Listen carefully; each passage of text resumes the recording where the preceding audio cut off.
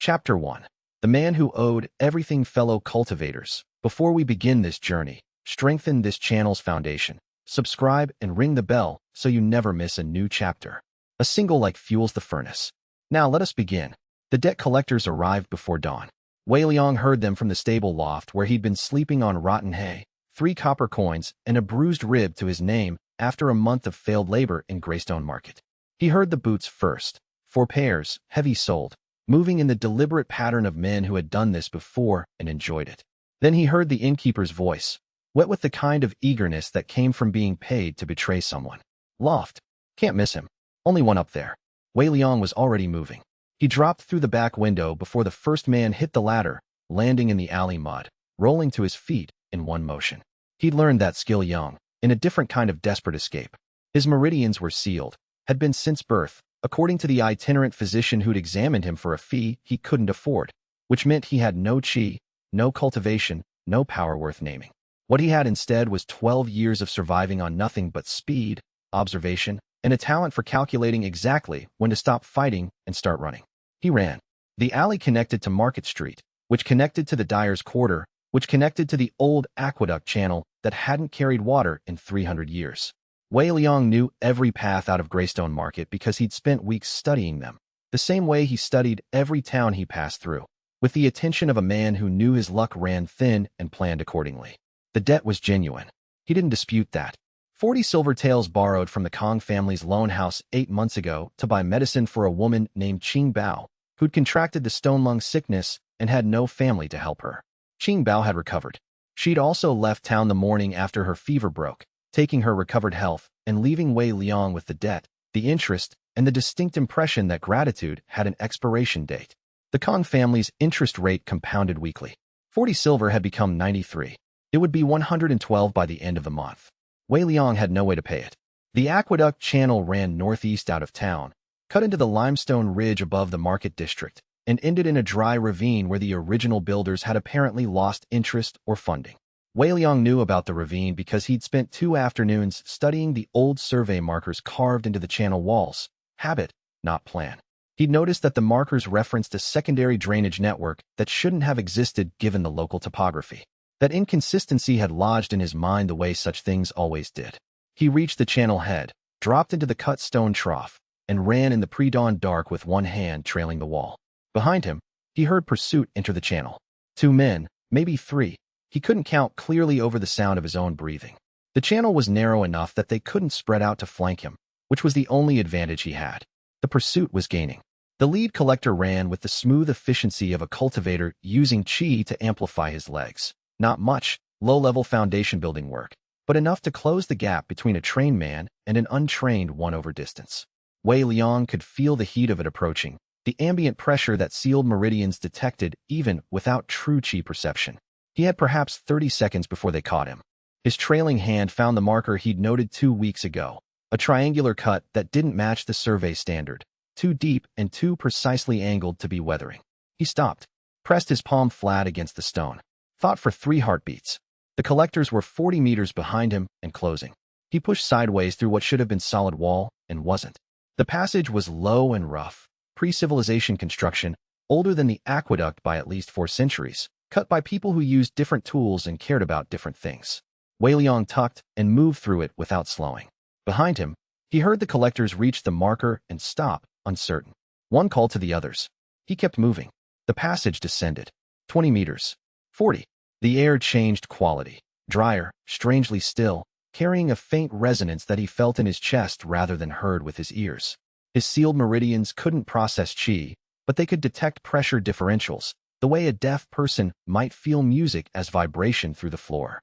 Something large and old and deeply charged was ahead of him in the dark. He came out into a space that shouldn't exist. The cavern was perhaps 80 meters across, its ceiling lost in darkness, its floor composed of smooth stone worked into precise geometric patterns. At the center rose a structure.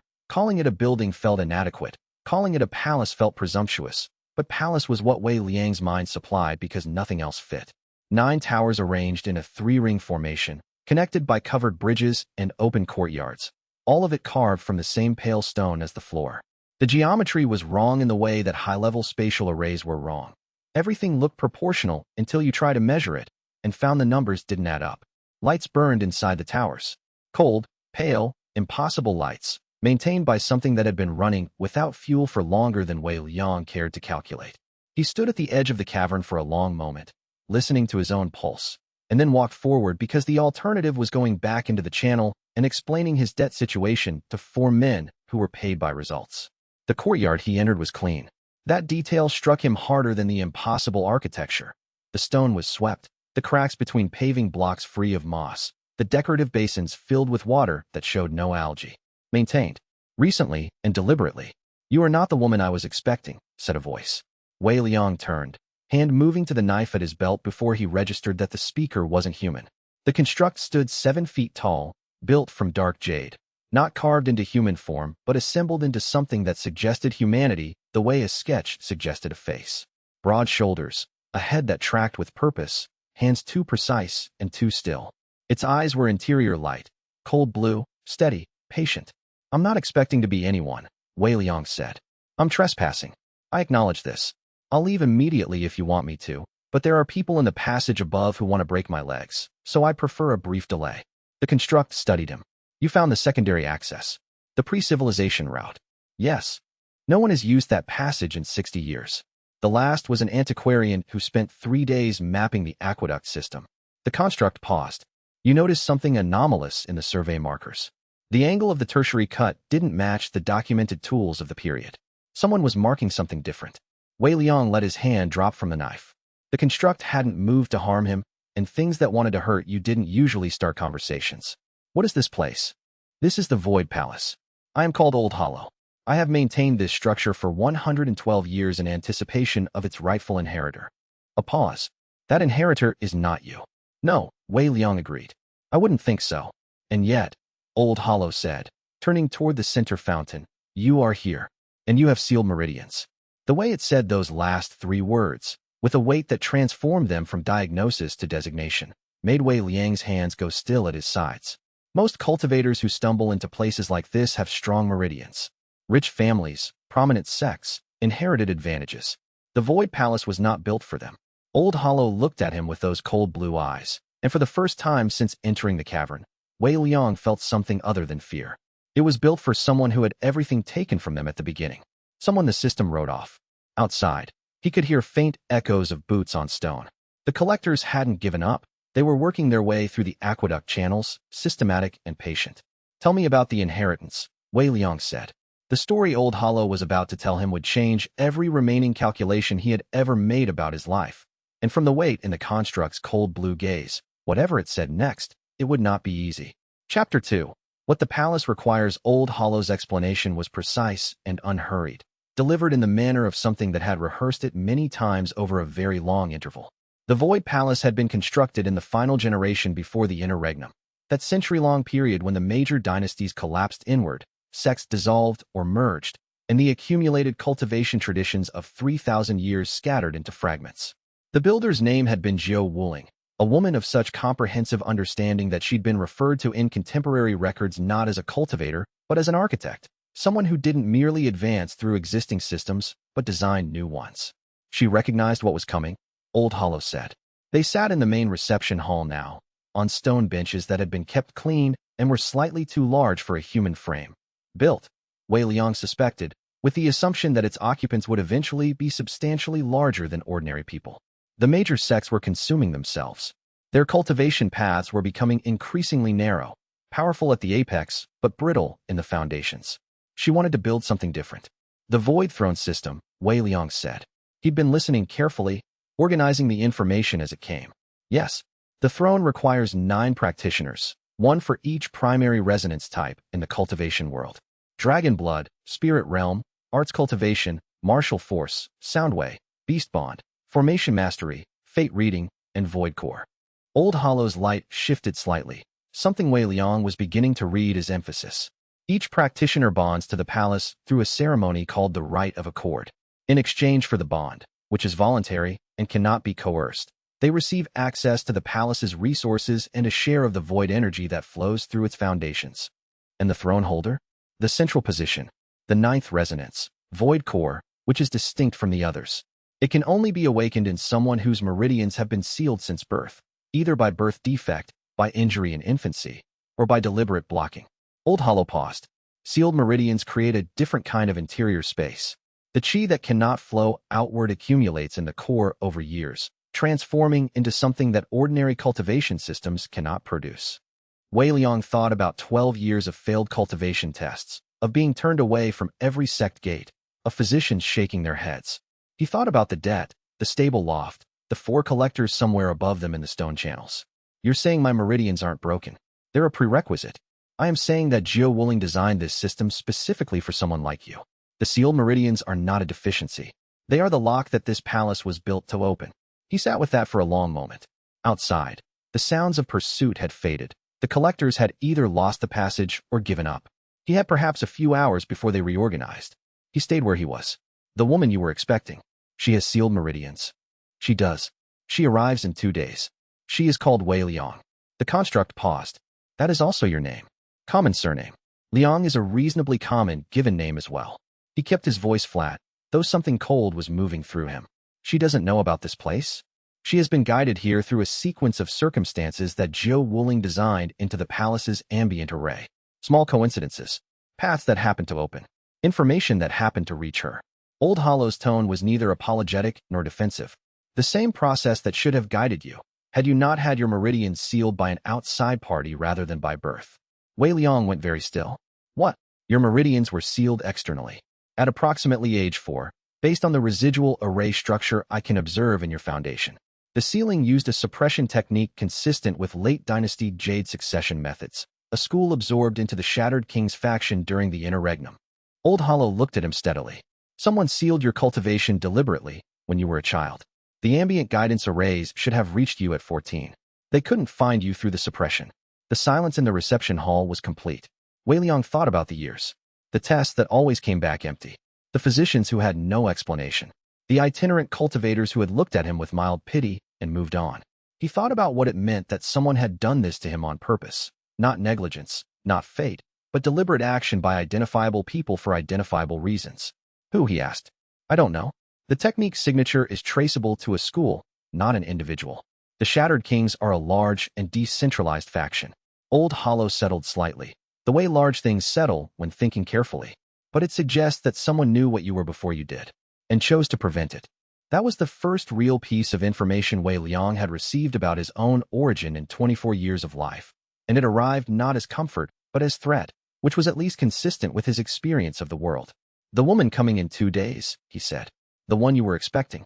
She has the same situation. Hers was birth sealed, natural. The guidance found her when she was 14. She has been moving toward this place for 6 years, through a sequence of events that appeared coincidental but were not. The construct's voice shifted into something careful. Her arrival is anticipated.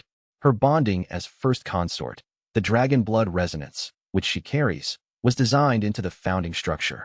And me? You arrive through the secondary passage because 4 debt collectors are searching the aqueduct channels above. Your presence here was not designed.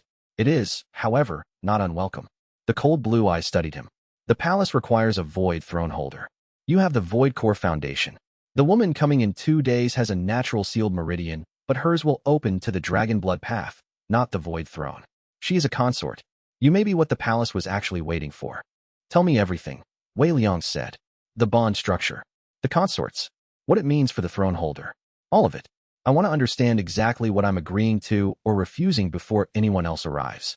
Old Hollow's interior light steadied, and it began, and Wei Liang listened with the full attention of a man who had spent 24 years surviving with nothing, and who had just been told that the nothing might have always been preparation for something enormous, something waiting in the dark with patient cold blue eyes.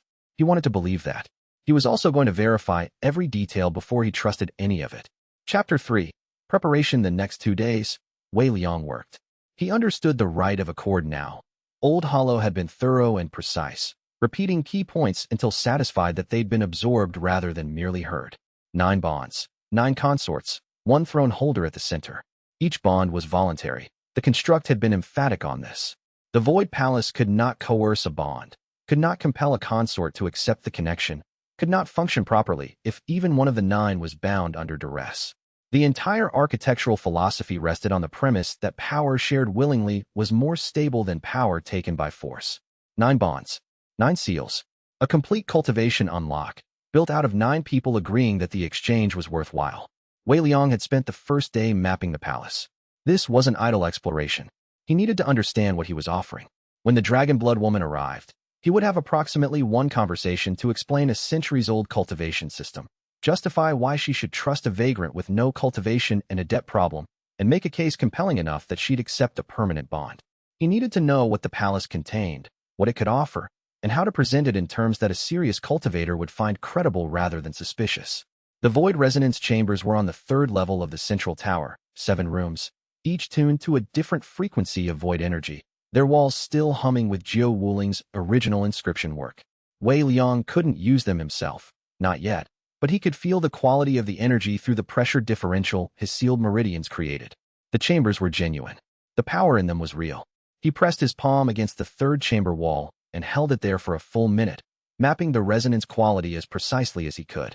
Dragon blood cultivation operated through blood-fire transformation, a process that required void resonance as a stabilizing agent at the upper tiers, according to the cultivation theory texts he'd been reading all morning. A practitioner stuck at mid-tier dragon spirit integration would feel the 3rd chamber like finding water after a long drought. He needed to know this because he needed to be able to describe it accurately. The woman coming in 2 days would test every claim he made against her own felt experience. If his description was vague or wrong, she would know it immediately, and the conversation would be over.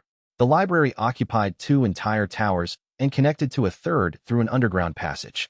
Most of the texts were in classical notation that Wei Liang could read but not fully parse. The technical vocabulary of cultivation theory was vast and specialized, but he could determine the scope of the collection, and the scope was extraordinary.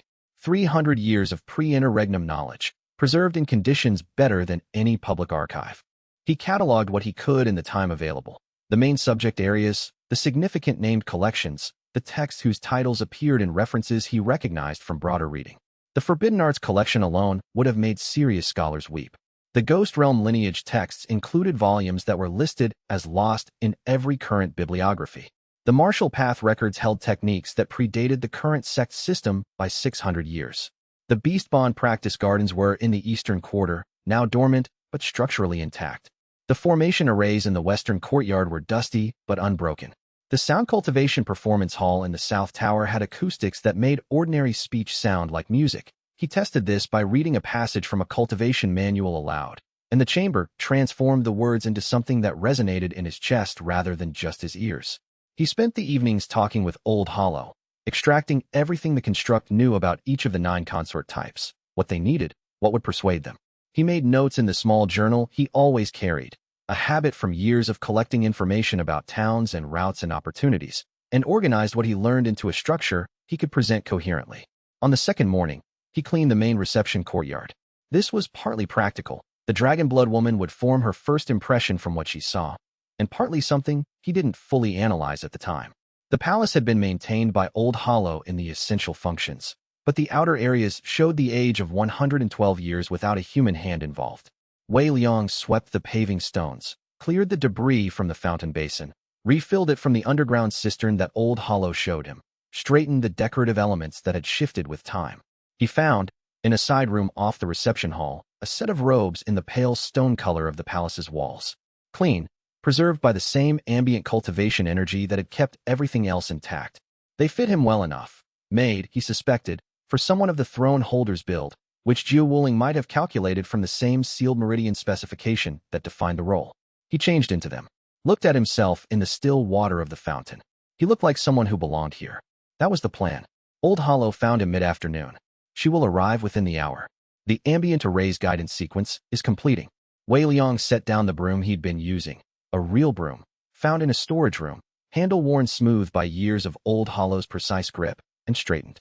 One thing, he said, when she asks whether I'm the one the palace was built for, don't lie, but don't lead with the complication. I'll explain the full situation myself, in my own time. I want her to meet the palace first. That seems reasonable, Old Hollow said. Complex situations benefit from established trust before full disclosure. Wei Liang walked to the main gate and waited. The first sign of the arriving cultivator was a change in the ambient pressure. the palace's guidance array reaching completion, releasing a resonance that he felt as a faint hum in his chest. Then he heard footsteps, a single set, light-footed, cautious. Someone who moved with the unconscious economy of long cultivation training. The gate opened, and she stepped through. Zhu Fengling was 20, perhaps 21, with the coloring of the Eastern dragon bloodlines. Dark hair with strands that caught light as if internally lit, irises shifting between brown and copper. She wore traveling clothes, practical and dusty, with the faint shimmer of defensive array work woven into the fabric. She stopped when she saw him. "Who are you?" she asked. Not hostile, assessing. Wei Liang gave her a shallow bow, correct for greeting an unknown cultivator of presumed higher rank. "Wei Liang, I hold the void throne of this palace." He let that statement settle for exactly one breath. "You've been looking for this place for 6 years. I'd like to explain what you found." Her hand moved toward her weapon before stopping. Her eyes moved across the courtyard, clean stones, working fountain, pale-robed figure, and came back to his face with the weight of someone whose assumptions were being reorganized in real time. "Start talking," she said, and the edge in her voice was sharp enough to cut, the edge of someone who has been seeking something for a very long time and arrived to find the ground already occupied. Chapter 4. The Dragonblood Decision. Wei Liang spoke for most of 2 hours. He covered the architecture of the system first, the 9 resonance types, the throne holder's function, the mechanics of the right of accord. He used the language Old Hollow had taught him, the precise technical vocabulary of pre-interregnum cultivation theory, because Zhu Fengling was serious and educated and would respect precision over persuasion. He described the void resonance chambers in enough detail that she could recognize their real-world implications. She asked questions throughout. Good ones, sharp ones, questions that probed for inconsistencies rather than seeking reassurance. She asked about the permanence of the bond, about whether the accord created obligations beyond mutual cultivation support, about what happened if the throne holder died or the palace collapsed. She asked about the legal status of the original Jiao-Wuling Compact and whether it had any standing in current interfaction law. Wei Liang answered every question either directly or with an acknowledged uncertainty. When he didn't know something, he said so. He'd found over years of negotiating from weakness that admitting limits built more trust than false confidence, and he needed her trust more than he needed to appear impressive. "The barrier you've been stuck at," he said eventually. 3 years at mid-tier dragon spirit integration, unable to push through to the upper tier. "I know what's blocking you." Zhu Fengling's expression shifted. "Not much, but enough. You've been here 2 days? I arrived through the secondary access passage. The ambient guidance was blocked for me. I found it through an unrelated route." He kept his tone even. "I'll explain that situation fully if you want, but it's a long story, and the relevant point is that I've had time to prepare for this conversation. Your bloodline cultivation is a single-track system. Dragon spirit integration at the upper levels requires a void resonance component to stabilize the blood-fire element, but standard dragon blood cultivation paths were redesigned during the same period that destroyed the void palace. They were deliberately modified to eliminate the void resonance dependency, making them more self-contained but also capping their ceiling. You can't progress past the current barrier because the path you're on was designed to stop there." She was quiet for a long time. "Show me the chamber," she said. He took her up through the central tower, clean corridors, working light arrays, everything maintained by 112 years of Old Hollow's patient work, to the 3rd void resonance chamber. The room was modest in size but extraordinary in effect. The moment Fengling stepped inside, Wei Liang watched her breath change, watched her straighten involuntarily as the void resonance hit her cultivation foundation and found the gap it was designed to fill. She stood in the center of the room for several minutes, eyes closed, simply feeling it. When she turned back, something had shifted from skeptical to considering. "The right of accord," she said. "Permanent. The bond is. What it commits you to is not ownership. Old Hollow can explain the precise terms, which are enshrined in the founding inscription rather than being subject to my interpretation. Essentially, you share cultivation resonance with the palace network. The palace provides you access to its resources, and neither party can dissolve the arrangement unilaterally. But the bond doesn't require you to act in the throne holder's interest against your own, doesn't make you a subordinate, doesn't transfer any authority over your independent choices. A permanent cultivation partnership, with a non-human institution and a collection of other practitioners you haven't met yet." He met her eyes. "I'm not going to pretend it isn't significant. It is. That's why I want you to have complete information before deciding." She walked to the chamber wall and placed her palm against it. Wei Liang had learned already that she was a person who thought with her body as much as her mind, who needed physical contact with things to fully process them. The other consorts, she said. Do I have any say in who they are? Yes. The palace has 8 candidate profiles in its records. You can review the profiles. If you have concerns about a particular candidate, we discuss them before proceeding. The network only functions well if the practitioners in it can work together. Compatibility matters.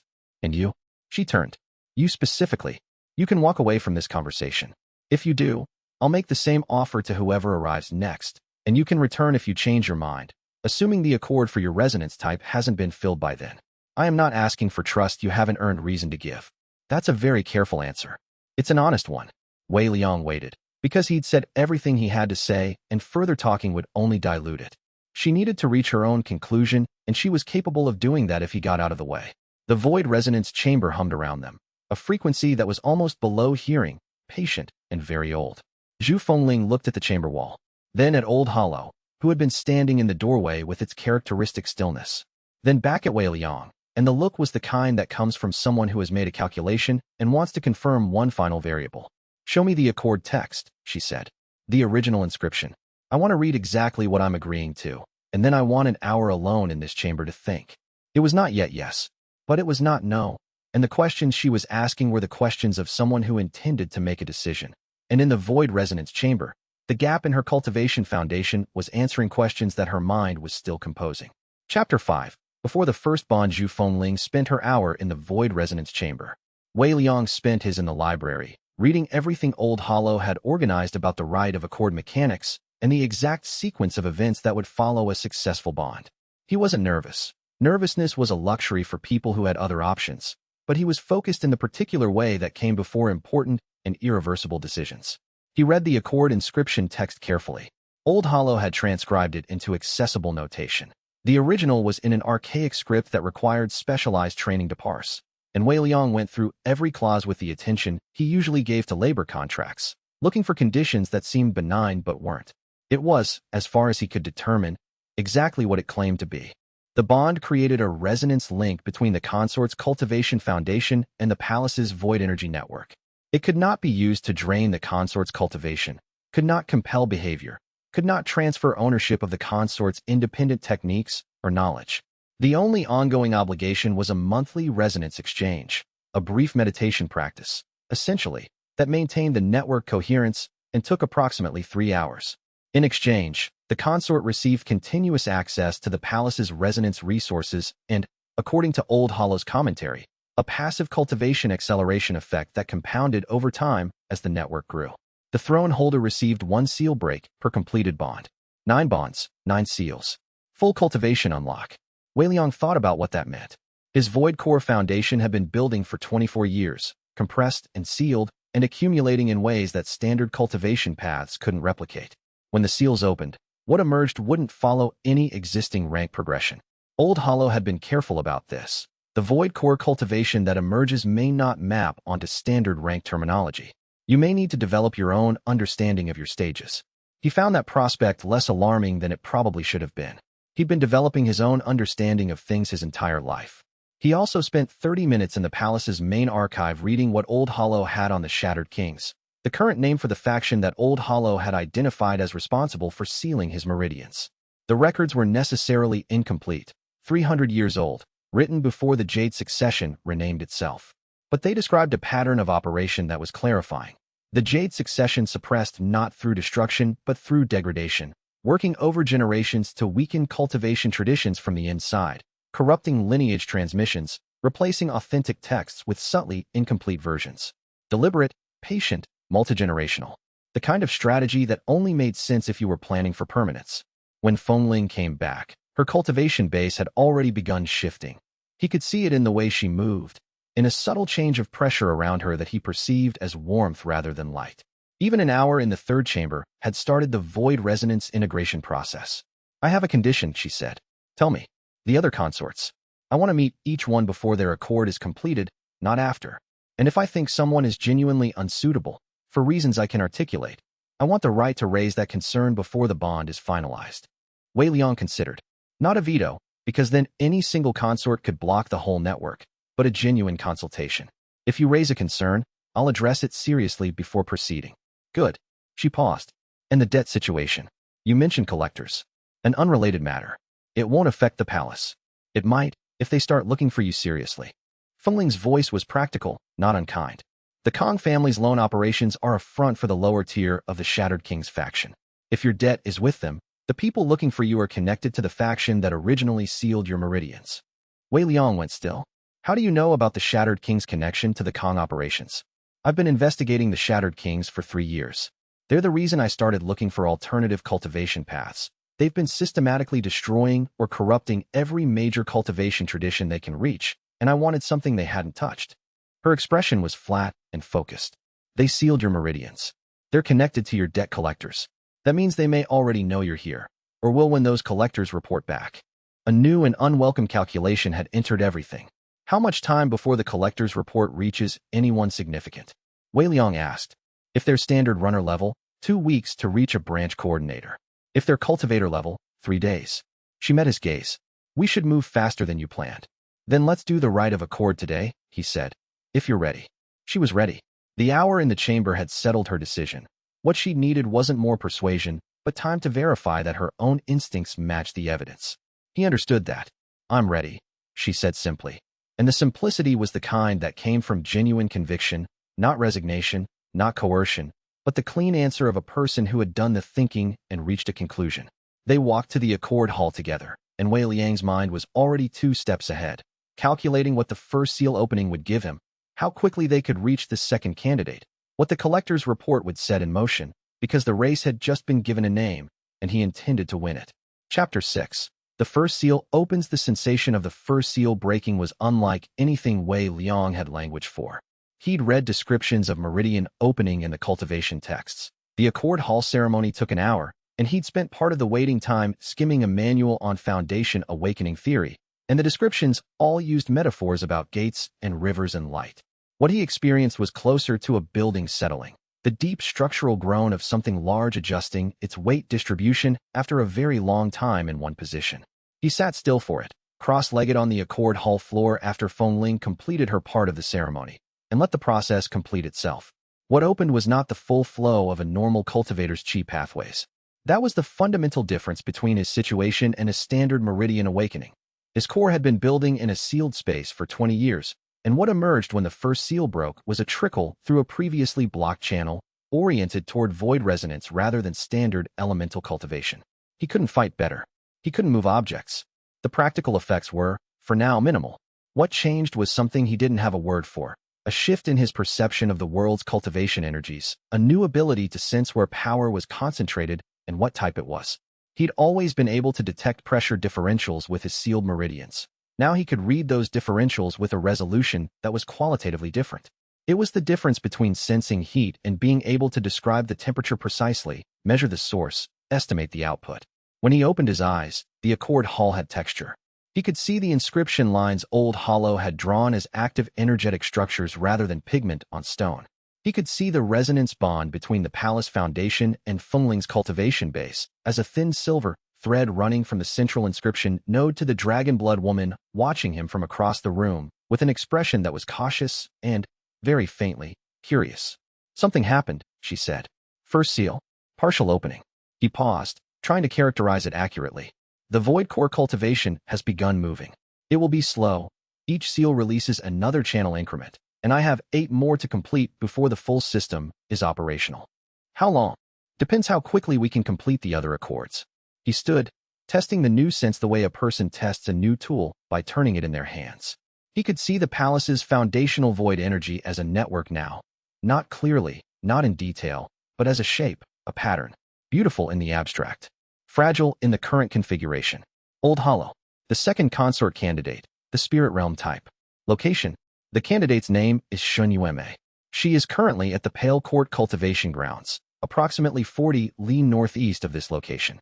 Her ambient guidance sequence began 3 months ago. She has been moving toward this region, but has not yet found the access point. Old Hollow's voice carried its characteristic weight. The Pale Court is a ghost realm cultivation site, originally designed for spiritual sensitivity development. She attends regularly. How long to reach her? 2 days travel through the Ridge country. Wei Liang turned to Fengling. You said you wanted to meet each candidate before their accord. That means you'd need to come. Obviously, Fengling had already moved to the doorway. the tension of her earlier uncertainty replaced by the focused energy of someone who had made a decision and was now implementing it. Today I want to use the third chamber again and review what Old Hollow has on Yuamei's cultivation path. I need to understand what I'm looking at before I form an opinion. Wei Liang agreed. He spent the afternoon in the library reading everything the palace records contained about spirit realm cultivation, ghost binding techniques, and the specific history of the pre-interregnum methods that Shun Yuamei's path would benefit from. When he lay in the dark that night, he turned his new sense inward and examined the first open channel. The void core cultivation that was beginning to move was strange. Nothing like the elemental chi flows he'd read about, colder and more multidirectional, equally present in all directions rather than following the standard meridian tree. It would need its own framework to navigate. He would build one. That was, after all, what he did. Take situations with no established playbook and figure out the rules from the evidence available. Outside the palace, somewhere above in the Ridge country, for debt collectors were either filing their report or had given up. Either way, people who had sealed his meridians at age 4 would eventually hear that someone had found the Void Palace. They would come to investigate, and possibly to do worse. And when they arrived, Wei Liang intended to have something they couldn't simply take. Chapter 7. The Pale Court. The Pale Court was not a building. It was a negative space, a clearing in the ridge forest where 3 types of stone converged: white limestone, black obsidian intrusions, and a gray granite base, creating a natural triangulation that channeled spiritual energy into the clearing's center with unusual consistency. Someone had recognized what the geography did and added to it. Carved stone markers at the 6 directional points, worn smooth by years of hands touching them. A central dais of polished white stone that might have been natural or shaped, and a set of 7 rope and bone chimes hanging from the surrounding trees that caught every air movement and produced notes that Wei Liang noticed were not random. The chord they formed was a specific interval, a ghost realm resonance frequency, Old Hollow had told him, associated with the thinner boundary between living and spirit cultivation. Shen Yuemei sat on the central dais with her back to them. She was younger than Wei Liang had expected, perhaps 17, slight-framed, with the pale complexion that tended towards spirit realm practitioners who spent their cultivation time in boundary spaces rather than under open sky. Her hair was loose, and she wore a plain gray robe with no sect markings. She held her hands loosely in her lap, palms up, in the reception posture of ghost realm cultivation, not grasping, offering space. "I know you're there," she said, without turning. The boundary thins when living cultivators approach. Their chi presses the spirit layer into higher definition. "I've been watching your approach for about 10 minutes. Wei Liang stepped forward into the clearing. "Shen Yuemei, I'm Wei Liang. I hold the void throne of a palace about 2 days' walk from here. I came to make you an offer, and I want to begin by saying that you can refuse without consequence." She turned then. Her eyes were an unusual color, pale gray-green that didn't look like it belonged to a living person, though the effect was fascinating rather than unsettling. She assessed him quickly and systematically, then assessed Feng Ling with the same efficiency. "Dragon blood," she said to Feng Ling. "Eastern bloodline, partial void resonance integration. You've recently had access to a void chamber." "Yes," Feng Ling said. "And you," Shen Yuemei said to Wei Liang, "have sealed meridians with 1 channel opened. Void core type." She was quiet for a moment. "That's the first void core cultivation I've ever sensed in a living person. I didn't know it was possible." "It's possible under specific conditions." Wei Liang had refined his explanation considerably since the first telling. He was more efficient now, hitting the key structural points, skipping background that an educated cultivator could infer. The palace contains pre-interregnum ghost-binding texts that have been lost to mainstream practice for 200 years. Old Hollow, the construct who maintains the palace, knows their location and preservation status. If what you're looking for is recovery of the full ghost realm cultivation tradition, I'm looking for the Pale Court lineage texts, Shen Yuemei said. Specifically the Jiu Wuling commentary on boundary walking technique. Wei Liang paused. Old Hollow didn't mention that specifically. Jiu Wuling was one of the 3 founders of the pre-interregnum ghost realm school. She wrote a commentary on the boundary walking technique when she was approximately 60 years old, drawing on 40 years of direct practice. The original commentary was held at the main school archive, which was destroyed during the interregnum. There are references to it in 7 different later texts. No one has seen the original in 200 years. She was watching him carefully. If she built a palace that survived the interregnum, and if she was who she was, there is a reasonable probability that her personal library is in that palace. "Her personal library occupies 2 full towers," Wei Liang said. "I have not catalogued it. I've been in the palace for 4 days." Shen Yuemei stood. She was very still for a moment. the stillness of a person controlling their response to significant information. Show me the library, she said. If the Pale Court lineage texts are there, then we have more to discuss. They're likely there, Wei Liang said. Jiao Wuling designed the palace to support the spirit realm cultivation path. The text would be the mechanism of that support. He met her eyes. I want to be honest about what I'm offering and what I'm asking. The bond is permanent. It is worth approaching carefully. I know what permanent means. Xin Yuemei stepped off the dais with deliberate care. I've been looking for those texts for 3 years. My teacher died without being able to complete my training because she'd never found them either. She looked at him with the gray-green eyes that saw through the boundary between living and spirit. If they're in your library, then yes, let's discuss permanence. They left the Pale Court as the afternoon light went low and amber through the ridge trees, and behind them the bone chimes kept sounding their ghost realm frequency, softly, as if marking a departure that the spirits themselves had noted. Chapter 8. The second bond. The 2-day return journey passed quickly, partly because all 3 of them used travel time efficiently, for preparation, assessment, continued conversation, and partly because Shun Yuemei's practical intelligence made her easy to brief. By the time they reached the palace, she'd asked every structural question Wei Liang could anticipate, and several he couldn't. She was systematic, direct, and refreshingly free of the performance of suspicion that some cultivators used as a social posture. When she was uncertain, she said so. When she disagreed with his framing of something, she said that too. The network effect, she said on the first evening, as they made camp in a rock shelter above the ridge line. Each additional consort strengthens the resonance network for all the others. That's not symmetrical. It's scaled by compatibility, by how well the different resonance types interact. Has Old Hollow modeled what the full Nine Consort network would produce? He described the theoretical output as equivalent to the apex of pre-interregnum sect cultivation, Wei Liang said. It means better than that. She was drawing something in the dust with her finger, a resonance diagram, sketched from memory. Pre-interregnum apex cultivation was substantially above current standards. The interregnum destroyed 3 generations' worth of accumulated refinement. If the palace can recreate those conditions, she smoothed out the diagram and started over. The ghost realm cultivation tradition that exists today is a partial recovery. The original was something categorically different. What Old Hollow is offering isn't just access to old texts. It's the possibility of rebuilding what was lost. Feng Ling, listening from across the campfire, said, "That's why the Shattered Kings have been destroying cultivation traditions. If no individual path can reach pre-interregnum standards, they face less meaningful opposition." Xin Yuemei looked at her. "You know about the Shattered Kings. I've been studying them for 3 years. Then you know they have people watching every remaining pre-interregnum site." Her voice was flat. "The Pale Court has been surveilled 3 times in the past year. If they have anyone competent, they already know something is changing in the Ridge region." "We know," Wei Liang said. "The debt collectors who were looking for me before I found the palace are connected to Shattered King's operations. The information about the palace may already be moving towards someone who matters." He let that settle. "We have a limited window. The faster we complete the Accord network, the more stable the palace's defenses become." That night he lay awake longer than he wanted, turning the timeline over. 8 more consorts needed. Possibly 3 days before investigators were in the area. The math was tight and unforgiving. At the palace, Xin Yuemei spent 1 day in the library. She didn't speak much during that day. Wei Liang checked in twice. On the second visit, he found her sitting on the library floor with 3 texts open around her, tears running down her face with the precise steadiness of someone who couldn't stop the physical reaction to something too significant to process quietly. She'd found the Pale Court lineage texts. All of them, including the Jiao Wuling commentary.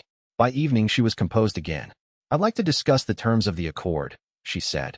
And her voice was steady and direct, the voice of someone who has processed what she needed to process and is ready to move. The terms were brief. Same consultation rights as Feng Ling. Nothing more.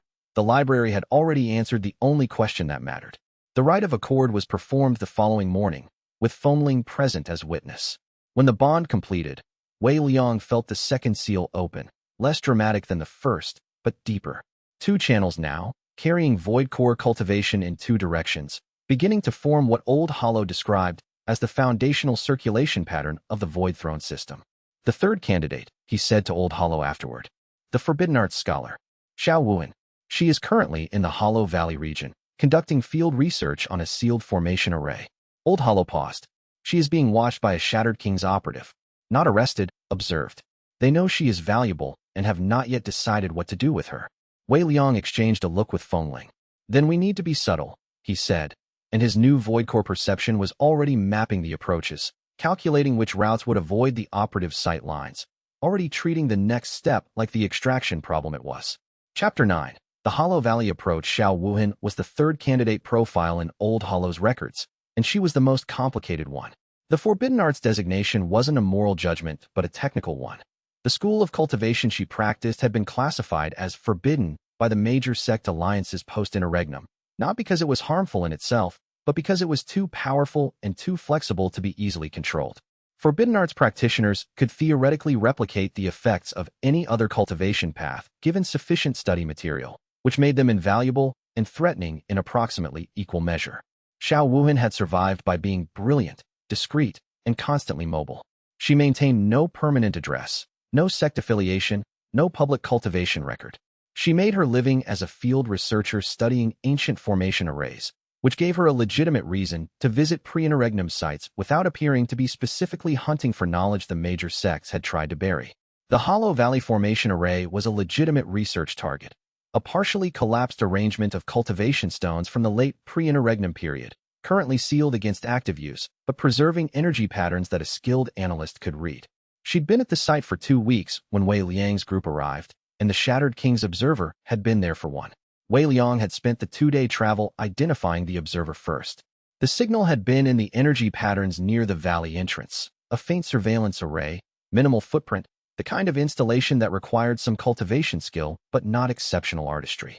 He'd found it because his new void core perception let him sense cultivation energy with considerably more resolution than he'd had before the first seal opened. The observer is stationed at the eastern ridge, he told Fengling quietly, as they approached the valley from the western trail. Single practitioner, mid-tier cultivation, passive survey only. Not there to intercept, gathering information. They'll have seen us by now, Fengling said. No, I rerouted us through the Dry Creek Channel. It's below the surveillance array's observation horizon. He'd spent an hour studying the terrain before committing to an approach path. The habit had kept him alive repeatedly. This time it kept them invisible. Xin Yueme, quiet for a stretch, said, Xiao Wuhan will know about the observer. If she's been here 2 weeks, she's mapped the surveillance. Exactly. Which means she's been communicating nothing sensitive. Any conversation we have with her, she'll be careful about until she trusts us. They came into the valley floor from the western side in plain view, walking slowly. No concealment, no cultivation suppression, simply 3 travelers approaching an active research site from an obvious direction. The approach that reads as unthreatening because it makes no effort to be subtle. Xiao Wuhan noticed them from 30 meters out and did not reach for a weapon. That was good. She was older than the other 2, 25, perhaps, with the compact efficiency of someone who had developed their physical presence alongside their cultivation. She wore researcher's kit, practical clothes, a carrying frame for instruments, the faint shimmer of a personal protection array that was more sophisticated than anything Wei Liang had encountered so far. Her eyes were assessing and bright. Travelers, she said. A neutral greeting that committed to nothing. Researchers, Wei Liang replied, matching the register. We're studying the formation distribution in this valley. Are you here for the same site? I've been here 2 weeks. I don't mind sharing. The array is large enough that multiple research approaches don't interfere. They spent the next 3 hours working alongside her, Wei Liang asking genuine questions about the formation architecture. He'd read enough in the library to ask intelligent questions, and letting her do the same. The observer on the eastern ridge watched, and presumably found nothing alarming. As the afternoon went long, Wei Liang positioned himself near a section of the array and said quietly, without looking at her, the surveillance array on the eastern ridge is a Shattered King's installation. They've had you under observation for at least a week. Xiao Wuhan's response was to continue examining the formation stone in front of her, chalk marks moving steadily across her documentation sheet. I know. Since day 4. We came in through the Western Creek Channel, below their observation horizon. She paused for one chalk stroke, then continued. Why would you bother with subtlety? Because I want to talk to you about something the Shattered Kings would be very interested in hearing, and I'd prefer they didn't. He kept his voice even, conversational, nothing that would read as significant from a distance. I hold the void throne of a palace in the Ridge region to the southwest. I have access to a complete pre-interregnum library and a cultivation resource network that benefits Forbidden Arts practitioners specifically. I'd like to explain this somewhere not under surveillance. Xiao Wuhan was quiet for a long time, chalk moving. I break camp at dusk, she said finally. The creek channel at the valley's western end. Come at second watch. She walked away without looking at him, and Wei Liang returned to the formation stone he'd been examining. And on the eastern ridge, the Shattered King's observer continued watching a scene of unremarkable scholarly collaboration, seeing nothing, recording nothing that would stop what was already in motion. Chapter 10. The third bond. The second watch meeting was efficient. No campfire. They sat in darkness beside the creek channel, and Wei Liang gave her the same structured explanation he'd refined over the previous 2 weeks, hitting the key points with the economy that came from practice. She asked fewer questions than Feng Ling, but more than Shun Yueme, focusing specifically on forbidden arts implications. Whether the palace library contained the source text for the 3 main forbidden arts schools suppressed post-interregnum, whether the void resonance network would allow her to replicate techniques from other cultivation paths without a year's preparation for each, whether the bond would create any observable signature that surveillance arrays could detect. The bond creates a resonance link between your cultivation foundation and the palace, Wei Liang said. An interior change. It doesn't radiate outward unless you're doing active accord maintenance. 3 hours per month. They have arrays that can detect interior cultivation changes, she said. Those require direct access, skin contact with a detection instrument, or close-range spiritual scanning, not long-distance surveillance. She accepted this. Forbidden arts practitioners lived with risk. Her assessment of it was quick and clean. The Shattered Kings have been trying to recruit me for 2 years, she said. I've been deflecting. They'll eventually stop being patient. She paused. The library. I need to verify the texts are actually there before agreeing to anything permanent. Come to the palace, examine what's there. If it meets your standard, we discuss the accord terms. If it doesn't, you leave with no obligation. You're very calm about people potentially refusing, she observed. I can't offer something worth having and then be upset when people want to verify it. The accord has to be genuinely voluntary. That's built into the foundational design. If I were trying to coerce bonds, the system wouldn't function. He paused. The Shattered Kings sealed my meridians when I was 4 years old. Xiao Wuhan was quiet for a moment. They know what you are. They've always known. That seems to be the case. Then they'll eventually come for the palace directly. She looked at him in the darkness with serious weight. I want to understand your plan for that before I commit to anything permanent. My plan is to have 9 consorts and a fully operational Void Throne system before they arrive. The defensive capacity of the full network is beyond what any faction below the apex tier can overcome. We have a window. I intend to use it. She left with them the next morning, traveling through the Western Creek Channel before the Shattered King's observer had repositioned for the new day's surveillance. At the palace, Xiao Wuhan spent 3 days in the library, systematic, voracious, moving through the stacks with the organization of someone who had been waiting for this collection their entire cultivation life. On the 3rd day, she came to Wei Liang with her terms.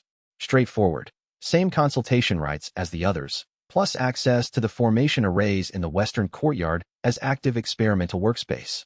Wei Liang agreed without hesitation. The courtyard was exactly what it was for. The rite of accord for the 3rd consort took place on a clear morning with all 3 current residents present. When the bond completed, the 3rd seal opened in Wei Liang's foundation with a depth that suggested something qualitative was beginning to shift. 3 channels now.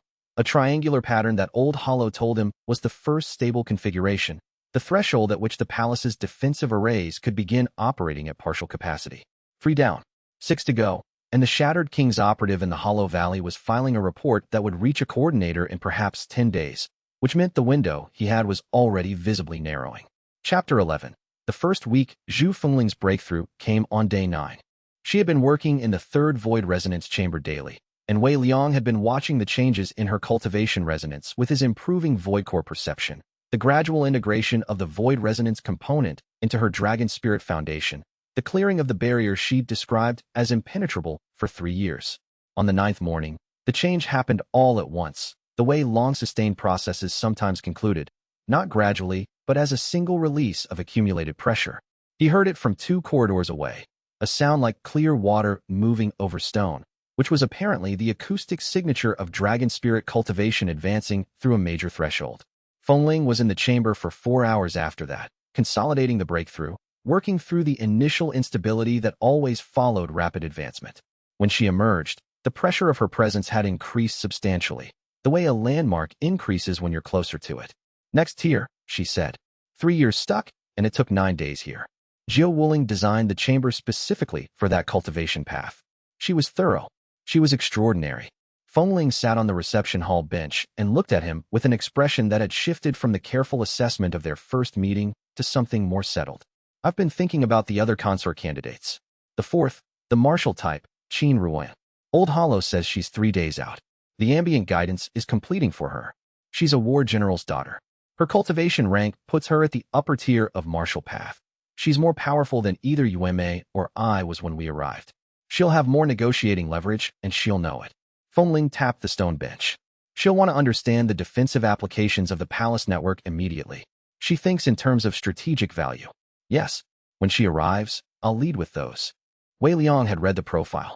Qin Ruoyan, 23 years old, daughter of General Qin Shuqing, a man who had built his military career on understanding cultivation power as strategic resource. She'd been raised to think the same way. Shen Yueme appeared from the library passage, a new text under her arm, and stopped when she saw their expressions. New development. Planning for the fourth arrival, Wei Liang said. 3 days. I found something relevant this morning. She set the text on the bench between them, a slim volume, the cover worn to nothing, internal pages preserved with extraordinary care. Jiao Wuling's notes on the Jade Succession, the precursor faction to the Shattered Kings. She knew them personally. She designed the Void Palace's founding defenses with specific reference to their methods. Wei Liang picked up the volume and read the first page. The Jade Succession had not simply been a competing faction. According to Jiao Wuling's notes, they had been a deliberate program of cultivation suppression, a systematic effort to ensure that no individual cultivation path ever reached the apex tier again after the last apex practitioners of the pre-interregnum period died. They'd spent a century degrading cultivation traditions across the continent, removing key texts, corrupting transmission lineages, buying or coercing sect leaders into teaching deliberately weakened versions of their own methods. She knew she couldn't stop them in her lifetime, Wei Liang said. She designed the palace to be found 300 years later, when they had become complacent and the people who needed what it offered were desperate enough to use it. Shen Yueme's voice was quiet. She was calculating on a generational scale.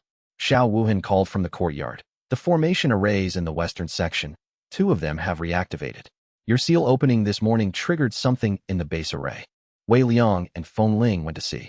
The reactivated arrays were defensive in nature, barrier formations, running at perhaps 30% capacity, but representing significantly better protection than the palace had had a week ago. Each bond, each seal opening, was restoring more of what the palace had been. He held 2 facts in mind simultaneously. The progress was insufficient, and it was accelerating. Both were true. He kept moving. Chapter 12. Qinren arrived in the manner of someone who had decided in advance how they intended to arrive. On horseback, full traveling kit, a long weapon case across her saddle, cultivator's armor that said this person takes preparation seriously. She stopped at the main gate and surveyed the palace exterior for a full minute before dismounting. Then she tied her horse, left the weapon case on the saddle. I'm not here for a fight, but I'm not helpless, and walked in with the measured pace of someone performing a deliberate assessment. Wei Liang met her in the reception courtyard. He'd had 3 days to develop the approach for this conversation. Qin Ruoyan, he said. I'm Wei Liang. I'd like to explain what this place is and what I'm asking. She looked at him, at the courtyard, at the palace architecture behind him, with the speed of someone accustomed to tactical assessment. You lead with the ask before explaining the resource. That's unusual. I'm leading with the fact that there is an ask, so you know what category this conversation is in. The explanation comes after. He gestured toward the reception hall. Sit somewhere you're comfortable. This will take about 2 hours the first time. The briefing was different for her than for the others.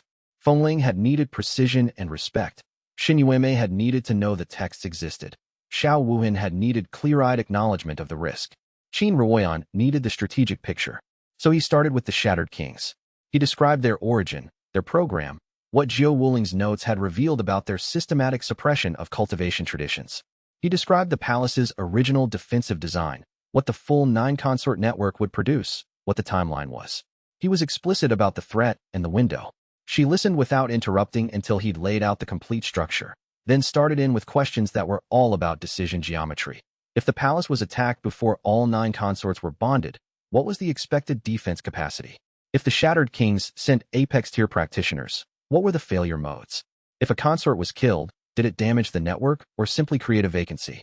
Vacancy, Wei Liang said. The remaining bonds hold. The palace weakens by the proportional contribution of the lost consort, but doesn't collapse. So they try to kill us one at a time, she said. Remove consorts to weaken the network before attacking the palace directly. That's the obvious tactical approach, yes. And the martial force consort would be a priority target because martial cultivation is the most directly applicable to their own practitioners. They'd want that resonance type out of the network immediately. She was thinking aloud, running scenarios. What's the current defensive capacity? 3 consorts, 3 bonds complete. Partial defense array operational at approximately 30%. Each additional bond adds another increment. At what point does the network become genuinely hard to breach? Old Hollow estimates 6 bonds creates a defense configuration that requires apex tier force to overcome. 7 puts it beyond anything currently operational in the continent. So we need to reach 6 before they realize what's happening. She looked at the ceiling, the palace ceiling, with its working light arrays, its preserved cultivation inscription. Then at him. Show me the martial cultivation resource. What specifically does the palace offer a practitioner on the pure force path? The wartide chambers were in the northern section, designed for active movement rather than meditation, with inscription work on the walls and ceiling that created a responsive force density environment. When Qin Ruoyan stepped inside and activated her martial cultivation, the chamber responded immediately. Force density increased to match her level, creating resistance appropriate to her cultivation, the kind of training environment that couldn't exist in the open world because it required cultivation investment in the environment itself. She came out after 20 minutes with the look of someone who has confirmed what they suspected and needed to recalibrate their assessment of everything. 2 conditions, she said. Same consultation rights as the others. And I want authority over the palace's external security assessment. I'll design the alert protocols and response procedures for when the Shattered Kings move against us. Both agreed. The 4th rite of accord was completed that evening, and the 4th seal opened, and the palace's defensive arrays stepped up to nearly 50% operational. In the northern corridor, Qin Ruoyan was already sketching patrol routes and perimeter protocols, her new cultivation bond to the palace network giving her a sharper sense of its weak points than any external assessment could provide. And outside, in the Ridge Country, the scouts who had been following the Shattered King's timeline were about to find that the window they thought was open had just closed faster than anyone expected. Chapter 13. Kong Ju's forces. The scouts arrived on the 13th day. Wei Liang had been expecting something. Qin Ruoyan's security assessment had identified the most likely approach routes, and she'd established a basic alert system using a modified version of the palace's ambient sensing arrays. But the scouts arrived from an unexpected direction, not through the main ridge routes, but from the southwest, using the same pre-civilization channel network that Wei Liang had used to enter the palace himself. Someone had found the secondary access. The alert came at dawn. Qin Ruoyan's voice in the corridor, crisp and controlled. 3 scouts, armed, southwest entrance. Mid-tier cultivators. Suppressed cultivation signatures, standard infiltration equipment. Wei Liang was dressed and moving in 30 seconds. The secondary passage entrance was in the lower level of the palace's foundation section, a point that Old Hollow had been sealing over the past 2 days as part of Ruoyan's security improvements, but the sealing was incomplete. The entrance was still partially accessible. He got there before the scouts did. The passage junction was a natural choke point. 1 narrow channel leading up to the aqueduct system, 1 leading down to the palace foundation level, both too narrow for more than single-file movement. Wei Liang positioned himself at the junction with Feng Ling behind him, and Qin Ruoyan 1 level up with sight lines to both passages. 3 cultivators came through the lower passage. They stopped when they saw him. A single person in pale palace robes, standing at the junction without a weapon in hand, calm. The lead scout was older, perhaps 30, with the hard-weathered look of a professional. He was reading Wei Liang's cultivation signature, and what he found would be confusing, for seals open, void core cultivation type, not matching any standard rank progression. The Kong family sends its regards, the lead scout said. A test phrasing. He wasn't actually here about the debt. The Kong family is a front operation for a faction that sealed my meridians when I was 4 years old, Wei Liang said. I acknowledge the debt. I have no intention of paying it to people I now know to be operatives of the group that crippled my cultivation deliberately. He kept his voice even. Who sent you? The scout didn't answer, which was answer enough. You're here to assess the palace. What you'll report back is that the palace is occupied by a Void Throne practitioner with 4 active consort bonds and defensive arrays running at 50% capacity. He looked at the 3 scouts with the clear attention of someone explaining something they've explained before. That information is accurate. Please include it in your report.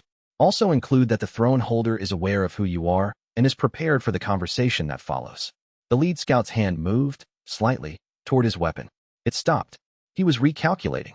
Killing scouts accomplishes nothing except making the people who sent you angry, Wei Liang continued. I'd rather you deliver an accurate report and allow the decision-making tier to assess the situation correctly. The situation is, the palace is fully occupied and becoming more operational every day. Whatever plan your faction had for this site, the window for implementing it easily has closed. That message is worth more to your superiors than 3 dead scouts. A long pause.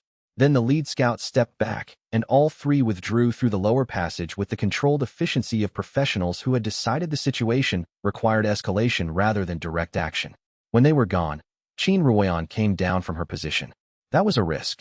Yes, the alternative was a fight we could win but couldn't keep secret. Killing them would confirm to their faction that we're hostile and have something to protect. Letting them go gives us the option that they report accurate information and the Shattered Kings decide the cost of an assault exceeds the benefit. They won't make that calculation. No, but the report buys us time while they argue about it. He turned toward the interior of the palace. We need to move faster. The 5th candidate, Mei Chongsong, the sound cultivation type. Location, River Bend City. 7 days travel, Old Hollow said. Too slow. Wei Liang thought for a moment.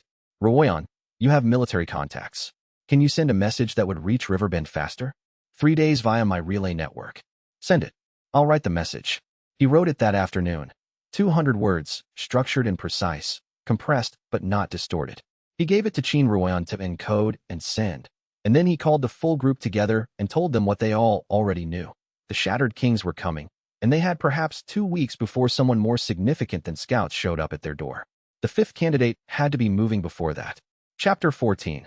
The letter strategy. The morning after the scouts' withdrawal, Wei Liang wrote 3 additional letters. The first went to the Kong family loan house. A formal acknowledgement of the debt, a request for a 6-month extension, and a detailed legal argument, based on texts he'd found in the palace library, that the debt instrument contained a clause voiding the interest if the debtor could demonstrate that the originating party was a front for a prescribed faction. The argument was real. Whether the Kong family would honor it was less certain, but the letter put the documentation on record. He was not going to be leveraged through a debt he'd incurred helping a sick woman if there was a legitimate legal counter. The second letter went to the Provincial Cultivation Registry.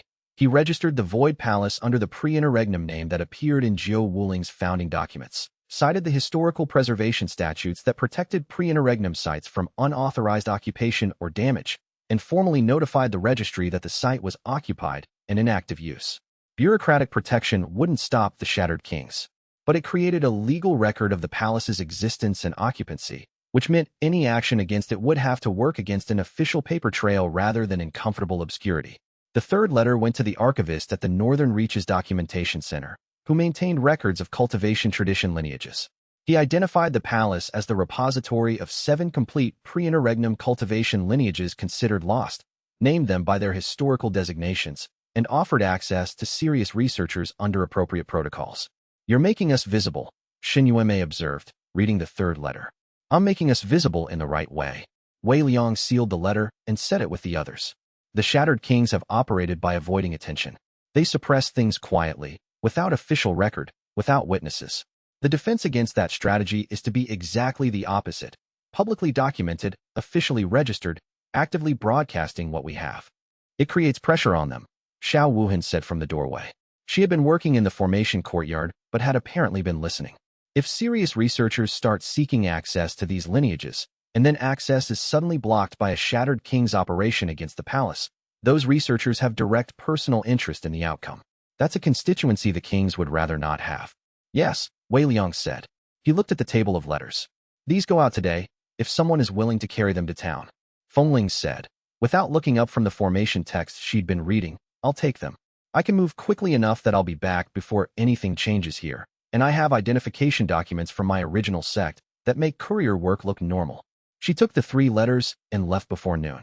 Wei Liang watched her go from the main gate, then turned back to the palace and the work that remained. Old Hollow was waiting with the day's update on restoration progress. The eastern wing arrays were coming online. The underground cistern had reached full capacity. The barrier formation in the north perimeter had reached 65% operational. Progress. Incremental, insufficient, necessary progress. The 5th candidate was still 4 days from receiving the message. The 6th was somewhere in the Northern Territories, location approximate. 3 seats after that still undetermined.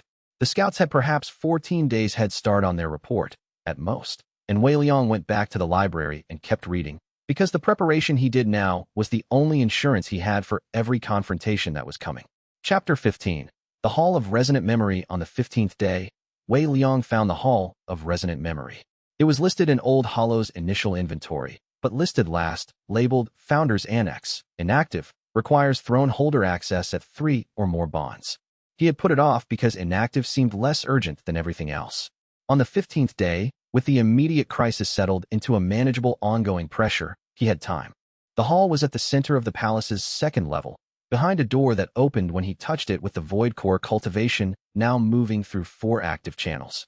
Inside, a space smaller than he'd expected, perhaps 10 meters across, circular, with a floor inlaid in a complex pattern incorporating all 9 resonance symbols of the Accord system.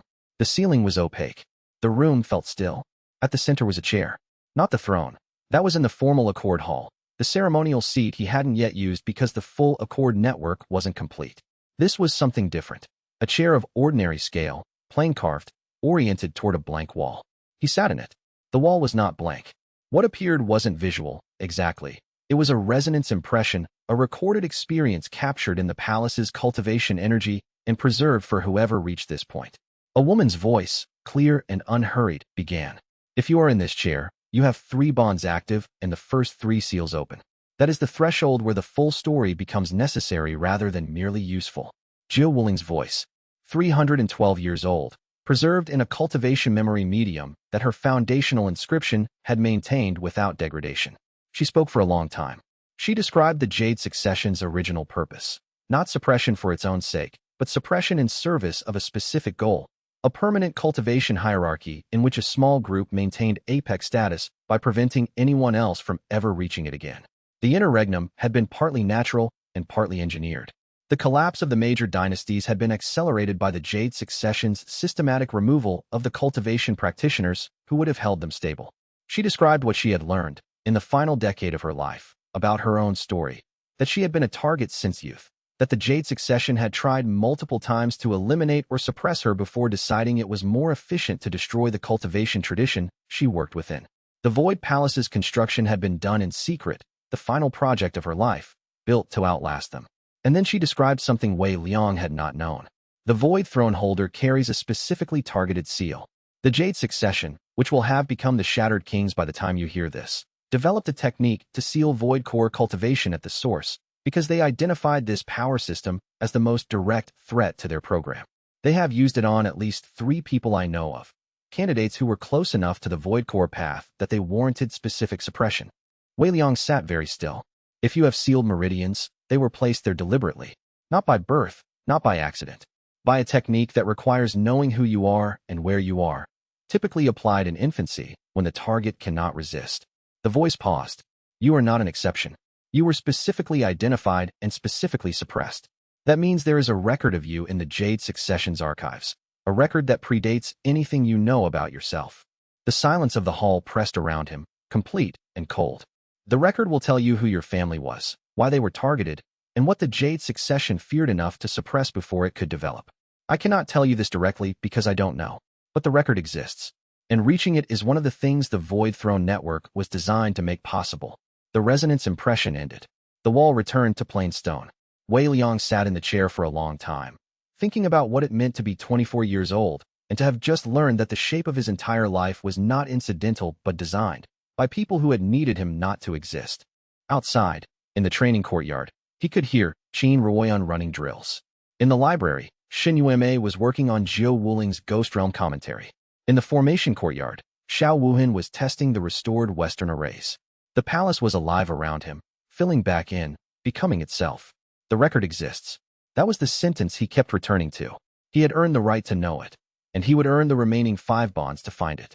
Chapter 16. The Void Chrysanthemum. The flower emerged from the central fountain on the morning of the 16th day. Old Hollow called it a void chrysanthemum, a spontaneous cultivation phenomenon that occurred when a void throne system reached the 4-bond threshold, the first configuration stable enough to allow the palace's foundational void energy to express itself externally. The flower was black, or rather the absence of color in the way deep space is the absence of light, a negative presence, pulling the eye rather than filling it. Its petals were solid and real. Wei Liang reached out and touched one, and it was cool under his fingers, smooth as polished stone but flexible as living material. It had a scent that he couldn't name, something clean and old and wide. Fengling circled it 3 times before saying anything. It's beautiful. It's significant, Old Hollow said. The void chrysanthemum indicates that the foundational void energy is beginning to stabilize into its characteristic expression. As more bonds complete, more will appear. Eventually, the entire courtyard will have them. They serve as a passive defense enhancement and as a visible marker of the palace's operational status. The Shattered Kings will be able to see them from outside, Qin Ruoyan said immediately. Any surveilling array would read this as a significant cultivation event. Yes, Old Hollow confirmed. The emergence is not concealable. However, concealment is no longer the primary strategy. The construct looked at Wei Liang. We're past the point where hiding helps, Wei Liang agreed. The chrysanthemum is fine. Let it be visible. He looked at the flower, that impossible black against the pale stone of the fountain basin. Actually, it's useful. Any serious cultivator who sees it will know what it means. It's a signal to the people we want to reach. Xin Yueme, who had been recording the flower's characteristics in her research notes, looked up. The next 2 candidates, sound cultivation and beast bond.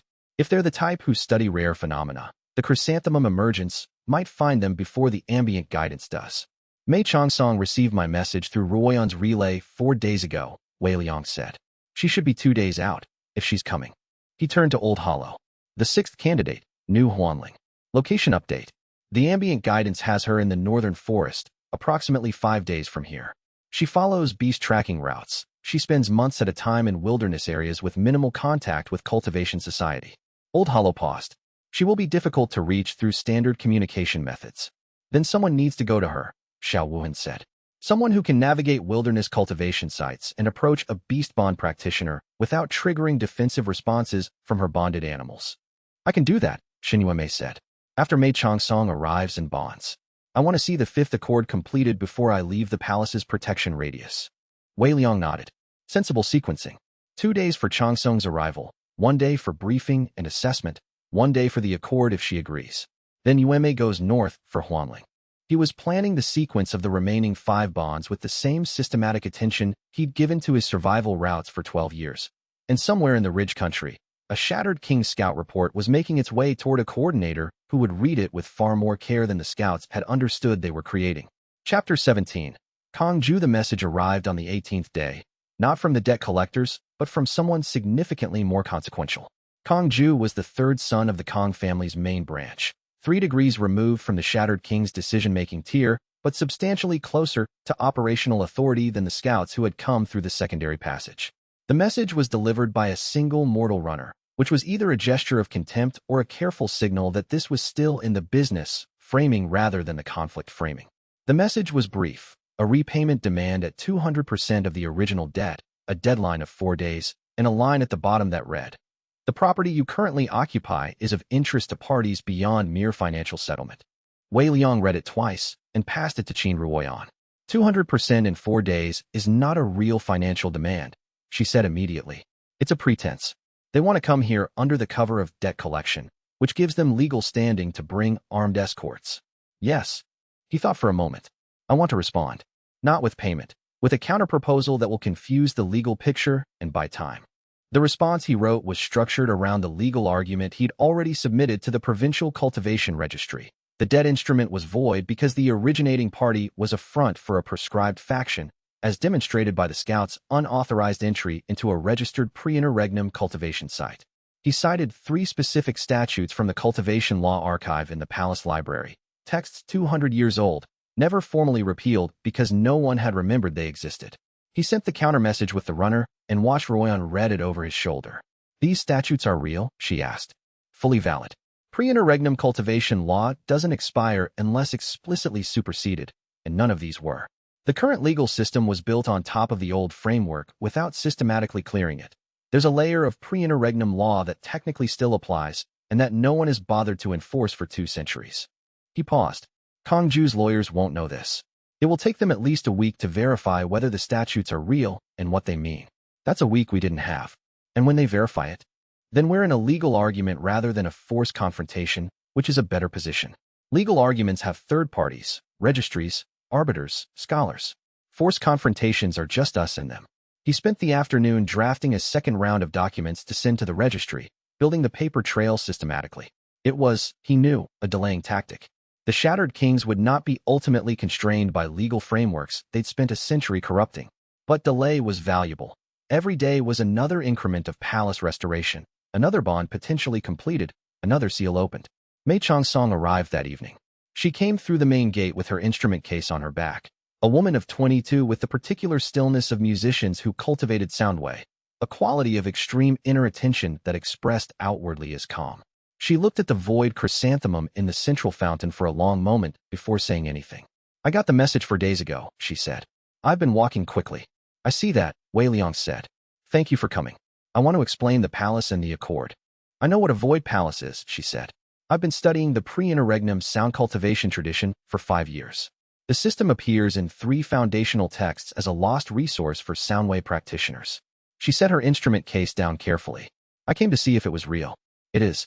Please continue your explanation." He found her one of the more straightforward conversations he'd had. She asked specific technical questions, verified the answers against her own knowledge, and had made her decision before the briefing was finished. What slowed the process was not reluctance but thoroughness. She wanted to understand every aspect of the bond structure before accepting it, because she was careful, not because she was uncertain. The rite of accord for the 5th consort was completed the next morning, before Kong Ju's response arrived, and the 5th seal opened in Wei Liang's foundation. An old hollow noted with something that sounded like satisfaction that the system was approaching critical density for the primary defensive tier. 5 bonds. 5 seals. The palace was more than half complete, and the Shattered King's arithmetic was shifting in ways that their operatives had not yet reported accurately enough for the people who mattered to understand. Chapter 18. The 6th bond. Xin Yuemei left for the northern forest the morning after Mei Chongsong's accord. She traveled light and fast, using the pre-civilization channel networks that Wei Liang had mapped in his first week in the palace. He'd shared everything he'd found with the full group, building a common operational knowledge base that any of them could draw on. She carried a specific recommendation from Old Hollow for approaching New Huanling. Approach downwind. Move slowly when within range of the bonded animals. Don't suppress cultivation signature because it reads as aggressive. While she was gone, Wei Liang worked on 2 parallel tracks. The first was the legal response to Kong Ju, which arrived on the 2nd day, a brief acknowledgement that the statutes were under review. Exactly as predicted, he filed 2 additional documents with the registry, building the paper trail systematically. The second track was preparation for the 6th bond's practical integration. New Huanling was a beast bond practitioner, which meant her accord would change the palace in a specific and significant way. The eastern cultivation gardens, currently dormant, would begin responding to a beast bond consort's presence. Old Hollow had described what that meant. The gardens would start generating natural cultivation energy from the ecosystem rather than purely from the palace's stored reserves, accelerating restoration and reducing the drain on the foundational inscription. Wei Liang spent 2 days restoring the eastern gardens, clearing accumulated debris of a century, restarting the water channels, removing the growth that had established itself in the passive period. Physical work, done himself rather than asking others because he needed the time to think. The Hall of Resonant Memory played in his mind, repetitively. A record exists. The Jade Succession's archives, somewhere, contained documentation of who he was before he was 4 years old. Whatever his origin was, whatever had made him worth suppressing, the Shattered Kings knew it, and he didn't. That asymmetry was dangerous in ways he couldn't fully calculate without knowing the content. After the 9th bond was complete, the Void Throne system's full operational capacity would include information retrieval capabilities that could potentially access pre-interregnum records. That was one of the things Old Hollow had mentioned in passing. Getting to the 9th bond was the prerequisite for almost everything he needed. On the 4th day of Xin Yuemei's absence, she returned with New Huanling. Huanling walked beside her, not behind. The position of someone who had been persuaded rather than guided. She was 26, broad-shouldered, with the physical confidence of someone who had spent years in wilderness territory. 2 birds rode her shoulders. A third, larger animal moved in the tree line at the clearing's edge and came into the courtyard only after Huanling had assessed the space and made a small motion with one hand. "You cleaned the eastern gardens," she said, looking at them. "In preparation for this, Old Hollow told me a beast bond consort changes the cultivation ecology of those spaces." "Yes." She walked to the garden entrance and stood at the threshold, reading what the space offered with the sensitivity of her cultivation type. She reached out and touched the boundary stone, and something in the space responded, not dramatically, but present. A shift in the cultivation energy, a warming, the sense of something that had been waiting for specific input receiving it. What are you offering, and what do you want? Access to the Beast Bond cultivation resources in this palace, which include the only complete surviving records of the pre-interregnum Beast Bond lineage and a garden space that can support your bonded animals at the highest practice level. What I want is a voluntary bond to the Accord network and your participation in the resonance maintenance. He paused. The full explanation takes about 2 hours. I've given it 5 times now, and I can give it more concisely. Tell me what you most want to know. Why 9 specific types, and not just 9 strong practitioners? Because Jiao Wuling designed a system that uses complementary resonance rather than additive power. 9 strong practitioners added together is a sum. 9 practitioners with complementary resonance types creates a network where each type amplifies the others. The output is not the sum, but the product of the interactions. She considered this for a long moment, watching her bonded animals settle into the garden space with the ease of animals who had recognized somewhere appropriate for them. Same rights as the others? Consultation on new bonds, voice on palace decisions. Yes. Then let's see the library. And then Old Hollow can explain the Accord terms in the original inscription language, not a summary. They did the library first, then the terms, then the rite itself. The 6th bond, completed on the afternoon of the 19th day, the 6th seal opening in Wei Liang's foundation with a depth that made Old Hollow say, quietly. The primary pattern is establishing.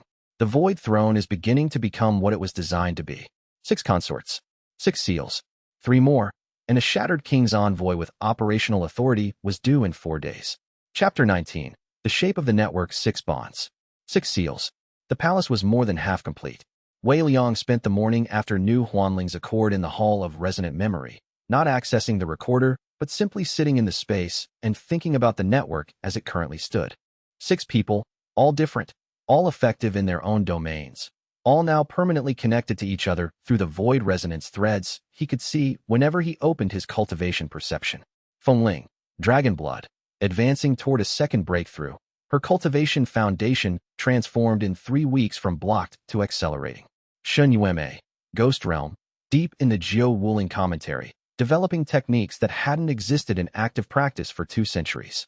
Xiao Wuhan, Forbidden Arts, working through the formation courtyard arrays with the intensity of someone who had found an inexhaustible resource after years of rationing. Qin Ruan, Martial, daily practice in the Wartide chambers. Current cultivation level already past the point she'd reached in years of external training. Mei Chongsong, Soundway, transforming the performance hall into something extraordinary, her daily practice filling the palace with resonance that Old Hollow noted had a measurable positive effect on restoration rates. New Huanling, Beast Bond, in the Eastern Garden with her animals, watching the dormant ecology respond to their presence with the attention of someone tending something very old and valuable. 6 people who had arrived at this place through 6 different routes, for 6 different reasons, and who were now doing something together that none of them could have done alone. Wei Liang had built networks before, of a sort, informal ones, survivalist ones, the web of relationships that a person without resources builds from nothing over years. But this was different. This was something with architecture, with design, with intent. Jiao Wuling had designed the architecture. He was implementing it. Old Hollow found him in the hall. The 7th candidate profile has updated. Formation Master type, a practitioner named by Rongshu, currently in the southeastern provinces, 7 days travel at minimum. And the 8th and 9th. The 8th, Fate Reading, has a candidate with 62% probability, a woman named Luo Tianwen, currently moving in our direction. The ambient guidance reached her 2 weeks ago. Old Hollow paused. The 9th seat, the 2nd Void Core type, is extremely rare. The palace records identify 3 possible candidates, all with probability below 40%. We take them in order of likelihood. Wei Liang stood. Bai Rongshu and Luo Tianwen can both be reached in the next 10 days if we move efficiently. The 9th is a problem for after. There is another consideration.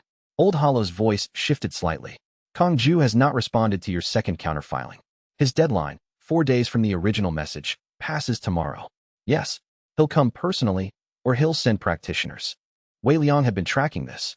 Ruoyan's assessment is that he'll come with 6 to 8 mid-tier cultivators and use force precedent. Arrive, demand immediate compliance, and if refused, use enough force to demonstrate capability without making a full assault. It's a classic pressure tactic. Is that assessment correct? Probably. The question is what we do when he arrives. He thought about it carefully. We don't fight. Not because we can't. The defensive arrays at 6 bonds are substantial, but because fighting Kongju creates a direct conflict record with the Shattered Kings that we don't need yet. We make him understand that the cost of this particular confrontation exceeds its value. How? I show him what the network produces. Not threaten, demonstrate. He paused. If 6 consorts of this palace stand together in the main courtyard, the visible cultivation resonance is significant. He'll read it correctly, and I tell him clearly what 7, 8, 9 bonds will produce, what the fully operational Void Throne means for the Shattered Kings program. You will tell an enemy what you're building. He already knows what I'm building. They sealed my meridians 20 years ago because they knew what a Void Throne holder could become. What I'm telling him is that the timeline is further along than they estimated. Wei Liang paused. The Shattered Kings have spent a century preventing things. I want Kongju to understand that the preventing window for this particular thing is already closed. Tomorrow, Kongju would arrive. Wei Liang would stand in the courtyard with 6 consorts behind him and make the most important calculation of his life so far. And either the calculation would buy him the weeks he needed, or everything would accelerate into something that could not be managed with letters and legal statutes. He had done harder things on worse odds. He did not intend to fail now. Chapter 20. The kings revealed Kongju arrived at mid-morning with 8 cultivators. He was 35, well-dressed in the merchant cultivator style the Kong family used as their operational cover. Good clothes, practical cut, cultivation suppressed to a professionally neutral level. His 8 companions were less carefully disguised. Military formation, suppressed cultivation with the pattern of people trained to hide their rank, standard armament. Professionals. They came through the main gate. The secondary access had been sealed 3 days ago, Xiao Wuhan completing the formation work that turned the pre-civilization channel entrance into a dead end indistinguishable from solid rock. Wei Liang stood at the center of the reception courtyard. Behind him, in a line across the courtyard's width, stood all 6 consorts. He had not asked them to stand there. He'd explained his plan to Qin Ruoyan the previous evening, and she had organized it. Everyone present, no weapons visible. The resonance bonds between all 6 of them and the palace's void energy network actively expressed rather than suppressed. The visible cultivation resonance of the full 6 consort network was substantial. Kongju's people would be reading it with every sense they had, and what they'd read would not be reassuring. Kongju stopped at the courtyard entrance and did that reading. He took longer than his scouts had. He was more skilled. You have 6 bonds active, he said. That is further than any contemporary Void Throne attempt has reached. In the last 50 years, 2 previous attempts both collapsed at 3 bonds. I'm aware, Wei Liang said. The Jade succession protocol for a 6-bond configuration is escalation to the 3rd tier. He said it conversationally, as if discussing supply chain logistics. That means sending practitioners above the mid-tier level. The kind of force that makes things permanently not exist. I know the protocol. Then you know why I'm here. Not to collect a debt. That was a convenience framing. I'm here to assess whether escalation is warranted. And your assessment? Wei Liang kept his voice even. Kongju looked at the 6 consorts, at the void chrysanthemums covering the fountain and beginning to spread along the courtyard walls, at the palace beyond them. Light arrays operational, defensive formation shimmer visible at the perimeter. He was doing calculation. Wei Liang watched him do it and waited. Escalation is warranted, Kongju said. But not by me. Not today. My authority is assessment, not commitment. I can report that escalation is warranted. I cannot commit the 3rd-tier resources without authorization. How long for that authorization? Minimum 2 weeks. Possibly 4. Something shifted in his expression, a careful, controlled quality, like someone choosing words in a language they don't want to speak perfectly. There are people in our organization who would prefer acquisition rather than elimination. The use of the palace's resources rather than their destruction. I know, Wei Liang said. Jiao Wuling anticipated this. The Void Palace system cannot be acquired by force. The bonds are voluntary or they function at degraded capacity. A captured throne holder and forced consorts produce a system that looks functional but isn't. The void energy becomes unstable, the resonance network inverts, and within 6 months the whole structure collapses. Tell your acquisition faction that. Kongju looked at him with something that might have been respect if the situation had been different. You've prepared for this conversation. I've prepared for everything I could anticipate. A pause. Then, I'll deliver my assessment. What it produces, escalation, acquisition attempt, some 3rd option, is above my authority to predict. Kongju turned to leave, then stopped. The 3 additional candidates you're seeking. We know who they are. We'll be moving against them before you reach them. He left. His 8 cultivators filed out behind him, and the main gate closed. Fengling broke the silence first. He told us. He wants us to know.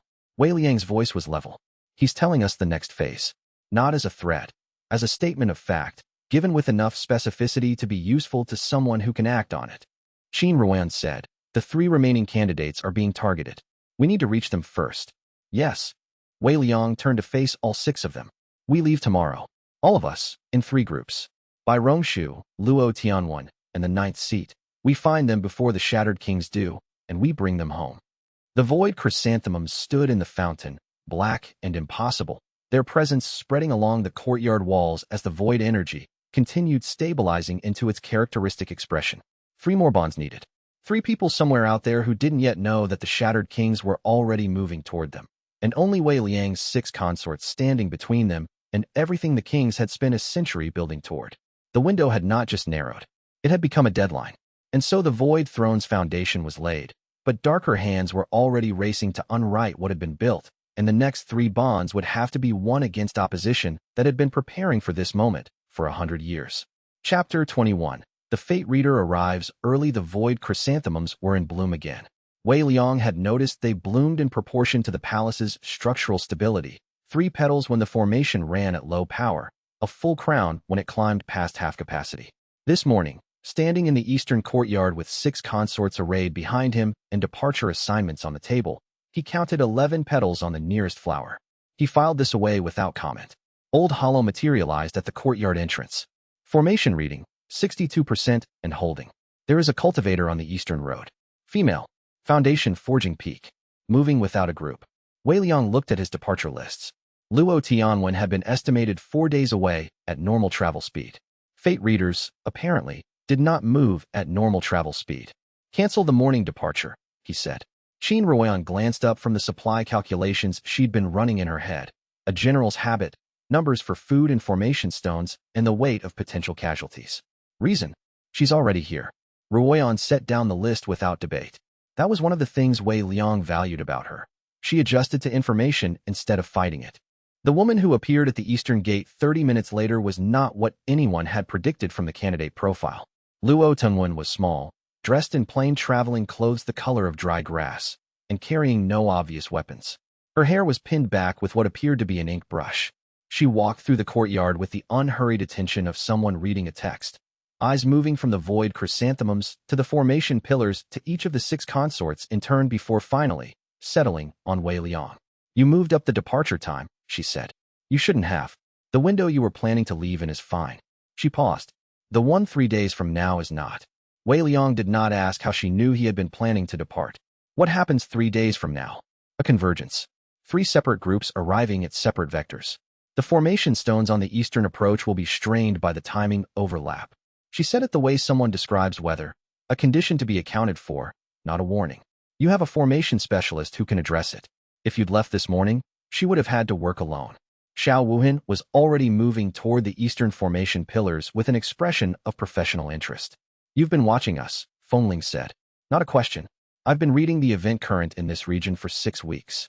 Luo Tianwen looked at Fengling with the same measured attention she'd given everything else. You're the first bond. You stayed past the trial window. Your uncle doesn't know yet that you've already stopped considering leaving. The courtyard went quiet in a particular way. Fengling's jaw tightened. You read cultivation bonds? I read the threads between choices. Bonds leave threads. Luo Tianwen's tone was entirely without malice. This was, to her, a neutral observation about a factual matter. The thread between you and the palace is past the point where severance would leave a clean edge. You decided this before you acknowledged it. Most people do. I did not ask for your assessment of my decisions. No, I gave it because you were about to say something that wasn't true, and I dislike false premises. Luo Tianwen turned back to Wei Liang. I am not here because the palace drew me. I followed the event current because the convergence of 9 specific cultivation lineages in one location is the single most significant formation event in the last century, and I keep records of significant events. She set her traveling pack down carefully. The Jade Succession Protocol's 3rd-tier response arrives in 4 days. You have very little time, and you cannot afford to waste it on misunderstandings. Wei Liang studied her for a moment. You knew about the Kongju meeting. I read the aftermath in the air currents 2 days ago. He gave you a timeline. She looked at the void chrysanthemums. You've been growing stronger faster than his organization projected. That makes them nervous, which makes them more dangerous, not less. She met his eyes with the calm of someone who had accepted an uncomfortable truth years ago and made peace with it. I came to tell you that. I also came because the event current indicates this is where I belong next. Old Hollow's voice, dry as old parchment. The candidate demonstrates an unusual amount of self-awareness. The candidate can hear you, Luo Tonwen said without looking at the steward construct. Your formation voice carries at that frequency. You should adjust it if you want private commentary. Old Hollow was quiet for what was, for him, an unusually long time. Wei Liang picked up his departure list and set it down again. The morning had already restructured itself around this woman's arrival, and there was a quality to the restructuring that felt less like disruption and more like correction, as if the departure had been an error and her presence was the fix. He did not yet know what to do with that feeling, so he noted it and moved forward. You know what the rite requires, he said. I've read its event structure from the outside. She tilted her head. I haven't decided yet. I want to see the palace's interior first. Fair, Fengling said, with remarkable restraint. She insulted me. She told you something true, Wei Liang said. Those are different problems. Fengling looked at him with an expression that indicated she disagreed strongly, but was choosing her battles. She turned and walked back toward the Draconic Gallery without another word. Luo Tianwen watched her go with no visible satisfaction, just the neutral attention of someone observing data. Bai Rongshu's arrival was still 4 days off. The 9th candidate remained uncertain. But the courtyard had shifted. The chrysanthemums had opened a 12th petal sometime in the last 10 minutes, and Wei Liang found himself adjusting his calculations to include a 7th perspective. He hadn't anticipated having this soon. He showed Luo Tianwen to the palace's reading hall, which Old Hollow had restored 2 weeks prior, and let her begin her assessment of where she had arrived. Chapter 22. The 3rd tier responds. The message came through the formation barrier at midday. Not projected sound, not dimensional pulse, but written on a chip of void iron small enough to have been carried on the wing of a sparrow. It cleared the outer perimeter filter because void iron had no cultivation signature. Xiao Wuhan found it embedded in the southern wall and brought it to Wei Liang without opening it. Jade succession, she said. 3rd tier seal on the material. You can read it, or I can. The seal is keyed to respond to any core formation cultivator or above. Wei Liang opened it himself. The script inside was 6 lines. He read it twice and set it on the council table where all 6 consorts and Luo Tonwen, who had spent the morning in the reading hall and arrived at the council meeting without being asked, could see. Asterisk Void Palace. You have been assessed as a Tier 1 anchor event. 3rd tier response is authorized. The convergence mechanism responsible for your current propagation has been identified and is being neutralized. You will receive no further communication from this office. Asterisk Qin Ruoyan read it with the stillness she used when calculating something that would cost people's lives. No name. No demands. No terms. They don't offer terms at 3rd tier, Luo Tianwen said. 3rd tier is not a negotiation phase. What is it? Removal. She said it flatly. Kong Ju assessed you as warranting escalation, and the organization agreed. 3rd tier means a specialist team with the authority to end the anchor event. In this case, you. She looked at Wei Liang. But there's a delay built into the message. It was written 9 hours ago. The team isn't here yet. Wei Liang looked at the void iron chip. How do you know when it was written? The formation current dried that specific script style in 9 hours at current humidity. She paused.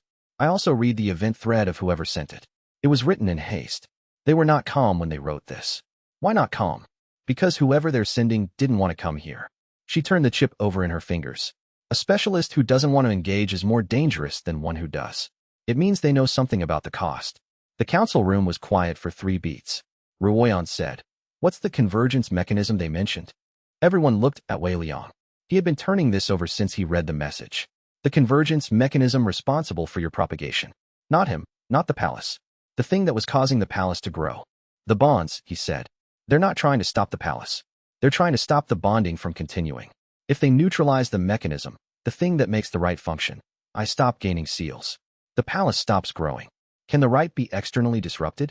Old Hollow asked, as if the answer might be yes. I don't know. Wei Liang looked at Xiao Wuan. She had already been thinking. The right is a palace internal formation. External disruption would require a counter formation keyed to the same frequency, which means they need someone who has studied the palace's formation language. She paused. The only external party who has seen enough of this palace's internal formation work to build a counter key is Kong Ju, Ruoyan said. He was here for an assessment meeting. He would have been reading everything he could. The silence this time had a different quality, not strategic, but personal. Wei Liang had let Kong Ju in. He had shown him the courtyard, the formation shimmer, the visible bonds. He had made a calculated decision to display the network rather than conceal it, and Kongju had read exactly what Wei Liang intended him to read, and also, apparently, more. Fengling was watching him. She said nothing, which was its own kind of statement. How long before they arrive? Wei Liang asked. Luo Tianwen looked at the window, at the sky, at the thread of something only she could see. Tomorrow evening. No sooner. Then we have until tomorrow evening to either complete the next bond or prepare a reception. He looked at the council room. Both. He did not say, "This is my fault. I underestimated Kongju's secondary purpose." He did not need to say it. The decision had been made with the information available at the time, and the cost of the decision was now part of the problem to be solved. Dwelling on the calculation error would not improve the outcome. Ruoyan was already drafting formation positions on the table with her finger. Xiao Wuhan was moving toward the formation analysis chamber. Fengling had the specific expression that meant she was planning something with her draconic techniques that she would tell him about when she was ready. Wei Liang walked to the window and looked at the eastern approach. Bairongshu was still 4 days out. The third-tier team would arrive before any additional bonds could be formed. The palace hummed around him, 63% now, Old Hollow had noted. The chrysanthemums had not changed their count. He turned from the window. There was work to do before tomorrow evening, and none of it would be simple, and he was not going to waste the remaining hours. Chapter 23. What the Fate Reader sees. Luo Tianwen spent the afternoon in the palace's library, cross-referencing the formation language inscriptions against her own records. She did this with the focused quiet of someone who needed no permission to examine what interested her and no company to do it. Fengling found her there at the 3rd hour past midday. "You told me I'd already decided to stay." Fengling stood at the library entrance. Her voice was level, not aggressive, but not relaxed either. That was not a welcome observation. Luo Tianwen marked her place in the formation record she was reading with a precise folded corner. "I'm aware." "Then why say it?" "Because you were preparing to defend a position you no longer hold." Luo Tianwen looked at her across the reading table. People spend enormous energy maintaining the appearance of positions they've abandoned internally. It wastes resources you currently don't have. I thought it more efficient to note the actual state. Fengling stepped into the library. "Efficient?" She said the word as if testing whether it was an insult. "Yes. The palace's defensive capacity depends in part on the consort's cohesion. Cohesion is impaired by people investing in false positions. I removed the false position." She tilted her head. "You're angry because I named something you hadn't chosen to name yet. That's a legitimate response. I'm not arguing that my delivery was ideal." Fengling regarded her for a long moment. The draconic technique she used for threat assessment was a subtle thing. It read the heat signature and breath rhythm of whoever she was observing. Luo Tianwen's heat ran steady and her breath was unhurried. "No performance. No positioning." "You read the thread between me and the palace," Fengling said. "What did you see?" "The choice point where you converted the trial bond to permanent. You were in a corridor. The steward construct had presented the dissolution option." There was a pause of approximately 7 seconds. Luo Tianwen's voice was careful, precise, describing something real. "The thread at that moment has a particular texture. It's what a decision looks like when it's been made before the person making it catches up. The thread was already tied when you started the pause." "You're saying I didn't choose." "I'm saying you chose 3 weeks before you acknowledged it. That's different." She paused. "People prefer to locate the moment of choice at the decision point. But choices happen in smaller increments, in the quiet parts of weeks." She looked at her formation records. "The Dragon Memory Hall. Day 4 of your first visit." Fengling went still. "I'm not reading your mind. I'm reading the thread structure of how the choice formed. The day you stood in the memory hall changed the weight distribution of what you valued. Everything after that was already leaning." Luo Tianwen met her eyes. "I said what I said this morning because you were about to argue against a conclusion you'd already reached. Arguing against your own conclusions is exhausting. You don't have the energy for that right now." Fengling was quiet for a long time. Outside, the training sounds of Ruoyan's formation drill carried faintly through the library walls. "You're insufferable," she said finally. "Frequently," Luo Tianwen agreed. Fengling pulled out the chair across the table and sat down. "What do you see about tomorrow?" "A convergence I've been tracking for 3 days. The third-tier team will test the formation barrier at the southern approach. Their counterformation will be keyed to interrupt the right, but it needs sustained contact with the barrier to activate. If the barrier is continuously under pressure elsewhere, they can't maintain the contact long enough." "You're describing a feint. I'm describing a thread structure." "You're describing a feint. Both are accurate." Luo Tianwen tapped the formation record she'd been reading. Your draconic technique produces a pressure pattern that would serve well as the sustained distraction. I noted this when I observed your cultivation resonance this morning. You've been planning this since you arrived. I've been reading threads since I arrived. The planning component is recent. She turned the record toward Fengling so she could see the inscription she'd been studying. The palace's southern formation has a frequency gap at the junction of these two inscription sets. If someone exploits it from inside, they can redirect the barrier's pressure output outward rather than maintaining it as static defense. More effective as an active wall. Fengling looked at the inscription for a moment. Then she slid the record closer and studied it with the precision of a practitioner who knew formations through combat experience rather than theory. Your source material is wrong on this glyph, she said, pointing. The Crimson Scale Temple uses a variant. The stroke order matters. This version would collapse the redirect after 20 seconds. Luo Tianwen looked at the inscription. Looked at Fengling. Show me the correction. Fengling reached for the brush Luo Tianwen had been using. They worked in silence for the next hour. Fengling correcting the draconic technique's application to the formation inscription, Luo Tianwen integrating it into her threat analysis framework. Wei Liang passed the library doorway once and observed them without speaking. He noted what he saw and kept moving. Chapter 24. The thread that cannot lie. That evening, Luo Tianwen asked Wei Liang for a reading. He had come to the courtyard to check the chrysanthemum count, 12 petals now, the formation's response to 6 active bonds plus 1 unclaimed candidate in residence, and found her already there, sitting on the fountain's edge with her hands folded in her lap. A reading, he said. You're the most significant event structure in this region's recent history, and I have not read you yet. Her tone was factual. It's an obvious gap. What does a reading require from me? Nothing. I read threads, not minds. I don't need your cooperation. She paused. I'm asking because Wei Liang deserves to know what I do before I do it. He sat down across from her on the courtyard stone. The evening air carried the smell of the herb garden from Xiao Wuhan's cultivation plots, green and sharp. The formation shimmer at the perimeter was visible as a faint distortion, consistent. Luo Tianwen looked at him. Her eyes changed, a subtle shift, the focus moving from his face to something adjacent to it, or around it, or threaded through it. She was quiet for almost a minute. The seals on your meridians, she said. They are old. I know. They predate your birth. She said this carefully, watching his face. The formation work was done on the vessel before it was occupied. Someone built the seal structure into the architecture of your cultivation potential before you had any. Wei Liang kept his breathing even.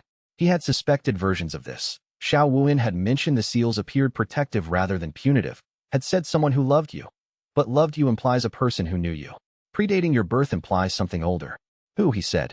Not a question exactly. A direction. I can't read that far back. The thread origin is outside my range. She paused. But I can read the seal structure's intent residue. The person who built it was precise, methodical. They were not afraid of what they were building, but they were afraid for it. Her voice dropped slightly, not softer but more careful. The structure is designed to release in sequence. Each seal is keyed to a specific cultivation lineage. The releasing event is voluntary bonding with a carrier of that lineage. She looked at him directly. You were built to receive these bonds, not as a vessel, as an inheritor. The courtyard fountain ran between them with a sound like old stone settling. Old Hollow knew, Wei Liang said. The steward was present when the protocol was designed. He was not permitted to tell you before sufficient bonds were active. She frowned slightly, the frown of someone accounting for a variable. There's a layer I can't fully read. The original architect of your seal structure. She used a formation language that's been extinct for several thousand years. I can read the intent. Not the name. Not the face. She didn't know about Jiu Wuling. The fragment from the Hall of Resonant Memory, the woman's voice. Wei Liang had not shared that outside his own mind. I know who she was, he said. Luo Tianwen looked at him with the first genuine surprise he had seen on her face. The Hall of Resonant Memory. Old Hollow offered from somewhere near the fountain pillar, not quite visibly present. He accessed the original master's archive 6 weeks ago. I should have anticipated this convergence. Luo Tianwen processed this for a moment.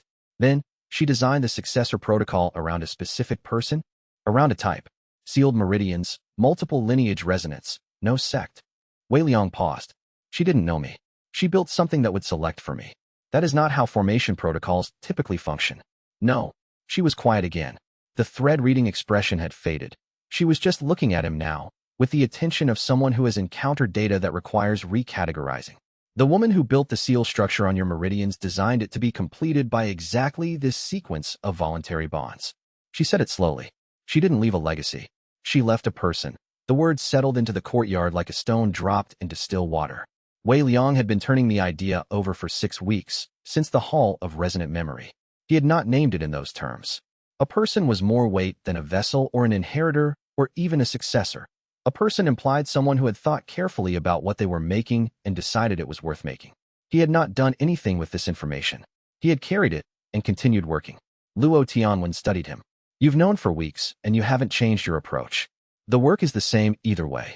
Most people would find that. She searched for the word, destabilizing. Maybe. But destabilization is expensive, and the third-tier team arrives tomorrow. He stood. Does the reading tell you anything about the 9th candidate? She blinked, recalibrating to the shift. 3 possible threads. All uncertain. None of them are in motion yet. When they move, I need to know. You'll know before you can act on it, she said, which was not exactly reassurance, but was exactly honest, and he found he preferred it. Chapter 25. The 7th Bond. The third-tier team arrived at dusk, not evening. There were 4 of them. They came to the southern approach in silence. No announcement, no communication. They had read the Void Iron Message's promise of no further communication and kept it. Wei Liang watched them from the formation barrier's interior as they assembled their counter-formation array in the dying light. Methodical, professional. The formation stones they carried were a type he hadn't seen before, dark gray and faintly warm, with an inner light that pulsed at irregular intervals. Xiao Wuhan appeared at his shoulder. Counter-frequency array. Keyed to disrupt voluntary bond formations at the Qi exchange phase. She watched the assembly with narrow eyes. If they activate it while a rite is in progress, the bond attempt fails. The consort candidate experiences the failure as rejection, the palace actively refusing them. She paused. Repeated rejection failures damage the candidate's cultivation base. Wei Liang looked at Luo Tianwen, who was standing at the southern formation junction with Fengling. Both of them studying the inscription Fengling had corrected the previous afternoon. How long to set up the array? He asked Xiao Wuhan. At their current pace, 40 minutes. Possibly 35. 35 minutes. We do it now, Wei Liang said. Before they're ready. He walked to the southern courtyard. Luo Tianwen and Fengling both looked up. The array disrupts voluntary bonds in progress, he said to Luo Tianwen. They need 35 minutes. We have less than that. She looked at him. Her expression did not change, but something in the thread reading focus shifted. She was reading her own situation now, he thought. The threads around her own next choice. You're asking me to decide in the next 5 minutes instead of the next several days, she said. I'm telling you the situation. The decision is yours. If I don't, the array activates, and the bond becomes impossible until they dismantle it. She said this as if reading it aloud from a text. And they won't dismantle it if they can prevent additional bonds indefinitely. Yes. And you're not trying to pressure me. I'm giving you accurate information. She was quiet for a count of 7. Wei Liang did not speak into the silence. Outside the barrier, one of the 4 specialists drove the first formation stone into the earth, and the dark gray light pulsed outward. I came here because the event current indicated this is where I belong next, she said. I came to verify that. I've spent a day reading the palace, the bonds, the people in them. She looked at the void chrysanthemums on the fountain. 12 petals, steady. The verification was positive. Luo Tianwen, don't make it a speech. She turned to face him. I know what the rite requires. Let's do it now. Old Hollow materialized his full construct form, something he reserved for formal occasions. The rite of accord was brief, structured, ancient in its form. An exchange of intent, a witness declaration, the palace's acknowledgement. Wei Liang had now performed it 6 times, and it was still not routine. The moment the bond sealed, there was always a physical reality to it, the sense of another mind added to the network, another thread woven into the formation the bonds collectively were building. The 7th seal shattered. The sensation was different this time. The previous 6 had released in waves: foundation forging, core formation, soul awakening. Each stage a qualitative shift. This one did not take him to a new stage. It completed the current one. Soul awakening, full stage. His spiritual sense had expanded with each bond. At mid-stage it had extended to the palace's walls, then to the exterior perimeter. Now it pressed further, past the formation barrier, across the approach ground, to the 4 specialists assembling their counter-array in the fading light. He could feel what they were doing. Not see, feel. The formation stones pulsed at a frequency that his expanded spiritual sense read as a particular kind of interference. He could feel where the disruption array was keyed and what it was designed to interrupt, and the exact mechanism by which it would fail if the southern barrier junction redirected its output outward. exactly as Luo Tianwen and Feng Ling had prepared it. He nodded at Feng Ling. She drove both hands against the Southern Junction inscription and pushed, the draconic technique in its corrected application, full pressure outward. The barrier's energy redirected in a wave. The specialist closest to the junction was thrown off her feet. 2 of the 4 formation stones cracked. The array's assembly faltered. Outside, the leader of the third-tier team looked at the barrier with the expression of someone recalculating a situation they had prepared for and finding it different from their preparation. Then she looked directly at the Southern Junction, through it, at Wei Liang, with a steadiness that told him she had done this before, that she had been sent because she was not the kind of person who broke when a plan failed. She did not speak. She picked up the 2 cracked stones, assessed the damage, and made a decision visible in the way she moved. Not a retreat, but a withdrawal. A deliberate pause. She was recalibrating. Wei Liang watched her go with the specialists at her back until they reached the treeline. They'll return, Ruoyan said from behind him. She had appeared without sound in the way she sometimes did, which Wei Liang had stopped remarking on. Yes, with different stones. Different approach. How long? Luo Tianwen answered. 3 days. The nearest resupply for that stone type is 3 days from here. She was standing beside the fountain, one hand resting on its edge, looking at the chrysanthemums. 13 petals now, a count Wei Liang had not seen before. Bai Rongshu is 4 days from here at standard travel. She paused. If someone meets them at the 2-day mark, it's 3 days total. Wei Liang did the calculation. 3 days for the specialists to regroup. 3 days to retrieve Bai Rongshu if someone moved now, tonight. Ruoyan, he said. I'll take 2 consorts and go now. She was already planning the route. Who do you want to keep here? Xiao Wuhan and Feng Ling. You take Yuma and Mei, Luo Tianwen said quietly. Ruoyan looked at her. The route between here and where Bai Rongshu currently is passes through the Pale Veil, sect's territorial edge. Luo Tianwen's voice was careful. UMA's presence neutralizes the threat there. Mei Chongsong's sound-out techniques are more useful on open terrain than in palace corridors. Ruoyan absorbed this without visible reaction to being redirected. She looked at Wei Liang. He nodded. There was movement after that. Preparation, supplies, formation guidance from Xiao Wuhan on the route's difficult sections. The palace's evening routines continued. Nu Huanling checking the beast wing, Bai Suling's kitchen sending warmth and the smell of restoration medicine across the inner courtyard.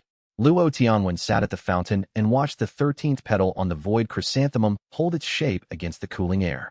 Wei Liang sat beside her after the departure preparations were done. 8 remaining, he said. 2 for Bai Rongshu. 6 here. Then the 9th. 7 remaining, she corrected. I'm already counted. A pause. Old Hollow's probability estimate for the 9th candidate has been wrong from the beginning. The event current for that seat is clearer than 62%, significantly clearer. It's just moving from an unusual direction. Which direction? She looked at the sky rather than him, which was, he had learned in the last 2 days, the posture she used when reading something she wasn't fully certain of. South, she said. And old. Very old. Older than the other 8 combined. The night settled around the void palace. 13 chrysanthemum petals burned black and steady in the courtyard fountain, counting a number the palace had not reached in 10,000 years, and somewhere to the south, something ancient and patient that had been waiting for exactly this moment was, at last, beginning to move. Chapter 26. The road between 3 days on foot through the shattered plains was not comfortable. The terrain was what it sounded like, fractured stone shelves tilted at angles that accumulated in the knees, interspersed with dried riverbeds whose dust rose with each step and settled in the throat. Qinran moved through it the way she moved through everything, at pace, reading the ground, noting the choke points. Xinyueme moved differently. Her ghost step technique lifted her partially out of physical contact with the terrain, so her feet landed lighter than her weight should allow, and the dust did not pursue her. She was not performing ease, it was simply how she traveled. Ruoyan had stopped finding it unsettling somewhere around the first day. Mei Chongsong walked between them and played nothing. Her guqin was strapped across her back, silent. She did not look like someone who had been instructed to be an asset on open terrain. She looked like someone following a direction she had accepted without argument. Ruoyan respected this. Chongsong never argued about assignments. She simply went. Bai Rongshu's signal is northeast, Ruoyan said. She was reading the formation guidance stone Xiao Wuhan had calibrated before departure, a flat chip that warmed when pointed toward an active formation master's work. The warmth had been growing for 2 days. 8 li half a day at current pace. There's a formation barrier ahead, Yueme said. Ruoyan had seen it. A line in the terrain where the dust rose at a different angle, a pressure differential, the kind that formation barriers created by redirecting ambient qi. Invisible to most practitioners unless they knew what to look for. Keyed to what? Aggression signatures. UMA's voice was neutral. Standard defensive perimeter for someone who expects to be found and wants to screen visitors. That's by Rongshu's work, Ruoyan said. If the candidate was already building defensive perimeters in the open countryside, she was already aware of the risk. Useful. They stopped at the barrier's edge. Ruoyan pressed her palm against the invisible qi wall. The formation read her cultivation level, her intent, her armament status. A competent formation master could build a barrier that distinguished between a practitioner arriving at rest and one arriving prepared to fight. This one did. The barrier did not release. Hostile reading, UMA observed. We're unknown to the barrier's key, Ruoyan said. Expected. She looked at the formation's construction. She could see the broad structure of it now that she was close enough. Overlapping fields, staggered release triggers, a secondary collapse layer that would activate if the primary field was breached by force. Careful work. Someone who expected sophisticated opponents. She raised her voice toward the barrier, aimed northeast. Qin Ruan, general designation, 7 active void palace bonds. I'm here to talk. Silence. The dust shifted. Then a voice from the east, not projected. An actual person walking through the plane who had been motionless until now, close enough to have been watching them for some time. 7 bonds. The woman who emerged from behind a broken stone shelf was perhaps 35, wearing the kind of travel clothes that had been repaired so many times they'd become a documentation of where they'd been. She carried nothing visible, but Ruan could see the formation stone rings on both hands. A formation master's working tools worn as constant equipment rather than carried in a pack. Her eyes went from Ruoyan to Yueme to Chongsong with the systematic attention of someone assessing threat vectors. Show me the bond signature, she said. Not if you don't mind, or I'd like to see. A technical request, stated as such. Ruoyan pulled down her collar to show the bond mark at her collarbone. The palace's formation signature, unique to each bonded consort, a pattern that Xiao Wuhan had documented as uncopyable without the palace's active participation. The formation stones on the woman's rings lit faintly. 3 of you, she said. 7 active bonds at the palace. We were sent to find you. Ruoyan let her hand drop. By Rongshu. Yes. The woman looked at Yueme. Ghost cultivator. Shen Yueme. Pale Veil lineage. No current sect affiliation. The Pale Veil territory is 12 li west. I've been avoiding it for 2 weeks. She paused. Someone from that faction has been asking questions about the Void Palace's formation language. They identified me as a potential source of information 3 days ago. She looked at Ruoyan. The Jade Succession Protocol's 3rd-tier team reached out to me before I left my last contract site. 13 days ago. Ruoyan processed this. 13 days. Before Wei Liang's meeting with Kongju. They identified you that far back, she said. I identified the Void Palace's formation signature in a regional survey 2 months ago. I filed the identification in a Formation Masters Guild record. Her tone was undefended about this, a professional noting a professional mistake. The Guild shares assessments with 3 major organizations. One of those organizations is affiliated with the Jade Succession Protocol. A pause. I learned this approximately 8 hours after I filed the record. You've been traveling to avoid them. I've been completing my current contract while implementing aggressive evasion. She said this without apparent embarrassment. The formations were a professional obligation. The evasion was a separate problem being handled in parallel. The contract is done. I was deciding what to do next when your guidance signal entered my barrier range 2 days ago. Ruoyan looked at her. You've been tracking us for 2 days. I track everything that enters my perimeter. Standard practice. She tilted her head at Ruoyan's expression. You would have done the same. This was probably true. The Void Palace wants to speak with you, Ruoyan said. Specifically, the Palace Master does. About the right of accord. Bai Rongshu looked northeast, in the direction of the Void Palace, which was still 2 days' travel away. Her formation rings cycled through a slow pulse, and Ruoyan had the impression of a very organized mind running a calculation. The formation language I identified in the survey, she said. Tier 0 variant. Pre-civilization inscription methods. I have not seen authentic examples outside of theoretical literature. She paused. The palace uses them for its primary formation backbone. It does. I need to see that in person before I make any decisions. Then walk with us, Ruoyan said. The barrier behind them dropped without ceremony. Bai Rongshu fell into step at the group's left flank, and Ruoyan noted without comment that she positioned herself at the angle that gave the best sight lines on all 3 of them simultaneously. A professional habit. Ruoyan found it more reassuring than not. Chapter 27. What Bai Rongshu carries they made camp at the second evening in a hollow behind a stone shelf that Bai Rongshu selected with the quick decisiveness of someone who had spent years choosing defensible campsites alone. The formation stones on her rings were active from the moment they stopped moving. A perimeter ward completed in 4 minutes, faster than anything Ruoyan had seen outside a military formation core. Formation forging peak, Ruoyan said, not quite a question. Core formation early. Bai Rongshu corrected, setting the final ward stone. My breakthrough happened 6 months ago. I haven't had time to adjust my technique speed yet. Most core formation practitioners work slower than you, not faster. Most core formation practitioners trained in a sect environment with adequate supervision and support infrastructure. She sat back and brushed dust from her knees. I trained working contracts. Speed was the difference between clients who paid and clients who found someone else. Yuame had settled at the camp's eastern edge with her hands folded in her lap, cultivating, or what looked like cultivating. It was hard to tell with ghost practitioners, who sometimes just appeared to be sitting in silence while doing something invisible. She had said little during the day's travel. Bai Rongshu had not asked her to speak. They had developed a mutual professional acknowledgement in the space of 8 hours that Ruoyan found more efficient than most people's 3-week relationships. Changsong was at the western edge, and after a while she took the guqin off her back. She did not play anything recognizable. She played the terrain. The sound of wind moving over fractured stone had a specific frequency, and she was finding the harmonics in it, adding notes underneath that made the ambient sound more comfortable to hear.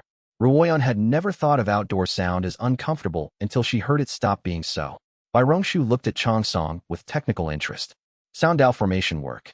She's using the terrain's acoustic geometry as an amplifier. She doesn't call it formation work. No, but that's what it is. She paused. The formation language I identified in the Void Palace survey, the pre-civilization variant.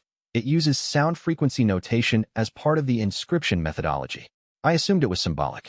If the palace has a sound Dao consort, the inscriptions are literal. She looked at Ruoyan. What are the other 5 bonds? Ruoyan listed them the way she listed troop compositions, efficiently, without embellishment. Dragon line, ghost line, beast bond, cook alchemist, scholar researcher, fate reader. Bai Rongshu was quiet for a moment. 9 lineages. The palace's backbone formation requires 9 distinct chi-type inputs for full function. A formation designed to require 9 inputs is the most stable architecture possible because it cannot be replicated or hijacked with fewer. She was thinking aloud now, the technical precision of her speech loosening slightly as the analysis overtook the presentation. Which means the palace isn't just growing stronger with each bond. It's completing a structural integrity it was always designed for. The existing 30 or 40% functionality isn't capacity. It's partial assembly. Yes, Ruoyan said. And the full 9-input assembly would be. She stopped. She looked at the camp's ward perimeter she had built, then at the sky in the direction of the Void Palace. Theoretically impossible. By any formation standard I've studied. The integration load alone. She stopped again. What is the Palace Master's cultivation base? Ask him yourself. Bai Rongshu accepted this without argument. She turned back to the ward perimeter and made a small adjustment to the 3rd stone that Ruoyan's eyes couldn't follow. Ruoyan thought about the question she'd been asked and the answer she hadn't given. Wei Liang at Soul Awakening full stage, with 7 distinct cultivation lineage inputs processing simultaneously through sealed meridians that had been designed for this exact architecture. What was his cultivation base? She didn't know the right word for it. She knew that when she'd stood in the courtyard with him against Kong Ju's assessment team, the formation resonance of 7 bonds around one person had felt less like power and more like pressure. The kind of pressure that stone accumulates over geological time, that doesn't express as violence, but as the absolute inability to be moved. She filed this away and did not say it. 2 more days, she said instead. Get some rest. Bai Rongshu did not look like someone who rested on command. But she lay back and closed her eyes, and the formation stones on her rings cycled in a slow, automatic pulse. A practitioner so integrated with their tools that their instruments continued working even when they slept. In the eastern silence, Yuame opened her eyes and watched the stars with the attention of someone reading them. Chapter 28. At rest, at watch the palace without Ruoyan was quieter, not calmer. Xiao Wuhan's research chamber maintained a continuous undercurrent of soft impacts as she worked through whatever experiment was in progress, and New Huanling's beast wing produced the ambient noise of 40 spirit animals at various stages of activity and rest. But quieter in the way that a room is quieter when the person who makes decisions is absent. Other people filled the space differently, with their own particular weights. Fengling had spent the first day running formation drills with the palace's defensive array, the same sets repeated at increasing intensity until Old Hollow quietly noted that the Western array's response time had improved by 11%, and Fengling stopped, because further repetition would have diminishing returns rather than because she was tired. Luo Tianwen sat in the courtyard for most of the second day. She was reading threads, Wei Liang understood, doing the work that she did in the posture of someone doing nothing. Occasionally, she would write something in a small notebook with the ink brush she wore in her hair. On the second afternoon, Wei Liang sat across from her. "How much of what you read is certain?" he asked. She considered the question with the care she gave all questions, which was the same care she gave uninteresting facts. Total, unhurried. The thread structure shows what choices are building toward, not what the choices will be. She turned a page in the notebook.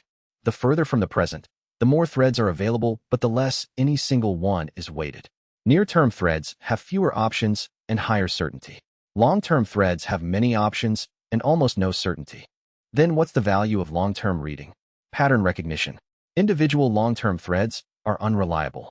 But if 30 threads all bend in the same direction at the same point in time, she paused. Something significant is organizing at that point. Something with enough weight to pull many futures toward it. She looked at him. "The ninth candidate. Tell me, all threads I can see, every reading I do, for every person in this palace, for the situation at large, the ninth candidate appears in the same relative position. At the end, as the resolution." She was precise about this, no drama in her voice. Not as a problem to be solved. As an answer to a question the palace has been holding. Wei Liang thought about the Hall of Resonant Memory. "Hold the throne until they come back." "How long?" he asked. "Days, not weeks." She closed the notebook. "The third-tier team returns tomorrow. Whatever happens with them will happen before she arrives." This was the first time Luo Tianwen had used a gendered pronoun for the ninth candidate. Wei Liang noted it and did not point it out. Some threads were for the reader to share on their own schedule. Fengling found him in the corridor an hour later. She was carrying the formation analysis notes she'd been studying with Luo Tianwen, pages of inscription corrections in her hand, and she had the expression of someone who had prepared a statement and was now deciding whether to deliver it. "The third-tier team's counterformation uses a frequency gap at the junction of our southern and eastern barrier fields," she said. Luo Tianwen identified it. "I confirmed it. Xiao Wuhan is building a seal for the gap." She held out the pages. "These are the correction specifications." He took them. The work was thorough, layered, and represented the combined skills of a draconic body-tempering cultivator, a fate reader, and a forbidden art scholar working on a problem that required all three. He looked at the pages without speaking. Luo Tianwen's approach was right, Fengling said. The words came out with the particular flatness of someone reporting an accurate assessment they found mildly inconvenient. "She reads the formation structure in a way I don't. The draconic technique application was mine. The combination works. I can see that. I'm not asking for acknowledgement. I'm informing you of the status." She turned to leave, then stopped. "She told me the thread for the third-tier team tomorrow shows them arriving with 6 operatives and the upgraded counterformation stones. She says the gap seal Xiao Wuhan is building will hold. Does she say it with certainty or probability?" Fengling paused. She said, "The thread is weighted heavily toward success if the gap seal is complete before dawn." A beat. Then she said Xiao Wuhan was already aware of this and had adjusted her timeline accordingly. Without being told. How did she know Xiao Wuhan had already adjusted? "I asked that."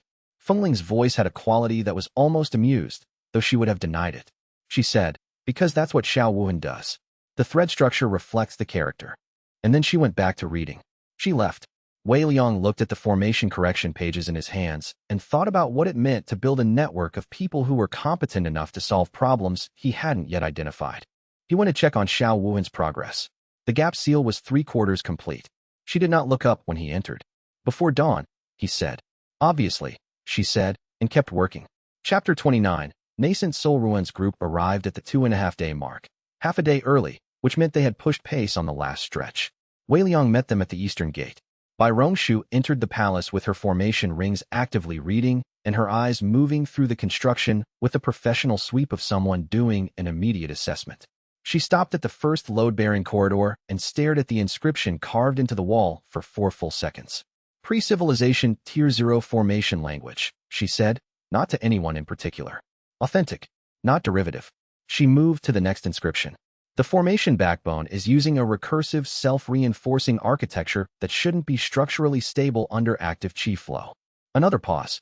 It's stable because the qi inputs are modulated through 9 distinct lineages simultaneously, which distributes the load across incompatible frequencies in a way that, she stopped. The incompatibility is the structural mechanism.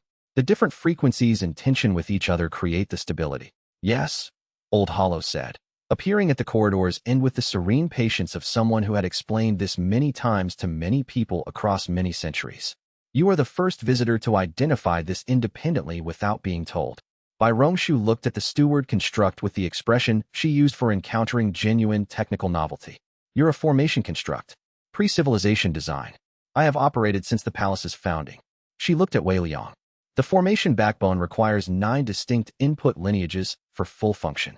Yes. You have 7 active bonds. 8, if you accept the right. She was quiet for a moment. Her formation rings cycled through their slow pulse. She walked another 10 paces down the corridor and examined a 3rd inscription, then a 4th, then turned and came back to stand in front of Wei Liang. I have not had a sect since I was 19, she said. My sect's formation tower was destroyed in a resource dispute between 2 families who considered my sect's territory convenient. Every formation master in my generation scattered.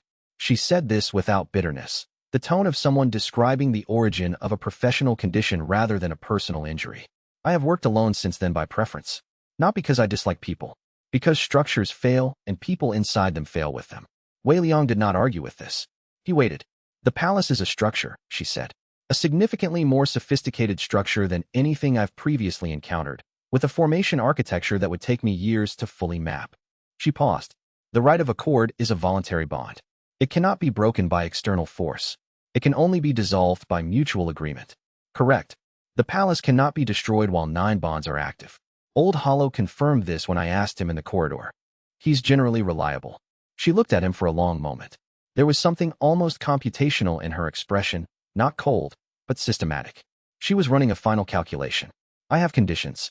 State them. She named 3. Access to the full formation backbone documentation. The right to repair and modify any formation work within the palace with notification but not prior approval, and an honest answer to 1 question. Wei Liang agreed to the first 2 without negotiation. On the 3rd, ask. The sealed meridians, she said. They were designed. By whom and for what? He told her about Jiu Wuling. Not the full account, the shape of it. A woman who built the palace 10,000 years ago and designed a successor protocol for after her death, sealing 9 cultivation lineages into the meridians of a person who would not exist for millennia, so that when that person arrived and built the right network, the palace could complete itself. Bai Rongshu processed this in silence. The formation work required to implement a meridian seal of that design, she said slowly, with 9 distinct lineage keys and sequential release triggers, would take an ordinary formation master several lifetimes. A pause. Jiu Wuling did it in 1, and it held for 10,000 years. Yes. She looked at the wall inscription again. Then, I accept the right. The 8th bond sealed with a sound like stone finding its place, a deep, physical resonance that moved through the palace's formation backbone in a visible wave, the inscription glyphs on the corridor walls lighting in sequence from the bonding chamber outward.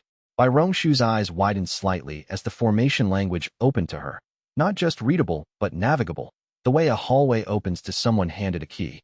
The 8th seal on Wei Liang's meridian shattered. The world became larger. Not in any literal sense. In the sense that his spiritual sense, which its soul awakening had expanded to press against the palace's exterior perimeter, now punched through it and kept going.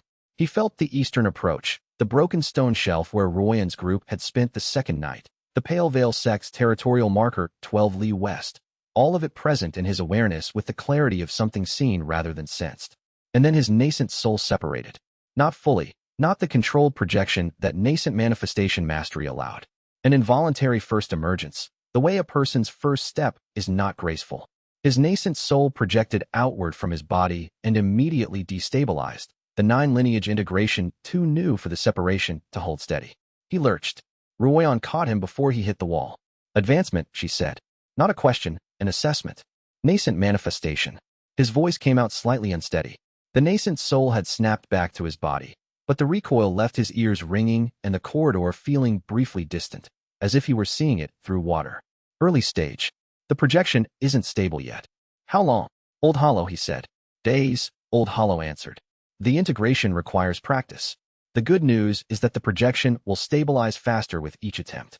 The difficulty is that until it does, projecting puts significant strain on the body-soul connection.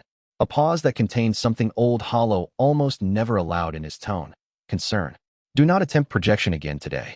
Ruoyan looked at him with the expression she used for tactical situations that had new constraints. You can't fight at full capacity. No. He steadied himself against the wall. His fingers had gone cold at the tips, and his heartbeat was running slightly too fast. I can plan at full capacity. The third-tier team returns tomorrow. Yes, but Xiao Wuhan's gap seal will be complete. He looked at Bai Rongshu, who was reading the inscription sequence that had lit during the bonding with intense concentration and had not stopped reading it. Can you reinforce the seal from the outside? Working with Xiao Wuhan. She looked up. Show me Xiao Wuhan's work. He did. He moved carefully down the corridor, one hand touching the wall when the ringing in his ears surged, and did not acknowledge any of it. The palace at 8 bonds felt different, not just stronger, but more coherent, as if 8 distinct voices had found a harmony they had been approaching across many chapters. One more, and the throne could be claimed. He thought of Luo Tianwen looking south. Asterisk old. Very old. Asterisk he kept moving. Chapter 30. What returns in the night? The third-tier team came back at midnight. 6 operatives this time, as Luo Tianwen had read. They approached the southern entry with the coordination of people who had received a full briefing between their 2 visits. Movements clean, spacing deliberate, no hesitation at the barrier's outer edge. The upgraded formation stones were a deeper black than the previous set, their inner light pulsing at a frequency that made the barrier's chi shimmer slightly when they were placed within range. Xiao Wuhan had completed the gap seal at the 3rd hour of evening. She had briefed Wei Liang on its function in 7 sentences, which was about as brief as she ever got when describing her own work.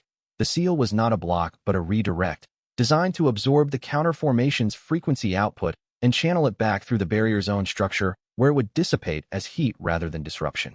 The counterformation stones needed sustained contact with the original gap to activate. Without the gap, they were expensive paperweights. Wei Liang watched from the formation barrier's interior as the 6 operatives placed their stones. He could feel them working. The nascent manifestation state had given him an awareness of formation activity within his expanded spiritual sense range that he was still mapping. Every chi interaction in the approach area was present to him as pressure, direction, and intent. The counterformation stones went down in the sequence designed to exploit the gap. They found the gap sealed.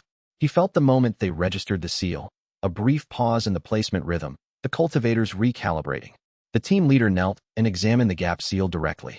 She spent 40 seconds on this. Wei Liang watched her hands move against the formation work and felt her reading it, the way he had once felt Kong Ju reading the courtyard during his assessment visit. She stood. She looked at the barrier. He had not yet attempted a nascent soul projection since the involuntary emergence during Bai Rongshu's bonding. His body-soul connection was still settling, the new stage's architecture integrating in ways that Old Hollow had compared to a freshly built formation backbone that needed time to stabilize before being tested under load. He had agreed not to force the projection. He did it anyway. The decision was operational. The team leader was reading the barrier with the focused attention of someone looking for the next gap, and Wei Liang needed her to understand that the gap-seeking approach was no longer viable, not just sealed but actively monitored. He projected his nascent soul outward through the barrier. It was worse than the first time. The separation hit his body like a cold front. His temperature dropped sharply, his vision narrowed at the edges, and the ringing in his ears from yesterday returned at twice the intensity. His nascent soul extended through the formation barrier and resolved into a shape that was recognizably his, present in the air 4 paces beyond the outer wall, visible to spiritual sense as a second Wei Liang made of pale qi. The 6 operatives saw it. The team leader did not flinch. She was, as she had been at their first meeting, someone who processed unexpected information without performing a reaction. She looked at the nascent soul projection with professional assessment. Wei Liang, speaking through the projection, which carried voice imperfectly, the words arriving slightly delayed and with an acoustic quality like sound through thin stone, said, "The gap is sealed. The counterformation can't key to the barrier frequency through the new material. You'd need to dismantle Bai Rongshu's reinforcement work first, and she's watching it from the inside." The team leader said, "You're straining to maintain that." "Yes. No point denying the visible evidence. But the operational point stands." She looked at him, at the projection, for a long moment. Then she looked at the barrier itself. Then at the formation stones her team had placed, which were doing nothing useful now that the gap was sealed. "We're not here to destroy the palace," she said. She had the tone of someone clarifying a misunderstanding that had been allowed to persist too long. We're here to prevent an uncontrolled anchor event from destabilizing the regional chi structure. The palace isn't destabilizing the regional chi structure. 8 bonds active and growing. An uncontrolled 9-bond formation at Tier 1 anchor strength historically. I know the historical cases. He did. Xiao Wuhan had documented 4 of them. 3 of the 4 historical cases were involuntary bond formations, not voluntary. The structural difference between a voluntary 9-bond configuration and a forced or accidental one is the difference between a formation backbone and a formation collapse. He held the projection steady through the ringing, through the cold working up his arms. The 9th bond is voluntary. When it seals, the palace will stabilize, not escalate. Your organization's concern is legitimate, and the answer to it is to let the process complete. The team leader was quiet for a moment. You're asking us to stand down. I'm telling you the mechanism. You can stand down, or you can continue attempting to interrupt the voluntary formation process and spend the next month being repelled from an increasingly stable Tier 1 formation by someone who has 8 practitioners' worth of lineage techniques available and nothing to do but get better at using them. He paused. The first option cost you nothing. The second option will cost you operatives. She looked at him for 4 more seconds. Then she looked at her team. Something passed between them that Wei Liang, watching through the projection, could not read. 24 hours, she said. I'll send a report. The third-tier authority makes the final decision, not me. The projection collapsed. Wei Liang came back to himself in the inner courtyard, one knee on the ground and both hands pressed against the stone because the cold had worked into his arms to the elbow, and the ringing had become a low constant pressure behind his eyes. Fengling was already beside him. She had been watching from the eastern wall and had moved when the projection destabilized. She did not say anything about the state he was in. She put one hand on his shoulder, and the draconic warmth she used for body tempering came through the contact. Not healing, just stabilization, the way a hot stone pressed against cold hands brings circulation back. She said 24 hours, Wei Liang said. I heard. Fengling's voice was even. Luo Tianwen. Luo Tianwen had appeared at the courtyard entrance. She had the notebook open. The 9th candidate is within 2 days' travel. She looked at Wei Liang. The 24-hour delay gives her time to arrive. A pause. And the team leader's report will recommend standing down. The thread structure on her decision is clear. You read her? I've been reading her since the first visit.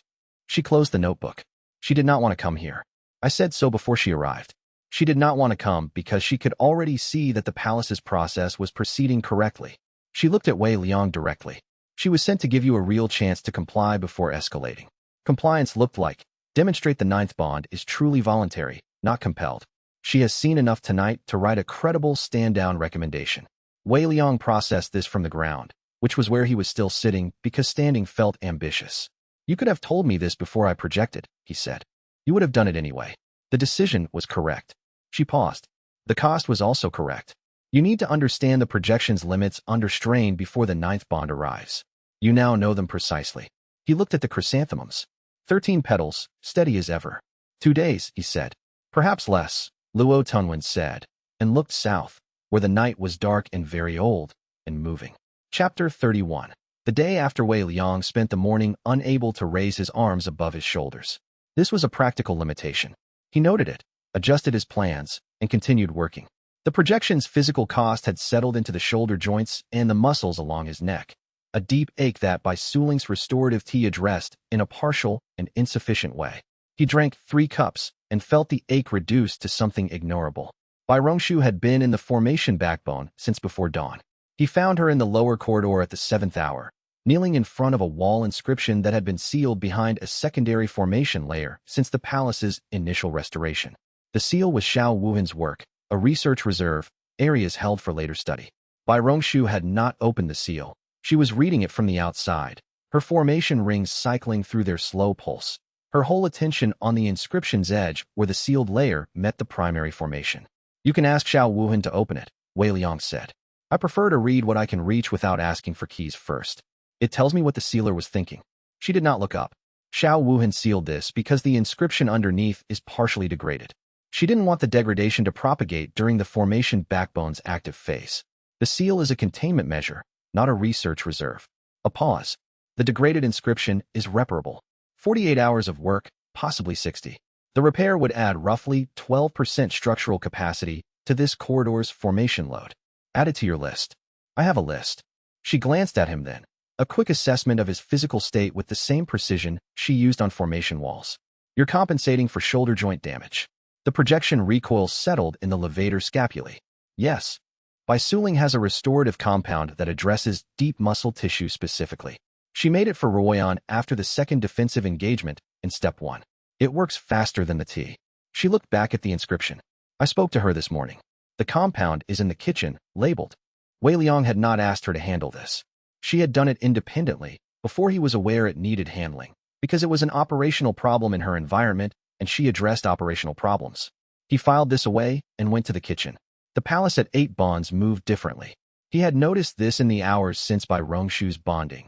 Not the formation's response, which he had expected, but the way the people in it moved. Bai Rongshu had been exploring the formation backbone since before dawn, because the formation backbone was now accessible to her, and she treated accessible problems as problems to be worked. Bisuling had made a restorative compound for his shoulder before he knew his shoulder needed it, because that was who Bisuling was. She attended to what people needed before they asked, which was, Wei Liang had understood for some time, a form of care that operated on the same frequency as his own. Nu Huanling was in the beast wing with her animals, which was where she was every morning, but the way she moved through the wing had changed since the 8th bond. There was less vigilance in it. She still tracked every approach vector and monitored the animals' behavioral cues with military precision, but the monitoring had a different quality, less like security and more like belonging. Mei Chongsong was in the music hall. He could hear her through the palace's corridors. She was playing something that had no name he could assign it. Not a composition, not an exercise, just the particular sound of someone working through an idea in real time, trying intervals, returning to a base phrase, moving outward again.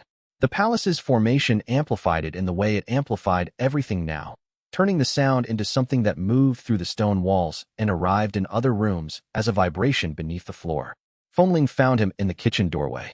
You're listening to Chongsong, she said, which was an observation, not an accusation. She plays differently since the 8th bond. Fengling considered this. She plays like someone who is not expecting to lose the hall. A pause. There is a difference. Wei Liang did not answer, because she was right, and she knew she was right, and he did not need to confirm it. He took the labeled compound from the kitchen shelf and worked it into his shoulder joints the way Bisuling's instructions specified. The ache dropped away in 4 minutes. He rotated his shoulders. Full range of motion returned. The 9th candidate, Fengling said. Luo Tianwen says she'll arrive before tomorrow evening. Yes. Is there anything to prepare? He thought about this. For the previous 8 bonds, there had been things to prepare. Tactical positions, information packets, countermeasures against antagonists who were moving toward the same candidates. For the 9th, Luo Tianwen had said the thread was clear. She would come from the south. She was old and purposeful. She already intended to be here. Not this time, he said. Fengling looked at him with the expression she used when she was deciding whether to say something. She said it. You trust the reading. I trust Luo Tianwen's assessment. That's the same thing. He looked at the kitchen. Bisuling had left the morning's restorative materials arranged on the counter with a precision that had its own aesthetic, not decorative, just the natural order of someone who understood that organized tools are faster tools. He thought about what Fengling had said and did not disagree with it. Rest today, Fengling said, and left without pressing the point. He did not rest, but he worked at a pace that accounted for his shoulders, and that was close enough. Chapter 32. The stand down. The authorization arrived at midday. Not a message through the formation barrier. An actual written document on official material, delivered by a single courier who stopped at the outer perimeter, left the document weighted down with a formation stone at the barrier's edge, and departed without attempting contact. Wei Liang retrieved it through a small aperture in the formation wall. The language was formal and brief. The third-tier response assigned to Void Palace Site Reference 77T was being recalled effective immediately, pending review of the site assessment filed by Team Lead Operative. Assessment had determined that the palace's anchor event development was proceeding through voluntary mechanisms consistent with historical precedents classified as self-stabilizing rather than destabilizing. Continued intervention was assessed as likely to increase regional qi instability rather than reduce it. Site reference 77T was reclassified from active intervention to observation only. Xiao Wuhan read it over his shoulder. They were never planning to destroy the palace, she said. Kong Ju's escalation report triggered an automated response protocol. The team was sent to assess whether the protocol was warranted. It wasn't. Kong Ju knew this when he told me about the 3 candidates, Wei Liang said. He was giving you a timeline to work against. If you moved fast enough to add bonds before the team returned with their assessment, The assessment would find more bonds than the protocol expected, which would make the stand-down recommendation easier to justify. She paused. He was telling you how to make the protocol stand down without fighting it. Wei Liang had reached the same conclusion.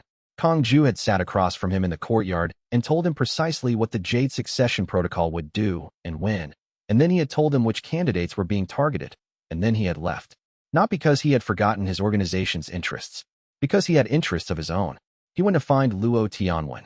She was in the courtyard, looking south. The void chrysanthemums had gained a 14th petal sometime in the last hour. He had not been watching them closely enough to see when. Kong Ju, he said. His thread has been pulling in an unexpected direction for weeks. She did not look at him. She was tracking something in the distance, something that occupied the portion of her attention that ran deeper than conversation. He is not a straightforward member of his organization. He joined it for reasons that are not the same as the organization's stated goals. A pause. He will appear again.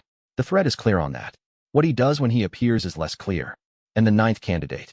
She crossed the shattered plain's southern edge this morning. Now Luo Tianwen turned. There was something in her expression that was different from her usual read and report, something quieter. She has been walking toward this palace for 30 years.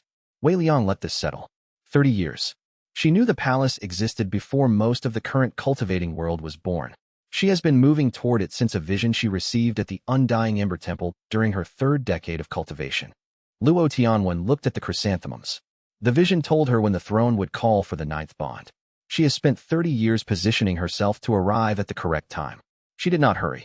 She did not delay. A pause. She is exactly on schedule. The palace was quiet around them.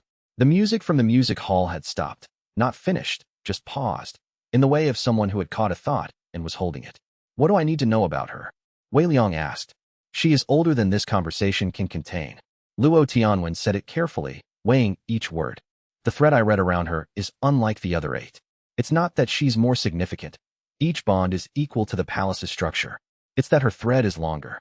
It goes further back than anyone in this palace, further back than this generation of cultivators. She remembers things that other practitioners have only read about. She knew Jia Wuling? Not directly. She was born after the palace's fall. Luo Tianwen paused. But she was taught by someone who was taught by someone who had seen it. The Flame Dao lineage has a long memory. Wei Liang looked at the 14th petal.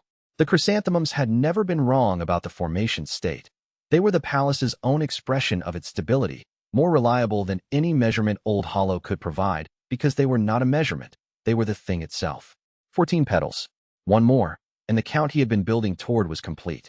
She'll be here before tomorrow evening, he said. Before tonight, Luo Tianwen said. The thread is accelerating.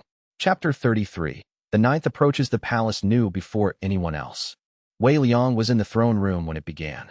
The room at the palace's center that had been accessible since the 8th bond, but which he had entered only twice, both times briefly. The cracked throne stood at the room's end, and it had always felt like a problem, a physical representation of what was incomplete, what could not function until 9 bonds were active. He had come in the evening to sit with it the way you sit with a problem you have not yet solved. The throne shivered. Not a tremor, something more specific. A resonance moving through the stone in a frequency his nascent manifestation senses could feel, but not name. The crack running down the throne's center did not close, but the stone on either side of it warmed, and the dust on the throne's surface lifted fractionally and settled in a different arrangement. Old Hollow appeared at the doorway. She's at the outer perimeter, he said. She didn't enter through the spatial crack. She came through the formation barrier directly. She passed through the barrier. She didn't break it. She simply moved through the frequency spaces. A pause. Old Hollow's voice had a quality Wei Liang had not heard in it before. Something that was not quite reverence and not quite recognition. The palace let her through. I did not instruct the formation to admit her. The palace recognized her lineage independently. Wei Liang stood. He walked through the palace's corridors toward the main courtyard. As he walked, he noticed the consorts converging from different directions, not because they had been called, but because the palace had shifted in a way that each of them felt through their bond. Fengling from the Draconic Gallery. Yueme from the Ghost Archive. Nu Huanling from the Beast Wing, with the Voidlink's pup padding silently at her heel.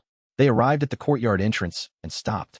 The woman standing at the courtyard center was not old in the way that years make a person old.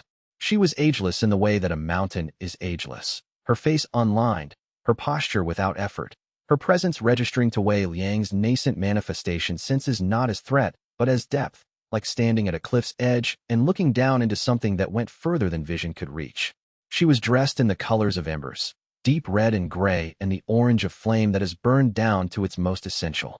She carried nothing but a small jade tablet at her belt, worn smooth by handling. She was looking at the void chrysanthemums. Not with surprise, with recognition. 14, she said. The last count before the first throne binding was 14. She looked up from the flowers and found Wei Liang's face without searching. I counted 11 in a vision 30 years ago and thought the count was final. It seems someone was still growing. Her voice was the kind of voice that a person develops over a very long time, speaking very carefully, precise and warm simultaneously, the way embers are precise about their heat. Wei Liang looked at her. He had prepared nothing to say. He said, "You're earlier than I expected. The shattered planes move faster when the throne is calling." She looked at the courtyard, at the 8 consorts who had gathered, at Old Hollow hovering near the corridor entrance, at the palace's restored walls with their formation shimmer running at almost full strength. Something moved through her expression that was private and brief, like a door opening and closing. "It is much the same as I was told it would be, and entirely different." "What were you told?" "That there would be a wanderer with no sect, no name worth announcing, and a sealed cultivation base that had been waiting its whole life to be opened." Her eyes came back to him. "That the people around him would be worth knowing." A pause. "That the palace would smell like good food." From the kitchen wing, carried on the evening air, the smell of Bai Suling's restorative compound, and something that was being prepared for dinner. Bai Suling appeared at the kitchen doorway and looked at the woman in the courtyard. Then she looked at Wei Liang with an expression of concentrated attention. "She's been here before," she said. "Not here. But her chi signature has the same resonance as the memory herbs in the North Garden." "Old memory." "Very old. The herbs were planted by the original cultivation lines," Old Hollow said softly. "The Flame Dao line maintained the garden. The resonance carries." "The woman, Ran Xinghua," Wei Liang thought, the name arriving from the fragmented memory of the original master's archive. "This is who she is." Looked at the garden the herb kitchen adjoined, and was quiet for a moment. "I would like," she said, with the deliberate simplicity of someone who had waited 30 years for a specific conversation and was finally having it, "to speak with you properly, before any decisions are made." "Yes," Wei Liang said. "Come inside." Chapter 34. What 30 years carries they sat in the Hall of Resonant Memory. Wei Liang had brought her here because it was the only room in the palace that held something older than the current generation, and she was the only visitor who would understand it fully. The hall's walls held the accumulated memory of every person who had lived and practiced here. Incomplete, fragmentary, but real in the way that old stone is real. Ran Xinghua looked at the walls with the attention she had given the chrysanthemums. Recognition, not awe. "I can hear the Flame Dao archive," she said. "It's thin. Most of the original practitioners died before they could contribute significantly." She placed one hand flat against the wall and closed her eyes for a moment. "There is one here I knew. Indirectly. Through her student's student." She opened her eyes. "She died during the palace's fall. She was 43. Wei Liang said nothing. "I am not telling you this for sympathy," she said, removing her hand from the wall.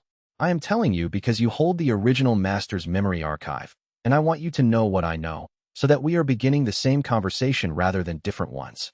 She sat in the hall's only chair, Old Hollow's formal steward chair, which no one else had sat in, with the ease of someone who had spent decades making themselves at home in difficult situations. The Undying Ember Temple was the Flame Dao lineage's last organized practice site, she said. 300 years ago, it was destroyed by the predecessor organization to the Jade Succession Protocol. Different name, same structure, same purpose. Prevent the Void Throne's restoration by eliminating the lineage carriers who would eventually be drawn to it. She said this with a flat calm that was not absence of feeling, but the thing that comes after you have processed a loss for long enough to see it clearly. "I was not at the temple when it burned. I was on pilgrimage. I returned to find ash and had no lineage to return to. And the vision came 30 years later. 20 years after the temple's destruction. I had spent 20 years working alone, preserving what I could of the Flame Dao practice with no sect infrastructure and no students who could survive the full training without support. Then the vision. She looked at the hall's walls. The throne calling for its 9th bond. A wanderer at the center. 14 chrysanthemums. What did you do with the vision? I changed my route. The simplicity of it was absolute. I had been moving east. I turned south and began the approach that would put me in position to arrive when the throne's call was strong enough to confirm the vision. 30 years of slow positioning. She looked at him. I have been more patient than most people think patience can be. Wei Liang believed this. He had known patience that lasted years and thought that was long. What she was describing was patience as a way of life. You intend to accept the right, he said. Not a question. I intended to accept the right for 30 years. She looked at him with the patient eyes of someone for whom this conversation was the endpoint of a very long road. But I have a question first. Not a condition. I told you I wanted a proper conversation. And a proper conversation means asking what I want to know rather than negotiating. Ask. The ninth bond completes the throne structure. 9 inputs, full formation stability, the original master's intent realized. She paused. What comes after? Not the politics. I understand what the palace represents to the regional factions. What do you intend after the ninth bond? Wei Liang had been asked versions of this question before. Fengling had asked it in the early days. Nu Huanling had asked it more recently. He had given honest answers that satisfied them. He thought about what Ran Xinghua specifically was asking. A woman who had given 30 years of her life to a direction without knowing exactly what the destination held. I intend to make the palace worth what it cost, he said. Not as a power base. As the thing it was built to be. He paused. Jiao Wuling built it as a sanctuary. A place where the kind of power that the Jade Succession Protocol spends its existence trying to control can be held by 9 different people who each have their own reasons for being here, so that none of them is doing it alone and none of them is doing it for ambition. He looked at the hall's walls. She was right about the structure. The 9-bond architecture distributes the weight. No single person carries what they shouldn't carry alone. And you? I carry what's mine. He met her eyes. And I try not to miscalculate whose problem is whose. Ran Xinghua looked at him for a long moment. Something in her expression shifted. Not surprise, not satisfaction, but the quieter thing that happens when an answer confirms what you thought you would hear but weren't certain of. Jiao Wuling chose well, she said. She chose 30 years before I existed. That's what I mean. She stood. The jade tablet at her belt caught the hall's light. I am ready when you are. Outside, through the hall's single window, the evening had turned the shattered plains the color of cooling embers. 14 chrysanthemum petals stood perfectly still in the courtyard fountain, waiting. Chapter 35. The ninth bond. The throne room held all 9 of them. Wei Liang had not intended this. He had intended a private rite, the same structure as the previous 8, 2 participants and Old Hollow as witness. But they came anyway. Fengling arrived first, standing to the right of the throne without comment. Yueme arrived second, positioning herself across the room with the quiet efficiency of someone who had determined their preferred placement and taken it. Then Ruan, then Nu Huanling with the void links at her heel, then Bai Suling carrying a small warming cup that she was clearly not planning to leave behind, then Xiao Wuhan with a notebook, then Mei Chongsong, then Bai Rongshu, then finally Luo Tuan, who entered last, and stood near the doorway in the posture of someone who had known all along how this would go. All 8, already present, waiting for the 9th. Wei Liang looked at them. Fengling was watching Ran Xinghua with the sharp assessment she used on unknown practitioners, reading cultivation level, technique type, likely combat method. She found whatever she was looking for, and her expression settled from assessment to something that was not quite acceptance, but was near it. Ran Xinghua looked at all 8 of them. She took her time. She moved through the room. Not to introduce herself, just to be present, to let the bond marks that each of them carried register in whatever sense she had developed over a very long life. When she came to Nu Huanling, she stopped. Beast bond line, she said. Your oldest companion is gone. Nu Huanling's expression did not change. Yes. The void links was bonded to you when it was 3 days old. It would have died otherwise. She looked at the pup, who was watching her with the flat amber attention of a predator that has not yet decided what to make of something. It will live to be older than you. Nu Huanling looked at the pup. She did not speak. Ran Xinghua continued to Wei Liang's position at the throne. The cracked void throne stood behind him. In the 8 hours since he had been in this room, something had changed. The stone on either side of the crack had continued to warm, and the faint luminescence he had first seen when Bai Rongshu's bond formed had deepened from a suggestion of light to something visible. The crack itself was no longer dark. It held a pale flame-colored glow, narrow, steady, waiting. The throne has been anticipating this for 30 years, Ran Xinghua said. It is less patient than I am. She looked at Wei Liang. Shall we? Old Hollow's formal construct appeared. The right of accord was the same structure it had always been, beginning with the declaration of voluntary intent and moving through the exchange of cultivation frequency acknowledgement to the palace's formal witness. Wei Liang had performed it 8 times and still could not make it feel routine, because it was not routine. It was the confirmation that a person had chosen to tie their path to this place, and that choice was always specific to the person making it. When Ran Xinghua spoke the declaration, her voice was the same as her normal voice, exact and warm, 30 years of patience compressed into words that meant what they said. She did not add anything. She did not perform significance. She simply said the words, and they were enough. The ninth seal shattered. The palace had been responding to each bond with visible, measurable effect. Lights activating, wings restoring, the chrysanthemum count rising. The ninth bond's response was not more of the same. It was qualitatively different. The throne room filled with light. Not fire.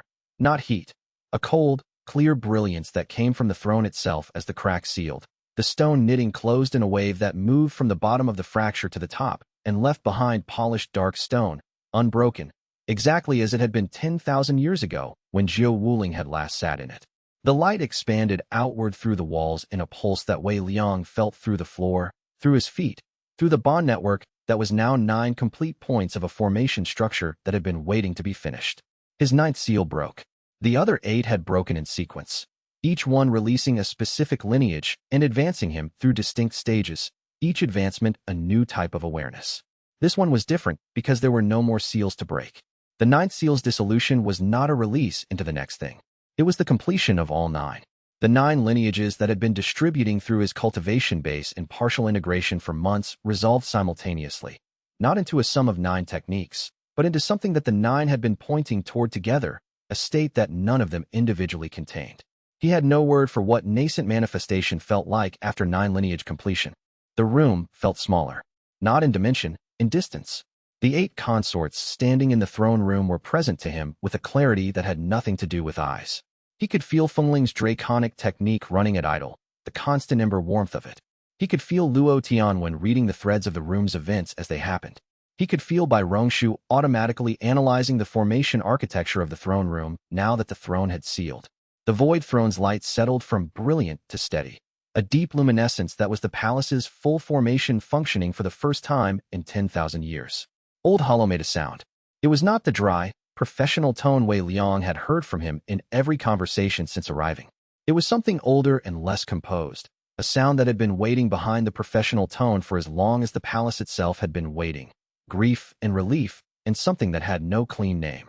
He stood at the throne room's entrance in his steward construct form and did not speak for a long moment. Then, the throne is restored. Void palace formation at 100%. A pause. The original master's final instruction is fulfilled.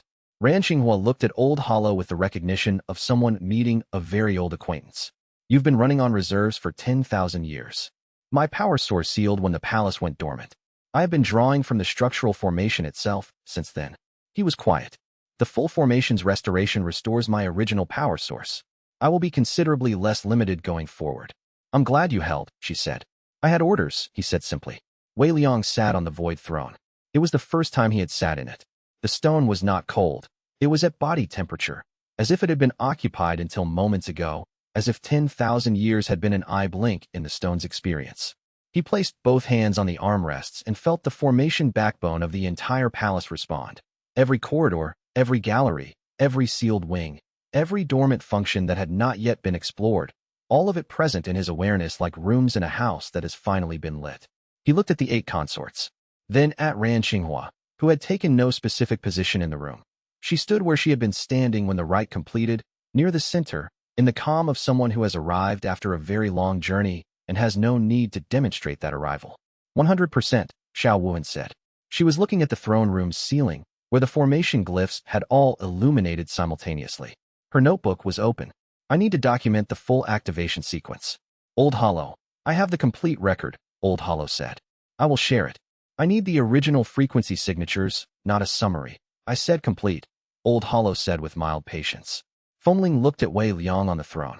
Her expression was not the assessment she had given Ran Xinghua. It was something she did not name, and he did not name, and neither of them needed to. She waited 10,000 years, Fengling said quietly. It was not addressed to anyone specific. Yes, Wei Liang said. Outside, the void chrysanthemums bloomed to 15 petals, one beyond the count for full formation stability, one for the 9th bond actively resonating, the palace expressing its state in the only language it had always used. The night beyond the courtyard was deep and still, and the formation shimmer at the perimeter ran clear and full, and for the first time since the palace's fall 10,000 years ago, the void throne held a master who could hold it. The work was not done. The Jade succession protocol still existed. Kongju would appear again on his own schedule for his own reasons. The adjacent Tier 0 realm was sealed but unexplored. And somewhere beyond the mortal realm's ceiling, in the deep space where very old things waited, something had noticed the throne's restoration and was, with the patience of 10,000 years of its own, beginning to turn its attention toward the light. But tonight the palace was whole, and the 9 people in the throne room had made it so, and that was enough. Chapter 36. What was sealed? Old Hollow unlocked the first new wing at dawn. Wei Liang had not slept. He had sat on the void throne until the hour when the shattered plains outside the formation shimmer went from black to gray, and then he had stood and begun walking. The fully activated palace was not a louder version of itself. It was more present. Every corridor, every formation inscription, every sealed door registering to his 9 lineage awareness with a clarity that the previous night's 95% had approximated but not matched. Old Hollow walked beside him. His construct form was different, cleaner, more substantial, as if the decades of running on reserves had left a film over him that the restored power source had finally dissolved. His robes were still the same formal steward style, but the fabric moved properly now instead of hanging, as if slightly too heavy for the form beneath it. The East Wing requires your authorization to fully open, Old Hollow said. The original master sealed it at the time of the palace's dormancy. It contains personal effects, the living quarters of the original 9 consorts. She believed that if the palace ever restored, the new inhabitants should have the space first, without the old occupants' traces filling it. A pause. She also believed she might be wrong about this. She left the decision to the current master. Wei Liang thought about the nursery he had found during his earlier walks. Someone had placed a flowering plant in it. He suspected by Suling. Leave it sealed, he said. The consorts have established their own spaces. The original quarters aren't mine to reassign. Old Hollow absorbed this. Understood. They turned into the wing that had previously held the flamed-out archive, which had been largely empty. The lineage's practitioners had died before they could fully contribute. With Ran Xinghua's bond active, the archive was filling, not from Ran Xinghua herself, from the palace. The formation backbone had been accumulating flamed-out resonance from every practitioner who had ever lived here, however briefly, and storing it in a compressed form that could not be accessed without a flamed-out consort bond to serve as a key. Now the key was active.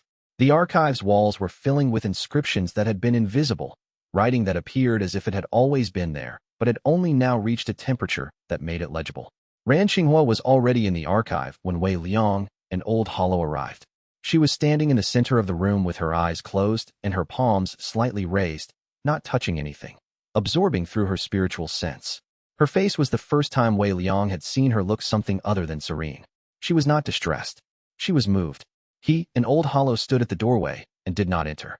After a time she said, without opening her eyes, "There are 3 practitioners here whose work I was told was lost." A pause. "They are not lost. They were waiting." She lowered her hands. "This is what a library is supposed to be." Wei Liang left her to it. In the Beast Wing, New Huanling was sitting in the center of an ecology that had changed overnight. The dormant animals sealed within the palace's formation, the ones that Old Hollow had mentioned in passing once, that had been waiting in stasis for the 9th bond, were waking. Not violently, not in panic. Carefully, the way animals who have been in a very long sleep return to alertness. The wing smelled of warm earth and animal breath. 3 species that Wei Liang could not identify were moving between New Huanling's sitting form and the walls of their new space, apparently deciding whether she was acceptable. She was not looking at Wei Liang.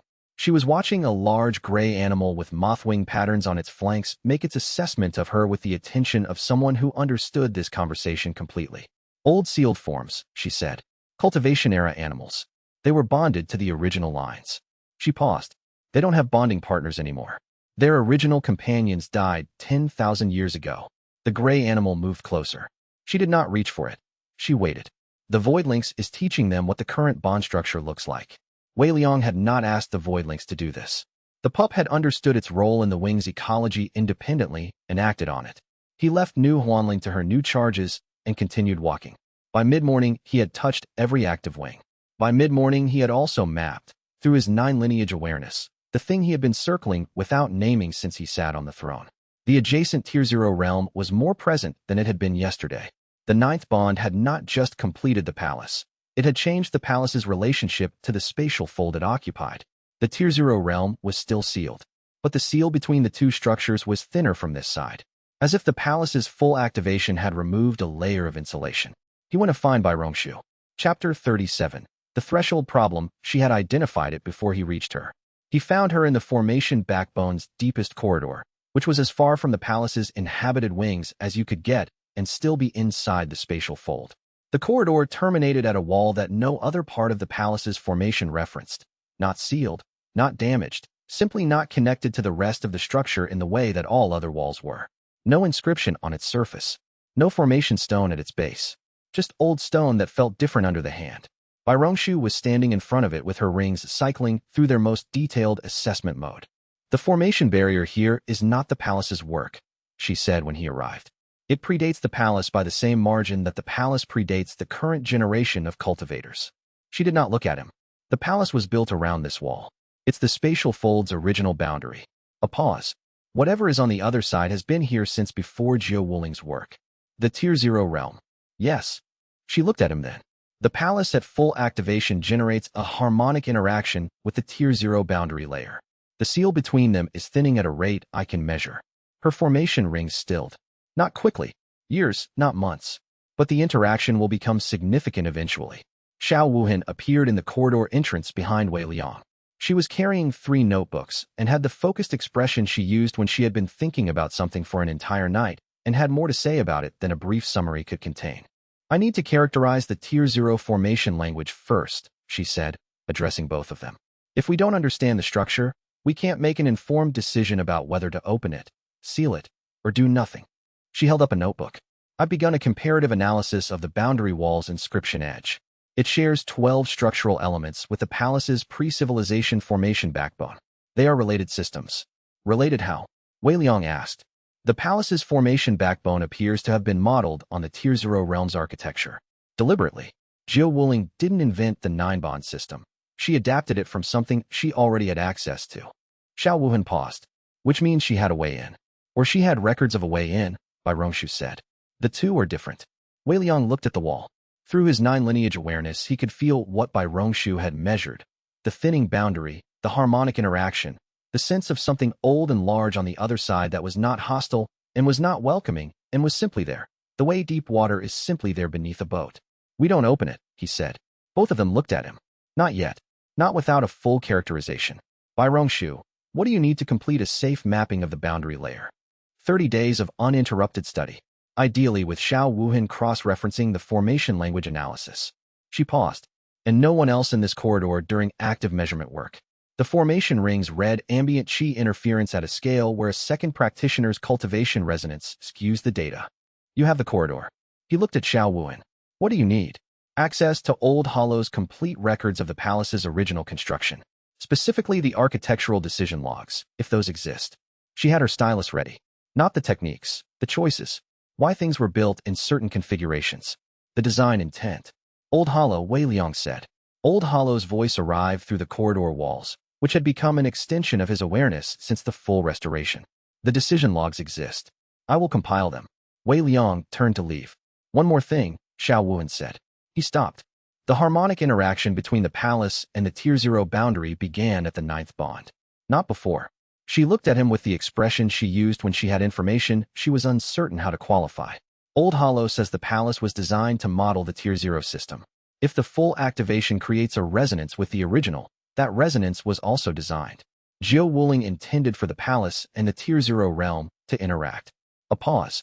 She intended for this to happen. Wei Liang absorbed this. He thought about the nursery, empty but for one planted flower. He thought about the chrysanthemum petals at 15. Add that to the characterization framework, he said, and left. He walked back through the palace with the knowledge sitting in his chest. There was another layer beneath what he had thought was the complete structure. Jiao Wuling had built the palace around a door that led somewhere older. She had spent 1,000 years, or 10,000, waiting for someone to build the key. He was the key. The 9 bonds were the mechanism.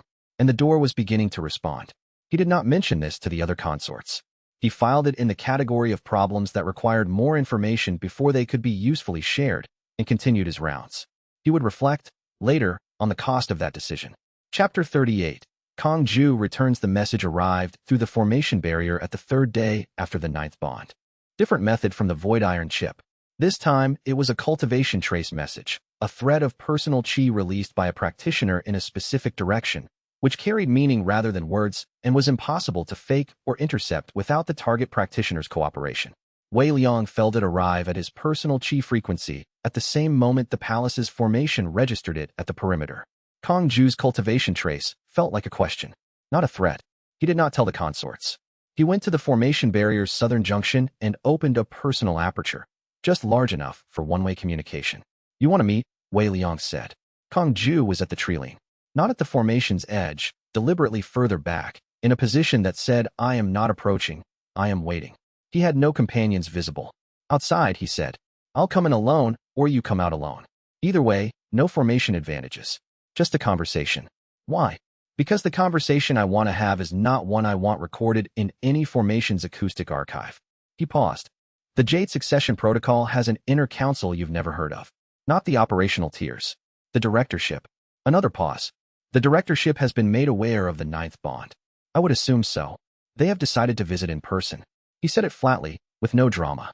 "I thought you should know what they are before they arrive." The operational tiers were given a narrative about the protocol's purpose that the directorship does not share. Wei Liang studied the distant shape of Kong Ju at the tree. He read the message's cultivation trace again in his memory, a question.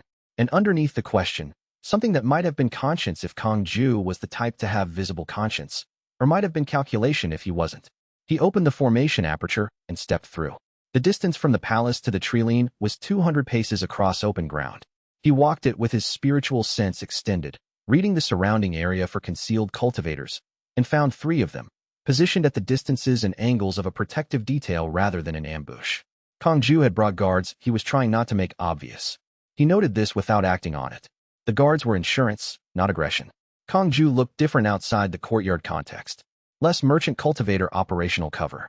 More someone who had made a decision they were not entirely comfortable with, and had decided to make it anyway. "The directorship sent Kong Ju to deliver the warning," Wei Liang said. "Not an anonymous message. Not a formal channel. You specifically. I'm the only directorship member who has personally assessed the palace." A pause. "I recommended stand down at every tier. The directorship has its own reasons for wanting to see the restored throne in person." He looked at the formation shimmer visible above the palace's outer wall. "They will not come as enemies. They came as something worse." "What?" "Interested parties." The words landed with a particular weight. The Jade Succession Protocol was not originally designed to prevent anchor events. It was designed to manage them, to ensure that when a Tier 1 anchor event completed, when the 9 bonds were assembled, the resulting power structure was orientated toward the protocol's directorship interests. He looked at Wei Liang. "The operational tiers believe they're containing destabilization. The directorship believes they're identifying assets." Wei Liang was quiet for a long moment. The 3 hidden guards were still in their positions. The formation shimmer over the palace was steady. The shattered plains around them were empty except for wind over cracked stone. "When?" he said. 11 days. He paused. "They have not agreed on whether to approach as neutral parties or to arrive with what they call calibration capability, which is what the directorship calls the capacity to destroy a Tier 1 anchor event from outside if the master proves uncooperative." He said this with a steadiness that Wei Liang recognized as someone delivering information they find distasteful. "I voted against the calibration capability. I was outvoted." "Why are you telling me this?" Kong Ju looked at him directly. "I've been in this organization for 22 years. I joined because I believed the protocol was doing exactly what the operational tiers believe it does." His voice was even, controlled. "I have been in the directorship's inner council for 7 of those years. I understand what I am part of." He paused. 11 days is the warning I can give. What you do with it is your decision." Wei Liang said, "The calibration capability. What form does it take?" "A formation weapon. Pre-civilization design. The directorship recovered it from a shattered spatial fold 40 years ago." He paused. "They have not tested it on a complete Tier 1 anchor event. You would be the first. They don't know if it works. They believe it works. The theoretical basis is sound." A brief silence. "I have given you everything I can give. If I am identified as the source of this warning, there are consequences I am prepared to accept." He turned back toward the tree. "The next time we speak, I will be on the other side of a line I haven't crossed yet. Prepare accordingly." He walked back to his guards. Wei Liang stood on the open ground and watched him go and thought about the 11 days, the calibration capability, the directorship, and the 9 people in the palace behind him who he had not told was meeting with a man whose organization intended to destroy everything they had built. He had made the decision to meet Kong Ju alone.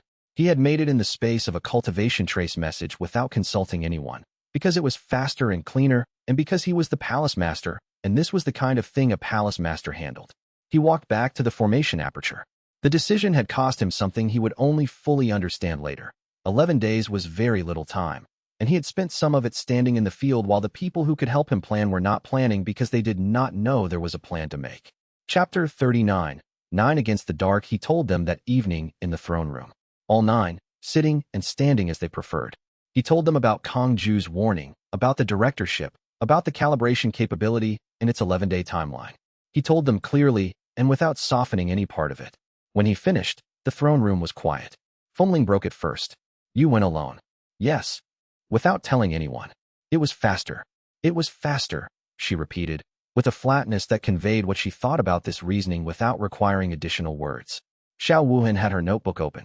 She was writing at the speed of someone taking dictation. A pre-civilization formation weapon recovered from a shattered spatial fold 40 years ago. Untested on a complete Tier 1 anchor event. She looked up. The theoretical basis for Tier 1 formation weapons involves attacking the structural resonance between the formation backbone and the master's cultivation base. If the weapon destabilizes the resonance, the formation collapses, which would kill Wei Liang, Ruoyan said.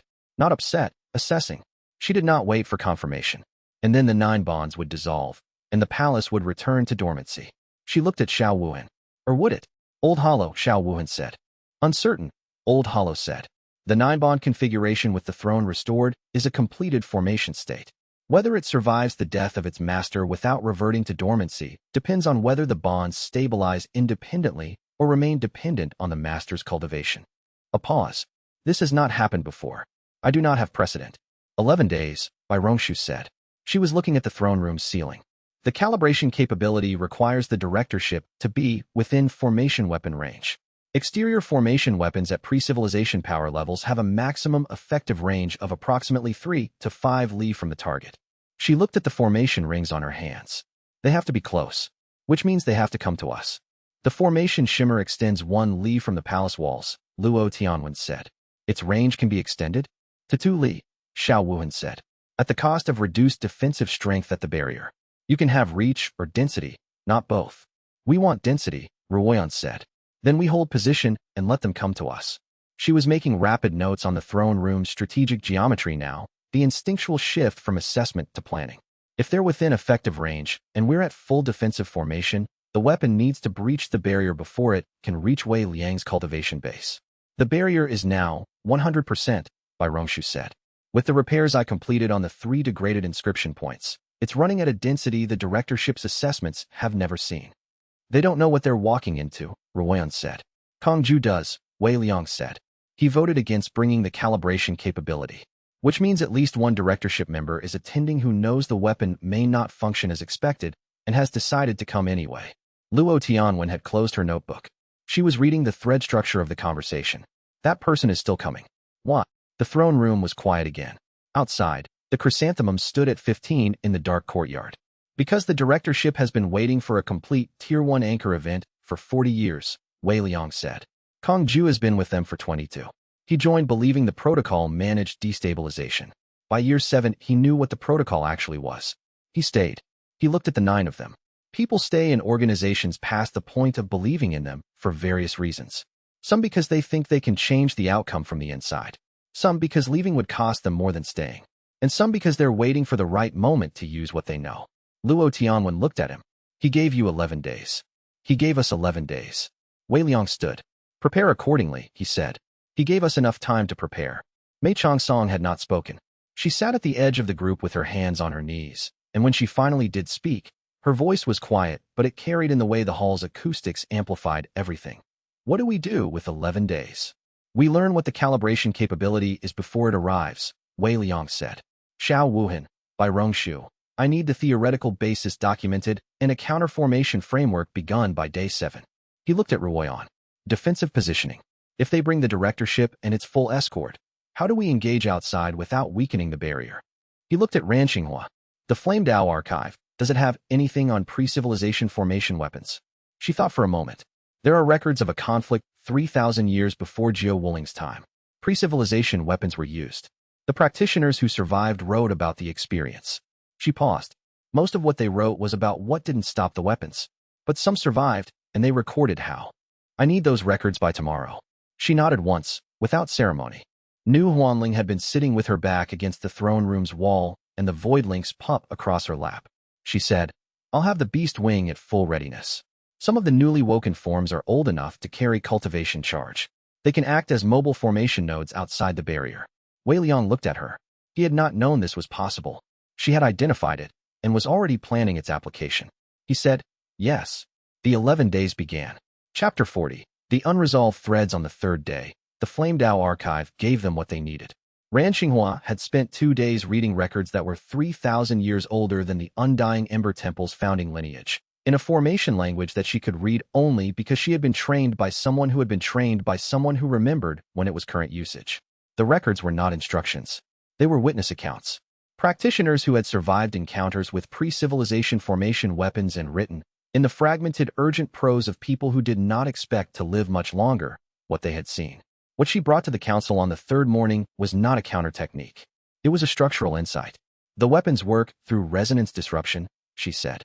They attack the coherence of a formation's frequency signature, the thing that makes it recognizable as itself rather than ambient chi. But they require a fixed target.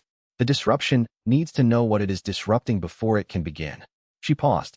A formation whose frequency signature is continuously shifting cannot be easily targeted.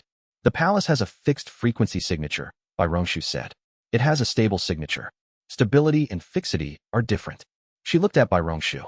A formation can be stable, consistent, predictable, reliable, and still have a frequency signature that modulates within a range rather than holding a single point. Bai Rongshu was already ahead of this.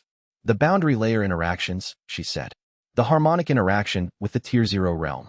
If we allow the palace's formation to engage that interaction rather than maintaining a fixed barrier between them, the palace's frequency signature would modulate continuously, Xiao Wuhan said. She had been listening with her notebook open. We would not be changing the formation. We would be allowing it to interact with the Tier 0 harmonic, which creates a natural frequency variation. She looked at Wei Liang. This is what Jiu Wuling designed. She built the palace to interface with the Tier 0 realm because the Tier 0 realm's influence would make the palace impossible to target with standard formation weapons. Wei Liang thought about the sealed wall in the formation backbone's deepest corridor. About Bai Rongshu's measurement that the boundary layer was thinning. About Jiu Wuling building the palace around a door she intended to eventually open. Open the interface, he said. Bai Rongshu looked at him. We haven't completed the characterization. I said 30 days. We have 8 days. What can you determine in 8? She was quiet for 4 seconds. The count of a careful person deciding how much certainty they can responsibly claim. The interface's safe operating range. I can't tell you what's on the other side, but I can tell you how far to open it without risking formation instability. She paused. If I work without stopping. Work without stopping. He looked at Xiao Wuhan. Support her. He spent the next 6 days watching the palace prepare for a confrontation he had created by meeting Kongju alone without telling anyone. The consorts worked efficiently, without reproach, without pointing at the origin of the problem they were solving. Ruoyan developed 3 exterior engagement scenarios with Nu Huanling's newly awoken formation beast nodes as a 4th element that the directorship would not have anticipated. Mei Chongsong tuned the palace's acoustic formations to add a disorienting sound Dao layer to the barrier's exterior. Yueme mapped the approach vectors with her ghost sense and identified 2 that the directorship's own formation specialists would likely try to use. Fengling said nothing about the solo meeting to Wei Liang directly. But on the 4th evening, she found him in the throne room where he had been sitting alone reviewing Ran Xinghua's archive translations, and she sat beside him without comment and reviewed them with him. And the silent presence said what neither of them chose to say aloud. Next time, don't go alone. He filed it as a lesson that had cost something real. 6 days of preparation instead of 11. And a formation interface he wasn't ready to open. Opened earlier than planned because he had not shared the problem when sharing would have created better options. On the 8th day, Bai Rongshu completed the interface calibration. On the 9th day, they opened it. Partially, a hair's breadth. Enough for the harmonic interaction to begin without exposing the palace to whatever the Tier 0 realm actually contained. The effect on the palace's frequency signature was immediate and measurable. Xiao Wuhan recorded a continuous modulation range that made it, in her words, recognition-resistant at close analysis. On the 10th day, Luo Tianwen sat in the courtyard and watched the southern approach. On the 11th day, she closed her notebook. They're coming, she said. Wei Liang stood at the formation shimmer and felt the directorship's approach through his 9 lineage awareness. 9 figures. One of them carrying a formation weapon that resonated with a frequency unlike anything he had encountered, ancient and cold and specifically purposed. Around them, a full escort of operational cultivators. He felt the weapon searching for the palace's formation signature. Searching and not finding it. The frequency signature shifting, modulating, the harmonic interaction from the Tier 0 interface, creating a moving target that the weapon's targeting resonance could not lock. He heard, at the boundary of his spiritual sense range, Kong Ju's voice from among the approaching 9, low, inaudible to anyone but another cultivator at this range, directed at the person beside him. I told you it wouldn't work as designed. Then, louder, directed at the palace master. We would like to talk. Wei Liang looked at the 9 consorts assembled behind him. Feng Ling's jaw was set. Ruoyan had her hand on the spear, she kept at her back. Ran Xinghua was watching the southern approach with the calm of someone who has seen this type of confrontation before and knows that the most important conversations often begin with people announcing they want to talk, while holding weapons they have already decided not to use.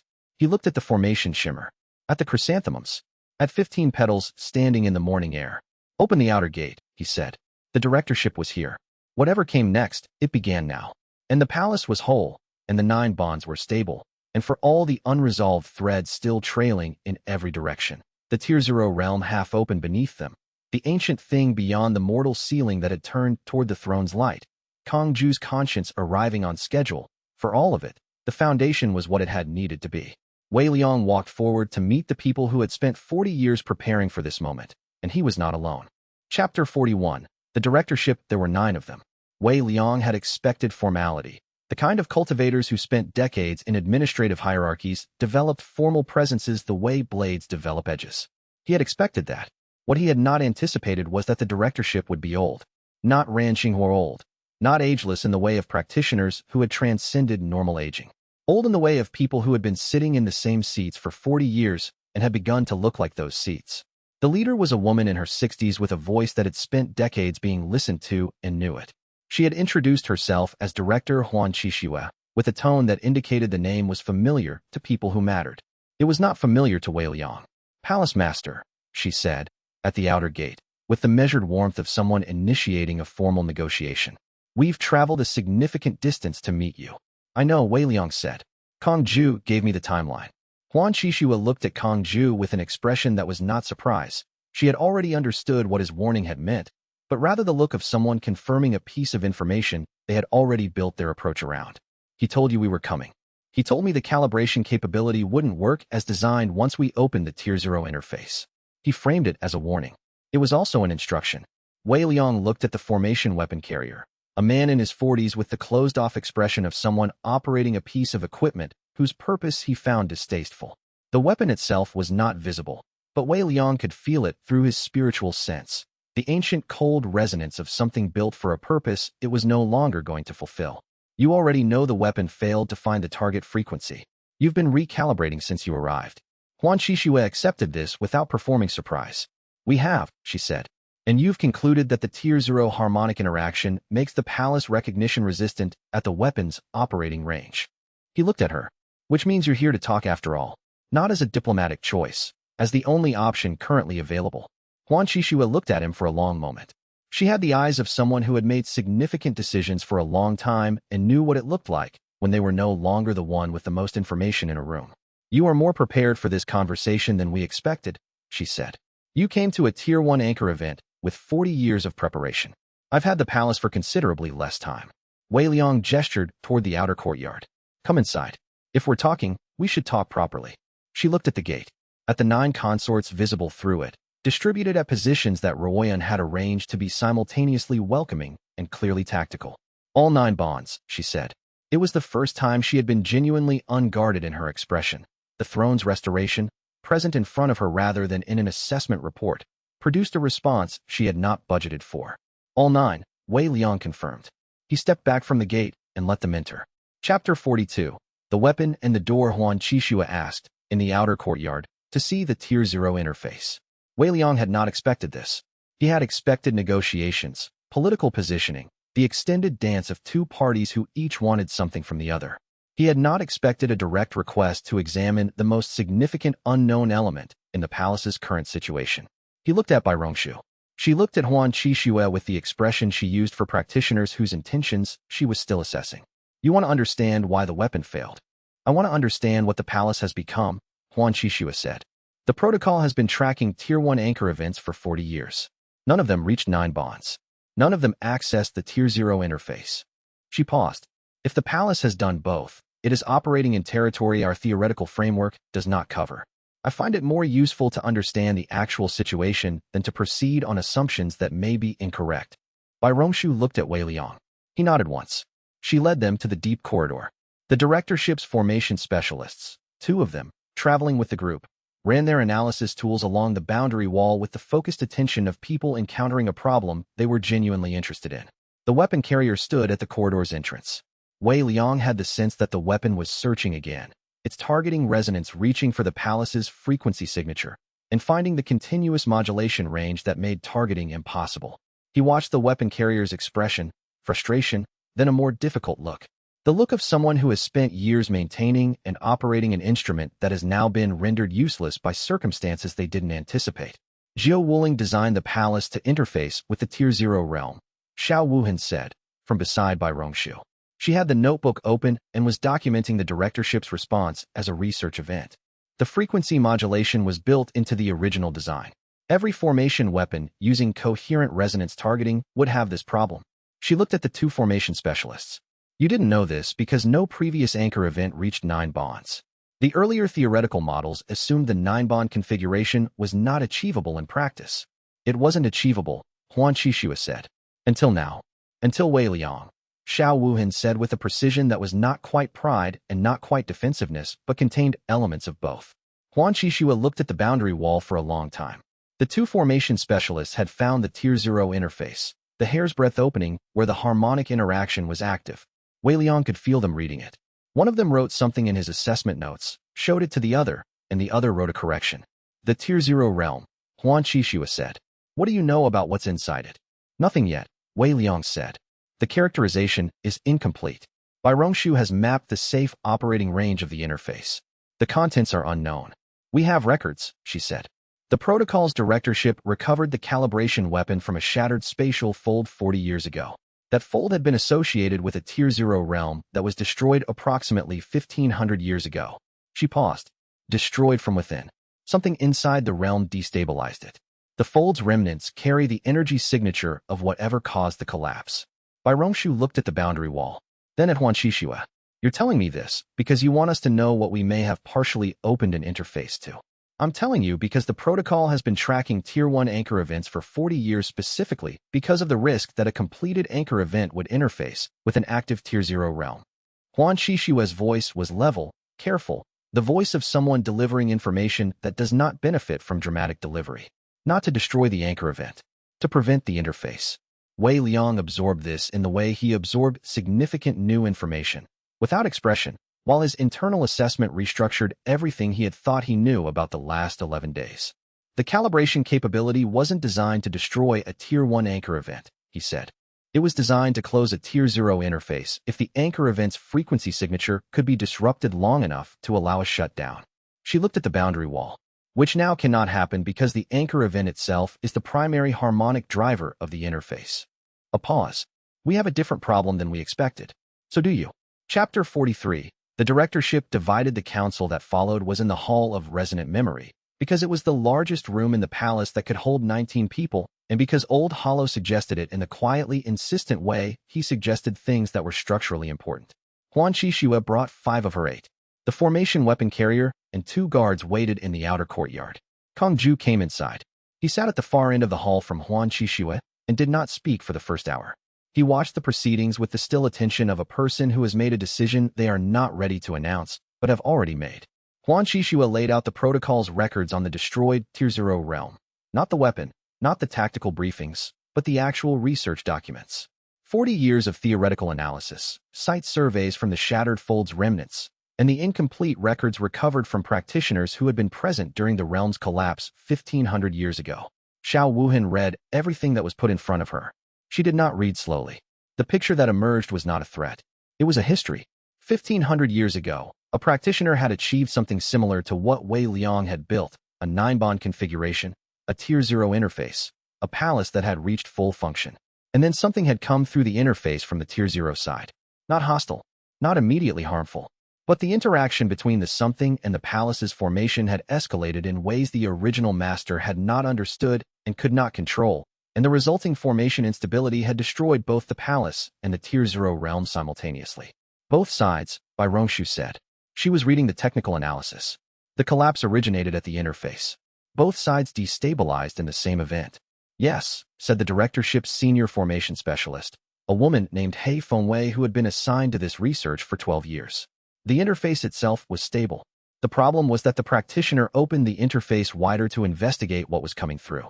The wider opening allowed a feedback loop between the two formation structures that, she looked at Bai Rongshu's notes, is actually very similar to what you described as the mechanism for the Tier 0 harmonics frequency modulation effect. Except instead of modulating the outer frequency, the feedback consumed the inner structure. The interface needs to stay at hair's breadth, Bai Rongshu said. At minimum, smaller would be better. She paused. The problem is that the Tier 0 realm's formation structure, once engaged with an active 9-bond configuration, applies pressure to the interface from its side. It wants to open further. You have to actively hold it at the operating range. Wei Liang looked at Bai Rongshu. She had the expression she used when she had already identified a problem and was working out whether to say the difficult part of the analysis or lead with the easier part. She said the difficult part. Holding the interface at operating range requires formation maintenance. Active, continuous maintenance, which I can provide indefinitely with appropriate support. She paused. But it is not a one-person task long-term. It requires at least 2 practitioners with deep formation expertise working in rotation. She looked at He Fengwei. He Fengwei looked at Huan Qixue. This was the moment the council pivoted. Wei Liang watched it happen. The directorship's formation specialist looking at the directorship's leader with a question that was also a recommendation, because in 12 years of studying this problem, she had been looking for a situation exactly like this one, and it had arrived in a form she had not expected but could not dispute. Huan Qixue looked at Wei Liang. We have resources the palace does not have. Specifically, 12 years of documented research on this problem. And the palace has the interface, Wei Liang said, and 9 active bonds, which neither of us can replace with the other's resources. No. The hall was quiet. Kong Ju had not moved from his position at the far end. He was watching Huan Qixue. She said, I would like to propose a different relationship between the protocol and the Void Palace than the one we arrived with. I expected you would, Wei Liang said. Tell me what you have in mind. Chapter 44. Kong Ju's choice. The terms Huan Qixue proposed were not generous. They were not supposed to be generous. They were supposed to be the opening position in a negotiation between 2 parties who both needed something the other had. Wei Liang listened to the terms, asked 6 clarifying questions, and then said, no. Huan Qixue looked at him. The protocol's directorship retains oversight authority in your proposed terms, he said. Oversight means the ability to intervene if the directorship determines intervention is warranted, which means you retain the authority to use the calibration capability if you determine the interface has become dangerous. He looked at her. I've spent 11 days preparing for that weapon. I have no interest in accepting terms that allow it to be used without my knowledge or consent. The weapon cannot currently function against the palace's formation. It cannot currently function. Formation frequencies are adjustable. He looked at He Fengwei. If He Fengwei and Bai Rongshu work together on the interface maintenance, He Fengwei gains direct knowledge of the palace's formation architecture. Given adequate time and access, she could recalibrate the weapon to target at a different frequency range than the current Tier 0 harmonic. He looked at Huan Qixue. I respect the directorship's research capabilities too much to accept terms that give you a 12-year head start on a problem and then place your experts inside my formation architecture. Huan Qixue was quiet. Then, what terms would you accept? Shared research access. He Fengwei contributes documentation to the interface maintenance effort and receives documentation in return. No calibration capability on protocol grounds during the research period. And Kong Ju stays. Kong Ju, from the far end of the hall, looked up. Kong Ju stays, Huan Qixue repeated. He's been in your directorship for 22 years, and he's been preparing to leave it for at least 11 days. Probably longer. Wei Liang looked at Kong Ju directly. He warned us. He framed it as a warning so you couldn't classify it as defection, but the effect was defection. He chose a side. He paused. I want him on this side. The hall was silent. Kong Ju looked at Huan Qixue. Something moved through his expression, not guilt, not apology, but the thing that comes when a decision you've been carrying for years finally arrives at the moment it has to be said aloud. She's not wrong. I voted against the calibration capability 4 times in the last year. I gave the palace master the timeline. He paused. I've known for 7 years what the directorship's true purpose was. I stayed because I thought I could manage the outcomes from inside. I can't. He looked at Wei Liang. If the offer is genuine. The palace doesn't make offers that aren't genuine, Ruoyan said from the side of the hall. She said it the way she said most things, as a statement of operational fact, not reassurance. It's a waste of formation energy. Kong Ju almost smiled. It was a small thing, quickly controlled, but it was there. Huan Qixue looked at him for a long moment. The protocol will regard this as defection. Yes, he said. There are consequences. I'm aware of the consequences. He said it with the steadiness of someone who has been aware of them for a long time and has spent that time deciding whether they were acceptable. The research terms are the right terms. The directorship knows this. You're going to agree to them because the alternative is waiting for the Tier 0 interface to destabilize without either formation expert present, and then writing a protocol report about why the Tier 0 realm destroyed its second anchor event in 1500 years. He looked at Huan Qixue. Hei Fengwei will tell you the same thing when you ask her privately. Hei Fengwei did not confirm or deny this. She was looking at the boundary wall's direction, thinking about 12 years of research and a practical problem she had been building towards solving. Huan Qixue was quiet for an amount of time that Wei Liang spent reading her expression, calculating, not deliberating. She had already decided. She was timing the announcement. The terms are acceptable, she said, without the oversight clause, with a mutual disclosure agreement on interface status updates. She looked at Wei Liang. And Kong Ju stays. That is his decision to make. She paused. The calibration capability will be returned to the protocol's secure archive. Not the directorship's secure archive, Wei Liang said. She looked at him. The protocol's operational archive. Tiered access. No single director with unilateral authorization to deploy it. He held her gaze. You said the protocol's true purpose was to manage anchor events. If that's what it becomes, the calibration capability should be a last resort with full council authorization, not a directorship tool. It was the most aggressive negotiating position he had taken. He watched Huan Qixue process it and recognized the moment she decided he was right and the moment she decided to agree. They were the same moment. Full council authorization, she said. Agreed. Outside, through the hall's window, the void chrysanthemums stood at 15 petals in the afternoon light. Chapter 45, What the Deep Registers. Hei Fengwei stayed. She arrived in the deep corridor the following morning with 12 notebooks of prior research. A personal formation kit more sophisticated than anything Bai Rongshu had brought, and the focused attention of someone who has waited 12 years for access to a specific problem. She and Bai Rongshu spent the first 2 hours doing what formation masters apparently do when they meet for the first time in a shared working environment. They cataloged each other's approaches, methodology, and habitual errors without saying anything directly complimentary or critical, in a language that was technically about the boundary wall, but was actually about whether they could work together. By midday, they were working together. Wei Liang checked on them once and understood immediately that he was not needed here. The problems they were solving were real problems, serious problems, the kind that had destroyed one Tier 1 anchor event already. But they were problems that required expertise he did not have, and he had placed the right people in the corridor. He went to find Kong Ju. Kong Ju had been given a guest wing. Old Hollow had prepared it with the same care he gave all spaces, and it was comfortable in the specific way the palace made spaces comfortable, which was not luxury but presence. He was sitting at the wings table when Wei Liang arrived, reading through documents that were, Wei Liang recognized, the protocol's full structural analysis of the Tier 0 destroyed realm incident from 1500 years ago. You brought the full research file, Wei Liang said. I've been carrying it for 3 years. He set it down. It was the evidence that convinced me the directorship's purpose was not what the operational tiers were told. He looked at Wei Liang. The protocol was founded to prevent this. The destroyed realm. What happened 1500 years ago? A pause. The directorship doesn't tell the operational tiers that. They tell them the protocol manages destabilization. They don't explain what kind of destabilization they're managing. What happened to the realm that was destroyed? The practitioner opened the Tier 0 interface because something was coming through it. Not hostile. The records are clear on that. It was coming through slowly, carefully, as if testing the opening. He paused. The practitioner widened the interface to let it through more easily. That's when the feedback loop began. He looked at the document. The protocol's conclusion was, the Tier 0 realm contains an entity or system that will attempt to emerge through any active Tier 0 interface associated with a completed Tier 1 anchor event. Not to attack, to complete some purpose of its own. The process of emerging is what creates the feedback loop. Wei Liang sat in the wing's second chair. and the protocol's solution was to prevent any Tier 1 anchor event from reaching 9 bonds. For 40 years. Until you. He looked at Wei Liang with something that was professional respect and something else that was harder to name. You reached 9 bonds in a fraction of the time any previous attempt had taken. The directorship received the 9th bond confirmation and had the calibration capability ready within 3 days.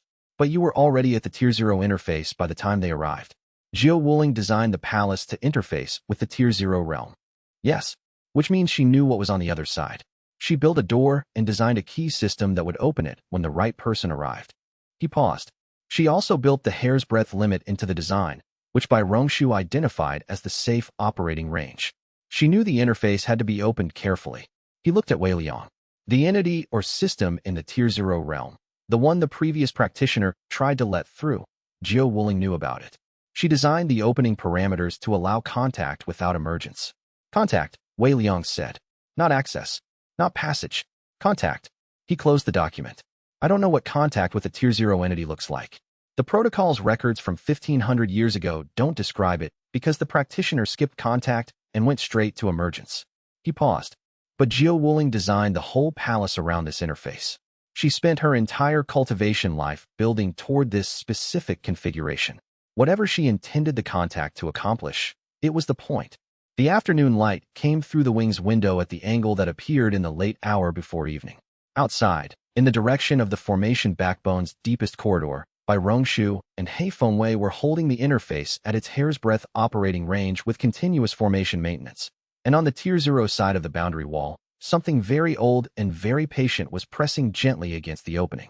Wei Liang sat with this information and built his next calculation on it, as he always built calculations, from the available facts, toward the most viable next action, without indulging in the fear that the facts might generate if he looked at them as something other than problems to be solved. Jiao Wuling had built the door. She had designed the key. She had waited 10,000 years for someone to complete it. The contact she had designed for was waiting on the other side. I'm going to need to understand what it is before we let it reach the opening, he said. Yes, Kong Ju said. That is the correct next problem. Outside, the void chrysanthemum stood at 15 petals, and in the deep corridor, the boundary wall was a hair's breadth open, and something that had been waiting longer than the palace had existed was beginning, very carefully, to make itself known. Chapter 46. First contact. The contact happened 3 days after He Fengwei arrived. Bai Rongshu described it afterward as a frequency pulse, a structured signal with internal logic, distinct from the random harmonic variation the Tier 0 realm normally produced through the interface. She had been running a passive measurement sequence when the signal arrived, and the shift in her formation ring's response was her first indication. She did not investigate alone. She came to find Wei Liang. He was in the throne room with Kong Ju, reviewing the protocol's historical documentation of the 1500-year-old collapse. It was careful, methodical work, mapping what had gone wrong in the previous case so that each decision point in their current situation could be evaluated against a known failure mode. Kong Ju was, Wei Liang had discovered, very good at this. He had spent 22 years in an organization whose documented purpose did not match its actual purpose, and he had developed a precise ability to read the gap between stated intention and operational reality. Pulse, Bai Rongshu said from the doorway. Structured, repeating at 6-second intervals. Amplitude steady. Wei Liang stood. He went to the deep corridor with Bai Rongshu, He Fengwei, and, because she appeared in the corridor before he had decided whether to inform her, Ran Xinghua. The pulse was audible to his 9 lineage awareness the moment he entered the corridor. Not as sound. His nascent manifestation state received it as a pattern in the formation backbone's ambient resonance, the way you read the approach of a storm in the pressure before it arrives. Regular. Deliberate. Not random. He stood at the boundary wall. The pulse reached him. It did not carry language. It carried weight, a quality of attention, the particular resonance of something very old that had detected a change in its environment and was responding to the change in the only way it could, by announcing its presence. It knows the interface opened, he said. It has known for days, He Fengwei said. She was reading her instruments. The pulse has been at subthreshold amplitude since the interface opened. This is the first time it rose above our detection baseline. She looked at Bai Rongshu. The amplitude increase was gradual. It wasn't a sudden decision. It's been calibrating its approach. Cautious, Bai Rongshu said. Yes. Ran Xinghua had her hand raised, palm toward the wall, not touching it, the listening posture she had used in the Flame Dao archive. Her eyes were closed. She was reading something in the pulse that the instruments were not capturing. It has a flame Dao component, she said. The corridor was quiet. The formation language in the Flame Dao archive uses structures that correspond to this pulse's internal pattern, she said slowly, as if translating from a language she knew imperfectly. Not identical, but related. The way a living language is related to an old form of itself. She opened her eyes. The Flame Dao archive was a record left by practitioners who had contact with this side of the interface. What does the pulse say? Wei Liang asked. She was quiet for a long moment. It's asking a question. The structure of the pulse is interrogative. It has the form of a question rather than a statement. She paused. I can't parse the specific content. But the intent is, who is there? Wei Liang looked at the boundary wall. At the hair's breadth opening where the Tier 0 realm pressed gently against the palace's formation. I'm going to answer, he said. How? Bai Rongshu asked. He thought about this. The pulse was using a formation language related to Flame Dao. He did not have Flame Dao as a primary lineage. He had all 9 lineages distributed through his cultivation base, each available but none dominant. But the 9 lineage awareness gave him something else, the ability to read and express across multiple frequencies simultaneously. He had used this awareness to feel the palace's formation at full activation, to read the directorship's approach, to feel the weapon searching for the formation signature. He had never tried to use it to communicate. He pressed his palm against the boundary wall, not to channel force, to channel frequency. He expressed a simple pattern through the 9 lineage foundation, a question structure, mirroring the pulse's form. Asterisk I am here. What are you? Asterisk the wall was warm against his hand. The boundary layer pulsed in response. Chapter 47. The archive's voice. The response took 4 hours to arrive. Ran Xinghua sat in the corridor the entire time, translating in real time as the pulse response assembled itself in fragments, not all at once, but in accumulated layers, the way sediment builds, each fragment adding to a picture that only became legible when enough layers were present. Bai Rongshu and He Fengwei monitored the interface continuously. The pulse's response was more complex than the initial signal, a structured transmission that pushed the interface's amplitude toward the upper edge of Bai Rongshu's calculated safe operating range. She held the range manually through her formation rings, and after the second hour she accepted He Fengwei's hand on her shoulder and let the protocol specialist share the maintenance load. They did not speak while working. They had developed the formation maintenance language, the shorthand of 2 practitioners doing precision work in close physical proximity, in approximately 6 hours of collaboration. Wei Liang had watched this happen with the appreciation he gave to things that were not his area of expertise, but were clearly someone's. Kong Ju appeared in the corridor at the 3rd hour. He read the room, read Bai Rongshu and He Fengwei's maintenance postures, read Wei Liang's position at the wall, and sat at the corridor's entrance with the documents from the previous practitioner's collapse event, which he had brought without being asked. At the 4th hour, Ran Xinghua opened her eyes. It is not an entity, she said. Wei Liang looked at her. I have been reading the pulse as if it were a single intelligence, something that chose to communicate, that has intentions. She paused. That is not what this is. The Tier 0 realm is a formation structure, an archive.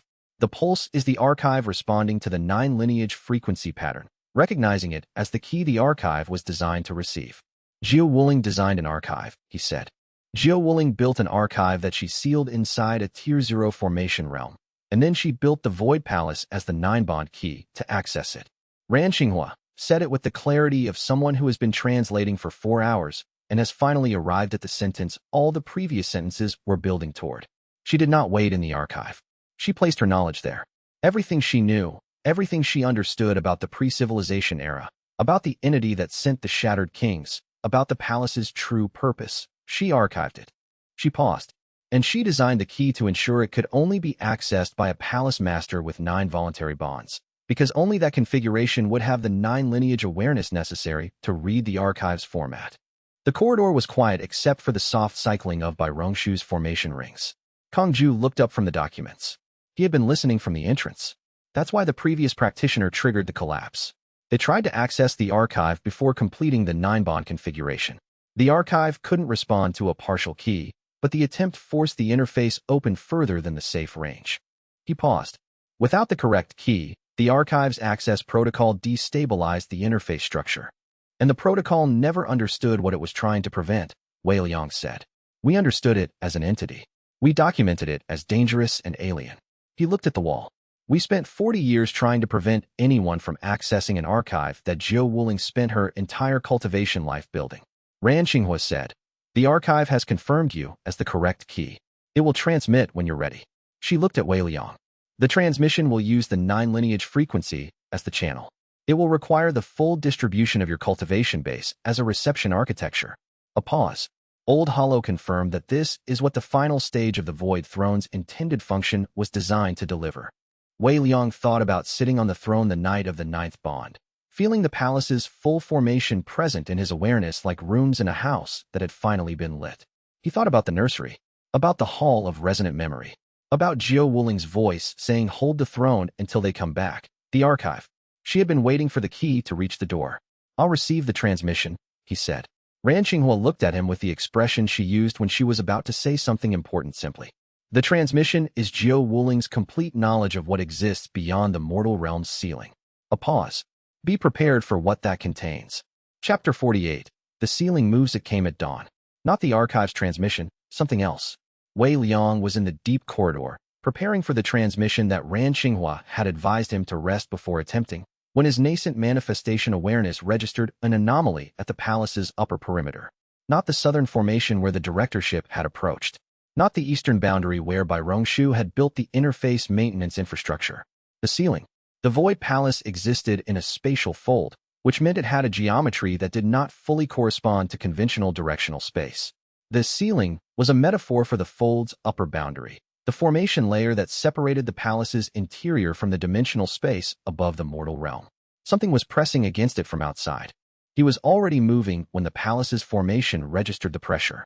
Through the formation backbone, he felt the 9 consorts activate simultaneously. Fungling's draconic technique spinning up at the draconic gallery, Royan already moving toward her formation deployment position, the others rising from sleep or work with the bond network alertness that the 9-bond configuration made possible. He did not need to broadcast the alert. They felt it. He arrived at the throne room in time to see the ceiling formation shiver. Old Hollow materialized beside him. Dimensional probe. External origin. The formation signature is unlike anything in the palace's records. He paused. It is also unlike anything in the protocol's records. His voice had a quality Wei Liang had not heard before. Not fear, exactly, but the careful precision of someone reporting information they do not want to understate. The probe is from a cultivation source operating outside the mortal realm's spatial structure. The ancient thing, Luo Tianwen said from the doorway. She had the notebook, already open. The thread I read at the throne's restoration. When I said something beyond the mortal ceiling had turned its attention toward the light. She looked at the throne room's ceiling. This is the attention. Wei Liang looked at the ceiling. Through his 9 lineage awareness, he could feel the probe's pressure. A cold, vast patience, pressing against the fold's upper boundary with the careful precision of something that had been planning this approach for a very long time. It was not breaking the formation. It was reading it. Assessing, Ruoyan said. She had arrived with 3 other consorts and read the situation in the same breath. It's gathering information. If it's assessing, Xiao Wuhan said, what does it need to know? Whether the palace can be cracked, Fengling said. She was at the throne room's window, looking up with the threat assessment her draconic technique provided. Whether 9 bonds is actually what it appears to be, or a formation trick. She paused. Dragon Clan send probes before assaults. What comes next depends on what the probe reports. Wei Liang looked at the formation backbone status in his awareness. Full operation. 9 bonds stable. The Tier 0 interface maintaining at its safe range, by Rongshu, and He Fengwei holding the maintenance load in the deep corridor. The palace was as prepared as it could be. We don't answer the probe with defense, he said. Ruoyan looked at him. Defense tells it how strong we are. We show it what we are. He looked at the throne. The 9-bond formation, full expression. Not defensive concentration, not attack posture. Full ambient expression, every lineage active simultaneously. The palace at complete function visible from outside the fold. You're telling it we're not hiding, Fengling said. I'm telling it what we are. Before it decides what to do with what the probe reports. He sat on the throne. Ruoyan, if it decides to force the fold after seeing the full expression, positions? Already established, she said. Chapter 49. The probe reads he expressed the 9-bond formation outward through the throne. Not as an attack. Not as a barrier. As a statement. This is what we are. Read it accurately. The 9 lineages activated simultaneously through his cultivation base. All of them. The draconic heat and the ghost art's cold. The sound Dao's vibration and the formation master's precision. The beast bond's animal warmth and the flame Dao's ember steadiness. The fate reading's threat awareness and the battlefield general's command aura and the culinary alchemist's restorative stability. all nine, expressed through the throne as a unified whole, none dominant, all integrated. The palace's walls lit in the specific way they lit when Wei Liang sat on the throne and engaged the full formation. Every inscription glyph active, every corridor illuminated, the void chrysanthemums in the courtyard blooming their full 15 petals at maximum luminescence. The probe registered this. Wei Liang felt it register. The pressure against the ceiling formation changed, not withdrawing, but shifting from reading to processing. Whatever mechanism the probe used to gather information, it was now assembling the data it had received. Luo Tianwen was reading threads. She had moved to the throne room's center and her eyes had the particular unfocused quality that meant she was looking at something other than the physical room. The probe is not hostile by intent, she said quietly. Its intent is, I don't have a word for it. It's not hostile, it's not neutral, it's not allied. It is evaluating whether the thing it detects is the thing it is looking for. What is it looking for? Wei Liang asked, his voice carrying the slight distance of speaking through the throne's full engagement. She was quiet for a long moment. The archive, she said. Not the palace. The Tier 0 archive. She paused. It is looking for the archive, because the archive contains information about it. Zhou Wuling's complete knowledge. Her voice was careful, precise, each word chosen with the attention she gave to things that mattered. Whatever is above the mortal ceiling, Zhou Wuling knew about it. She archived that knowledge. And the thing above the ceiling knows she did. It has been looking for the archive for 10,000 years, Kong Ju said from the doorway. He had come at the first alert. He was holding the documents from the previous collapse event. The 1,500-year-old practitioner. The protocol spent 40 years trying to prevent what they thought was a dangerous entity from accessing the palace. What they were actually doing was preventing the thing above the ceiling from accessing the archive through an incomplete anchor event, Xiao Wuhan finished. She had her notebook and was writing at her fastest pace. The protocol's intervention was correct for the wrong reasons. The probe's pressure held for another 4 minutes. Wei Liang maintained the full expression through the throne, holding the 9 lineage output steady. His hands were warm against the throne's armrests, the stone conducting the 9 lineage qi in both directions, the throne expressing it, and the formation backbone amplifying it through the palace's full structure. Then the probe withdrew, not fast, deliberately, carefully, in the same measured way it had arrived. Wei Liang felt the ceiling formation's pressure ease and released the full expression through the throne, reducing to the normal operational state. The throne room was quiet. It's gone, Fengling said. She had been holding her draconic technique at ready position the entire time. She let it down slowly. It saw the full formation and withdrew. It saw the archive, Luo Tianwen said.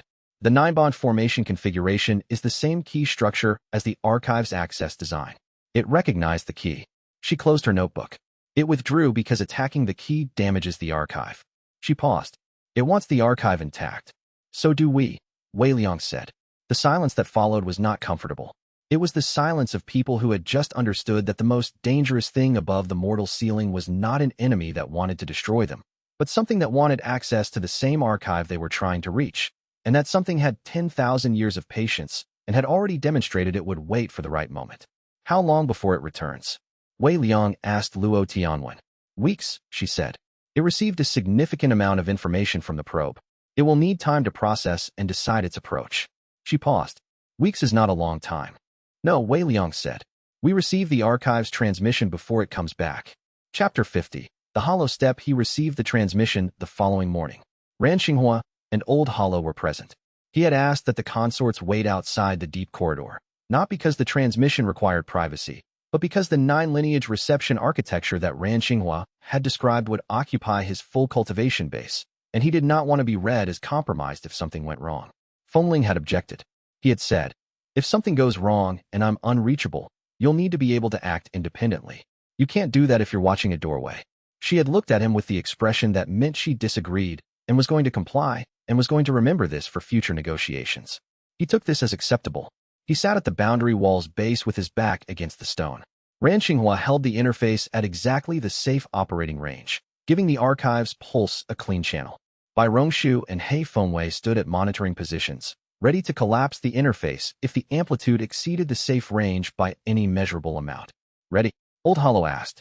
Yes, Wei Liang said. The archive transmitted. He had expected information.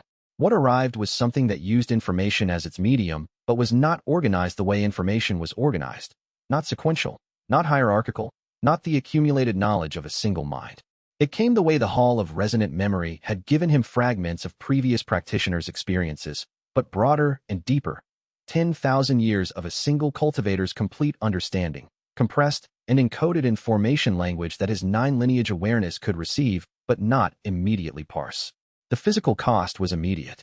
The 9 lineages attempting to receive simultaneously created a pressure in his cultivation base that was unlike anything the prior breakthroughs had felt. Foundation forging had been expansion. Core formation had been crystallization. Soul awakening had been extension. Nascent manifestation had been projection. What this was, the 9 lineages under simultaneous full reception load, was integration at a depth that his cultivation base was not yet structured to handle. Something shifted. Not broke, shifted. His cultivation base restructured itself around the reception load. The nascent manifestation state he had held since the 8th bond had been a projection state. His soul extended outward, interacting with the world from a position of externality. What happened now was different. The 9 lineage reception collapsed the distance between the projected soul and the cultivated body, between the awareness that reached outward and the foundation it reached from. His body became transparent to his own perception. Every cell, every meridian, every formation node that the 9 bonds had built, visible and immediate, not through spiritual sense, but through direct awareness, the way you are aware of your own breathing without looking at it. Hollow transcendence. He understood the name for it as the state arrived. Not transcendence of the body, but transcendence of the separation between the body and the soul's awareness. He was simultaneously in his body and everywhere his cultivation base extended, and the distinction between those two locations dissolved. The archive's transmission continued. He received it. Jiao Wuling's knowledge arrived in pieces, not as narrative, impressions, understanding, a practitioner's accumulated perception of 10,000 years of events she had observed from inside the Tier 0 realm. She had not been in there alone. She had been with the archive, watching through its sensing structure, waiting for the 9-bond key to arrive. She had seen the previous practitioner's failed attempt. She had seen the protocol's 40 years of intervention.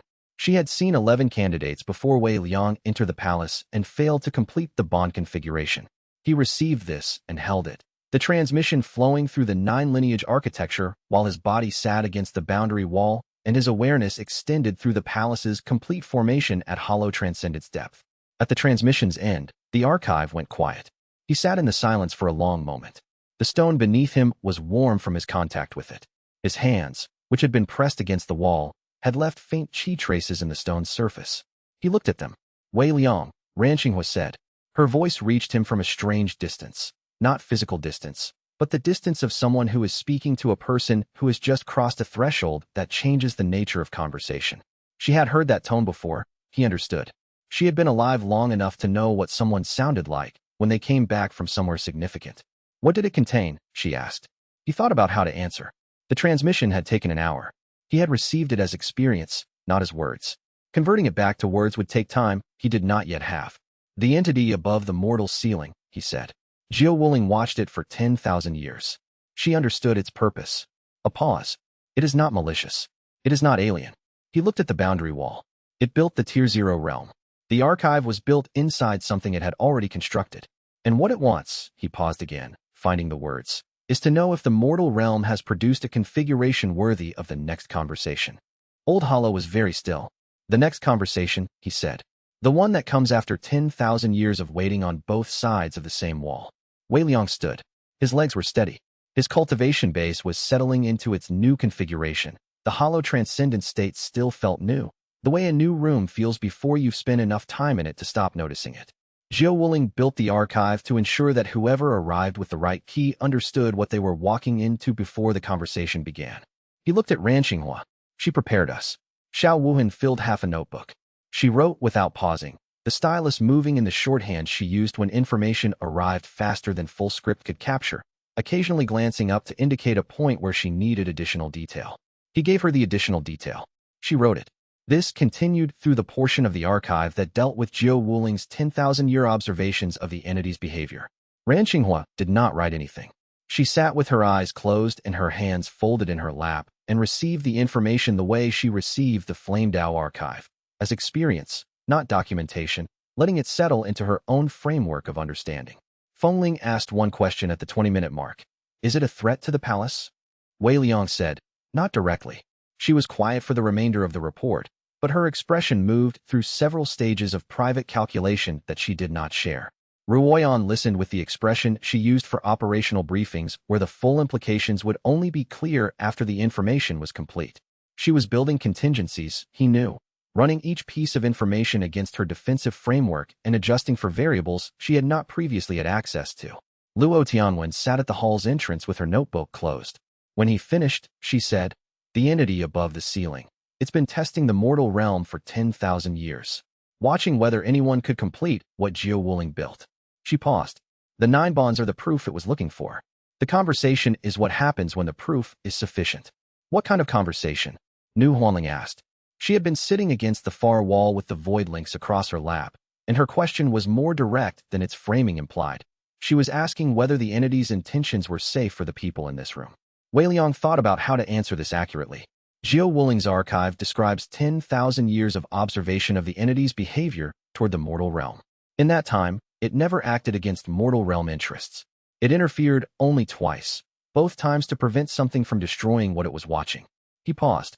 It intervened to stop the undying Ember Temple's destruction 300 years ago, which is why Ran Qinghua survived. The entity deflected the attack that was meant to destroy the pilgrimage route, not the temple itself. Ran Qinghua opened her eyes. She looked at Wei Liang for a long moment. "I thought I survived by chance," she said. "You survived because the entity was watching and the pilgrimage route was not supposed to be destroyed." He met her eyes. The temple's destruction was part of a different intervention. The same force that sent the Jade Succession Protocol's predecessor organization. The same force that has been trying to prevent the archive from being accessed. The entity and that force are in opposition, Kong Ju said. He had been reading the documents in his hands during the council, the prior collapse records, and he looked up now with the expression of someone who has just understood why a document says what it says. The protocol was founded to prevent the archive from being accessed. The entity has been protecting the access route. They've been working against each other for 10,000 years, Xiao Wuhan said from behind her notebook, and neither of them told the mortal realm. She paused. Jiao Wuling knew. Jiao Wuling was working with the entity, Wei Liang said.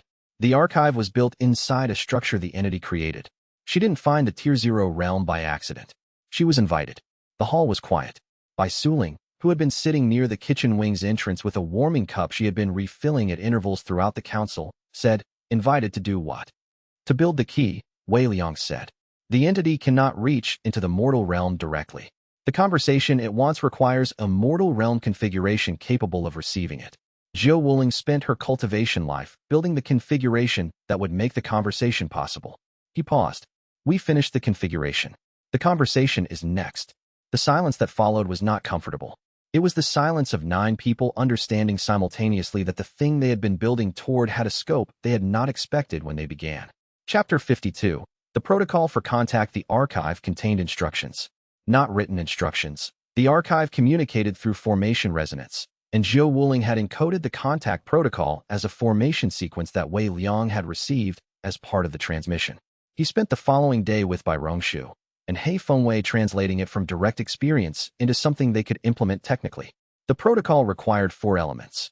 First, the throne active at full expression, 9 lineage output sustained through the complete formation backbone. Wei Liang's hollow transcendent state made this possible in a way that nascent manifestation would not have. The distinction was not power but integration, the soul and body operating as a unified system rather than a projected one. Second, the Tier 0 interface opened to 3 times its current range, not to allow emergence. The archive was explicit that emergence was not the goal and would destabilize both structures. To allow a formation resonance exchange, the entity expressing its frequency pattern into the palace's formation, the palace responding in kind. Third, 9 lineage simultaneous expression, meaning all 9 consorts actively contributing their lineage techniques through the bond network at the moment of contact. Not passively present, actively engaged, their cultivation resonance amplifying each corresponding lineage in the throne's output. Fourth, the formation backbone's sealing barrier opened for 40 seconds. This was the 4th element that Bai Rongshu studied for a long time without speaking. 40 seconds of sealing barrier open, she said. The archive's formation sequence requires it, Wei Liang said. The entity's frequency pattern needs a direct channel to the throne's expression. The sealing barrier blocks that channel. The sealing barrier is the only thing between the palace and whatever applies pressure from above. She looked at her rings. 40 seconds. At full 9 lineage expression and active maintenance of the Tier 0 interface simultaneously, Hei Fengwei said. She was looking at her own notes. The formation load would be, she paused, significant, on every person in this palace. Every consort's active contribution is load-sharing, Wei Liang said. The 9 lineage architecture is designed to distribute exactly this kind of simultaneous demand. Designed by Jiu Wuling, Bai Rongshu said. She was not objecting. She was confirming the source of her confidence, who knew what the contact protocol would require and built the palace to handle it. She paused. And she designed the 9-bond configuration specifically because 9 individuals is the minimum distribution to make the load survivable for each individual. Yes. She looked at him. What happens to you during the 40 seconds? The throne's expression at full output through hollow transcendence, with 9 lineage consort amplification and the ceiling barrier open. He was quiet for a moment. Old Hollow describes it as, I describe it as, the most significant formation event this palace was designed to produce. Old Hollow said from the corridor. He had been present throughout, which Wei Liang had come to understand meant the conversation was important enough that Old Hollow had decided his input might be needed. The experience will be unlike anything in the current records. I cannot predict its effects on the Master's cultivation base beyond this. The Archive's contact was designed to be reciprocal. Whatever the entity transmits will be received by the 9 lineage architecture, and its effects on that architecture are, in the Archive's own terms, transformative. Transformative, Fengling said from the corridor entrance. She had been listening. She came inside now. What does transformative mean, specifically? The Archive does not specify. Jiu Wuling's final note on this element is, * the contact does not take. It gives, * Old Hollow paused. She did not elaborate further. Fengling looked at Wei Liang with the expression that meant she had decided something and was deciding whether to state it. She did not elaborate, she said, because what it gives is not something that can be described before it happens. She looked at Old Hollow. Or because she didn't want whoever read the archive to decide not to do it based on incomplete information about what it gives. Possibly both, Old Hollow said. Wei Liang looked at Bai Rongshu. Can you build the ceiling barrier mechanism? I can build the ceiling barrier opening mechanism, she said precisely. A timed release, 40 seconds, with manual override to close early if I determine the interface is destabilizing. She paused. The interface and the ceiling barrier simultaneous load. I need Hei Fengwei's contribution the entire time. You have it, Hei Fengwei said. Wei Liang looked at the formation rings on Bai Rongshu's hands. She had been wearing them continuously since arriving, the stones cycling in their slow assessment pulse. He thought about what she had said about the last sect she had belonged to. The formation tower burned. 12 years of working alone. A woman who had learned, through loss, to trust only what she could verify herself. She was trusting Jiu Wuling's archive. She was trusting him. 2 days, he said. When you're ready. She nodded once, without ceremony. Chapter 53. Before the contact. The day before the contact, the palace held its own council. Not a formal council. Old Hollow did not announce it, and Wei Liang did not organize it. What happened was, each of the 9 consorts came to him at different times throughout the day, without coordination, to have different versions of the same conversation. Yueme came first, at the 3rd hour, and stood in the courtyard with the composure she used for difficult conversations. Not distant, but contained. The ghost line's contribution during the contact, she said. My lineage technique works through soul awareness extension. Full active contribution during the 40-second ceiling open will mean my soul sense is at maximum range. She paused. I will perceive more than usual. Whatever the entity transmits, I will receive it at greater depth than most practitioners could. Is that a problem? Wei Liang asked. It is a statement of fact. I wanted you to know. A pause. I have spent 20 years building containment for my soul sense because the ghost line's natural range is distressing to practitioners who cannot manage it. During the 40 seconds, I will need to let the containment down. She looked at him. I wanted to tell you this was a choice I was making, not a side effect. I understand, he said. She nodded and left. She did not say she was afraid. She also did not need to. Bai Suling came at midday with a covered dish that she placed on the courtyard table. Eat this before tomorrow, she said. It's calibrated for cultivation stability under high formation load. I've been testing the formula for a week. She sat down across from him. The 9 lineage amplification during the contact. My lineage contribution is restorative stability. What I do is hold the operational capacity of everyone else at baseline, so the load doesn't cause degradation. That sounds like the most important contribution, Wei Liang said. Someone always says that. She smiled, but it was a smaller smile than her usual ones, the one underneath the usual one. I want to know something. The archive, Jiao Wuling's knowledge of 10,000 years. She paused. Was she happy? In the Tier 0 realm, watching all of this. Was she? He thought about the transmission. The experience of receiving it. The quality of Jiao Wuling's observation of 11 candidates who came close and failed, of the protocol's interventions, of the mortal realm moving through centuries without completing what she had built. She was purposeful, he said carefully. The transmission does not carry emotional content the way I could describe. But there is a quality to how she observed everything, a sustained attention that did not feel like suffering. He paused. She saw you. Everyone who came through the palace. She saw every person the 9 bonds brought here. Bai Suling was quiet for a moment. Then, good. She stood, leaving the covered dish. Eat the whole thing. He ate it. Mei Chongsong came in the late afternoon and stood in the music hall doorway without entering. She had been in the music hall for most of the day. I would like to play during the 40 seconds, she said. Not a composition. The formation amplification technique. Sound as formation input. I can contribute to the stability of the Tier 0 interface through acoustic resonance. She paused. I've been testing the frequency range against Bai Rongshu's interface measurements. It works. She didn't mention this. I told her this morning. She said it would improve the maintenance margin. Mei Chongsong paused. She said it as if it were obvious that she would accept useful input. I thought you should know she said that. Fengling came last at evening. She did not sit. She stood at the courtyard entrance with the directness of someone who had spent all day deciding exactly what to say. Tomorrow, she said. If it goes wrong, she paused, I want to know your plan. My plan is for it not to go wrong. That is not a plan. He thought about this. If the ceiling barrier fails to close at 40 seconds, Bai Rongshu overrides it manually, and we pull the 9 lineage expression back to baseline immediately. He looked at her. If the entity's transmission exceeds what the 9 lineage architecture can receive, I break the contact by releasing the throne's expression. The bond network can be drawn back. A pause.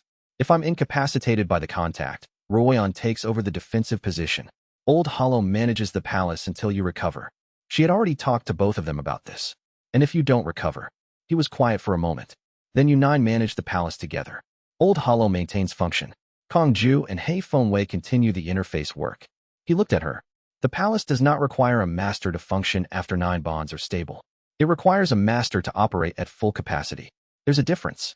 She looked at him for a long time. Jiao Wuling waited 10,000 years for this. Yes. Don't make her wait longer by failing to do it properly. She left. Wei Liang sat in the courtyard with the evening air and the 15-petaled chrysanthemums and the steady formation shimmer at the perimeter, and he thought about what Fengling was asking. Not reassurance, not the pretense that nothing could go wrong. The acknowledgement that it might, and the certainty that the work was worth doing anyway. He had no argument with that. Chapter 54. The assault. They came before dawn. Not the entity, a force that had been tracking the palace's full activation from a distance for weeks, waiting for the right moment. 23 cultivators in coordinated formation, approaching from 4 vectors simultaneously, carrying disruption arrays that were different from the Jade Succession Protocol's calibration weapon, but operated on similar principles. Luo Tianwen had detected them 6 hours earlier, and said nothing until 2 hours before their arrival, which was as early as her thread reading could confirm the approach was committed rather than exploratory. Who are they? Ruoyan asked. No organization I recognize.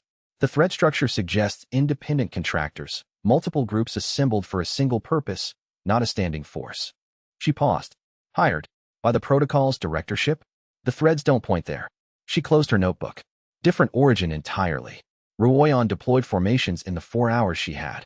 The 9 consorts took positions that reflected 6 weeks of working and living and defending together. They did not need briefing on their roles. They moved to where they needed to be with the efficiency of a system that had developed its own internal logic. Bai Rongshu reinforced the formation barrier at the 3 approach angles that her engineering assessment identified as soft points. Mei Chongsong went to the acoustic formation nodes she had spent 2 weeks tuning. Yueme extended her soul sense to the full perimeter. The assault began before sunrise. 23 cultivators in coordinated formation was significant. Against a 6-bond palace, it might have been decisive. Against the full 9-bond formation at 100%, maintained by Rongshu's reinforced architecture, it was a test of endurance rather than a contest of power. The disruption arrays were the problem.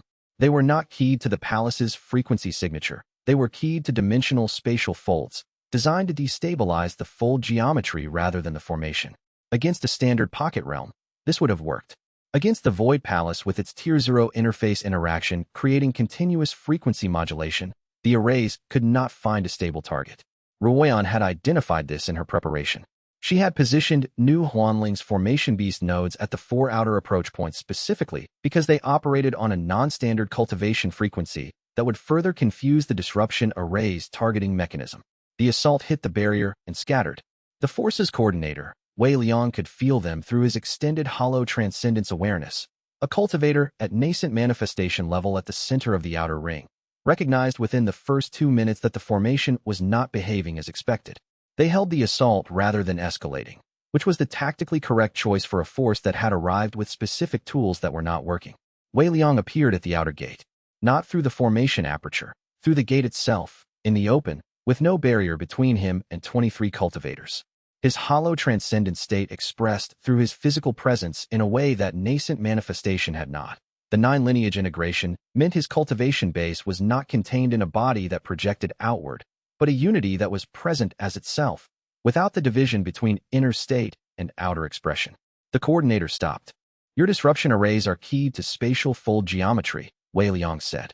This fold is harmonically coupled to a Tier 0 realm. The coupling creates continuous frequency modulation. Your arrays cannot target a modulating signature. He looked at the coordinator. You came because someone paid you to disrupt the Void Palace's formation. The formation cannot be disrupted by this method. The employer's intelligence was out of date. The coordinator was a woman in her 40s with the calculating expression of someone assessing a reversal. Who built the Tier 0 coupling? She asked. The palace's founder. 10,000 years ago. He paused. Your employer should have known this. They didn't tell you because knowing it would have changed your price or your decision. He looked at the 23. Stand down and leave. I have a more important appointment this morning than a fight I won't remember in a week. The coordinator looked at her force. She looked at the palace's formation shimmer. She made the calculation that competent practitioners make when the tactical situation is clearly resolved. She gave the signal. The force withdrew. Ruoyan appeared at Wei Liang's shoulder as the last of them disappeared over the horizon. That was faster than expected. They were contractors, not believers. Different calculation. He looked at the growing light on the shattered plane's eastern edge. Contact day, he said. Yes, she said. Don't be late. Chapter 55. The entity answers. The contact began at midday. 8 consorts at their positions across the palace's formation. Bai Rongshu and He Fengwei at the deep corridor's interface maintenance position. Mei Chongsong at the acoustic nodes. Wei Liang on the throne. Kong Ju had asked where he should be. Wei Liang had said, anywhere you can observe clearly. You'll need to describe what this looked like afterward. He was on the outer wall. Old Hollow materialized at the throne room's entrance. Begin when ready, he said. Wei Liang placed his hands on the throne's armrests. He had been at Hollow Transcendence for 2 days. In that time, he had been learning what the state meant as lived experience rather than as a realized fact. The difference between his previous states and this one, at nascent manifestation, his soul projected and returned. At Hollow Transcendence, there was no projection. His awareness was distributed through the 9 lineage architecture the way water is distributed through connected vessels, present everywhere the architecture reached, without a primary location. He was in the throne room, in the deep corridor whereby Rongshu's rings pulsed, in the acoustic nodes where Mei Chongsong's hands were poised, in all 9 consort positions simultaneously. He activated the throne's full expression. The palace lit in the sequence he had seen before and now felt from inside. The inscription glyphs running in the formation architecture's specific order, each wing contributing its lineage resonance to the unified output. The 9 consorts activated simultaneously. He felt each of them, not their thoughts, not their experience, but the specific quality of their cultivation contribution. Fengling's draconic heat, Uma's soul extension expanding past the perimeter, Bai Suling's restorative stability spreading through the whole formation like a warm current. Bai Rongshu opened the interface to 3 times its working range. The entity was already there. It had been waiting with the same patience it had expressed through the sealing probe, not anticipation, not urgency, just the quality of something that has learned to match its pace to whatever it is waiting for. The moment the interface widened, its frequency pattern moved through the opening with the care of something that had been given permission for the first time. Bai Rongshu opened the sealing barrier. The 40 seconds began. What came through the ceiling was not a force. It was not an attack. It was a transmission, the entity's own answer to the archive, its reciprocal communication using the 9 lineage formation as its reception architecture. It arrived as understanding. Not information, understanding. The distinction mattered because information requires interpretation, while understanding is interpretation already complete. He received it, and it was already parsed, already integrated, already part of how he processed everything else in the room. The entity's transmission told him what it was: a cultivation intelligence that had completed the mortal realm's full progression cycle 10,000 years before the current cultivation system was designed, that had moved beyond the mortal ceiling into a state that the mortal realm's current vocabulary had no precise term for, and that had spent 10,000 years watching whether the mortal realm would develop the configuration necessary to receive the conversation. The conversation was not about power. It was about continuity. The entity had completed its cycle. The mortal realm was, in its assessment, approaching a phase transition, a point in its developmental cycle where the accumulated cultivation knowledge of its entire history would need to be passed forward into a configuration capable of holding it, or lost as the cycle reset. The nine-bond configuration was that holding structure. The void throne was the vessel. The Jade Succession Protocol's original founders, the force that had opposed the archive, had been preventing the configuration from completing because they wanted the cycle to reset. A reset destroyed existing power structures and allowed reconstruction under their control. The entity had been preventing the reset. Wei Liang received all of this in the 40 seconds as a single complete understanding, the way a key receives the shape of a lock. Bai Rongshu closed the ceiling barrier. He sat on the throne and held what he had received. The nine lineage expression settled from full output to normal operational level. The consorts at their positions came back to their usual states. Uma, he noted through the bond network, retracted her soul sense slowly and carefully. It had been at maximum range during the 40 seconds, and what she had perceived would take her a long time to process. Old Hollow said, from the entrance, formation stable. Interface at safe operating range. Ceiling barrier sealed. Wei Liang opened his eyes. The throne room looked the same. The chrysanthemums in the courtyard were still at 15 petals. The formation shimmer at the perimeter was steady. He sat with the entity's transmission and thought about what it meant to be told that the palace he had spent this time building was not a power structure or a sanctuary or an experiment in a new kind of strength, but a holding vessel for the next 10,000 years of the mortal realm's accumulated knowledge. That Jiao Wuling had built it for exactly this. That the 9 people who had chosen to be here had become, without knowing what they were agreeing to, the foundation of that continuity. He heard the consorts beginning to move back through the palace toward the throne room. He had a great deal to explain. And unlike the first council, after the archive transmission, he was no longer finding the words as he spoke. He had received the understanding complete, and the work now was not interpretation but decision. What did you do when you understood that you were building something that was meant to outlast you? Fengling arrived first.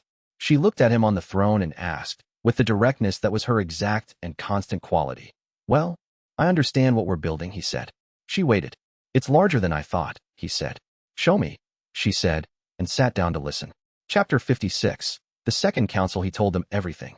Not the way he had told them about the archive's contents, in fragments, reconstructed from transmission experience. He told them clearly, directly, the way Ruoyun briefed a tactical situation. Start with what you know, then the implications, then the decision points. He did not soften the scope. The mortal realm was approaching a phase transition. The void throne was the preservation vessel. The 9 consorts, all of them, every person who had voluntarily bonded with the palace, were the foundation of the holding structure that would carry the mortal realm's accumulated cultivation knowledge through the transition. He said this to all 9 of them, plus Kong Ju and Old Hollow, in the throne room. Then he waited. Xiao Wuhan was the one who pushed back. This was not a surprise. We were not told this when we accepted the right, she said. Her voice was even, but it had the precision that came out when she was building towards something that mattered. The right of accord described a voluntary bond with the palace and its master. It described access to lineage techniques and the palace's resources. It did not describe becoming part of a cosmic preservation structure for the mortal realm's continuity. No, Wei Liang said. That is a significant difference between what was agreed to and what you are now describing as the agreement scope. Yes, he said. I agree. She looked at him. You're not arguing. No. What you're saying is accurate. He looked at all of them. Jiao Wuling didn't tell the archive what the contact would reveal. She encoded the protocol, but not the content. I didn't know the full scope until 40 seconds ago. He paused. I'm telling you now because you deserve to understand what you're part of and to decide whether you're still part of it. Nu Huanling looked up from the void links in her lap. The bond is permanent, she said. You told me that. The bond cannot be broken by external force. It can be dissolved by mutual agreement. He looked at each of them. If anyone wants to dissolve the bond, I will agree to the dissolution. The throne room was quiet for a long time. Bai Suling said, if the cycle resets, What does that mean for the people in the mortal realm currently? For practitioners? For ordinary people? The entity's transmission describes prior cycle resets. The reset is not a destruction event. It's a collapse of the current cultivation system's accumulated structure. People survive. The knowledge doesn't. A pause. The lineage techniques, the formation language, the millennia of practiced understanding of how cultivation works, gone. The next cycle rebuilds from early principles. He looked at her. The entity has watched the mortal realm cycle through this 4 times. And each time, the knowledge is lost, she said. Each time, the knowledge is lost. She was quiet. Then the right was correctly described. The bond is with the palace, and the palace is what it is, and what it is includes this. She looked at Wei Liang. I'm not dissolving anything. Ran Xinghua, who had said nothing since the council began, spoke. Jiu Wuling knew what the palace was for before she built it. She designed the right structure to be voluntary because the preservation works differently under coercion. A forced bond produces a degraded holding structure. The voluntary element is not a nicety. It is the mechanism. She looked at Xiao Wuhan. Your objection is correct. You were not told this scope. But the right would not have been less honest if it had included this scope, because the scope was always present in what you agreed to. Xiao Wuhan considered this for a long moment. The research implications alone. She started, and then stopped. She looked at her notebook. She looked at Wei Liang. I have spent my career studying things that other people declared too dangerous or too inconvenient to research. The knowledge of 4 prior cultivation cycles is encoded in the archive. She paused. I am not dissolving anything. One by one, the others confirmed. Not because Wei Liang asked. He had not asked. He had offered the dissolution and waited. They confirmed because each of them had made the decision already, and the confirmation was the act of stating it clearly. Fengling was last. She said, I told you 3 months ago that the draconic lineage is better transmitted through a permanent bond. That remains accurate. She paused. Nothing you said tonight changes that calculation. Kong Ju, who had not been asked because he was not bonded, said quietly. For what it's worth, I'll help with what I can. Wei Liang looked at him. It's worth considerably more than you're framing it. Old Hollow made a sound. Not his standard dry acknowledgement. Something more like the sound he had made on the night of the 9th bond. Brief, private, immediately controlled. The second council is closed, he said. The throne room's formation glyphs hummed steady. Chapter 57. What Yueme perceived, she found him the following morning in the courtyard. Wei Liang had developed a habit of sitting with the void chrysanthemums in the early hours, not meditating, exactly, but giving the hollow transcendence awareness time to process in the specific way it processed when he was not directing it toward a specific task. The state had a quality of distributed consciousness that was most informative when it was not being pointed at anything. Xin Yueme came into the courtyard with the care she used for spaces where other people were doing something she did not want to interrupt without cause. I want to tell you what I perceived during the 40 seconds, she said. He gestured at the courtyard stone across from him. She sat. My soul sense at maximum range, she began, reads the qualitative character of consciousness rather than its content. It distinguishes between awareness types, a practitioner's intentional awareness, an animal's ambient awareness, the echo-awareness that remains in places where significant events occurred. She was precise, choosing words with her usual care. During the 40 seconds, the entity's transmission passed through my extended soul sense in both directions. It was entering the palace's formation from above while the bond network was expressing through the throne. What was its qualitative character? Wei Liang asked. Patient, she said. Profoundly patient. Not in the way that a person develops patience through practice. The way patience is the natural quality of something whose temporal experience is different from ours. She paused. And curious. Not the curiosity of someone looking for information. The curiosity of someone encountering a response they have been waiting for and finding it exactly as hoped. It recognized the configuration as what it was looking for. More than that, she looked at the chrysanthemums. It recognized each of us individually. The 9 lineage expression passed through my soul sense, and each lineage carried the specific character of the person contributing it. I felt it read each one. She was quiet for a moment. It paused on mine. What kind of pause? Recognition, she said. The ghost line. The soul extension technique. It has seen soul extension practitioners before, in previous cycles, I think. It reads the soul line as a specific type of awareness that it considers. She searched for the word, significant, for the preservation function. Wei Liang thought about this. The preservation structure required the 9 lineage contributions in their specific configuration. But within that requirement, some contributions had specific roles. The soul extension would be the archive's interface with the human element. Not the formation architecture, but the lived experience of practitioners across cycles. The preservation isn't just technique documentation, he said. It's experiential record. Yes. She looked at him directly. I will be a more significant element of the preservation function than my contribution to the defensive formation suggests. A pause. I want to understand the scope of that before it happens. I received the entity's transmission as complete understanding, not as documentation. He thought about how to explain what he had received. The preservation structure stores both kinds of content. Technique documentation and experiential record are different layers. The soul extension lineage is the thread that holds the experiential layer, the sense of what it was like to practice each lineage from the inside. Then I need to learn more of the other lineage's experiential character, she said. Not to practice them, to understand them well enough to record them. This was what UMA did with problems that concerned her. She identified the scope, determined her own role, and began preparing for it. She did not ask him to manage the situation. She was managing her own part of it. I'll ask each of the others to work with you, he said. I've already asked Fengling. She stood. She agreed with less argument than I expected. A pause, and in her voice a quality that was not quite amusement, but was adjacent to it. She said, "You're less irritating when you have a specific purpose." She's learning to give compliments. I believe she considers it a technical skill, UMA said, and left the courtyard with the quiet efficiency she brought to everything. Wei Liang sat with the chrysanthemums and the morning light and thought about what UMA had described. The entity pausing on the soul extension lineage with recognition. It had seen this before. It had been watching the mortal realm's cultivation development across cycles, and in each cycle the soul extension lineage was one of the key threads through which the lived experience of practice was preserved. Jiao Wuling had included UMA's lineage in the 9-bond configuration for a reason. She had included all 9 for reasons. He was beginning to understand each of them. Chapter 58. The Reset Force. Kong Ju had known more than he had said.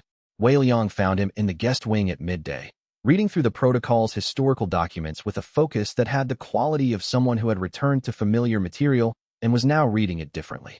He did not look up when Wei Liang entered. The Jade Succession Protocol's founders, Wei Liang said. You told me the protocol was founded to prevent Tier 1 anchor events. The entity's transmission described the founding as an effort to prevent the archive from being accessed, to allow the cycle reset. He sat in the second chair. Those are the same thing. But the protocol's founders presented it differently. The protocol's founders died before the current directorship was born, Kong Ju said. He set the document down. The history I know is reconstructed from records that may have been edited. He paused. What I know with confidence. The protocol was established approximately 800 years ago, in response to a Tier 1 anchor event that reached 7 bonds before being disrupted. The disruption was violent. Multiple practitioners died. He looked at Wei Liang. The historical record describes this as containing a destabilization threat.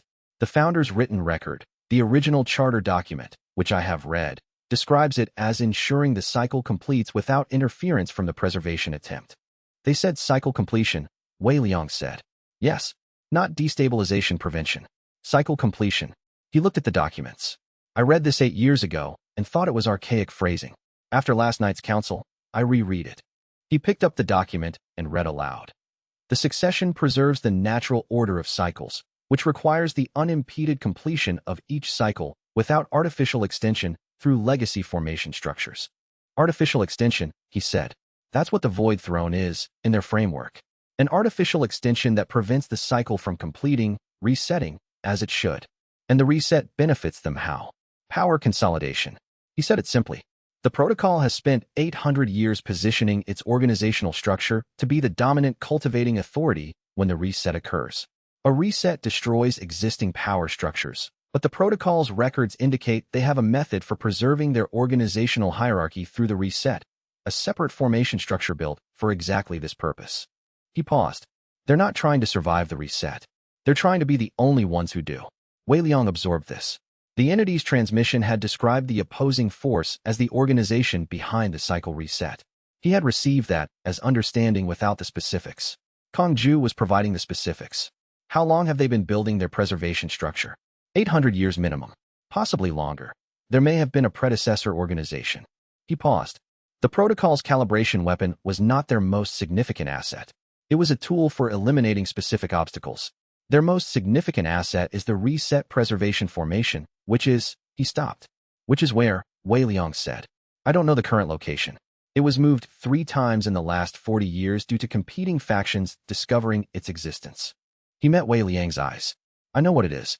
I have theoretical documentation of its structure, part of the research I've been doing in the directorship. I don't know where it is now. Could Huan Qixue know? Yes. Whether she'll share it, he paused. She stood down from the calibration capability attempt. She agreed to the shared research terms. She has shown a consistent preference for outcomes that don't involve destroying things. He paused. She knows the protocol's original purpose. She has known it for at least as long as I have, and has stayed in her position anyway. But the context has changed. The 9th bond completed, the archive accessed, the entity's contact made. The calculation she was doing 800 years of organizational precedent on is now different. Wei Liang thought about Huan Qixue's expression when she had seen the 9 active bonds.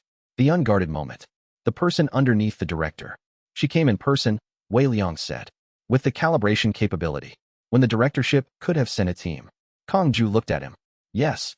She came to see whether the configuration was real. To determine whether what the protocol had been preventing was actually worth preventing. A pause. She made the assessment. She stood down. That's my reading. Then she's worth talking to. Wei Liang stood. I'll contact her. Directly, not through protocol channels. Kong Ju nodded. Then, Wei Liang. He waited until Wei Liang turned. The reset preservation formation. If it's complete and operational, and the protocol moves it to activation range, the throne's holding structure may not be sufficient to withstand the reset force. He said it directly, without hedging. I don't know if I'm right about this, but you should know the possibility exists. I received the entity's transmission, Wei Liang said. It described 4 prior cycles. In each of them, the cycle completed without a preservation structure in place. The reset force was not resisted because there was nothing capable of resisting it. He looked at Kong Ju. The difference this time is that the holding structure exists. We're the first cycle where it exists. A pause. I don't know what happens when an irresistible force meets a configuration designed to hold. Neither do I, Kong Ju said. Then we find out, Wei Liang said, and left to compose the message to Huan Qixue. Chapter 59, 9 Voices, 1 Decision. The message to Huan Qixue went through Old Hollow's communication formation, a channel that was more secure than Dimensional Pulse and more honest than Void Iron Chip. She received it within the hour and responded within the day. She would come. Alone. Within 5 days. Wei Liang told the consorts. He had learned from the Kong Ju meeting error. He told all of them, at the same time, with the full context. Luo Tianwen received the information and read the threads around it, and said Huan Qixue's decision thread was committed. She had already made the choice before receiving the message. Ruoyan began updating the reception protocols. Fengling asked, will she bring the calibration weapon? No, Wei Liang said. How do you know? Because she came with it last time and it didn't work. She's a practical person. He paused. And because she left it in the protocol's operational archive under full council authorization, which means she'd need unanimous directorship agreement to retrieve it. And she's the only directorship member who has assessed the palace's current state directly. Fengling thought about this. That was intentional.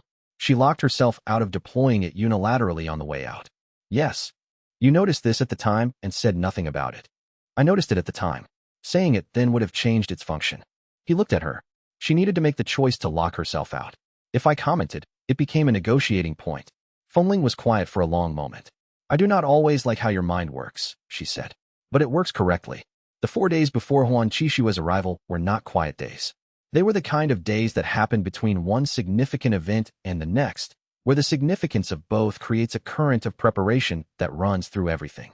Yueme worked with each of the consorts in turn, spending a day with each one, learning the experiential character of their lineage technique from the practitioner's perspective. She approached these sessions with the patient attention of someone doing important work, and each consort brought their lineage honestly. Fengling teaching the draconic body tempering technique from the sensation of what it felt like to be heated from inside like a forge, by Suling describing the restorative cultivation through the specific warmth of a dish that healed rather than simply nourished. Ran Xinghua, sitting with Yueme in the Phoenix Meditation Tower and showing her what 40 years of a single fire felt like from the inside. Mei Chongsong was the one who gave Yueme the most. She did not explain her lineage through instruction. She played for Yueme in the music hall for 2 hours and let the sound carry what she could not have put into words. The specific quality of grief transmuted into something that sustained rather than consumed. The way the sound Dao became a bridge between what had been lost and what remained. Yueme sat in the music hall afterward and was quiet for longer than usual. When she came to report to Wei Liang, she said, I understand now what the experiential layer contains. It is not technique. It is the reason practitioners return to practice even when it is difficult. She paused. I thought it would be information. It's more like, she searched, the reason the information matters. Yes, Wei Liang said. She looked at him. Zhu Wuling understood this. She spent her life building the structure that would hold it. On the third day, Bai Rongshu came to the throne room not for a specific meeting, but simply to stand in it and look at the throne. Wei Liang was there, and they were both quiet for a time. The preservation formation works how exactly? She asked. The formation architecture. The 9-lineage bond network acts as a distributed storage structure, he said. Each lineage's specific knowledge, technique, and experiential is encoded into the corresponding bond thread. The throne anchors the distribution, holds the architecture coherent. He paused. When the cycle transitions, the holding structure needs to survive the transition intact. The cycle transition is a formation event, she said. Not a question. Yes. She looked at her rings. I need to understand the transition's formation characteristics to know whether the current architecture is sufficient. She looked at him. I'd like access to the entity's transmission, not the experiential version, the technical description of what a cycle transition looks like as a formation event. I don't have a clean technical separation. The transmission came as integrated understanding. Then we worked together. She paused. I ask questions about what you received. You answer them. I build the technical picture from the answers. She looked at the throne. The preservation formation our opponents built. If it's designed to survive the reset while the throne's structure is disrupted, there's a formation engineering problem we need to solve before Huan Qixue arrives. She paused. I need 7 hours. He gave her 7 hours. Chapter 60. The formation and the force. Huan Qixue arrived on the 5th day at mid-morning, alone, as promised. She came through the outer gate and walked through the palace with the attention of someone returning to a place they have been thinking about. She looked at the formation backbone's inscription sets, which were visible in the corridor walls at full activation. She looked at the beast wing as she passed it, the ecological presence of the newly woken forms moving in the space, the voidlink's pup watching her from the corridor entrance with amber alert eyes. She arrived in the hall of resonant memory to find Wei Liang, all 9 consorts, Kongju, and Bai Rongshu. More people than I expected, she said. More is more honest, Wei Liang said. She accepted this without argument. She sat at the hall's main table, and Wei Liang told her what the entity's transmission had contained, including the reset force's identity and its 800 years of organizational preparation. She listened without expression. She had expressions. He had read them during the previous meeting. The absence of expression now was not suppression. It was a person who has been carrying knowledge of a thing for a long time and is hearing it spoken aloud clearly for the first time. When he finished, she said, the reset preservation formation. You need to know where it is. Yes. She was quiet for a moment. I know where it was 18 months ago. She met his eyes. It's been moved twice since the protocol's directorship restructured after the stand-down decision. Kongju's defection will have triggered another assessment. They may have moved it again. She paused. But the last confirmed location was in the fractured basin, southwest of the shattered plains. 7 days' travel. What does it look like? Bai Rongshu asked. She had her formation notebook open. Huan Qixue looked at her with the expression she used for formation specialists, a pure acknowledgement, professional to professional. I have technical documentation. Partial. The structure was classified above my directorship clearance level, but I had access to the exterior surveys. She reached into her travel pack and set a sealed formation stone on the table. This is everything I was able to compile. Bai Rongshu took the stone and interfaced her rings with it. She read for 2 minutes in silence. The architecture is inverted from what I expected, she said. It's not designed to hold the reset. It's designed to ride it, to use the reset force as a propulsion mechanism rather than surviving it through resistance. She looked at Wei Liang. It's not a shelter. It's a vehicle. Wei Liang thought about this. The reset force as propulsion meant the opposing organization was not trying to preserve a static structure through the transition. They were trying to be carried forward by the transition into whatever the next cycle's early state looked like, arriving at the transition's endpoint already positioned, already operational, while everyone else rebuilt from early principles. They would arrive in the next cycle's beginning with the organizational structure intact, he said, before any other practitioner had enough cultivation to challenge them. And they would be the only ones who remembered the previous cycle's techniques, Xiao Wuan said. She had her notebook open. The accumulated knowledge lost in the reset. They keep theirs while everyone else loses theirs. She paused. That's not power consolidation. That's a monopoly on memory. The throne room's formation glyphs hummed in the walls. Wei Liang looked at Bai Rongshu. She was still reading the technical documentation. The vehicle architecture, he said. Can the throne's holding structure interact with it? She read for another 10 seconds. The vehicle uses the reset forces wave as its mechanism. The throne's holding structure works by absorbing and stabilizing the wave. It's designed to be the counterstructure to the reset force. She looked up. If the throne reaches full function, complete preservation integrity, the reset forces wave is absorbed rather than propagated. The vehicle has no wave to ride. Can the throne reach that function? It's at 91% preservation integrity based on current bond network cohesion and my formation architecture assessment. She paused. The remaining 9% requires the experiential layer to be fully loaded. UMA's contribution needs to complete the record sequence. Everyone looked at UMA. She had been sitting at the hall's edge with her hands folded in her lap, present for the entire discussion. She said, I've completed the preliminary record sessions with each of the 9 lineages. The full encoding requires the throne's expression at the same level as the contact event. 9 lineage simultaneous activation, full preservation output. She looked at Wei Liang. When you're ready to activate the full preservation state, the experiential layer will be ready. Wei Liang looked at the 9 consorts. At Kongju, at Huan Qixue, who had come alone to give him information she could not have shared safely through any formal channel. He thought about what Bai Rongshu had said, 9%. 9% of preservation integrity standing between the mortal realm's accumulated knowledge and a complete reset that would erase it. He thought about what it cost, not the formation architecture cost, not the cultivation cost, but the cost in years of these 9 people's lives, the decisions each of them had made without knowing the full scope of what they were building, the particular way each of them had arrived at this room through a route Zhou Wuling had designed 10,000 years before they were born. We're not ready yet, he said. Ruoyan looked at him. We need to know where the vehicle formation is now, not where it was 18 months ago. He looked at Huan Qixue. Your protocol contacts, people who stayed in the organization who might have current information? 2 people I trust partially, she said. I'll reach out. Luo Tianwan, he said. She looked up from the thread she had been reading. The vehicle formation's current location is southwest of where it was last confirmed, she said. The thread is weak. It's been moved to a shielded site, which reduces my read. She paused.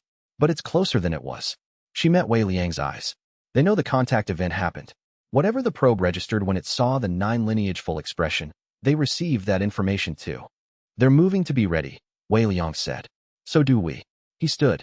The hall of resonant memories walls hummed around him with the accumulated presence of every practitioner who had ever lived and worked here, and outside the chrysanthemums held their 15 petals, and somewhere to the southwest a vehicle formation was moving toward a position from which it could catch the wave of a cycle reset. The mortal realm had been through this transition 4 times without a preservation structure in place. This time was different. This time was why Zhou Wuling had spent her cultivation life building the door and hiding the key and waiting 10,000 years for the right hands to hold them. Wei Liang looked at the people in the hall. We have work to do, he said. They had work to do. Chapter 61.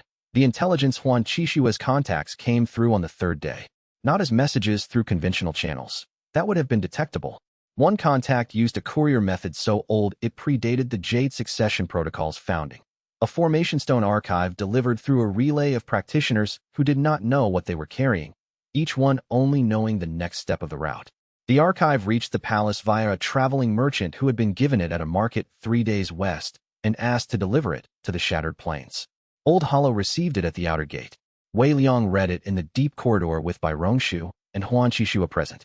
The intelligence was 3 months old at its most recent point and patchy before that.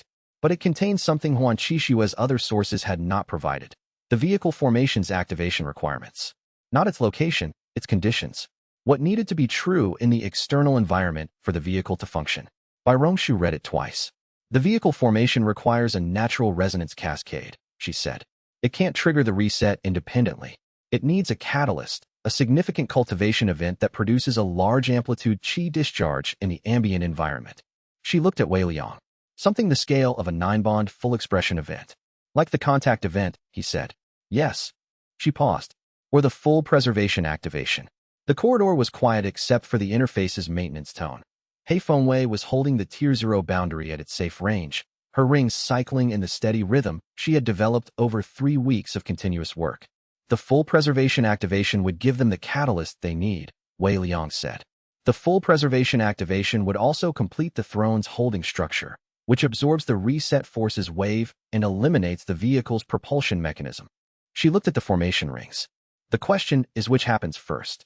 A pause. The preservation activation takes approximately 12 minutes from initiation to completion based on the formation architecture.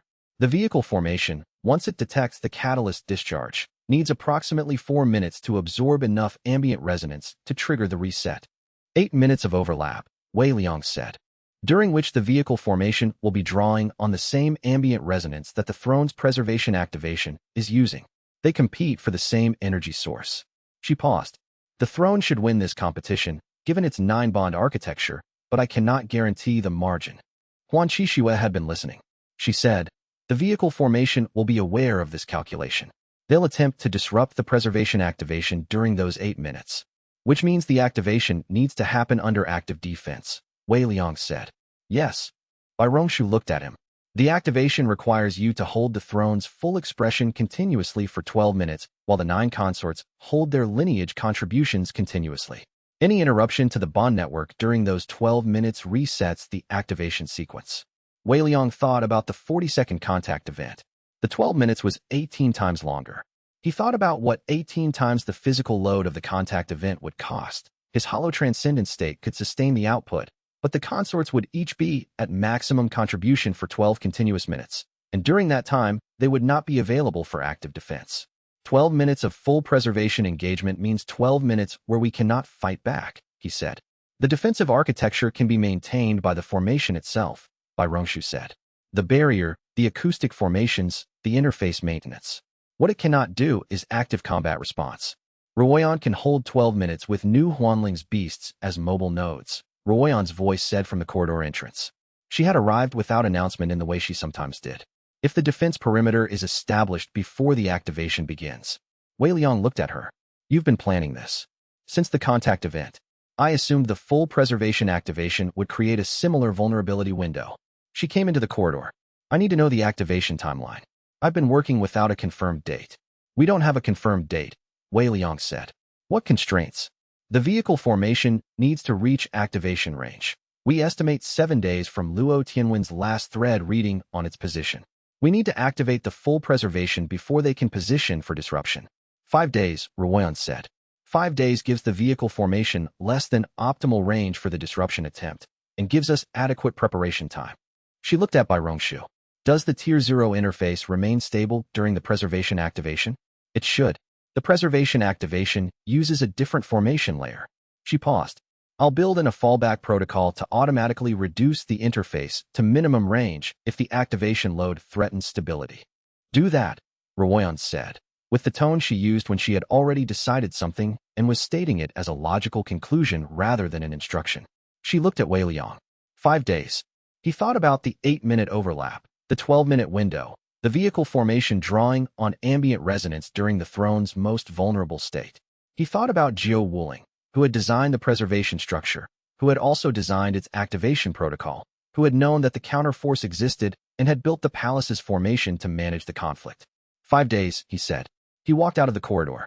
Behind him, Bai Rongshu was already building the fallback protocol, and Ron was already redesigning the defense perimeter for a 12-minute sustained engagement window. And in the hall of resonant memory, the walls continued their steady presence, holding the weight of 10,000 years of accumulated practice. Chapter 62. The outer work. The next 2 days were preparation. Wei Liang learned, in preparation days, what each person carried with them into the work they did not talk about. Ruoyan ran the defense perimeter construction with the focused intensity she gave to problems with finite parameters and high stakes. She had a gift for making 12 minutes feel like a manageable interval when she was standing inside the geometry she had designed. He watched her work and understood that what he saw as tactical precision was for her a form of care. She cared for the people in the palace by making the distances exact and the positions correct and the contingencies accounted for. Mei Chongsong had asked to work outside the palace walls.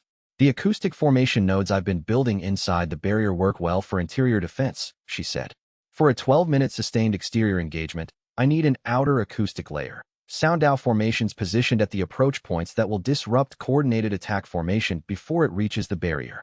Outside the barrier, Wei Liang said.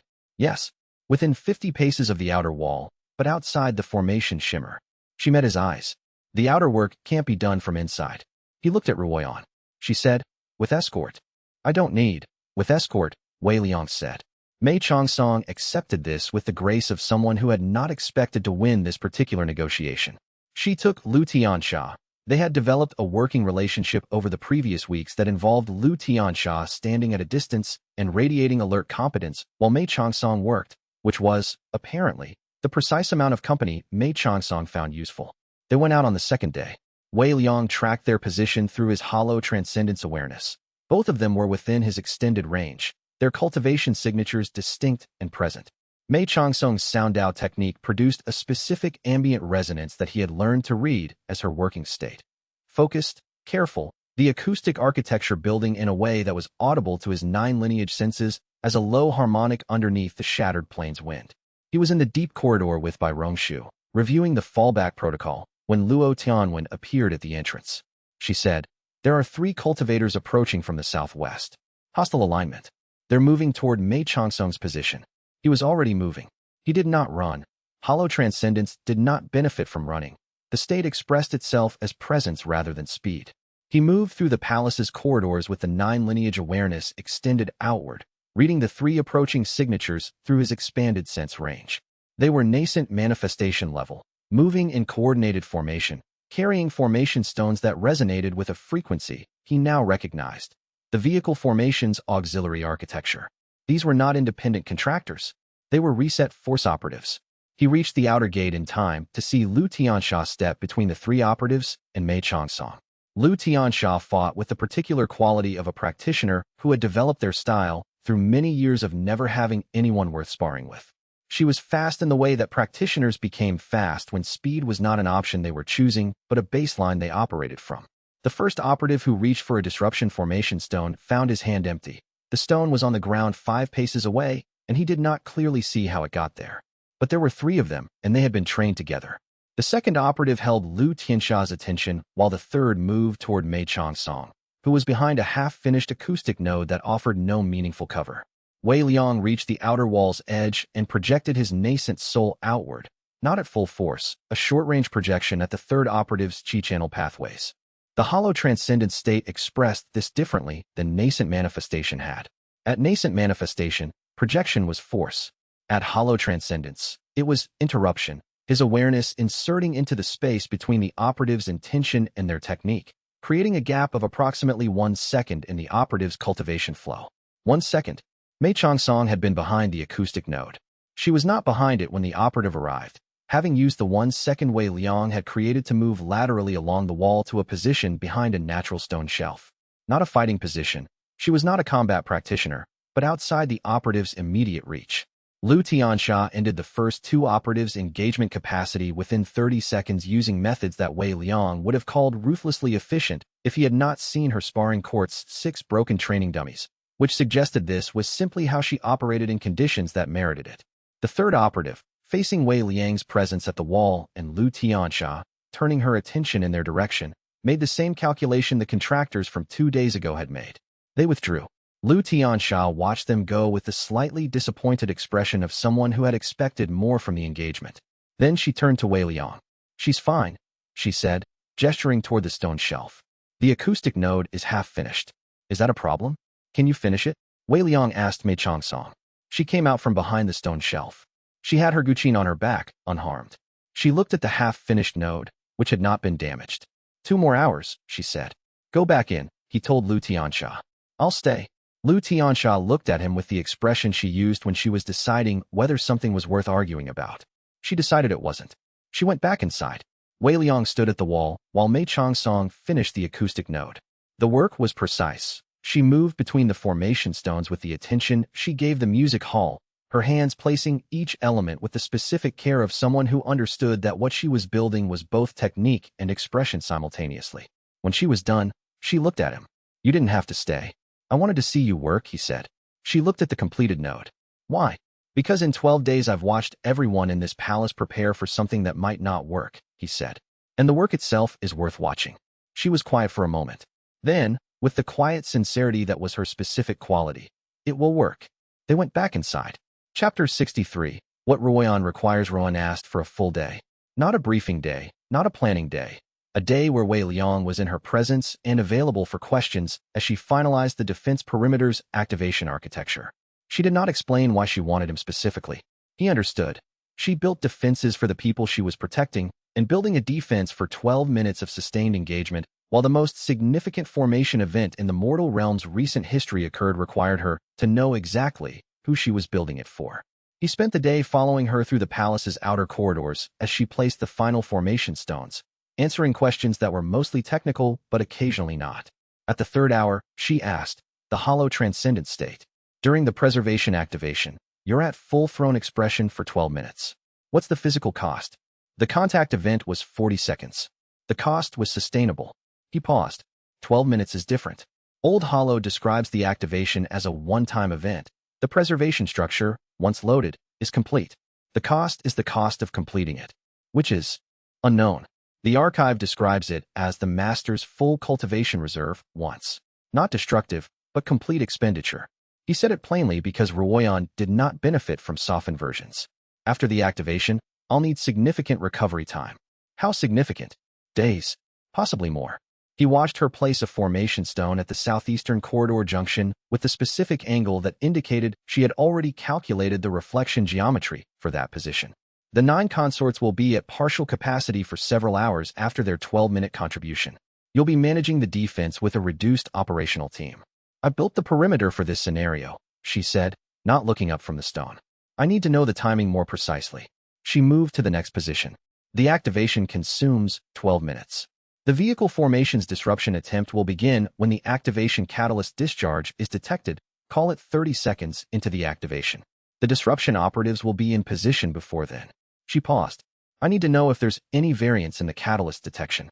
If they can detect the discharge before the activation begins. Bai Rongshu says no. The catalyst is internal to the activation process. No detection signal until the formation initiates. So they can't know the activation has started until it started. She placed the next stone. Then the disruption force won't be in final position until the activation is already underway. Which means the first 30 seconds before they detect the discharge, they're still moving to position. Yes. I want to interrupt their movement to position during that 30 seconds. She looked at him. New Huanling's formation beast nodes can conduct a mobile strike at the approach vectors during those 30 seconds. It won't stop them, but it forces them to engage defensively rather than moving freely to position. That buys time. Wei Liang thought through this.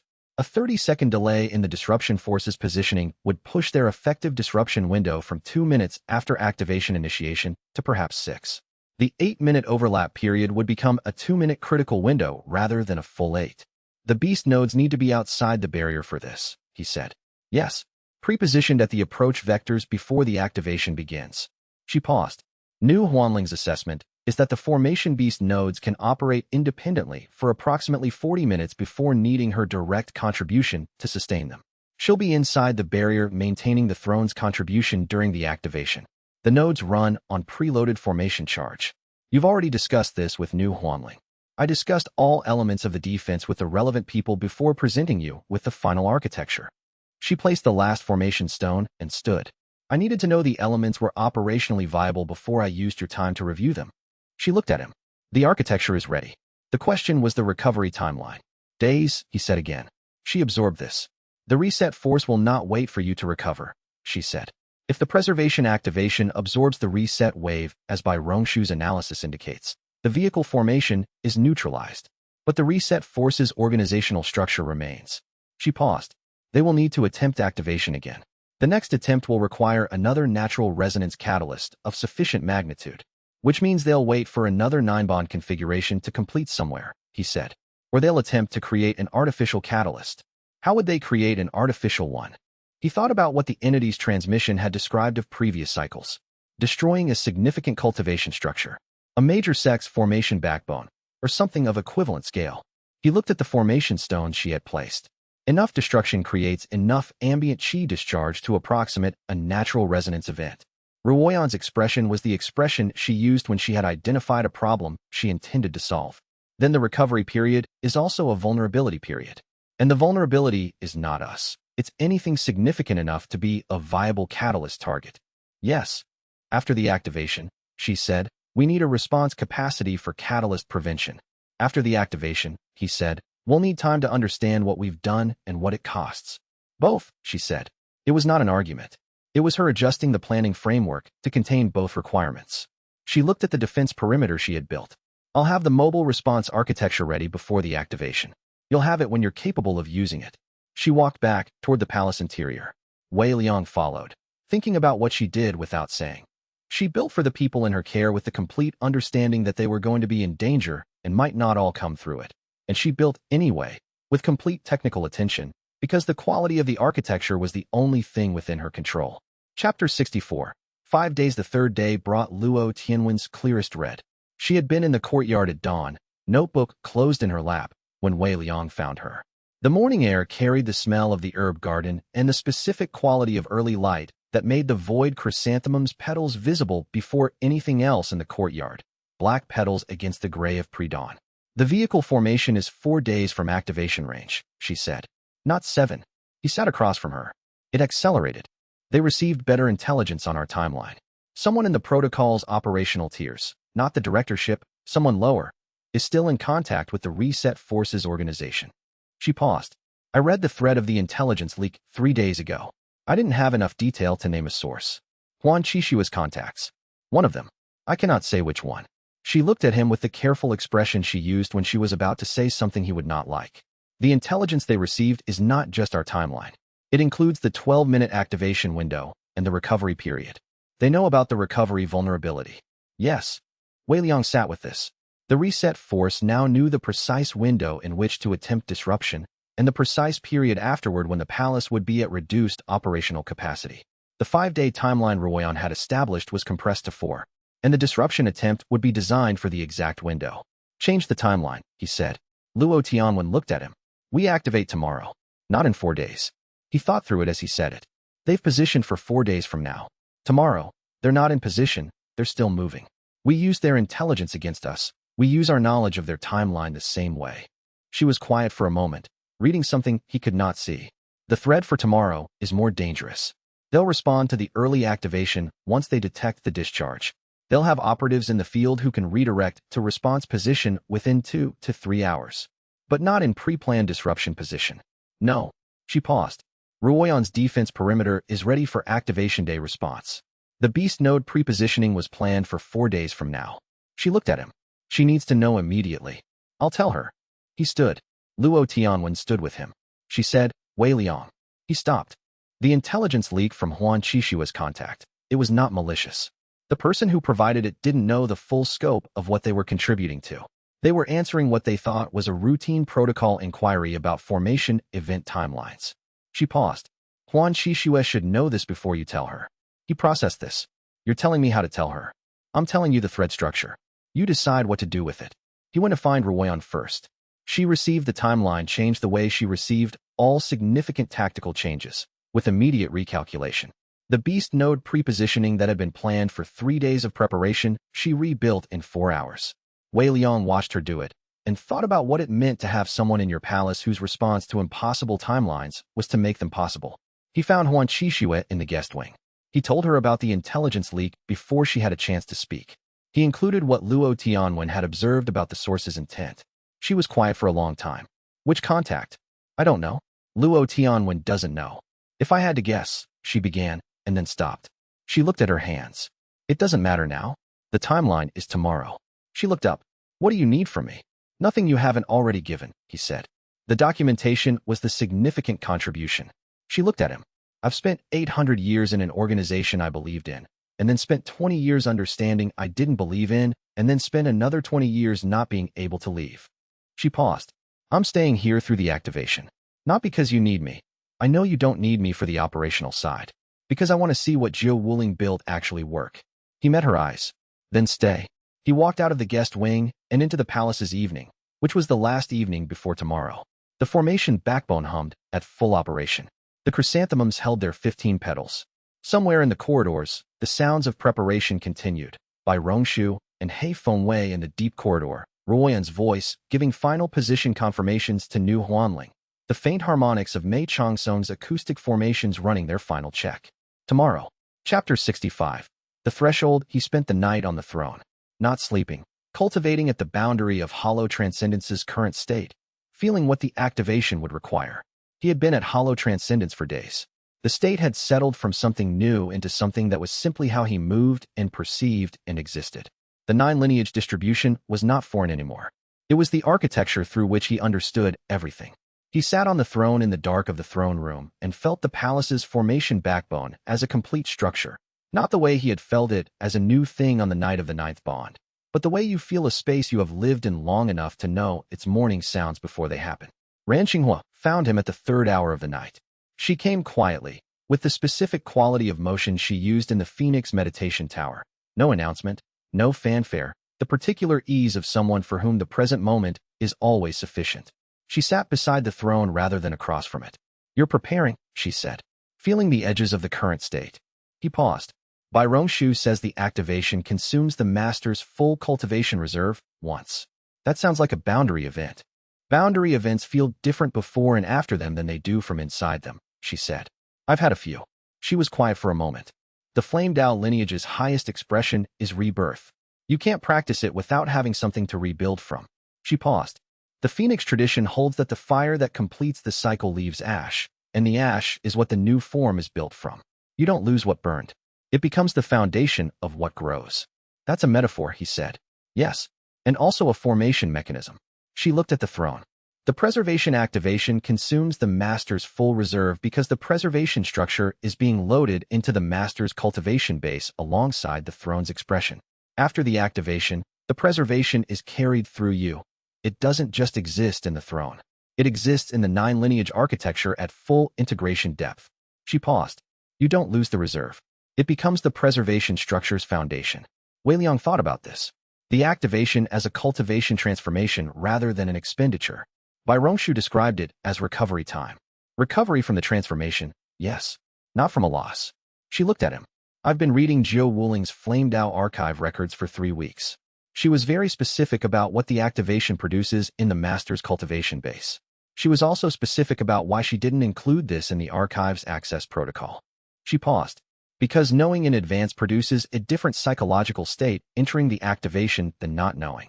She wanted the master to arrive at the activation with full commitment, not with expectations about what they were becoming. And she was willing to not tell whoever opened the archive because she trusted the system she built to produce the right person, he said. Yes. A quiet moment. The right person does the activation because it's the right thing to do, not because of what it produces. He looked at the throne beneath him. The stone at body temperature, as always. The formation glyphs steady in the walls. Outside, through the throne room's window, the void chrysanthemums held their 15 petals in the early dark before the dawn. After the activation, he said, what does the master's cultivation base look like? Different, she said. You should ask Old Hollow. He has records from the original master's final state. She activated the preservation in the previous cycle. She built it for activation. Whether she completed the activation before the palace fell, Ran Xinghua paused, is not recorded in the archive's accessible layers. She looked at him directly. Old Hollow knows. He would ask Old Hollow. In the morning, before the activation, when there was time for that conversation. He sat on the throne for another hour after Ran Xinghua left, feeling the cultivation base he had built from a sealed starting point, from nothing, from a wanderer's scattered resources and the accumulated gifts of 9 people who had chosen to be here. From chi condensation to hollow transcendence in the time it had taken most practitioners to complete a single minor stage. Tomorrow the foundation would load and the vessel would be complete, and whatever the activation made of the cultivation base he had built, that was what he would build from next. He stood and walked to the window. The chrysanthemums stood in the pre-dawn dark. Tomorrow.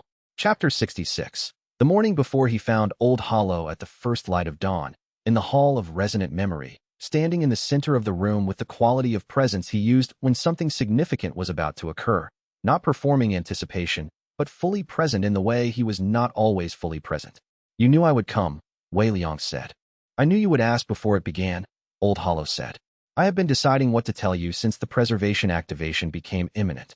Wei Liang sat in the hall's chair, the formal steward chair, which Old Hollow had never reclaimed since Ran Xinghua sat in it during their first meeting. He looked at Old Hollow. Jiu Wuling. Did she complete the activation in the original cycle? No. Old Hollow was quiet for a moment. She built the entire structure and could not complete the final activation.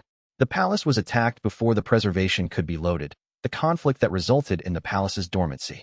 She knew the attack was coming and made a choice. Seal the palace into dormancy rather than attempt the activation under assault and risk corrupting the preservation structure. She chose to wait, Wei Liang said. She chose correctly. A corrupted preservation structure would not have been recoverable.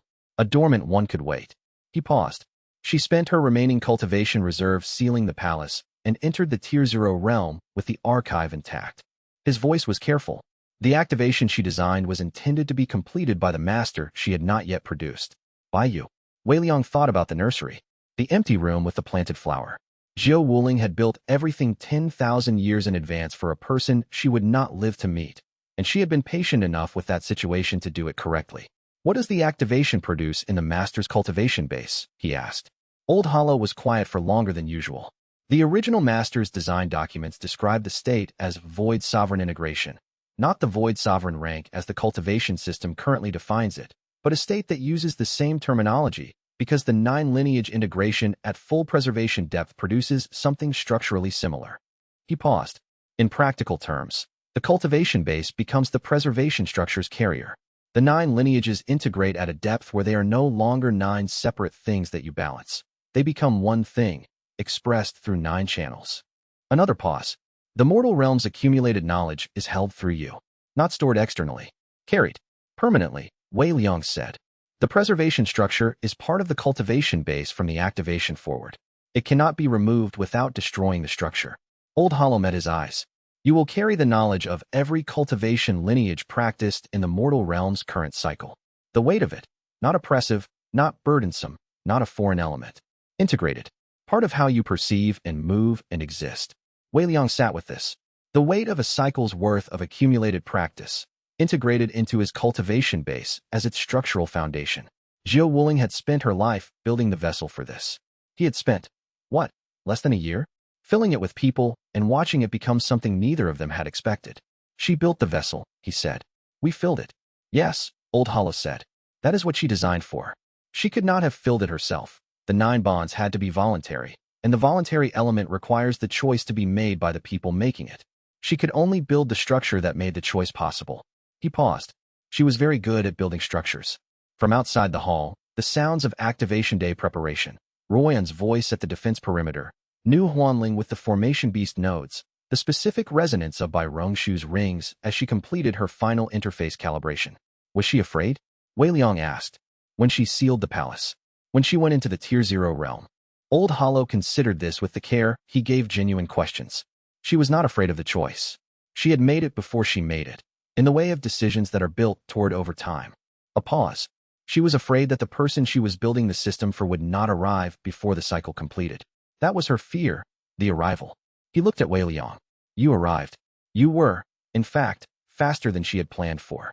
Wei Liang stood. He looked at the hall's walls, at the accumulated presence of everything that had been practiced and lived and felt here over 10,000 years. Let's complete what she built, he said. Yes, Old Hollow said. And for a moment, his formal steward quality was something else entirely. The something that had been waiting for exactly this moment for 112 years of candidates and 10,000 years before that. Let's. Chapter 67. Activation. The formation positions held. Ruoyan had distributed the 9 consorts through the palace's internal formation nodes, each at the position that gave their specific lineage technique maximum structural contribution to the throne's activation output. Fengling at the Draconic Gallery's primary node, where her flame breath technique would drive the Draconic resonance layer's output. Yueme at the Ghost Archive, where her soul extension would form the experiential layer's primary encoding channel. By Suling at the Kitchen Wing's formation intersection, which amplified restorative stability across the whole network. And so on, 9 positions, 9 specific contributions, 9 people who had arrived at this place through routes that Zhou Wuling had prepared and that each of them had nonetheless chosen freely. Wei Liang sat on the throne. The morning light came through the throne room's single window at the angle that appeared in the first full hour after dawn. The chrysanthemums in the courtyard were at their normal 15 petals, which would change. He placed his hands on the armrests. Begin, Old Hollow said. He activated the throne. The formation backbone lit in its specific sequence, the progression he now knew better than anything he had built or learned, the palace expressing itself from the innermost structure outward. The 9 consorts' contributions arrived in the bond network simultaneously, each distinct and recognizable. Fengling's draconic heat, Yume's soul extension expanding past the perimeter, by Sulink's warmth spreading through the network like a restorative compound reaching the bloodstream. The others in their positions, each contributing the specific quality of their lineage in the specific way that only they could contribute it. The catalyst discharge began at the activation's second minute. It was not violent. It was the natural output of 9 cultivation lineages simultaneously engaged at full expression, the ambient resonance in the surrounding area, shifting as the palace's formation drew on the mortal realm's cultivated chi architecture. The discharge spread outward from the formation shimmer in a wave that Wei Liang felt through his 9 lineage awareness as a vast, slow exhalation. Luo Tianwen would be reading the thread cascade that followed. Somewhere in the Shattered Plains southwest quadrant, the vehicle formation's detection architecture would register the wave. The clock began. He held the throne's expression steady through the first 3 minutes while the preservation structure's loading sequence initiated. The archive's knowledge beginning to flow through the 9 lineage architecture from the Tier 0 interface upward, through the ceiling's now open formation channel, into the throne's carrier structure, and from there into the bond network. The sensation was specific and unprecedented. The sensation of holding something vast with no resistance. The way a well-designed vessel holds water without effort because the effort is in the vessel's construction, not its holding. Jiao Wuling had built the vessel. He was the vessel. The knowledge was filling it. At the 4th minute, Ruoyan's voice reached him through the bond network. Not his expanded awareness, but the specific bond link she had built with him over months of operational work. A direct channel for high-priority tactical information. 3 words. They're approaching fast. Chapter 68. The defense holds they came from the southwest in coordinated formation. Not the contractors from the previous approach. These were dedicated operatives with the specific formation architecture that the vehicle formations organization used for disruption attempts. 31 of them, organized in 3 concentric rings, the outermost carrying disruption arrays identical to the ones from the contractor's approach, but keyed to a different frequency. They had received the technical briefing on the Tier 0 harmonic modulation. They had adapted. Ruoyan had anticipated this. The beast node prepositioning, New Huanling's formation-charged animals at the 4 approach vectors, executed the mobile strike sequence at the moment the operatives crossed the 3 Li perimeter marker. The outermost ring encountered not a static barrier, but a moving disruption. 17 formation beast nodes operating on the non-standard cultivation frequencies that the disruption arrays could not target, colliding with the formation stone placement sequence and scattering the first ring's synchronized approach. 30 seconds of disruption from a 31-person formation. It was not enough to stop them. It was enough to break the first ring's synchronized approach, which meant the second ring's arrival at the barrier perimeter was uncoordinated by approximately 90 seconds. And in those 90 seconds, the acoustic formation nodes that Mei Chongsong had built outside the barrier produced a sustained low-frequency wave that interfered with the cultivation frequency coordination that formation rings depended on. Lu Tianxia was outside the barrier. She was not supposed to be outside the barrier.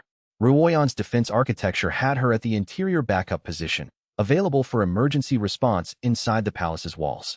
She was outside the barrier because she had looked at the approaching formation and determined that the second ring's disruption arrays were keyed to a resonance frequency that Ruoyan's exterior defense position could not intercept before they reached the barrier wall, and had made the operational decision that this was more important than her assigned position. She was, Wei Liang noted through the bond network's peripheral awareness, while the throne's activation continued through its 6th minute. Working through the second ring with the specific efficiency she brought to combat situations that required both speed and precision. Not eliminating. She did not kill unless the situation required it, and this situation required repulsion rather than elimination. She was scattering the second ring's formation stone positions with a systematic attention that meant the coordinated approach timing broke continuously rather than recovering. The vehicle formation's detection architecture registered the activation event at the 6th minute mark. Wei Liang felt it. Not through the throne's expression, but through the 9 lineage awareness's extended range. The vehicle formation, wherever it was in the southwest approach, attempted to draw on the ambient resonance cascade that the activation was producing. It pulled the resonance toward itself, a vast low-frequency absorption that was specifically designed to build the propulsion wave for the reset. The throne pulled back. Not a force response, a structural one. The preservation loading sequence had reached 73% by the 6th minute. The throne's architecture at that low depth was not a passive vessel, but an active carrier, and the carrier's 9 lineage integration provided a resonance absorption capacity that exceeded the vehicle formation's designed intake rate. The ambient resonance being pulled toward the vehicle formation was simultaneously being absorbed into the throne's preservation loading. They competed for the same energy. Wei Liang had received by Rongshu's analysis. The throne should win this competition. The keyword was should. He was in the competition now, and the reality of it was different from the analysis. The vehicle formation's absorption was a specific and sophisticated architecture, not brute force, and it competed at specific frequency bands that the Nine lineage integration did not cover with equal strength. The ghostline frequency band was the weaker absorber. He felt it, through the bond network, through UMA's specific contribution, a place in the preservation loading where the vehicle formation's absorption was pulling harder than the throne could hold. He did not speak. He did not need to. The bond network transmitted the state. UMA, at the Ghost Archive node, extended her soul sense further than it had extended since the 40-second contact event. Not to the full maximum range. The 12-minute activation required sustained operation, and maximum range for 12 minutes would have costs she had not budgeted for. She extended it to the range at which her soul extension technique's specific frequency band would maximize the throne's absorption capacity at exactly the band where the vehicle formation was pulling hardest. The gap closed. 8 minutes reached. 10. Chapter 69. The 12 at the 11th minute. The activation's loading sequence reached 97%. The sensation in Wei Liang's cultivation base had changed in the previous 5 minutes from the initial steady filling to something more active. The 9 lineages under full preservation loading depth were not separate contributions anymore. They were beginning to integrate at the depth Ran Xinghua had described. Not 9 things being balanced, but one thing finding its 9 expressions. He was aware, simultaneously and without confusion, of Feng Ling at the Draconic Gallery node, holding her flame breath contribution at a temperature that left visible heat distortion in the gallery's air. She was not watching the defense outside. She had made herself available to the throne's architecture completely, and her contribution had the specific character of someone who had decided completely, without internal reservation, that this was the most important thing she had done. UMA at the Ghost Archive, soul sense extended in a pattern he could read through the bond network as sustained concentration at personal cost. The effort was real, and she was absorbing it without showing it, the way she absorbed everything difficult. By Suling at the Kitchen Wing node, whose contribution had shifted in the previous minute from restorative stability to something warmer. She had found the specific note of the culinary lineage's deepest expression, the one that was not technique, but the reason technique mattered, and she was pouring it into the network without holding any of it back. All 9, in their positions, giving what they had. Outside, Ruoyan's defense line was holding. Lu Tianxia had returned to the barrier perimeter after the second ring's disruption. The Formation Beast nodes were running low on charge, and 3 had returned to the palace interior. But the disruption timing had held long enough that the reset forces operatives were still reorganizing rather than in coordinated final approach position. The vehicle formation was losing the resonance competition. Wei Liang could feel it. The ambient resonance in the surrounding area was flowing predominantly toward the preservation loading. The throne's 9 lineage carrier pulling with the full architecture of what it was. The vehicle formation was still drawing, but it was drawing at a declining rate as the absorption capacity differential grew. At 11 minutes 30 seconds, the vehicle formation attempted a final surge. It reconfigured its absorption architecture to concentrate on the ghost line band, specifically targeting the weakest absorber at the moment UMA was already extended beyond her comfortable range. The surge hit the Ghost Archive contribution with a pull force that Wei Liang felt through the bond network as a sudden strain on UMA's soul extension. He had 2 seconds to respond. He could not interrupt the loading sequence. He could not move from the throne. He could not add cultivation reserve to the ghost line band directly. The loading process was using his reserve for the preservation structure. He extended the bond network link with UMA to maximum depth and gave her everything the link could carry. Not reserve, not technique, but the 9 lineage awareness itself. The complete distributed perception that was his cultivation base's current expression. He gave her the complete picture of what the vehicle formation was doing with the ghost line frequency band, at the level of detail that only the 9 lineage integrated awareness could read. 1 second. UMA read what he gave her and made a technical adjustment to her soul extension's specific frequency distribution that closed the gap the vehicle formation was targeting, faster than any formation specialist's verbal instruction could have conveyed. The surge was absorbed. 12 minutes reached. The loading sequence completed. The preservation structure loaded. It arrived not as an event that happened and ended, but as a state that had been building and was now complete. The way a breath arrives at full capacity and becomes the moment before it releases.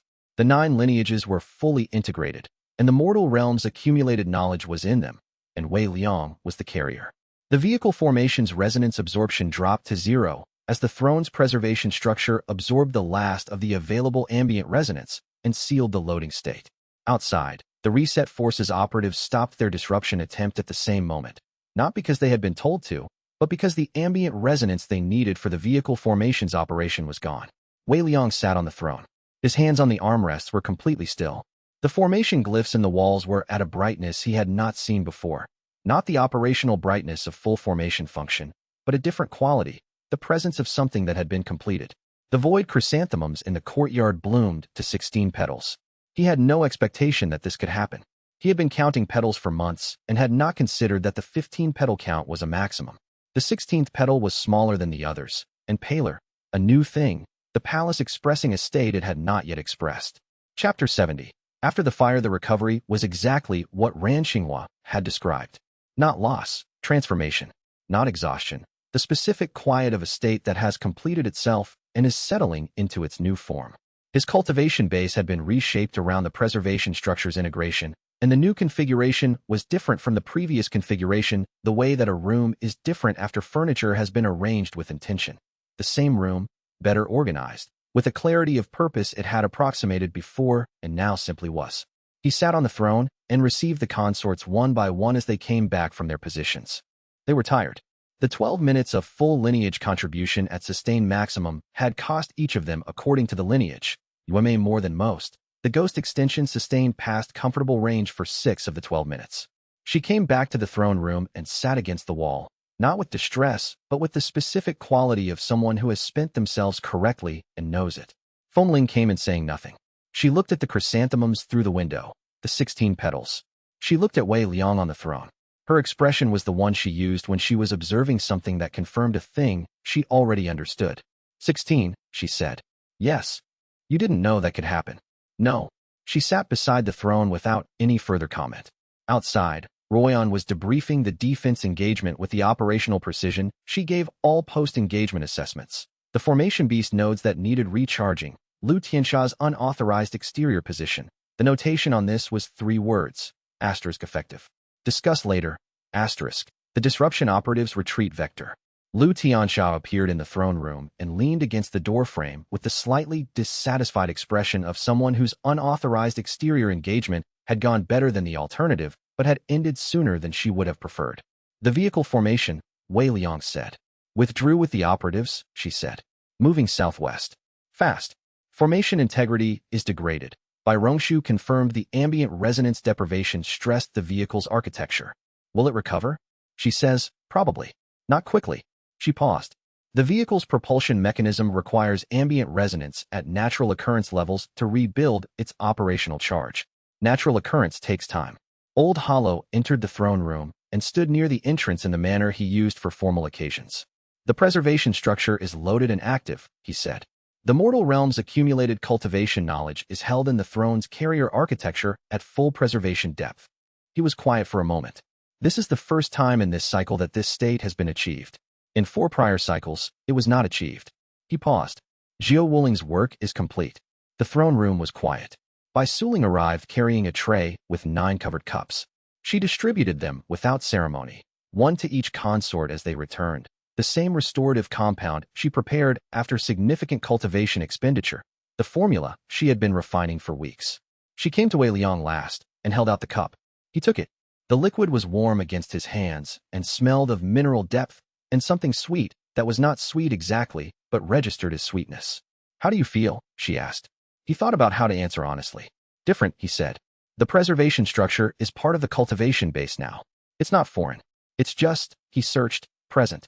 The way you're present everywhere in the palace through the kitchen's reach. He looked at her. Everything that's ever been cooked here is in the walls. You know it. She considered this. Yes. Like that. She sat down near the throne with her own cup. Around the room, the 9 consorts in various states of recovery. Kong Ju at the entrance with his documents. Huan Qixue, standing near Old Hollow with the expression of someone witnessing something they have been moving toward for a long time. The vehicle formation will attempt another approach, Kong Ju said from the entrance. They'll need to rebuild resonance charge. Timeline. Months, Bai Rongshu said from the doorway. She had come from the deep corridor. The interface maintenance was still her primary responsibility, and she had managed it through the activation with He Fengwei's continuous support. She looked tired in the way formation masters looked tired after extended precision work, alert eyes and a face that had been concentrating for too long. They'll know the preservation structure is loaded. They'll also know the loaded structure changes the absorption calculation for any future activation attempt. Any resonance surge they attempt against the throne now encounters the full preservation architecture at load depth, not the loading process under construction. She paused. They cannot use the reset's wave as a vehicle while the throne holds the wave absorber. Then they need to destroy the throne before attempting the reset, Wei Liang said. Yes. She looked at him, which is a different problem from disrupting an activation event. Destroying a complete Tier 1 anchor event formation at full preservation depth requires, she paused, choosing precision over drama, considerably more than they currently have. Months of preparation, Ruoyan said from the entrance, where she had appeared, which means months of intelligence work on our side, and months of recovery time on yours. She looked at Wei Liang with the expression that combined the professional assessment and the specific care for the person being assessed that she had never entirely separated. Recovery time, she said. Days, he said. Ran Qinghua said transformation, not loss. I believe her. Days. Then we plan for what comes next. She paused. Lu Tianxia and I have a discussion pending about exterior defense positions. I heard. Lu Tianxia said from her doorframe position. That was directed at you. The throne room held the specific quality of the aftermath of something significant. The particular quiet of people who have done something that will not need to be repeated, sitting with what it meant, in the company of others who understand the same weight. Outside, the chrysanthemum stood at 16 petals in the afternoon light. Wei Liang sat on the throne and felt the preservation structure as part of his cultivation base, the accumulated practice of a cycle's worth of knowledge, held not as a burden but as a foundation, the way a building is built from what has been laid before. Zhou Wuling had waited 10,000 years for this. He held it. Chapter 71. What the carrier holds the recovery was not rest. Recovery from the activation required Wei Liang to stop trying to do anything. Not to sleep, not to cultivate, not to work through the extensive list of things he had been deferring until after the activation. He was not good at this. He was not constitutionally inclined toward the kind of stillness that allowed a fundamental transformation to settle without interference. Bai Suling enforced it. She had developed, over the months they had spent together in the palace, a specific method for getting Wei Liang to eat and rest that involved placing food in his immediate environment and then not leaving until he consumed it. She did not comment on the cultivation recovery requirement. She did not offer medical advice or philosophical framing. She placed 2 bowls on the table in the recovery wing Old Hollow had prepared, sat across from him, and ate her own bowl. He ate. The preservation structure, he said, when he had finished the bowl. She looked at him. It's present the way the bond network is present, not something I'm aware of by looking at it, but the background against which everything else registers. He paused. Every cultivation lineage that's ever been practiced in the mortal realm. I don't have access to each technique individually. It's not a catalog. It's more like, he searched for an accurate comparison, knowing that a library exists without being able to recite every book. The shape of it. And that's enough? She asked. For preservation purposes? The preservation isn't about me using what I hold. It's about me not losing it through the cycle transition. The knowledge survives through the carrier. He looked at the empty bowl. Zhou Wuling spent a decade thinking through the design philosophy. The carrier doesn't need to know what they carry in detail. They need to be stable enough to carry it through the transition without the knowledge being degraded. And the stability requirement is the 9-bond configuration at full preservation depth, which we achieved. She was quiet for a moment. Then, the palace is the vessel. You're the carrier. We're the bond structure. Yes. So what we did, all of us, the 9 bonds, is become the architecture through which the mortal realm's knowledge survives something that has previously erased it 4 times. She said it not as a question, but as a confirmation of understanding, the way she described a dish's composition after she had worked out the technique. Yes. She looked at her own bowl. Zhou Wuling would have told us that up front. She would have, but she couldn't predict who would arrive. She built the right to be voluntary precisely because coerced bonds don't produce the integration depth required. He paused. She couldn't tell the people who would fill the bonds what the bonds were for before they chose, because the information changes the quality of the choice. And she decided it was acceptable to withhold that. She decided it was necessary. He met Bai Suling's eyes. I'm not defending the choice. I'm saying what the logic was.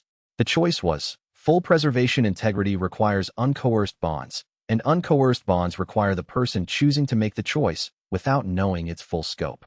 One of these had to yield. He paused. She chose the full integrity. Bai Suling was quiet for a long time. I would have chosen the same way, she said finally. If I'd been designing this, I would have made the same calculation. She paused. That doesn't mean I like it. No, he said. It doesn't have to. She collected the bowls and left. He sat in the recovery wing and felt the preservation structure as the background of his awareness, the shape of a library he would carry as long as he carried it. He thought about Bai Suling's question. So what we did is become the architecture through which the mortal realm's knowledge survives. She had framed it as understanding, not as complaint. She understood the scope and had decided to stay with it.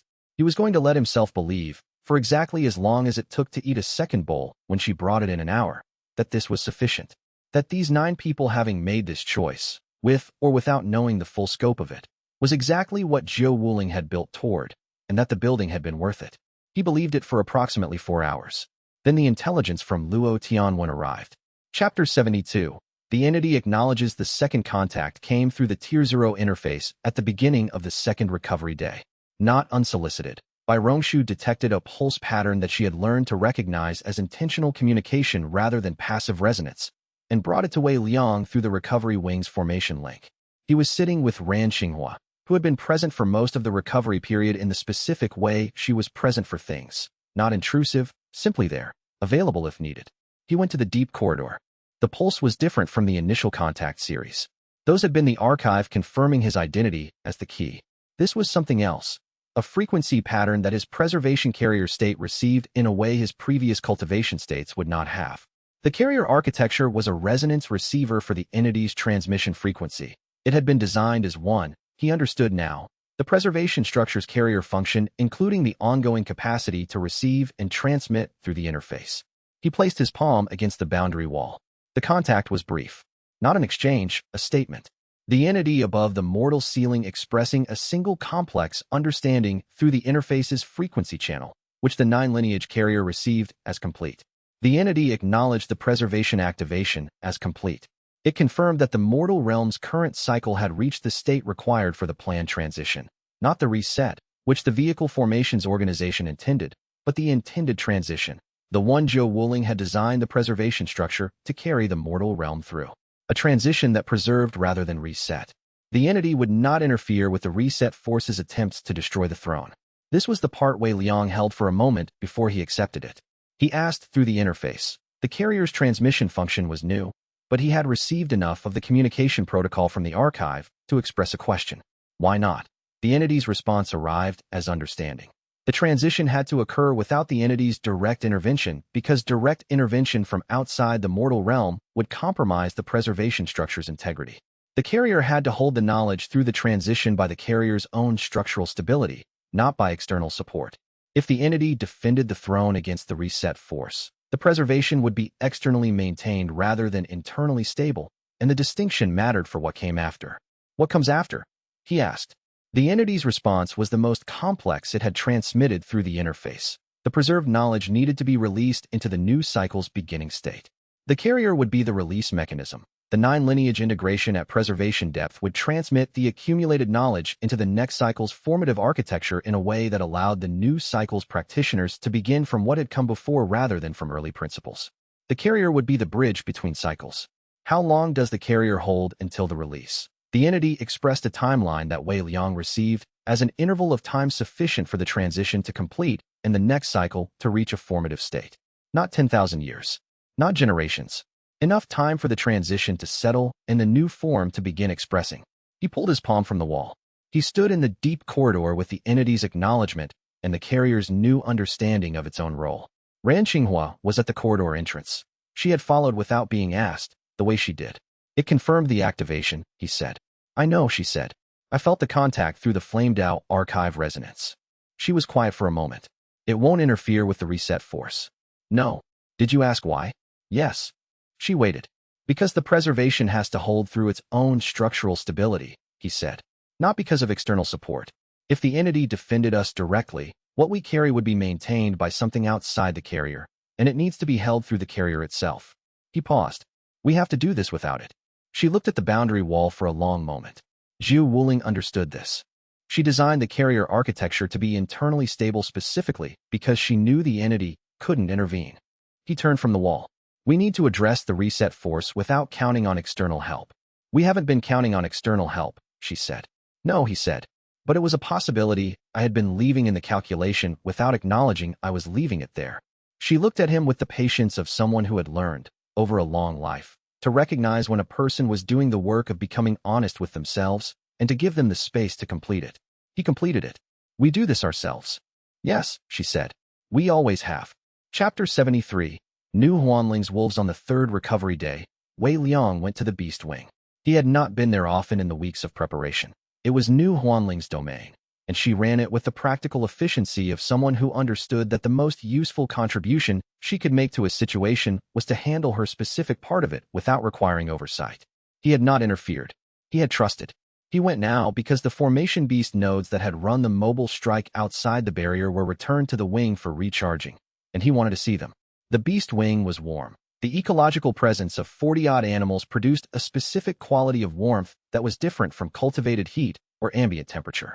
It was the warmth of living things at rest in a space that was theirs. The smell was rich and present in the way of a healthy ecosystem, earth and fur, and something clean underneath. New Huanling was in the central area with the Voidlink's pup, which was not a pup anymore in the strict sense. It had grown in the months since its arrival to a form that was between juvenile and adult, all limbs and alertness, and the specific amberite attention that the lynx species used as its primary mode of existence. The formation beast nodes were in the recharging alcoves along the west wall. 7 of the newly woken forms from the palace's dormant ecology, each one ancient by the mortal realm standards, each one carrying a cultivation charge that their extended dormancy had preserved at original capacity. They had run the mobile strike outside the barrier with the precision that New Huanling had spent the prior weeks teaching them, and they were exhausted in the specific way of animals that have done something significant and know it. Wei Liang sat on the floor of the beast wing, stone floor, animal warmth above and around it, the specific texture of a space that was not designed for human comfort but had become comfortable through habitation. New Huanling sat across from him. The void lynx arranged itself between them and watched Wei Liang with the flat amber attention. The formation beast nodes, he said. They performed exactly as planned. Better than planned, she said. The timing adaptation was theirs. I preloaded the approach disruption sequence, but the specific adjustment to the second ring's formation positioning was not in the preload. They read the situation and modified the execution. She paused. The formation beast ecology that the palace preserved includes animals from 4 prior generations of the palace's operation. Their cultivation memory includes formation combat patterns I haven't fully documented yet. She said this with the attention of someone who considers it a research opportunity rather than a management problem. They remember things the mortal realm's current practitioners have forgotten. What do they remember? He asked. Ask me in a year, she said. It was not a deflection, it was a timeline. The documentation work requires time I haven't had. She paused. After the activation, after the reset force's next approach is handled, there will be time. He thought about the months the vehicle formation needed to rebuild. The recovery window that was also, if Royan's assessment was correct, a preparation window. I want to ask you something, he said. Not operational. She looked at him with the wary attention she used for non-operational questions, which she found more difficult to navigate than combat situations. When you arrived, he said, you came because you needed allies against the Void Eaters. You stayed because the palace was the only place your animals were safe. He paused. Neither of those is true anymore. The Void Eaters are the reset force now, and they're rebuilding rather than attacking, and the palace's safety is established. He looked at her. What are you staying for? She was quiet for a long time. The Void Lynx turned its head to look at her with the specific animal attention that registered shifts in human emotional states. The newly woken forms, she said finally. They have no bond partners. Their original partners died 10,000 years ago. They are, she paused, exactly what I have been for most of my life. Capable. Alone. She looked at the recharging alcoves. Except here they are not alone. And neither am I. She met Wei Liang's eyes with a directness that cost her something. I am staying because this is the first place I have been where the work I do matters to the people around me. Not as an asset. As a person with a specific purpose that is valued. He sat with this. Good, he said. She looked at him. That's all. That's the entire answer. Yes. She exhaled. Not quite a laugh. Not quite a sigh. The sound of someone who expected a longer conversation and has found the shorter one correct. The Void Lynx put its chin on Wei Liang's knee with the complete confidence of an animal that has decided a person is acceptable. He rested his hand on the Void Lynx's head and sat in the warmth of the beast wing until the intelligence from Luo Tanwen arrived through the bond network. Chapter 74. The new approach Luo Tianwen found him in the beast wing doorway. She had the notebook in her hand, and the expression she used when the threads had shown her something she was not yet prepared to present as confirmed. The reset forces reorganization, she said. He stepped into the corridor. The void links watched him go with amber equanimity. 2 days after the activation, she said, the Vehicle Formations Directorate contacted an organization I've been tracking as a peripheral thread, one of the factions that attempted the palace before the 9th bond was complete. Not the Jade Succession Protocol. A different organization, one that specializes in formation disruption through aggressive interference rather than targeted weapons. She paused. They were hired. To do what? The vehicle formation cannot ride the reset while the throne holds the wave absorber. Bai Rongshu's analysis was correct. She looked at him. So they have changed their objective. They are no longer trying to prevent the preservation activation. They are trying to destroy the Tier 0 interface. The corridor was cool after the beast wing's warmth. Wei Liang stood with this information and ran the implications. The Tier 0 interface was the channel through which the preservation structure connected to the entity's communication architecture.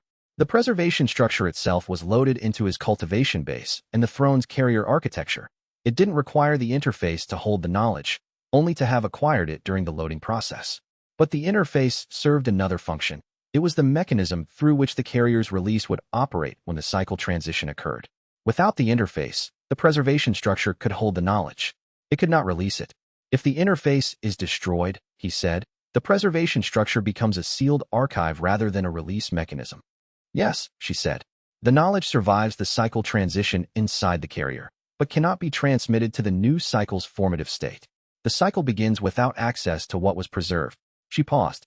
The reset force's new objective is not to erase the knowledge. It's to lock it inside the carrier and prevent its release, which produces the same functional outcome as a reset. Yes, the new cycle begins from early principles because the accumulated knowledge isn't accessible. She paused. With the added element that the vehicle formation can then offer, in the new cycle's early state, to unlock the carrier's archive, for a price. Wei Liang processed the full picture. The reset force had adapted from destruction to capture. They could not destroy the preservation structure. They could prevent its release, and then control access to what it held. He found this specific adaptation concerning in a way that the original disruption plan had not been. It was more sophisticated, more patient, and more difficult to counter through the defense perimeter that Royan had built for the activation event. Timeline, he said. They need to position the disruption formation at the Tier 0 interface's boundary layer. The interface runs through the deep corridor's formation architecture. It's not exterior. This is an interior attack. She met his eyes. They need access to the palace's interior, which requires breaching the barrier, or infiltrating through a route we haven't accounted for. She paused. Bai Rongshu sealed the secondary entrance that the previous attack had used. The formation wall is at 100% integrity. She looked at the corridor. But 100% integrity means the palace is currently more stable than it has ever been. And the reset force now has months and resources and Jade Succession Protocol technical documentation that includes the palace's formation language analysis from He Fengwei's 12 years of research. She paused. They have the formation language because He Fengwei's research was filed in the protocol's archive. And He Fengwei is here. And He Fengwei is here, she confirmed. I'm not saying she is a security risk. I am saying the organization she worked for has access to her prior work. And that work documents the palace's formation architecture in significant detail. He thought about He Fengwei, who had held the interface maintenance with Bai Rongshu through weeks of work, who had provided 12 years of research documentation that had allowed the activation to succeed. He thought about what Luo Tianwen was not saying, that the thread structure around He Fengwei was one she had been watching and had not found hostile, only complicated. Bai Rongshu and He Fengwei, he said. Luo Tianwen nodded once. You want to find them. Chapter 75. The formation holds its architects. He found them in the deep corridor, as he usually found them. He Fengwei had been at the interface maintenance since the activation, not because the maintenance required her continuous presence, but because she and Bai Rongshu had developed a working rhythm that neither of them had stated a preference for interrupting. They worked in a comfortable silence that was, Wei Liang had observed, the specific silence of two people who had worked at very close quarters under significant pressure and had come through it respecting each other's operational tempo. He told them both what Luo Tianwen had reported. He Fengwei listened with the stillness she used for receiving significant information. When he finished, she looked at her formation rings, the protocol's standard issue, which she had been wearing since she arrived, different from Bai Rongshu's personal kit. The protocol's archive has my research files, she said. Complete documentation of the palace's formation backbone architecture, the Tier 0 interface structure, the carrier formation's frequency signatures. She was precise and undefended about this. If the Reset Forces Directorate access those files, they have a detailed technical roadmap to the interface's boundary layer. I know, Wei Liang said. The question is whether they have practitioners capable of using that roadmap against a 100% integrity barrier. She looked at Bai Rongshu. Your assessment. Bai Rongshu was already working through it. The documentation describes the formation architecture. It doesn't describe the current state. Every modification I've made since arriving, the interface adjustments, the fallback protocols, the activation adaptations. She paused. We'll need to build while the interface runs, He Fengwei said. Bai Rongshu holds the current frequency while I implement the junction modifications. Alternate maintenance loads. I've done more difficult things with worse tools, Bai Rongshu said. This was not boasting. It was a professional assessment delivered in the same tone she used for all professional assessments. Wei Liang looked at them both. Two formation masters who had come from entirely different directions. One who had spent 12 years in an organization documenting the very structure they were now protecting. One who had spent years working alone for clients who valued her skills, but not her judgment. Who had found in the palace's formation architecture a problem worth their full attention and each other's collaboration. Begin when you're ready, he said. He Fengwei was already reaching for her primary formation tools. We're ready, she said. He left the deep corridor and went to tell Ruoyan that she had 48 hours of full palace defense responsibility while two formation masters rebuilt the architecture that the Reset Force was planning to exploit. She received this with the expression she used for every tactical situation that required complete operational competence. Focused, clear, already calculating. 48 hours, she said. Yes. What's my authorization scope? Everything, he said. She nodded once and began. Chapter 76. The generals watched Ruoyan's first act when Wei Liang left the deep corridor was to pull Lu Xianxia out of the sparring court. Not by messenger. She went herself, which was how Xianxia knew it was serious rather than administrative. The exterior position, Ruoyan said. Xianxia's expression did not change. She had been expecting this. She wiped down the training blade she had been using and set it across the rack with exactly the care she used for every blade, because she believed in not rushing the preparation of weapons even when being held accountable for decisions. I made the call that the activation required exterior coverage, she said. The vehicle formation's absorption wave was going to fold back toward the palace's west approach if nothing interrupted the lateral drift. I interrupted it. You were not authorized for exterior deployment. No. You went anyway. Yes. Ruoyan was quiet for a moment. She was not angry. Xianxia had been braced for anger, and its absence was more informative than its presence would have been. Ruoyan was running the calculation the way she ran all tactical calculations, methodically, without letting preference influence the sequence. The outcome, Ruoyan said. Was the intervention effective? The drift was contained. The absorption wave completed its inward collapse instead of deflecting laterally. Xianxia paused. Without the exterior interrupt, the wave would have struck the western outer wall during the critical 15-second window when the palace's formation was in transition. I assessed this as unacceptable and acted. Your assessment was correct. Ruoyan set her hands flat on the training rack and looked at the wall rather than at Xianxia. You went exterior without telling anyone where you were. That landed differently. Not the unauthorized deployment, the not telling. I didn't have time to, for seconds. You had 4 seconds between the moment the lateral drift became clear and the moment you would have needed to move. 4 seconds is enough to tell the nearest consort, I'm going exterior, west approach. You didn't. Which means for 11 minutes. No one inside the palace knew whether you were fighting a vehicle formation wave or unconscious in a drift fold somewhere on the western plain. Xianxia was quiet. That is the accounting, Ruoyan said. You made the correct tactical decision and you executed it well. You also left us without information we needed. And if the outcome had been different, we would have had no way to find you. She finally looked at Xianxia directly. You are not in trouble for the exterior deployment. You are not being reprimanded for the outcome. You are going to hear this once, and you are going to internalize it, because I am now in command of this palace's defense for the next 48 hours, and I need everyone who fights under my authorization to understand what authorization means. It means you know where we are, Xianxia said. It means I know where you are, what you're doing, and what constitutes a change in your situation that requires different response from the rest of us. Ruoyan's voice had not risen. It never rose. That was the quality that made it more effective, not less, when she spoke in this register. You are the fastest unit I have.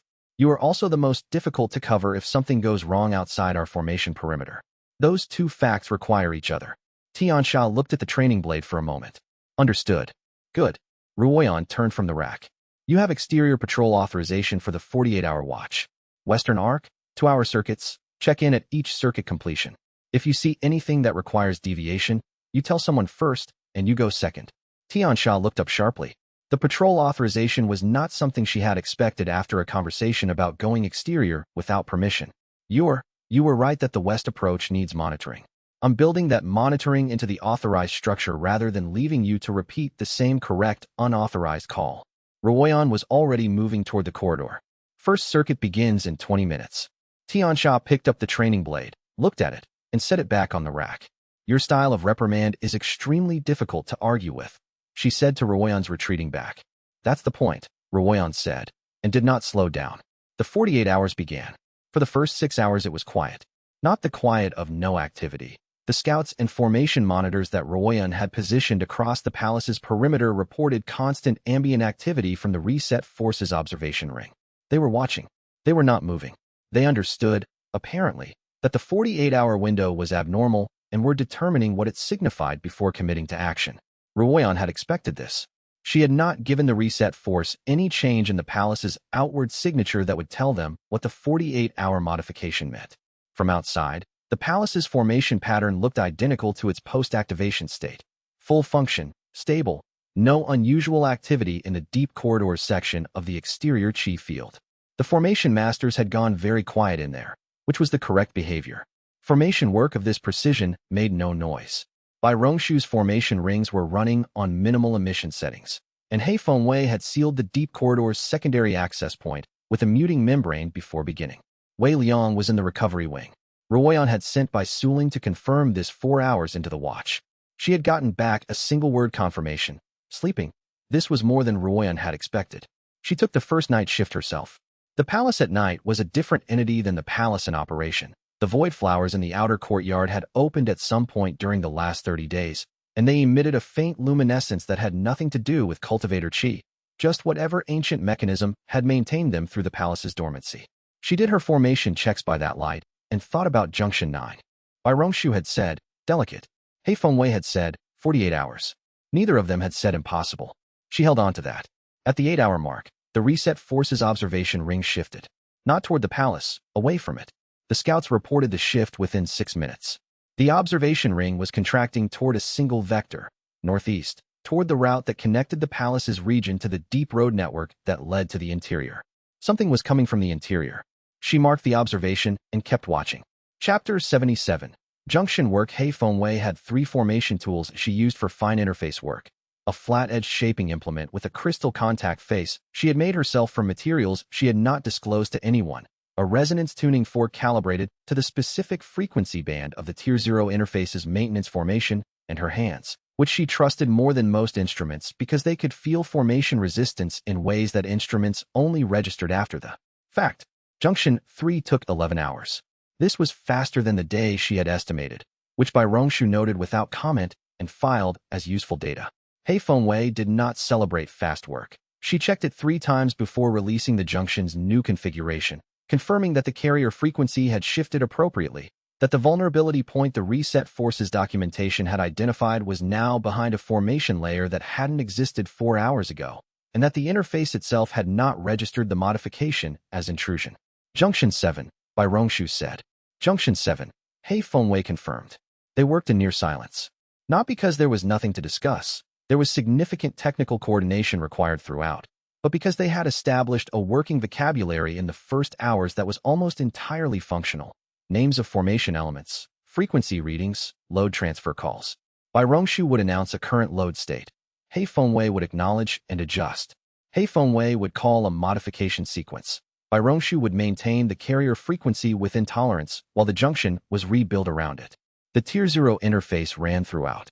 The preservation structure in Wei Liang did not interact with the junction modifications. It was a higher layer architecture, and the modifications were happening at the maintenance formation's boundary level. She was not supposed to be in the deep corridor. Ruoyan had restricted access during the 48-hour modification period, and the restriction was not advisory.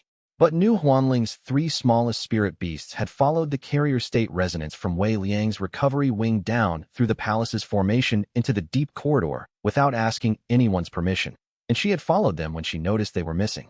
The spirit beasts, a marmot-sized wind echo creature, an iridescent six-legged crawling thing whose classification Xiao Wuan had refused to commit to in writing, and a bird that New Huanling called Twig because it weighed nothing and behaved accordingly. We're sitting at the boundary of Bai Rongshu's formation workspace in a row, watching the junction modification with complete attention. They followed the carrier resonance, New Huanling said. It was not an apology. It was an explanation. Bai Rongshu did not look up from the junction. They're not in my workspace boundary. They know better than to cross formation lines. New Huanling crouched at the corridor entrance, arms on her knees, watching. What they're registering is the interface's maintenance frequency. The carrier state broadcasts at a range that wild-type spirit beasts can detect. These three are particularly sensitive. Hei Fengwei glanced at the spirit beasts without moving her shaping implement from the junction sequence. The wind echo creature's fur was standing slightly, oriented toward the interface's boundary wall. They're reading the carrier structure. Yes. New Huanling looked at her beasts with the expression she used when they surprised her. Not surprise exactly, more like recognition of a capacity she had suspected but not verified. They've been restless since the activation. Following the resonance. I thought it was disorientation. The palace's formation changed significantly, and it takes time for the beast bond wing to recalibrate. She paused. But it's not disorientation. They're watching something. What are they watching? Bai Rongshu asked. New Huanling was quiet for a moment. I don't know how to translate this exactly. In beast perception, there's a pattern that they track in cultivators they've bonded with, an internal signature that tells them something about what that person carries. Most cultivators have a personal signature, their cultivation chi, their lineage. Wei Liang's signature now includes everything they've ever been exposed to, every cultivation resonance they've encountered, every memory of a human cultivation frequency from across their generations. She looked at the boundary wall where the interface hummed. He's carrying all of it. They've never perceived that in a person before. They keep coming to look. Bai Rongshu held the carrier frequency through a particularly delicate junction reshaping sequence and thought about that. Tell them to stay quiet, she said finally, and they can watch. Chapter 78.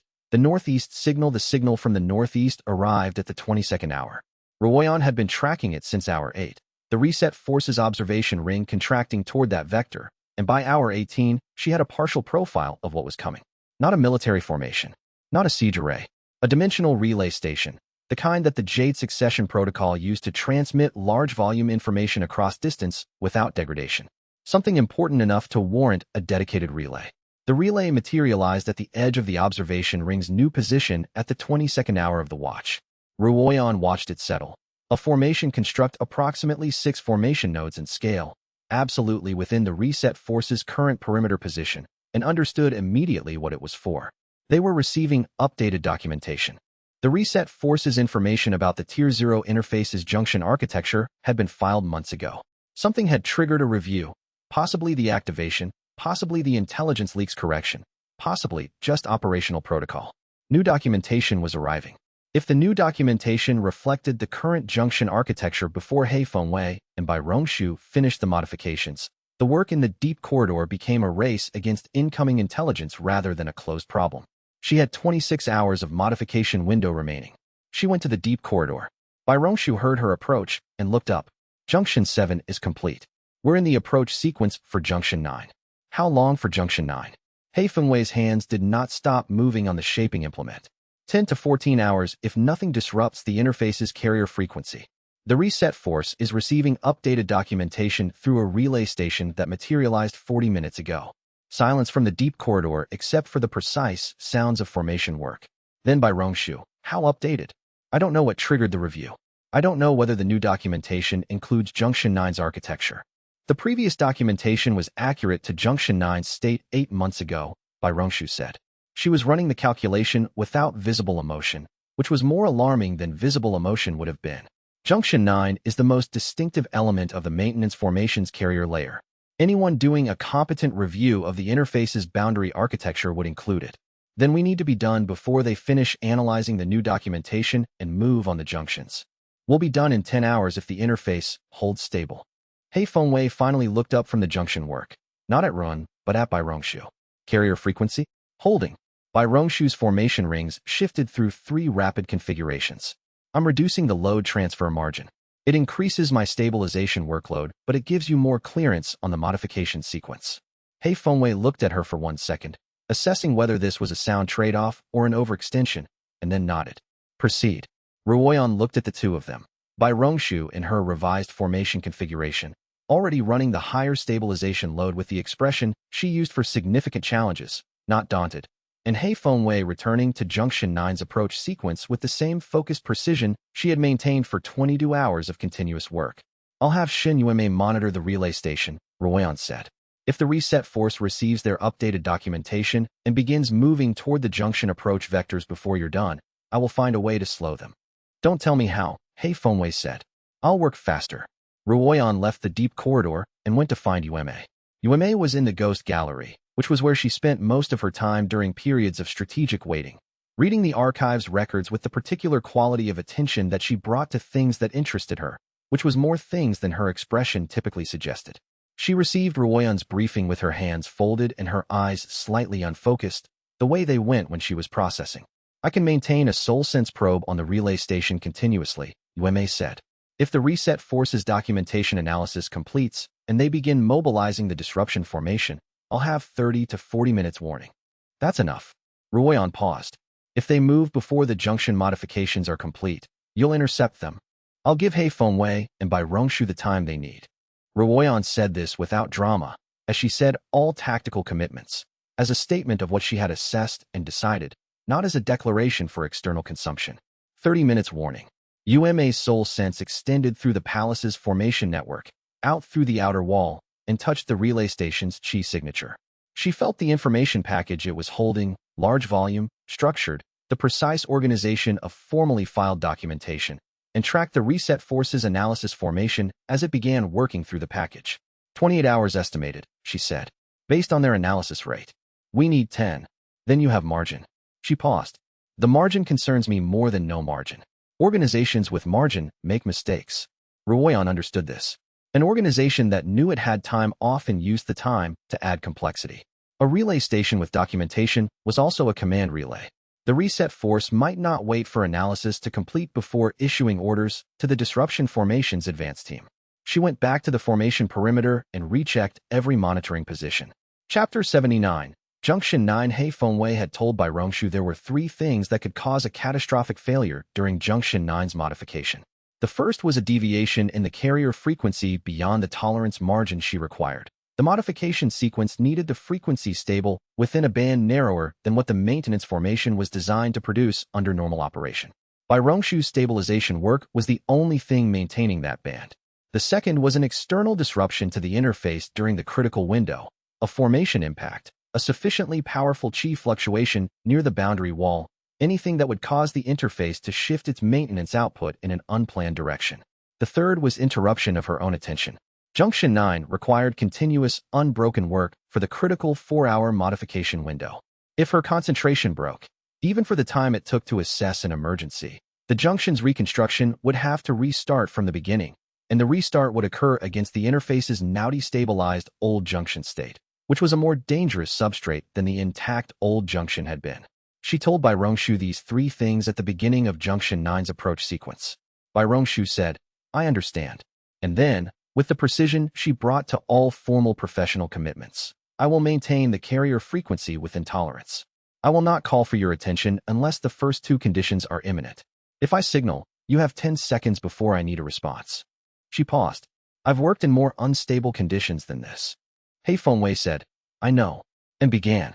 The Junction 9 modification started at the 20th hour of the watch. It went wrong at the 32nd. Not catastrophically, not in any of the 3 ways she had described. What happened at the 32nd hour was Wei Liang arriving at the deep corridor's entrance. He was not supposed to be there. Bai Suling had been very clear that the recovery period required 2 full days of restricted activity, and it had been 32 hours, which was close to 2 days, but was not 2 days. He arrived at the deep corridor because UMA's 30 minutes warning had come at 30 hours, 2 hours early, and someone had told him, and he had decided the junction modification required his awareness. Hei Fengwei became aware of his presence because the carrier frequency shifted. It was a small shift.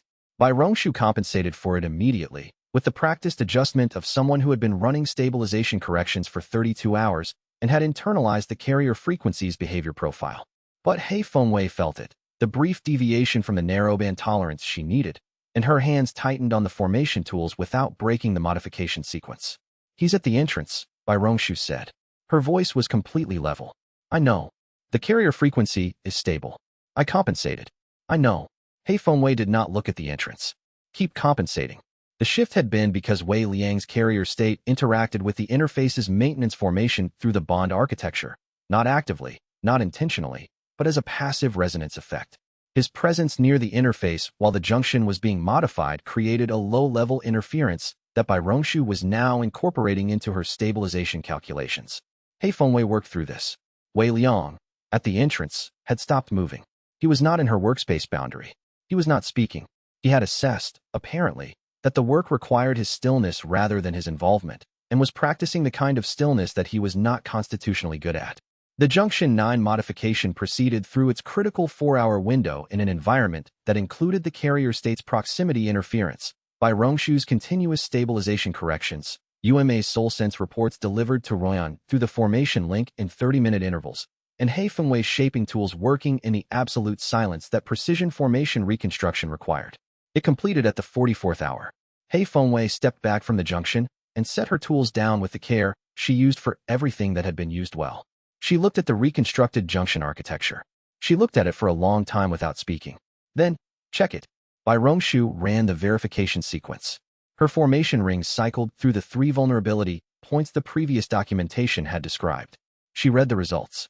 Junction 3, vulnerability point non-functional. Junction 7, vulnerability point non-functional. Junction 9, she paused. Junction 9's vulnerability point no longer exists as a formation feature. The previous architecture that created it has been replaced. She looked up. The documentation is describing a formation that no longer exists. Wei Liang, from the entrance, said nothing. But Hei Fengwei heard his breath shift, a small sound, the kind that happened when someone who had been holding tension released it without deciding to. She picked up her tools and set them in their case. 44 hours, she said. Better than the estimate. You should sleep, Bai Rongshu said. Hei Fengwei considered this. After I eat something. She looked at Wei Liang. The modifications are complete. Your carrier state's proximity interference was manageable, but the next time you enter an active modification workspace while in recovery, tell me in advance so I can account for it in the tolerance calculations rather than having Bai Rongshu compensate reactively. This was the most direct expression of professional criticism she had delivered in the time Wei Liang had known her. He received it with the focus he brought to information he intended to apply. Understood. I'm sorry for the complication. Don't be sorry, she said. Just tell me in advance. She picked up her case and walked past him into the corridor, and Bai Rongshu followed, and the deep corridor was left to the interface's hum and the junction architecture's new, undocumented configuration. Chapter 80. What the documentation says UMA's 30 minutes warning had been accurate. The Reset Forces Analysis Formation completed its review of the updated documentation at the 37th hour and immediately issued orders to the Disruption Formation's advanced team. The advanced team was a small unit, 6 formation specialists operating a targeted disruption array, designed to strike 3 junction points simultaneously and create a cascade failure in the interface's maintenance layer. Ruoyan had spent 4 hours preparing for them. She had not tried to create a forward defense. The disruption formation was outside the palace's authorization perimeter, and deploying consorts into that zone to preemptively engage would commit resources she needed at the palace's established defense points. What she had done instead was redistribute the formation nodes along the palace's outer boundary in a pattern that concentrated the existing chi field into 3 specific corridors, the 3 approach vectors the disruption formation's advanced team would use to reach the junction approach positions.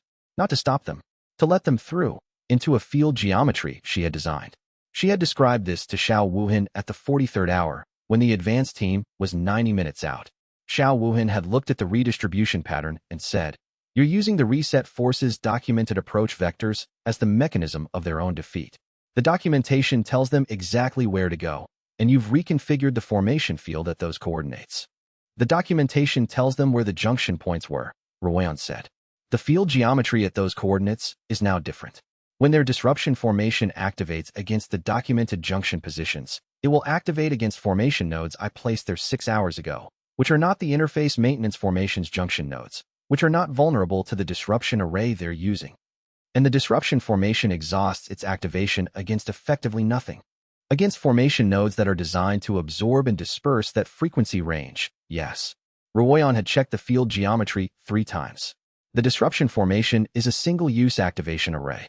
Once it exhausts against the false nodes, it requires a full day to reload, which gives us a day.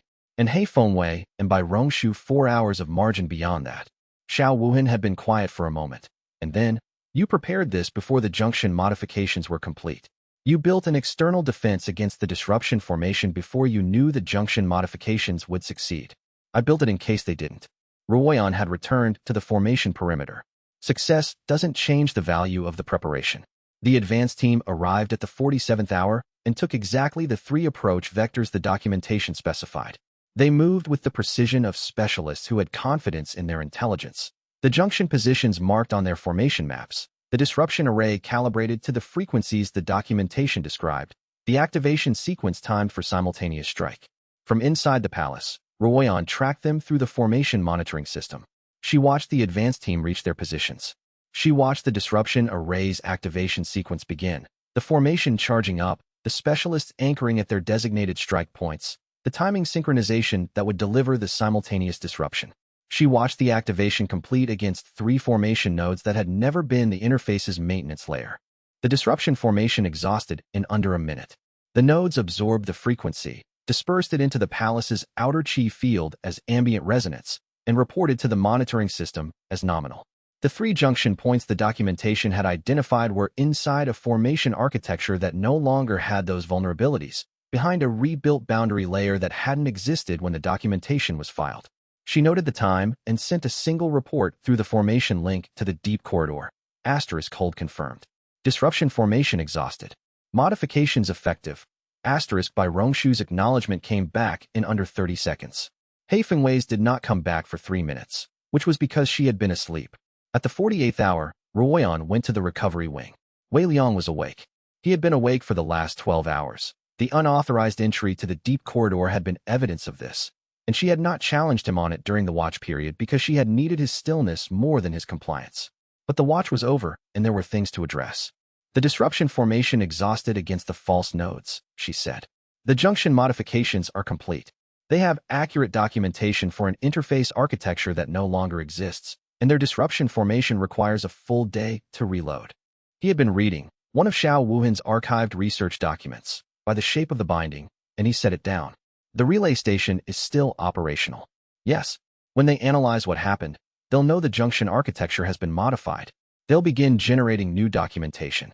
She sat down across from him, which she did not usually do in operational briefings. She usually delivered them standing. He noticed this. The advantage is temporary. 48 hours, perhaps longer if they're cautious about accuracy this time. What do we do with the window? That's what I came to discuss. She looked at him directly. The reset force will move to a different approach when the junction documentation proves outdated. They have 3 other known approaches to the interface's carrier layer. None as clean as the junction vulnerability, but available. Hei Fengwei has identified the architecturally weakest of the 3. She wants 36 hours to address it. Before the reset force's new documentation is ready. Before they decide the documentation approach isn't working and shift to a higher force option. Ruoyan paused. The high force option requires more resources than they've committed so far. It would also be visible to the continental factions, the kind of formation assault that produces a chi disturbance readable at 1,000 li, which creates pressure for the continental factions to respond, which creates a diplomatic complexity the reset force has been avoiding. They've been operating quietly because their vehicle formation plan requires the cycle transition to occur without open interference from external powers. She met his eyes. They won't shift to high-force approach if they believe the documentation approach can still succeed. The junction modifications bought us time, but it also gave them a reason to generate better documentation instead of changing their method. Wei Liang thought about this. The reset force was not a blunt organization. They had operated for long enough that they understood patient approaches. They would prefer to destroy the Tier 0 interface quietly and precisely, through formation architecture, rather than through an assault that attracted attention. Hei Fengwei gets the 36 hours, he said. Ruoyan nodded and stood. There's one more thing. She moved to leave and then stopped, which she almost never did. The advanced team that activated the disruption formation When they realized the activation had exhausted against false nodes, I monitored their response through the formation link. They held their positions for 22 minutes before withdrawing. That's not tactical reassessment time. That's communication time. They were reporting to someone and receiving instructions. He understood what she was telling him. The relay station isn't just documentation. It's a command link. Someone is directing this operation from a significant distance, with the organizational infrastructure to maintain real-time command of a precision formation assault. She paused. Kong Ju had the rank to use a relay station. He does not have the organizational infrastructure for one at this range. The reset force had resources she had not fully mapped. Wei Liang filed this and held it with the other things he was holding. The preservation structure as background, the carrier state as his new constant, the entity's acknowledgement of what had been done, and its instruction that what remained had to be done by those within the mortal realm. Thank you for the watch, he said. Ruoyan made a sound that was not quite agreement and not quite dismissal, and went to tell He Fengwei that she had 36 hours. Chapter 81. Fire Prophecy. Ran Qinghua found him in the outer courtyard at the 3rd hour of the night. Not by chance, she had been searching for him. He had been avoiding the recovery wing, which Bai Suling had noticed and not commented on yet, and was spending the first hours of the He Fengwei modification window in the parts of the palace where no one had urgent need of him. The outer courtyard qualified. It was away from the deep corridor, away from the formation monitoring positions Ruoyan had staffed for the new watch, away from the locations where problems would be brought to him. He was looking at the void flowers. They had been blooming for weeks, white petals with a translucent quality that made them difficult to see clearly in direct light, easier in the dark, as if they were designed for exactly this kind of viewing. He did not know what mechanism maintained them. Old Hollow had not mentioned them specifically in any of his briefings, and Wei Liang had not thought to ask, while Old Hollow was available to be asked. Ran Qinghua sat beside him without preamble and looked at the flowers with him. She did this sometimes, arrived in a place and participated in it rather than announcing her arrival. Of the 9 consorts, she was the one whose presence felt least like an addition to his environment and most like a natural feature of whatever space they occupied together. He had never asked her about this. He suspected the answer had something to do with 40 years of solitary practice in a phoenix temple in the southern wilds. You've seen something, he said. She was quiet for a moment. Then, for 30 years I used to see it monthly. In the last 6 months, weekly. Since the activation, she paused. I see it every time I look into flame for longer than it takes to light a lamp. What is it? She placed her palms flat on the courtyard stone, the way she grounded herself before describing prophetic vision. Fire prophecy was not a passive faculty. It required active channeling and a physical anchor to prevent the vision from bleeding into present perception. The stone under her palms was cool and slightly rough where the restoration formation had not yet smoothed it. A man whose face I cannot see clearly, she said. He is very old. He carries something that resembles the carrier state, but wrong. Not a preservation structure, not Jiao Wuling's architecture. Something older and cruder. He holds what he gathered, but he cannot release it either. He cannot release it because no one built the mechanism for release. He is very, she paused. Tired is not the right word. Tired doesn't describe something that's been carrying weight for longer than most cultivation lineages have existed. Wei Liang was very still. He has been watching the Tier 0 interface, Ran Qinghua said. He has been watching it since before we knew it was here. When I saw this vision for the first time, I thought it was a warning about a future threat. I understand now. She looked at the void flowers. It was a description of what was already present. You think the person behind the relay station, I think the person directing the reset forces operation is not Kong Ju, is not an organizational commander, and is not operating for organizational reasons. She met his eyes for the first time since she had sat down. I think someone wrote a previous cycle's reset by accident or design. I think they have been accumulating preserved knowledge the wrong way, not through Jiao Wuling's carrier architecture, which requires the 9-bond structure to create a stable carrier, but through simple consumption and retention across the transition. They survive the reset, but the knowledge they hold can't be integrated and can't be released. They are an unstable carrier of a previous cycle's accumulated knowledge, and they need either the Tier 0 interface to build the release mechanism, which Jiao Wuling never did. She sealed it before she completed it. Or they need to transfer the burden to a new carrier. She was quiet. A carrier who already holds the current cycle's preservation structure. The void flowers moved slightly in a breath of air that was probably formation ambient circulation. They want to add the previous cycle's knowledge to the current preservation structure, Wei Liang said. They want to give you what they cannot hold anymore. And they will accept any method of transfer, including ones that would damage or alter the preservation structure Jiao Wuling built. She paused. Including ones that would damage you.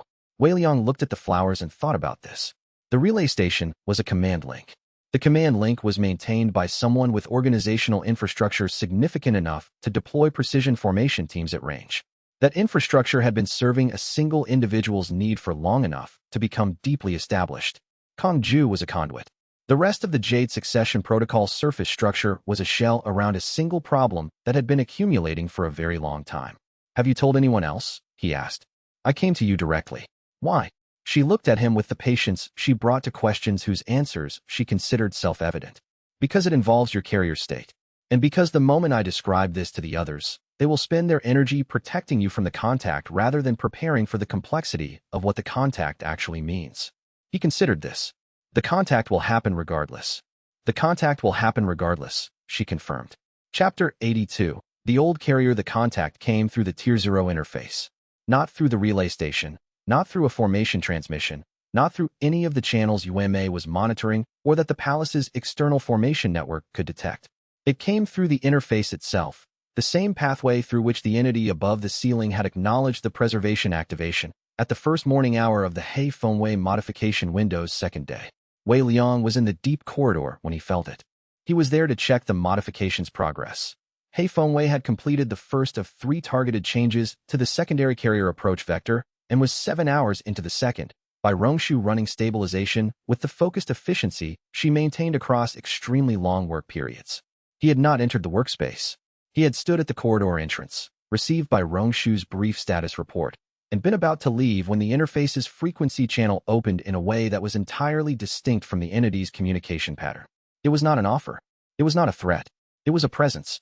He placed his palm on the boundary wall.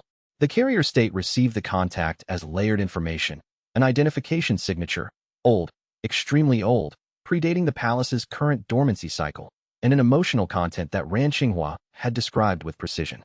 Tired was not the right word. The weight of something that could not be set down. The transmission was not complex. No architecture, no formal communication protocol. Just, I know what you hold. You know what I hold. There is a way to resolve this that does not require the destruction of anything.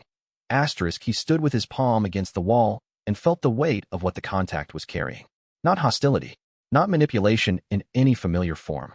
The simple exhaustion of something that had been holding on for too long and could see, for the first time, an end to the holding. The carrier state in him resonated with it the way a stretched string resonates with a nearby frequency, not matching it, but registering the kinship. He withdrew his palm. He stood in the deep corridor for 4 minutes. Hei Fengwei's tools made precise sounds on the junction node behind him. Bai Rongshu's formation rings cycled through their stabilization patterns. He thought about what Ran Xinghua had said. The moment I describe this to the others, they will spend their energy protecting you from the contact rather than preparing for the complexity of what the contact actually means. He thought about the entity above the ceiling statement. The carrier had to hold the knowledge through the transition by the carrier's own structural stability, not by external support. He thought about Hei Fengwei telling him, tell me in advance, so I can account for it in the tolerance calculations rather than having Bai Rongshu compensate reactively. He went to find Ran Xinghua. She was in the Phoenix Meditation Tower at the palace's northeast corner, which she had adopted as her space partly because the tower's stone was a particularly ancient formation-grade material that retained heat well, and partly because it was away from the high-traffic corridors. She was not in meditation posture. She was sitting at the tower's single window with a small, open flame on the stone sill, watching it. Her fire prophecy was running continuously now. He had understood this since their conversation in the outer courtyard. The contact came, he said. I know. She did not look away from the flame. You have 20 minutes before Xiao Wuhan's monitoring logs show an anomalous frequency event in the interfaces channel. She checks those logs every half hour. Then we need to convene the council before she brings me the logs. Ran Xinghua looked at him. Yes, she said. We do. He was moving back down the corridor before she finished standing. The council convened in the main hall with 7 of the 9 consorts present. Hei Fengwei and Bai Rongshu could not leave the modification sequence, and he did not ask them to. He briefed the contact in order. Ran Xinghua's fire prophecy description first, which he presented as having occurred the night before as information he had received and needed to contextualize before sharing. Then the contact through the interface channel. Then his 4 minutes in the deep corridor. He did not pause at the 4 minutes. He described them plainly, including the fact that he had considered the contact privately for that time before seeking Ran Xinghua rather than immediately calling the council. Xiao Wuhan was reading her monitoring logs as he finished. The anomalous frequency event registered at the first morning hour, she said. Duration, for minutes, 14 seconds. She looked up. You were in the deep corridor at that time. Yes. And you spent approximately 20 minutes with Ran Xinghua before calling this council. Yes. She set the logs down with a deliberate flatness that communicated her assessment without requiring her to state it. What was the content of the contact? He told them. The hall was quiet in the way it went quiet when information had arrived that required time to fully land. Fengling's expression was the clearest indicator. She had moved from her initial posture, alert, tactical, to something that was processing rather than reacting, which meant the information was large enough to displace her immediate response pattern. Yueme said, an unstable carrier from a previous cycle. Someone who survived the reset by holding on to knowledge that the transition didn't erase, because they held it within themselves rather than letting it pass through the cycle. She was working the logic out in sequence, the way she handled new information that intersected with solar theory. The reset erases the mortal realm's formations, cultivation lineages, accumulated knowledge in material form. But it cannot erase a cultivator who has integrated that knowledge too deeply to be separated from it during the transition. The price being that they can't release it afterward, Luo Tianwen said. She had been running thread readings since Wei Liang began the briefing. Her thread site showed fate lines in a configuration she had described to him once as convergent but unresolved. They need either the release mechanism, which Zhou Wuling never built, or a new carrier to transfer the burden to, Ran Xinghua said. Or, Ruoyan said. With the flatness she brought to tactical options she had already assessed as dangerous. They need the current preservation structure destabilized to the point where it can absorb an uncontrolled transfer. Wei Liang looked at Ruoyan. The disruption formation's target was the junction architecture, Ruoyan said. Not to destroy the interface, to crack the carrier's structural integrity. A preservation structure with compromised junctions cannot refuse an uncontrolled transfer. The knowledge flows in whether or not you hold the correct bond configuration for it. She paused. The junction attacks were preparation for a contact. You received the contact before the junctions were repaired. You held it. He understood. The 4-minute window had been a test of exactly the kind Ran Xinghua had described, whether the carrier's structural stability held against an external pressure that wasn't hostile in any comprehensible way, just desperate. The junctions held, he said. The junctions held, Ruoyan confirmed. Which means the contact failed as an infiltration mechanism. Which means they need a different approach. Her eyes met his. And now they know the junction modification succeeded. Chapter 83. What cannot be set down? The person behind the relay station made no further contact through the interface that day. This was more unsettling than continued contact would have been. Xiao Wuhan monitored the interface channel continuously. The entity above the ceiling's frequency band was present as always, ambient and unreachable, but the old carrier's frequency did not return. The relay station outside maintained its position. The formation monitoring network showed no movement from the reset force's outer perimeter positions. They were reassessing. Wei Liang sat in the main hall after the council dispersed and thought about what an entity that had survived a cycle's reset by accident or design, by holding knowledge too deeply to be separated from it, would want most from a correctly architected carrier state. Not to give it away. Not exactly. To stop carrying it alone. He understood this in a way that he did not advertise to anyone except Ran Xinghua, who already knew. The preservation structure in him was designed for shared weight. The 9-bond architecture distributed the carrier's structural load across 9 independent cultivation lineages so that no single point could fail under the accumulated pressure of everything being held. Zhou Wuling had designed it because she understood that a carrier holding an entire cycle's knowledge alone would fail under the weight of it. The old entity outside had been holding alone for at least one full cycle. Perhaps more. He was still sitting with this when Fengling arrived. She sat across from him without asking, which she had long since stopped doing. She sat where she chose in the spaces she had decided were hers, and the main hall qualified. She looked at him with the expression she used when she had assessed a situation and had something to say that she had calculated was worth saying. You held the contact for 4 minutes without telling anyone, she said. I briefed the council, after Ran Xinghua told you that Xiao Wuhan's logs would show the anomaly in 20 minutes. She was not angry. She was doing the thing she did that was worse than anger, identifying the sequence precisely. You didn't call the council immediately. You went to Ran Xinghua first. He did not deny this. Why? He thought about how to answer this accurately. She had already seen the contact coming. I wanted to understand what I had just received before I described it to 8 people simultaneously. You wanted to understand it alone first. Yes. And in those 4 minutes and the 20 after them, if the contact had been different, If the structural stability test Ruoyan described had gone the other way, if the junction modifications hadn't held, she looked at him directly. We would have been responding to the result rather than present for the moment. This was true. The flaw isn't that you take time to think, Fengling said. The flaw is that the thinking happens alone in a system that only works when it doesn't happen alone. She paused. You were built for the nine-bond architecture. Zhou Wuling's entire design was built on the principle that distributed weight is stable weight. And you keep trying to hold things alone before you're willing to distribute them. He looked at her. You've been saving this. I've been noticing it accumulate. She stood. Ruoyan built a defensive architecture in 48 hours that didn't fail. He Fengwei and Bai Rongshu spent 44 hours rebuilding a formation junction without rest. Ran Qinghua saw the contact coming 30 days ago and waited for the right moment to tell you. These people are not resources you manage. She looked at him from the full height of the posture she used when she was being precise about something important. They are the structural load-bearing elements. You are not the carrier. We are. Stop treating information like something you hold alone first. She left the main hall, and her footsteps faded down the corridor toward her gallery wing.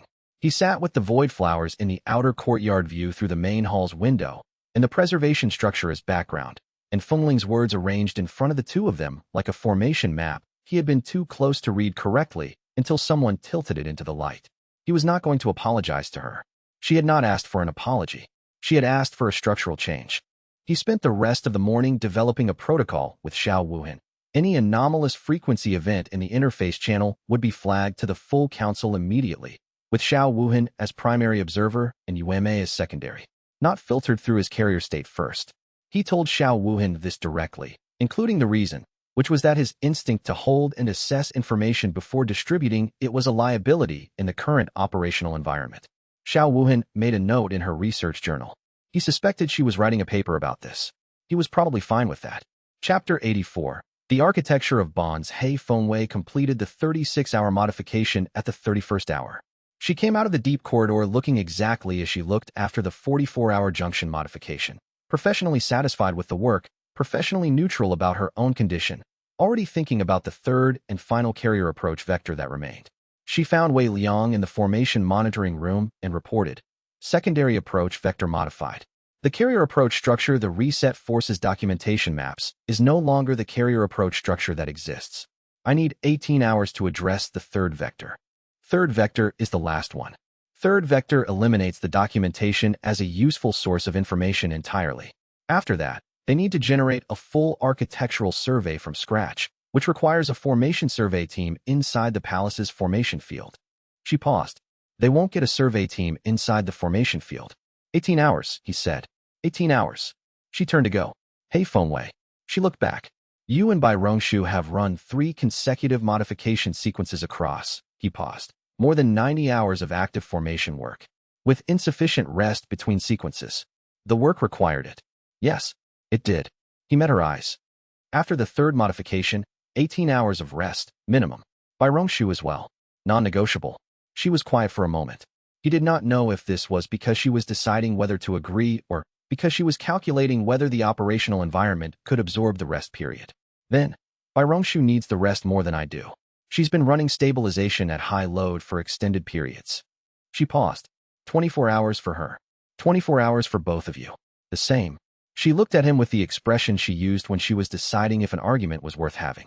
She determined it was not. Agreed. She went back into the deep corridor. Yueme arrived at the monitoring room 20 minutes later. She had been maintaining the soul sense probe on the relay station continuously, and her expression when she entered had the flat quality she used for information that was significant but not urgent enough to interrupt a working session. The relay station has been receiving outbound transmissions, she said. Not documentation. Command traffic, the kind that coordinates movement between multiple units. She placed her observation notes on the monitoring table. 3 separate transmissions in the last 4 hours. I cannot read the content. The encryption is formation level, beyond my soul sense resolution. But I can read the transmission pattern. Wei Liang looked at the notes. 3 units being repositioned, Yueme said. Not moving toward us. Moving toward the positions that mark the 9-bond resonance range. He understood immediately. They've mapped the bond architecture's spatial resonance. The 9-bond formation creates a resonance signature that extends approximately 20 li from the palace's spatial fold. It's not the interface they're targeting anymore. She met his eyes. The preservation structure's integrity depends on the nine-bond architecture's resonance coherence. If they can establish disruption formations at 3 nodes on the resonance perimeter, she paused, they cannot break the bonds. But they can degrade the resonance coherence below the threshold required for the preservation structure's stability. He held this. The preservation structure was distributed across 9 bonds. The bonds were independent but resonant. They had to be, for the architecture to function as Jiao Wuling had designed it. An attack on the bonds themselves would face 9 independent responses. An attack on the resonance coherence that connected the 9 bonds was a different problem. If the resonance coherence drops below threshold, he said, what happens to the preservation structure? I don't know precisely. It was not a scenario Jiao Wuling's design documentation addressed. She assumed the 9-bond architecture would either be complete and stable or not yet achieved. A deliberately degraded coherent state is an adversarial scenario she didn't model. Yume paused. Based on what I understand of soul architecture, the preservation structure doesn't collapse. It fragments. The accumulated knowledge remains in the carrier, but the 9-lineage architecture that organizes and protects it develops instabilities. Given enough time under degraded coherence, the structure would become increasingly difficult to maintain. And the carrier? She was quiet for a moment. Also increasingly difficult to maintain. He called the council again. This time he called it before he had finished processing the information. He called it while Yume was still presenting her notes, which was not the natural sequence of his instincts, but which was the correct sequence. The council received the information. All 9 consorts, minus He Fengwei and Bai Rongshu, who were 18 hours into the final modification sequence and could not be interrupted. Ruoyan began mapping defensive positions against the 3 resonance perimeter nodes immediately, drawing on the formation monitoring data. Luo Tianwen ran thread readings on the 3 transmission vectors, identifying convergence timelines. Xiao Wuhan cross-referenced the resonance perimeter specifications against the palace's formation architecture to identify natural reinforcement points. Ran Qinghua sat quietly and watched all of this. After the council dispersed to their preparation tasks, she remained. Wei Liang looked at her. You already know what the third approach means, she said. Not a question. If the resonance coherence becomes a target, every consort becomes a target. They're not trying to crack the carrier. They're trying to make the carrier unlivable. He paused. The old carrier outside. If they've been holding knowledge alone for a cycle, maybe that's what a degraded coherent structure feels like from the inside. They're not describing what they want to do to us. They're showing us what they've been experiencing. Ran Qinghua was quiet for a long time. Then, that is the most unsettling interpretation of this situation I've heard so far. Yes, he said. Chapter 85. Before the third modification ends, Ruoyan deployed the resonance perimeter defense in 6 hours. She did not do this by positioning consorts at the 3-node locations. She had a full understanding of why this was a trap, and the 3 transmission vectors that Yume had identified were designed to draw a response at the nodes, where the reset forces reposition units would have the defensive advantage. What she did instead was expand the palace's formation boundary to incorporate the resonance perimeter into the palace's active defense field. This was not straightforward. The palace's formation was designed around the spatial fold's physical boundary, not the 9-bond architecture's resonance range. Extending the active defense field to cover the resonance perimeter required building formation bridges across the gap between the two. Temporary construction, not permanent infrastructure, but stable enough to make the 3-node locations inside rather than outside the palace's defense response capability. She drafted Xiao Wuhan for the temporary bridge construction. They worked in parallel, Ruoyan establishing the foundation nodes, Xiao Wuhan building the connecting formation structures between them. Xiao Wuhan did not comment on the elegance or inelegance of the solution, which meant she considered it sound. She was generous with her criticism and did not bother with it when there was nothing useful to say. By the 18th hour of the final modification sequence, the resonance perimeter was inside the palace's active defense field. Ruoyan reviewed the formation bridges and said, "They'll see the extension. The formation field change is not subtle. They'll know we anticipated their repositioning," Xiao Wuhan said. "Yes. That may accelerate their timeline. If they believe we can prevent the resonance coherence approach, they may shift to the high-force option sooner. They may." Ruoyan looked at the formation bridges, her design, and Xiao Wuhan's execution, which was better than what she had sketched. The high-force option requires public action. Every major continental faction will read the Qi disturbance. She paused. "I have been building toward the hope that the reset force does not want to go public." "Hope is not a formation strategy," Xiao Wuhan said. "No. It's a prediction about the enemy's behavior based on their operational pattern. They've been quiet and precise for months. Organizations don't abandon quiet and precise approaches overnight. Ruoyan looked at the monitoring data. They'll try the resonance perimeter approach anyway because they've already repositioned those units. They committed resources. They'll test whether the formation bridges hold before they escalate. She was correct. The 3 units arrived at the resonance perimeter node locations at the 20th hour. They found the formation bridges. They attempted to penetrate the extended active defense field from the node positions, which were now interior to the palace's response range. The defense field held. The units withdrew within 40 minutes. Wei Liang watched this from the formation monitoring room. The withdrawal was too clean. Not a full retreat, a repositioning.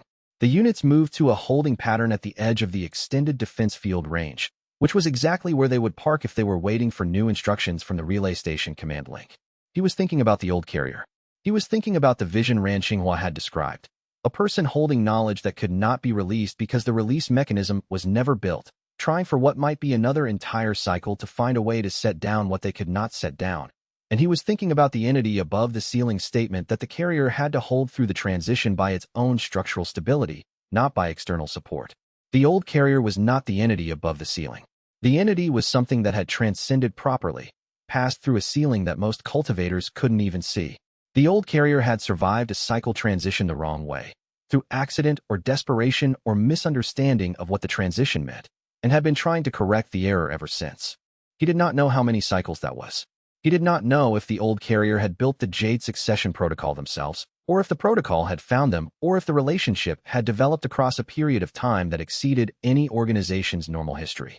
He did know that the old carrier had resources significant enough to deploy formation teams at continental distances, had managed those resources quietly enough that the continental factions had never identified them as the underlying power behind the protocol, and had been patient enough to wait across entire cycles for a carrier structure stable enough to receive a transfer.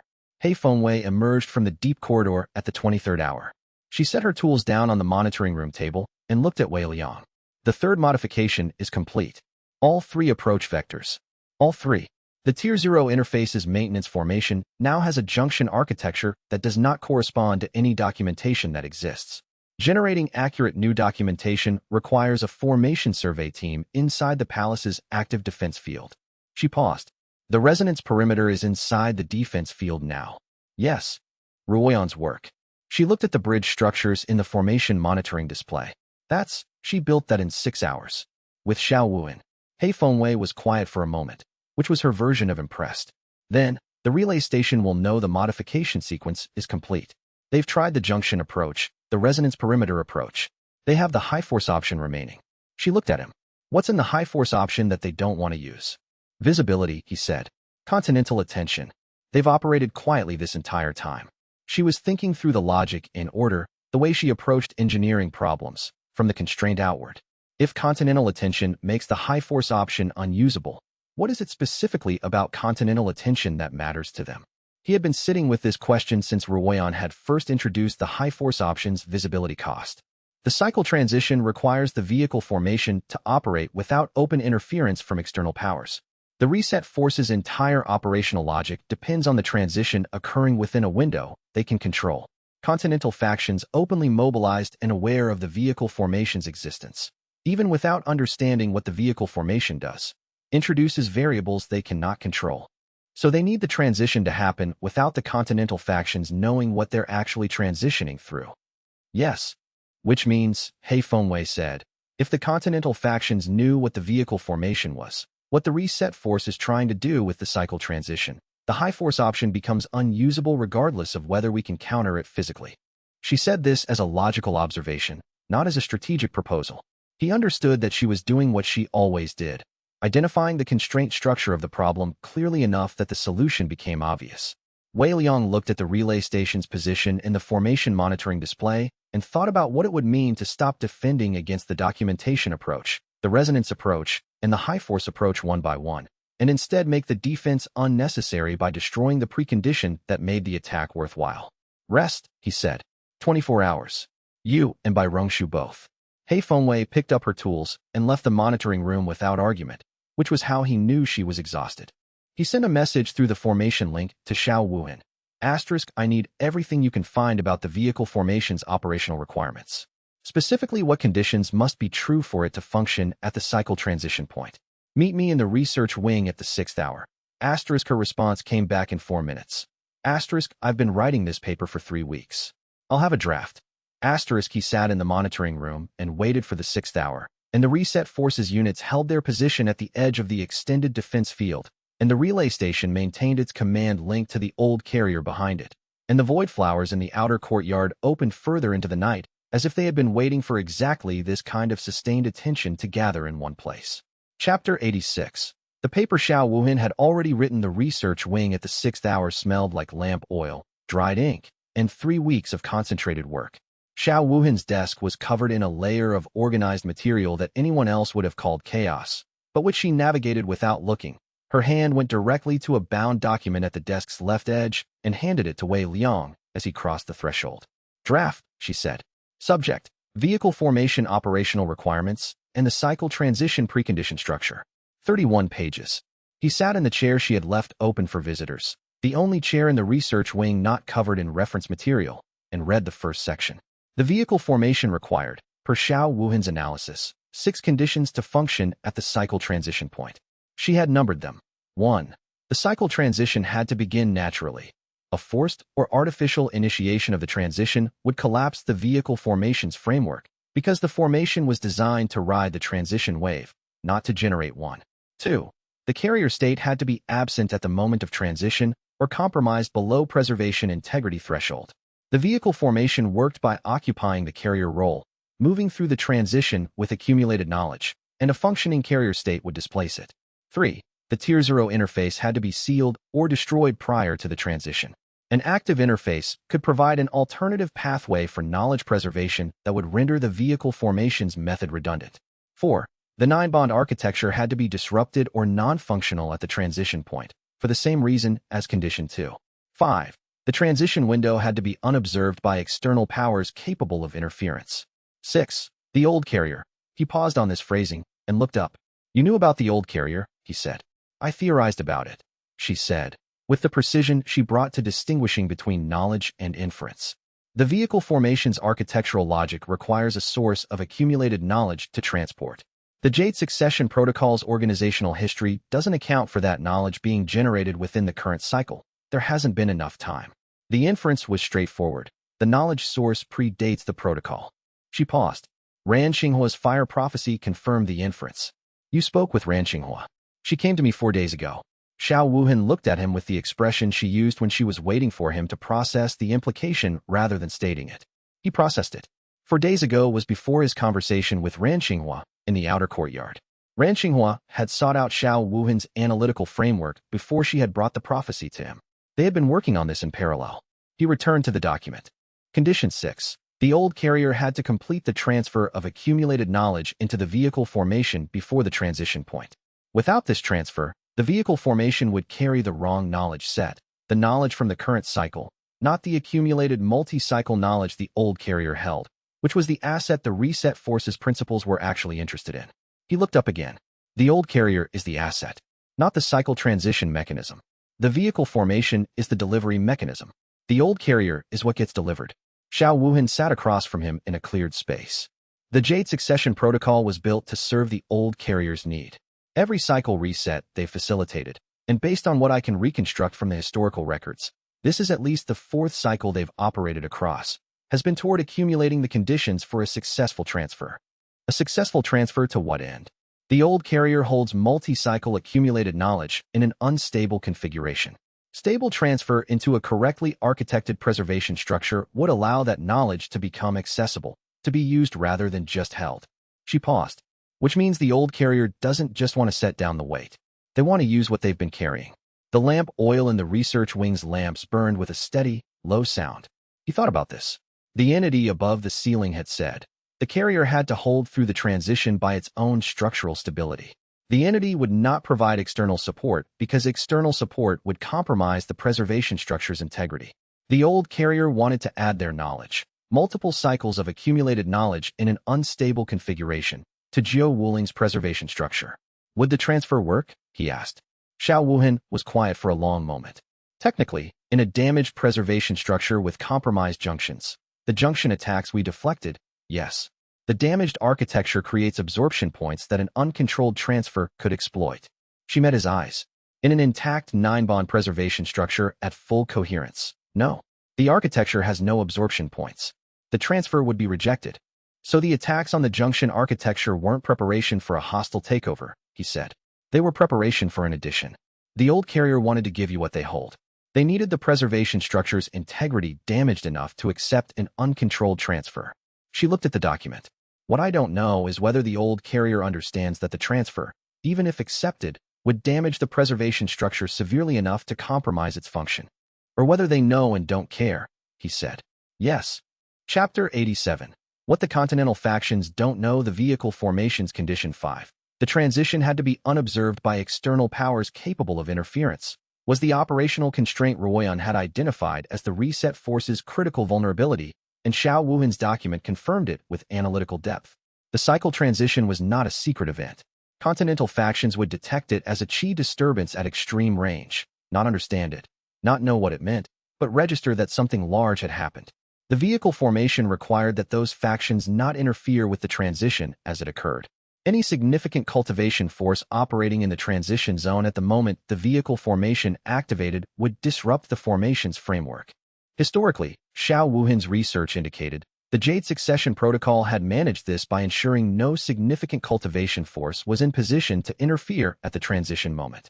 This required either removing those forces through conflict, political manipulation, or displacement, or ensuring they did not know the transition was coming.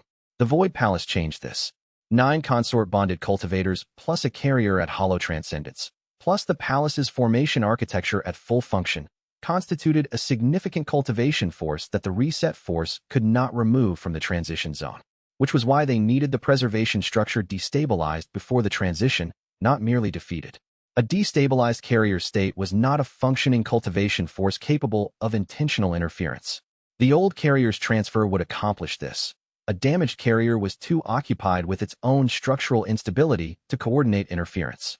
Wei Liang briefed this at the council that morning. He briefed it without filtering it through his own processing first, and he noticed that the absence of the usual pre-distribution delay changed the quality of the discussion that followed. Ruoyan had tactical responses within minutes, because she was working with the same information he was rather than responses to his interpretation of the information. Luo Tianwen's thread readings applied directly to the conditions Xiao Wuhan had identified. Fengling asked questions about the Continental Faction response window that Xiao Wuhan answered with the precision of someone who had been building toward exactly this discussion. The critical question Ruoyan raised. Can we use Condition 5 ourselves? Everyone looked at her. The vehicle formation requires the transition to be unobserved by external powers capable of interference. We are inside the palace's formation field. We are not an external power relative to the transition zone. She laid the formation monitoring data on the council table. But the Continental Factions are. If the Continental Factions know the vehicle formation exists, what it does, what the Jade Succession Protocol's true purpose is, they become exactly the external observation that Condition 5 prohibits, making the vehicle formation inoperable without us needing to fight it directly, Luo Tianwen said. We would need to disclose the vehicle formation's existence and purpose to the Continental Factions in a credible enough way that they mobilize and maintain observation of the transition zone. Ruoyan looked at Wei Liang. This requires us to have the information, a channel to transmit it, and enough political credibility that the factions treat it as real rather than as palace propaganda. He thought about what it would mean to expose the Jade Succession Protocol's true operational history to the continental powers. Centuries of cycle manipulation. The old carrier behind it. The reset force's role in facilitating cycle resets that erased the Continental Factions' own histories. The Continental Factions had histories. Those histories had been erased at least 4 times. The evidence, he said. The protocol's architectural documentation, the information Bai Rongshu brought when she left, is evidence of the organization's current operation, Xiao Wuhan said. The multi-cycle history is my reconstruction, which is defensible analytically but not the kind of evidence that mobilizes factions who prefer proof to inference. She paused. However, the relay station is a command link between the reset force's field teams and the old carrier. The command traffic UMA has been monitoring is encrypted. If we can decrypt it, the decryption would require access to the relay station's formation structure, Bai Rongshu said. She had been at the council's outer edge, listening. I know the protocol's encryption standards. I spent 4 years working with formation transmissions at that level. Could you decrypt the archive traffic from outside the relay station? Xiao Wuhan asked. Bai Rongshu considered this with the precision she brought to professional capability assessments. The traffic UMA's soul sense recorded as patterns. Those patterns include enough structural information that with the right formation interface, I could attempt a reconstruction. It would take time. How much time? I need to look at the patterns before I can estimate. She looked at UMA. Can you reproduce the monitoring records in full detail? Yes, UMA said. The council concluded with 3 parallel work streams. Xiao Wuhan and Bai Rongshu on the decryption attempt, Royan on maintaining and extending the formation bridges over the resonance perimeter, and Luo Tianwen on mapping which continental factions had the political motivation and cultivation resources to constitute meaningful observation pressure on the vehicle formations condition 5. Wei Liang left the council room and went to the outer courtyard. He stood in the morning air, which was cold.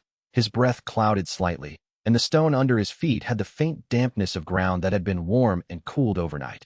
And he thought about Jiao Wuling building this palace for people worth defending, and about the cycle reset erasing the memories of every person who had ever built anything worth preserving, and about an entity too tired to set down what it had been carrying for longer than the current cycle's entire history. He was the carrier, but the architecture was not his alone. He went back inside and sent a formation message to Luo Tianwen. Add to your faction analysis. Which factions have the most to lose from confirmation that their institutional histories were erased? They'll be the most motivated. Her reply. I had already marked them first. He believed this. Chapter 88. Bai Rongshu decrypts. The decryption took 4 days and cost Bai Rongshu something she did not name and did not discuss. The formation patterns UMA had recorded were partial. Soul sense monitoring captured the structural shape of a transmission rather than its full content. The way a scholar reading lip movements across a crowded hall captures rhythm and emphasis without every word. Bai Rongshu reconstructed the content by working backward from the structural shape through the encryption standards she had spent 4 years applying and had spent the last year carefully analyzing from the outside. She worked in the monitoring room. She did not request assistance and did not ask to be left alone. People came and went around her. New Huanling's 3 small spirit beasts had apparently decided the monitoring room was also a good observation point and were present in the room's corner for most of the 4 days, watching Bai Rongshu's formation rings cycle through reconstruction attempts with the same focused attention they had given the junction modification sequence. On the second day, Xiao Wuhan sat across from Bai Rongshu for 3 hours without speaking, reading her own research and occasionally handing Bai Rongshu a reference document when she could see from Bai Rongshu's ring cycling pattern that she was working through a particular encryption standard variant. Bai Rongshu received each document without comment and used it. This was, Wei Liang understood from watching it, what collaboration looked like between 2 people who understood each other's work well enough to provide support without interfering. On the 4th day, Bai Rongshu looked up from her formation rings and said to the monitoring room in general, partial reconstruction, 60 to 70% of the content. Xiao Wuhan was there within 4 minutes. The reconstructed traffic was 2 command sequences and a status report. The command sequences were deployment orders, formation team positioning, consistent with the resonance perimeter repositioning UMA had observed. The status report was the significant one. The old carrier had filed a status report to the relay station from a position Bai Rongshu identified as consistent with the deep interior mountain ranges, a location that matched no major cultivation sect or organization, but was consistent with a sustained long-term habitation in a remote high-altitude location. The status report's content, partially reconstructed, carrier state confirmed as intact at full 9-bond coherence. Junction approach failed. Modifications occurred during window. Resonance perimeter approach failed. Palace extended formation boundary. Both approaches required carrier destabilization, which has not been achieved. The preservation structure's integrity is the next section was one of the 30 to 40% that had not reconstructed cleanly. The direct contact established through interface channel was rejected by the carrier's structural stability. Contact confirmed the preservation structure is authentic and complete. This is the first complete 9-bond preservation structure since the original. The transfer cannot be forced. The transfer must be another gap. If the transition window cannot be held, the vehicle formation fails. The protocol has one remaining approach vector before the visibility threshold is reached. I authorize the disclosure risk. Bai Rongshu set her formation rings down with the careful movement of someone who had been using them continuously for 4 days. The wind echo creature in the corner made a small sound. Disclosure risk, Xiao Wuhan said. They're going to reveal something to the continental factions, Bai Rongshu said. Something they've been holding back. Wei Liang, who had been standing at the monitoring room's entrance for the last hour, said, they're going to tell the continental factions about the Void Palace's preservation structure. Both women looked at him. The continental factions don't know what the carrier state is. They don't know what the nine-bond architecture achieves. The reset force reveals this, frames us as the threat, frames the preservation structure as something that will disadvantage the continental factions after the transition, and mobilizes them against us instead of against the vehicle formation. He looked at the partial reconstruction. They make the continental factions do what we were planning to do to them. Using the continental factions as a high-force proxy, Xiao Wuhan said. A high-force proxy that, if it damages the preservation structure, also serves the transfer precondition. He met their eyes. We have to disclose the vehicle formation's true purpose to the continental factions before the reset force does. Bai Rongshu was quiet for a moment. Then, with the directness she brought to professional consequences she had personally contributed to. I have the protocol's organizational records. The ones I brought when I left. They document the current cycle operation in sufficient detail that a continental faction's senior cultivators could verify the methodology independently. She paused. I can also testify to what I observed and understood during my 12 years inside the organization. Personal testimony from a former senior operative is harder to dismiss as fabrication than documentation alone. It would also make you a target, Wei Liang said. I became a target when I left. She did not say this as a complaint.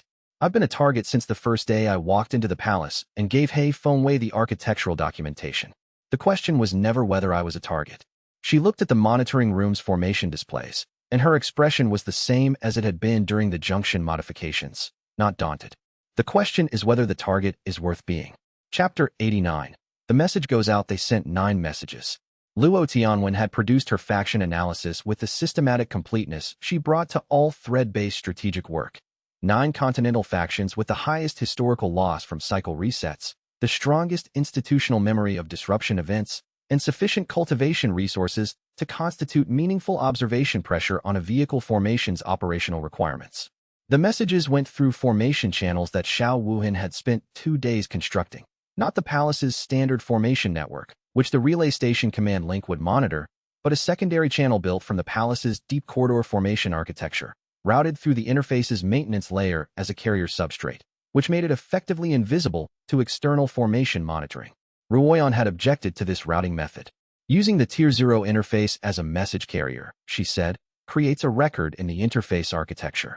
The interface's maintenance record, Xiao Wuhan said, which is inside the palace's formation field and not accessible to external formation monitoring. If the old carrier can contact Wei Liang through the interface, Ruoyan said, the interface has a pathway to external contact. The old carrier contacted Wei Liang through the carrier state resonance, not through the formation network. The pathway they used is the preservation structure's communication architecture, a different layer entirely. Xiao Wuhan looked at Ruoyan with the patience she used for technically precise disagreements. What I'm building uses the maintenance formation's carrier substrate. Separate system. Ruoyan had accepted this after 2 minutes of consideration, which meant she had verified the logic and not found an error in it. The 9 messages contained Xiao Wuhan's analysis, Bai Rongshu's organizational documentation, the partial decryption of the old carrier's status report, and an explicit invitation to form an observation coalition around the transition zone before the reset force's disclosure campaign began. Wei Liang wrote the cover letter himself. He wrote it once, without revision, which was how he wrote things when he was clear on what needed to be said. It explained the vehicle formation in terms that a senior cultivator with no prior knowledge of cycle transitions could understand. It explained what the Jade Succession Protocol had been doing to the continental factions' histories. It explained that the preservation structure was not a threat to the continental factions. It was a mechanism for ensuring that the knowledge and cultivation legacy of the current cycle would survive whatever transition the cycle went through. He did not ask for an alliance. He did not offer protection or benefits. He described what was happening and stated that any faction that wanted to observe the transition zone could contribute to Condition 5's violation by being present and aware. Ran Xinghua read the letter before he sent it. She read it once and handed it back. You sound like yourself, she said. That's the right sound for this letter. Some of them won't believe it. Some of them will. How many? She looked into the small flame on the monitoring room's lampstand. Her fire prophecy running continuously since the old carrier's contact, showing her convergences she had not fully shared, reading threads he could not see. More than you expect, she said. Fewer than we need. The gap between those two numbers is where the danger lives. Then we need to close the gap. Then we need to close the gap, she agreed. The messages went out at the beginning of the night. The relay station outside registered an increase in the palace's formation field activity, and the reset forces monitoring units registered an anomalous secondary channel in the extended defense field substrate. Wei Liang watched this on the monitoring system. The reset forces units did not move toward the palace. They moved toward the relay station's position, which meant they were reporting the anomaly rather than responding to it. The old carrier would know within hours that the messages had been sent. The race was now straightforward. Which disclosure reached the continental factions first, and in which form? He sat in the monitoring room as the night settled, and the formation displays showed the relay station's command traffic increasing. More encrypted transmissions going out, the old carrier mobilizing their own disclosure campaign. And he thought about what Fengling had said about distributed weight. The preservation structure held because 9 bonds held it. The current operation held because 9 people were working on 9 different aspects of the same problem. The message to the continental factions held because Xiao Wuhan's analysis was rigorous, Bai Rongshu's documentation was authentic, Luo Tianwen's targeting was precise, and the letter described what was actually happening in words that sounded like the person who wrote them. None of these 9 things had been his alone. He was still sitting with this when Mei Chongsong came to the monitoring room with a cup of tea and set it on the table beside him without a word, and went back to the music hall, where she had been working on a composition that she had described as for later, which was how she described work she was doing for reasons she hadn't finished articulating yet. He drank the tea. It was a restorative blend, by Suling's recipe, made by Mei Chongsong with the quiet competence she brought to anything that required listening to what someone needed before they asked. Chapter 90. Response. The first response came from the Pale Veil sect. This was unexpected. They had the smallest cultivation resources of the 9 factions Luo Tianwen had identified, and their political relationship with the palace was still the formalized ceasefire from the early months. But they responded within 18 hours, which was fast enough that they had clearly been watching the palace's situation closely, and their response was not what Wei Liang had anticipated. The interim sovereign wrote, "We know. We have known something was wrong with the cycle disruption events for 60 years. We have suspected the Jade Succession Protocol's involvement for 30. We could not prove it, and we could not identify the mechanism. You have provided both. We will position 200 Pale Veil cultivators in the transition zone observation perimeter within 3 days." Yue may read this in the main hall with the flat composure she used for information that she had predicted but not allowed herself to rely on. 60 years, she said. 60 years of knowing something was wrong, Wei Liang said. The cycle disruption events, the reset forces management of conditions leading up to a transition, they leave traces. The Pale Veil sect works with soul records and institutional memory. They would notice the traces. She set the message down. They've been looking for exactly this. The second response came from the Iron Vanguard Legion remnants. Not Kangju. He was in the palace's custody, having surrendered to Ruoyan's forces during the early months. The message came from the Legion's field commanders who had separated from Kangju when his protocol connection became clear. They had 800 soldiers, no institutional backing, and a detailed grievance. The Legion had been used by the protocol for 3 operational cycles in ways they were now reconstructing backward from Xiao Wuhan's analysis. They were angry with a specificity that only came from connecting evidence to personal experience. They would position their forces wherever Wei Liang needed them. The third response came from a faction Luo Tianwen had not included in her 9. A cultivator community called the Remembered Archive, based in the far eastern range, which sent a single message containing no words. Only a formation map of the transition zone with 12 observation position markers already placed. Wei Liang showed Luo Tianwen this message. She looked at the formation map for a long time. The Remembered Archive maintains cultivation knowledge from disrupted cycle events, she said. I didn't include them because they have no military resources. I was wrong to weight military resources as the primary criterion. She paused. They've been mapping transition zone observation positions for decades. They were waiting for someone to ask. How long have they been mapping them? The map's notation system is, she examined the formation symbols, pre-organization. This is not their work. This is their inheritance. Someone before them started mapping this, and they've been maintaining it. She set the map down. Someone who understood the vehicle formation's operational requirements long before Xiao Wuhan reconstructed them. He thought about Jiu Wuling. He thought about her building a palace that was designed to hold out for 10,000 years on the understanding that if she did not create the mechanism for preservation, no one would. He thought about the remembered archive maintaining transition zone observation maps for decades or centuries, waiting for someone to ask. The reset force had been operating for multiple cycles, but they had not been the only ones operating. By the end of the second day, 4 of the 9 factions had responded positively. 3 had not responded yet. 2 had responded with requests for additional evidence. The relay station's outbound traffic volume had tripled. The old carrier's disclosure campaign was running.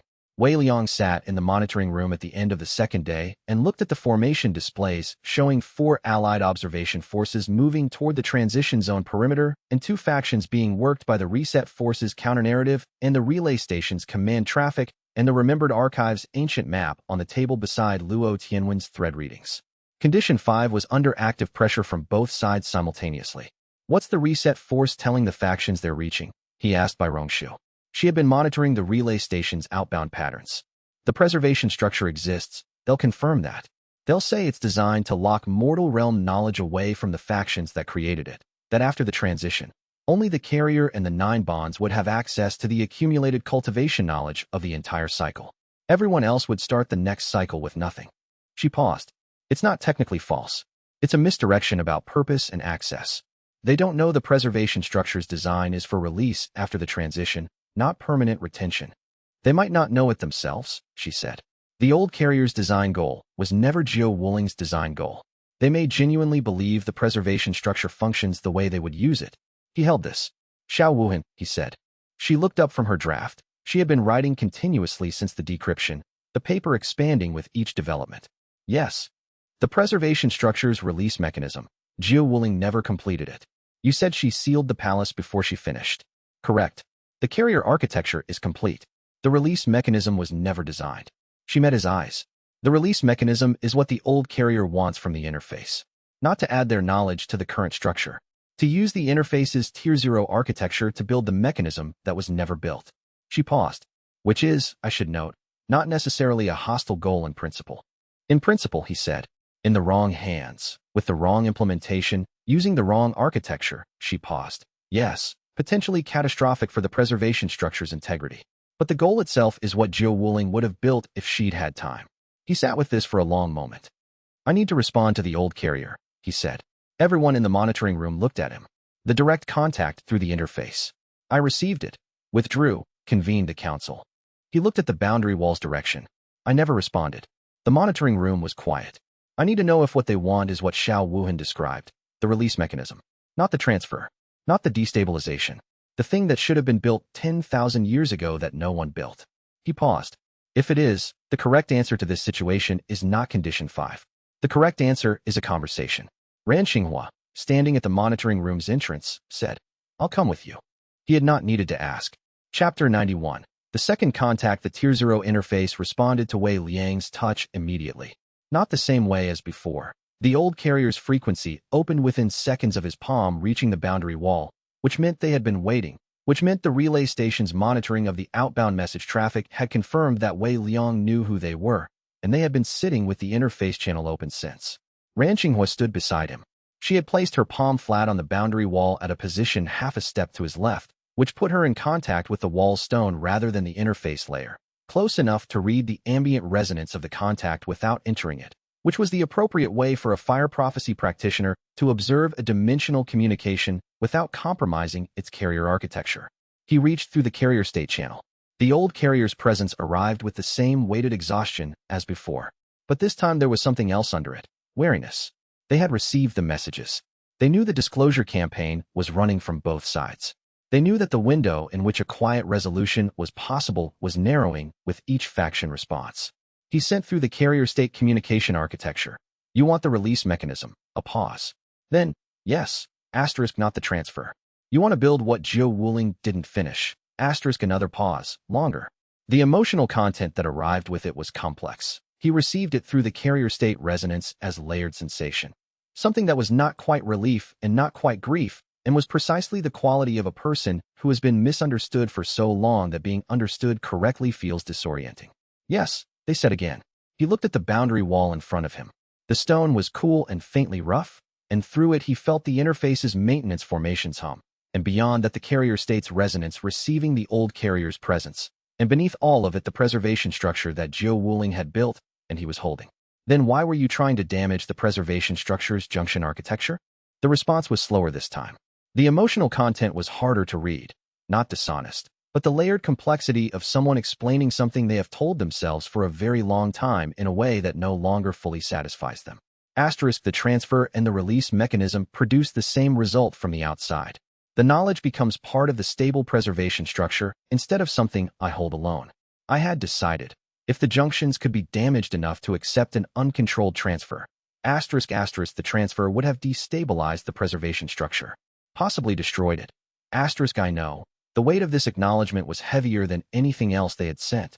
I had been calculating outcomes at the scale of multiple cycles. I had decided that a preservation structure that could absorb the multi-cycle accumulated knowledge, even at the cost of its current integrity, was better than a preservation structure that rejected it. I had, a pause. I had been carrying this alone for longer than your current cycle has existed. The calculation changed over time. Wei Liang stood in the deep corridor and felt the shape of that admission. He had been in the palace for months. The old carrier had been holding alone for cycles. He understood the difference between those two scales in the abstract. He understood it more concretely in the gap between months and cycles as units of time when someone had been doing the same thing for all of it. How much do you hold? He asked. The response was the most complex thing the old carrier had sent. Not words. The carrier state communication architecture conveyed it as something closer to scale than description. The width of a cycle's accumulated cultivation knowledge, every technique, every lineage, every documented experience, every insight that enough cultivators had had clearly enough to crystallize, and beneath it another layer the same size, and beneath that another, and another. Ran Xinghua's hand tightened slightly on the boundary wall beside him. She could feel the scale through the ambient resonance without receiving the direct communication. The Tier 0 interface, he said. What does it have that you need for the release mechanism? Zhou Wuling's design notes. The architectural structure for a 9-lineage release formation. She finished the theory but didn't build the implementation. A pause. The implementation requires the active carrier state as the construction substrate. It cannot be built without a carrier who is currently holding a preservation structure. He understood. You can't build it alone because you're an unstable carrier with compromised architecture. You need the intact 9-bond structure as the foundation. Yes. And if we build the release mechanism using the Tier 0 interface's design notes, your knowledge transfers cleanly into the preservation structure, becomes part of what's held. And I can rest, the old carrier said. The deep corridor was very quiet. Chapter 92. What the council decides. Wei Liang withdrew from the interface contact and sat down on the corridor floor. This was not the kind of thing he usually did. Ran Xinghua sat beside him without comment. The lamps in the deep corridor burned with their quiet, steady light, and the interface's maintenance formation hummed at its constant frequency. He sat there for 4 minutes. Then he told Ran Xinghua everything the contact had communicated. She listened without interrupting. When he finished, she was quiet for a moment.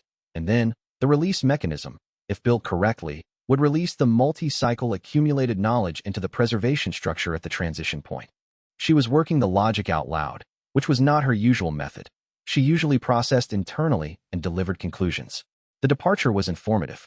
After the transition, the release knowledge would be accessible through the preservation structure in the same way the current cycle's knowledge is accessible. Available to everyone who can interface with the preservation structure after the transition. Not just the carrier and the 9 bonds. Not just us. He looked at the boundary wall. That's what the reset force got wrong about the preservation structure. They assumed it functioned like a private vault. Zhou Wuling built a library, not a vault. Ran Xinghua was quiet again. Then, the multi-cycle knowledge. If the old carrier has held knowledge from at least 4 previous cycles, the cultivation techniques, the lineages, the insights that were lost when each cycle reset, all of that becoming accessible after the transition, would fundamentally change what the next cycle's practitioners have access to from the beginning. It would eliminate the reset's primary function.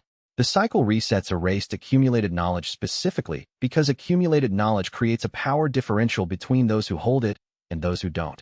If the knowledge is preserved and released, she paused, the reset becomes just a transition, not an erasure, which is what Zhou Wuling designed it to be. Ran Xinghua looked at the void flowers at the corridor's far end. A small cluster of them had grown into the deep corridor's outer section, which they had not done before the preservation activation. She looked at them for a long time. Convene the council, she said. This is not a decision either of us makes alone. He convened the council. He did not prepare a filtered version or a strategy for presenting the information. He described the second contact in the same order he had received it. The old carrier's desire for the release mechanism, the scale of what they held, the Tier 0 interface's design notes, the construction requirement, active carrier as substrate. The outcome, if successful. The council was quiet for a long time after he finished. Fumling spoke first. You're asking us if we're willing to use the preservation structure we built, and the carrier state you're holding, as the construction substrate for a release mechanism that was never built, based on design notes in a Tier 0 archive, transmitted by an entity who spent the last several cycles trying to damage our junction architecture. I'm not asking, Wei Liang said. I'm describing what the second contact communicated and asking what you want to do with it. The distinction is technical, she said. But she was thinking, not arguing. Ruoyan said, the release mechanism, if it works as described, makes the vehicle formation permanently non-functional. If the cycle transition is no longer an erasure event, the vehicle formation has nothing to ride. The Jade succession protocol's entire operational purpose becomes obsolete. She paused. That's the strategic case for doing it. There's no strategic case for building an untested formation in the Tier 0 interface using Wei Liang as the construction substrate based on instructions from someone who has been attacking us for months, Xiao Wuhan said. She was not arguing against it. She was identifying the risk clearly, which was different. How would we verify the Tier 0 design notes are what the old carrier claims they are? Bai Rongshu asked. I can verify them, Xiao Wuhan said. If I access the Tier 0 interface's archive directly and find the design notes, I can assess whether they describe a legitimate release mechanism or something else. I cannot do this remotely. I would need to access the interface's research layer, which requires entering the deep corridor, He Fengwei said. Which requires entering the Tier 0 interface's research layer through the deep corridor, yes. Old Hollow opened partial access for defense purposes. The research layer was sealed. She looked at Wei Liang. The carrier state has the architecture to unseal it. You can open the research layer. The council went around the room. Not a vote. They had never operated by vote. Each person stated what they knew and what they assessed. By Suling, who had been quiet through most of the council. I don't know anything about formation architecture. What I know is that Jiu Wuling built this palace for people worth defending. And if the accumulated knowledge from 4 previous cycles can stop the next reset from erasing everything again, I don't understand why we'd consider not trying. Nu Huanling. My beasts have been sitting in the corridor watching the interface for 3 weeks. They know something is in there that's worth attention. I'm not going to pretend I understand the cultivation theory, but I trust the beasts read on it. Mei Chong Song. The sound archive in the music hall contains techniques from cultivators who lived and practiced and built things that were erased. If the release mechanism means those things aren't erased next time, she paused, we should try. Luo Tianwen. The thread readings on the release mechanism pathway show a convergence that I haven't seen in any other reading. It's not clean. There are contingencies I can't resolve without more information. But the pathway exists. The council concluded. Wei Liang looked at all 9 of them. Xiao Wuhan accesses the research layer and verifies the design notes. If the design notes are what the old carrier claims, we attempt to build the release mechanism. He paused. If they're not, we close the interface channel and proceed with Condition 5 as the primary strategy. Xiao Wuhan was already walking toward the deep corridor before he finished the sentence. Chapter 93. The research layer opens. Xiao Wuhan emerged from the deep corridor 6 hours later with the expression she used for discoveries that exceeded her prior analytical framework. She set her notes on the monitoring room table and stood beside them for a moment before she sat, which she almost never did. She was someone who moved quickly between actions and did not linger. The pause was significant. The research layer contains Jiu Wuling's working documents, she said. Not just the release mechanism design notes. Everything she was working on when she sealed the palace. She looked at Wei Liang. She was further along than the archive's external summary indicated. The release mechanism is not theoretical. She completed a first implementation draft. She identified 3 problems with the draft that she hadn't solved when she sealed the palace. What 3 problems? He asked. Problem 1. The carrier substrate had to maintain structural stability throughout the construction sequence, which she assessed as extremely difficult because the construction would require the carrier state to hold the 9-bond architecture at full coherence while simultaneously interfacing with the Tier 0 formation layer. She didn't know how to do both simultaneously without risking coherence degradation. Xiao Wuhan paused. Problem 2. The release mechanism's activation point had to be precisely synchronized with the cycle transition's onset. Not before, not after. She didn't know how to detect the transition's onset precisely enough to time the activation. And problem 3? Wei Liang asked. The construction required the old carrier's accumulated knowledge to be prepositioned in the transfer channel before construction began. She had designed the channel architecture, but had no old carrier to verify it with. Xiao Wuhan looked at him. She was building the release mechanism before any old carrier existed. She built the theory without being able to test the transfer channel portion. The monitoring room was quiet. She anticipated all 3 problems. Ran Xinghua said from the doorway. She had been standing there for the last 20 minutes. She left the research layer sealed because she ran out of time to solve them, not because she didn't know they existed. Can we solve them? Wei Liang asked. Xiao Wuhan said, Problem 1 is solvable. The 9-bond architecture's resonance distribution means the carrier state's coherence load can be partially distributed to the 9 consort bonds during the construction sequence. The carrier doesn't have to hold both loads alone. The same principle that makes the preservation structure stable makes the construction substrate stable. She paused. Problem 2 requires Luo Tianwen's thread site for transition onset detection. The transition doesn't produce physical precursors readable by normal formation monitoring, but fate threads change alignment at the transition's approach. If Luo Tianwen can identify the alignment shift, I can, Luo Tianwen said. She had arrived in the monitoring room at some point during Xiao Wuhan's briefing. Wei Liang had not tracked exactly when. I've been watching the transition thread patterns since I understood what we were doing. The alignment shift is measurable. I need 48 hours with the Tier 0 archive's thread observation records to calibrate my read against known historical patterns. The archive has thread observation records, Xiao Wuhan said, with the expression she used for information that reorganized her understanding of a resource she had been using. Jiao Wuling documented everything, Luo Tianwen said. I found the thread records 20 minutes after Xiao Wuhan opened the research layer. I've been reading them since. And problem 3? Wei Liang asked. Problem 3 requires the old carrier's cooperation, Xiao Wuhan said. We need to verify that the transfer channel architecture in Jiao Wuling's design is compatible with what they're actually holding. The only way to verify this is to have them interface with the channel while we observe the resonance match.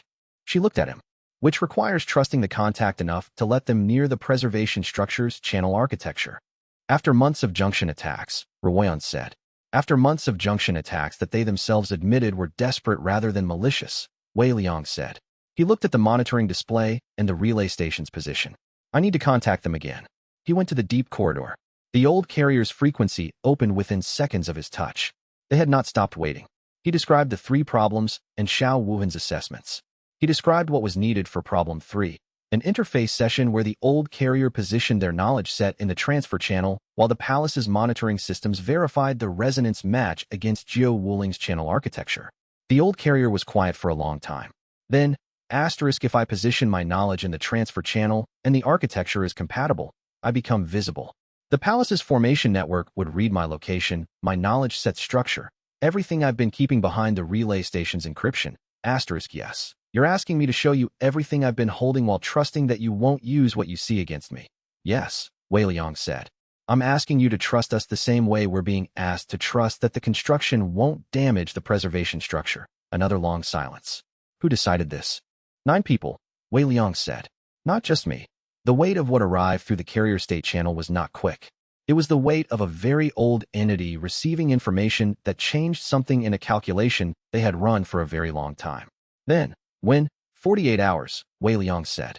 Luo Tianwen needs that time to calibrate the thread observation records. After that, we begin. Chapter 94. 3 problems to solve. Luo Tianwen worked in the Tier 0 research layer for 40 hours of the 48-hour preparation window. She emerged twice, once to eat, once to report at the 20-hour mark. She ate what Bai Suling sent to the corridor entrance without coming out of the research layer. She had found a way to receive food deliveries while maintaining her thread-reading position that involved a specific formation node and a spirit beast Nu Huanling had assigned to the task, which Bai Suling had spent 4 hours reconfiguring her delivery protocol to accommodate. The 20-hour report was brief. The calibration is progressing. Jiao Wuling's thread observation records cover 3 transition events. Each one has a distinct alignment shift pattern in the fate threads that can be identified 16 to 20 hours before the transition onset. I can recognize the pattern now. I need more time to refine the timing precision. How precise do we need to be? Wei Liang asked. The release mechanism's activation window is approximately 12 to 18 minutes at the transition onset. Outside that window, the mechanism either activates before the transition begins, which produces no effect and exhausts the construction, or after the transition has passed, which is too late. She paused. I need to be accurate to within 6 hours of the onset to ensure we're in activation position. You can do that. I'm calibrating to do that. She went back into the research layer. During those same 40 hours, He Fengwei and Xiao Wuhan worked on problem 1. The solution Xiao Wuhan had identified, distributing the carrier's coherence load across the 9-bond architecture during the construction sequence, required a formation modification to the 9-bond resonance structure, a load distribution protocol that had to be built into the bond architecture's resonance before the construction sequence began. This was more straightforward than the junction modifications because they were adding a function to existing architecture rather than rebuilding the architecture itself, and because He Fengwei had a better understanding of the 9-bond resonance structure after 3 modification sequences than she had at the beginning. Bai Rongshu was not part of this construction. She was monitoring the relay station, the reset forces unit positions, and the continental faction response status. The response status had developed significantly in the 40 hours. 7 of the 9 factions had now responded positively to the disclosure message. The Pale Veil sect's 300 cultivators had arrived at the transition zone's western perimeter and were maintaining a formal observation position. The Iron Vanguard remnants had taken the eastern approach. The Remembered Archive had sent their 12-position observation team. For other factions had sent smaller delegations. The 2 remaining factions had not responded. One of them, a cultivation empire called the World Vein Conclave, had sent a response to the relay station instead of to the palace. Bai Rongshu detected this through the relay station monitoring. She brought it to Wei Liang at the 30-hour mark. They're negotiating with the reset force, she said. The World Vein Conclave is large enough that the reset force can offer them something meaningful. Access to the vehicle formation's preserved knowledge at the transition point, possibly, or a guaranteed position in the post-transition power structure. She paused. They're not our enemies yet. They're deciding which side to be on. What does the World Vein Conclave care about? He asked. Continuity, she said. Their institutional history is the longest of any currently existing cultivation empire. They believe their history gives them a legitimate claim to continental leadership in any post-transition order. She looked at the relay station data. The reset force is probably offering them that claim. And what can we offer them? Bai Rongshu was quiet. The truth about what happens to their historical records in every cycle reset. The reset force's promised post-transition power structure has the same value as every promise the protocol has made across 4 cycles. It lasts exactly until the next reset, at which point even the World Vein Conclave's institutional memory is erased and their leadership is gone. She paused. If the release mechanism succeeds, if the accumulated knowledge from 4 previous cycles becomes accessible, the World Vein Conclave's historical claim doesn't expire. Every transition becomes one they survive with their record intact. Send them that calculation directly, Wei Liang said. She sent it. At the 38th hour, the World Vein Conclave responded to the palace rather than the relay station. The message was 1 sentence. We will observe. Bai Rongshu set the response down without comment. That's 8, she said. The 9th. The 9th faction hasn't responded to either side. She looked at the monitoring display. They may not have received the message. They're the most remote of the 9, the deep mountain range cultivation community that Luo Tianwen identified last. The formation channel may not have reached them. They're still intact, he said. I think so. She looked at her formation rings. I would like to verify this if we have time before the construction begins. After Luo Tianwen's calibration completes, he said. Then verify. If they're unreachable, 8 factions is what we have. 8 is enough for condition 5, she said. He believed her. At the 40th hour, Luo Tianwen came out of the research layer. She sat in the first chair available, the monitoring room's near chair, which happened to be Wei Liang's, and looked at the ceiling. Her eyes had the slightly unfocused quality of someone who had been in thread-reading mode for a very long time and was in the process of bringing their perception back to normal scale. I can read the transition onset pattern, she said. 16 hours of warning. Timing precision to within 2 hours. She paused. The next transition onset, based on the historical calibration, is not imminent. We have time to build the release mechanism before the window opens. How much time? She looked at him directly, and her expression was the one she used when fate threads showed something important that had 2 possible readings. I don't know the absolute date. The thread site reads transition proximity, not calendar time. What I can tell you is that the historical pattern suggests we're not in the closing days. We're in the middle period. She paused. Months, not days. Then we have time to build this correctly. We have time to build this correctly, she said. Chapter 95. The carrier arrives at the 48th hour. The old carrier came to the palace. Not physically. Whatever form they inhabited after multiple cycle transitions, it was not a form that moved through mortal realm space in the way cultivators moved. They arrived through the interface channel as a presence, which the carrier state resonance received, and which the palace's formation network could now detect through the distribution protocol He Fengwei and Xiao Wuhan had built into the bond architecture. They were not what Wei Liang had expected. He had expected something that felt ancient. The old carrier was ancient. The weight of what they held and how long they had held it arrived first, before anything else, and it had the same quality as the deep corridor stone, old in a way that had moved past dramatic into simply present.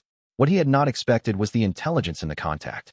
Sharp, specific, still operational after multiple cycles. Not the exhausted endurance of something surviving, but the active attention of something that had continued to think and work and adjust even while carrying an impossible weight. The old carrier had built the Jade succession protocol from scratch, had managed it across multiple cycles, had adapted when each approach failed. The intelligence that had done all of this was present in the contact as clearly as the weight was. He introduced them to the council through the carrier state communication architecture. Not a formal introduction. The architecture did not support that kind of ceremony.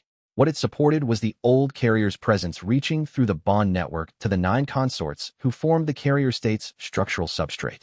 Each consort received the contact differently. Yueme assessed it with her solart. Fengling registered it as the deep qi resonance of something that predated her clan by multiple cycles. Bai Suling was characteristically direct about being aware of the contact without knowing what to do with it. Royan ran a tactical assessment of whether the presence constituted a threat and concluded it did not. Ran Xinghua held the contact for a long moment, and then, through the fire prophecy channel she used for the most significant communications, sent a single thing: the image from her prophetic vision of the figure holding what they could not set down. Recognition traveling through the interface. The old carrier's response was the most complex emotional content they had sent yet. Not words. Something more like the relief of being seen clearly after a very long time of being misunderstood. Xiao Wuhan conducted the transfer channel compatibility test. She had designed it to be non-invasive. The old carrier positioned a sample of their accumulated knowledge in Zhou Wuling's transfer channel architecture, holding it there for 30 minutes while the palace's formation monitoring read the resonance match. They did not need to expose the full knowledge set, just enough for the compatibility verification.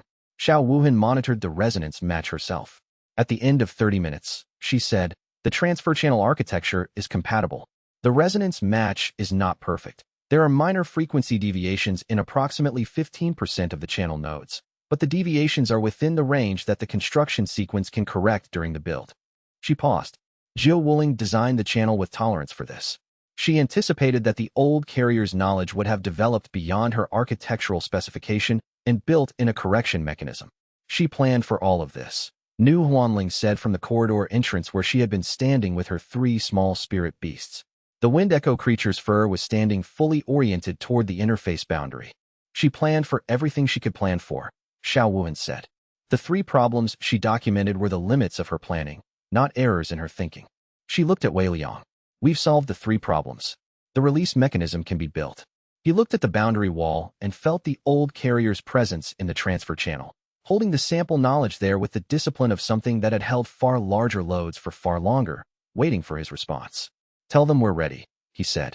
Xiao Wuhan sent the verification result through the formation monitoring link. The old carrier withdrew from the transfer channel. Their contact carried a single clear transmission. How long until construction begins? Wei Liang looked around the room. He Fengwei, who had finished the load distribution protocol and was already calculating the construction sequence.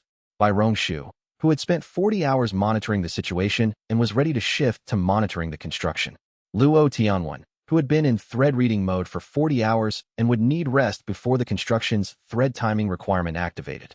Ran Xinghua, who was watching the flame on the lamp and seeing something she was not sharing yet. 48 hours, he said.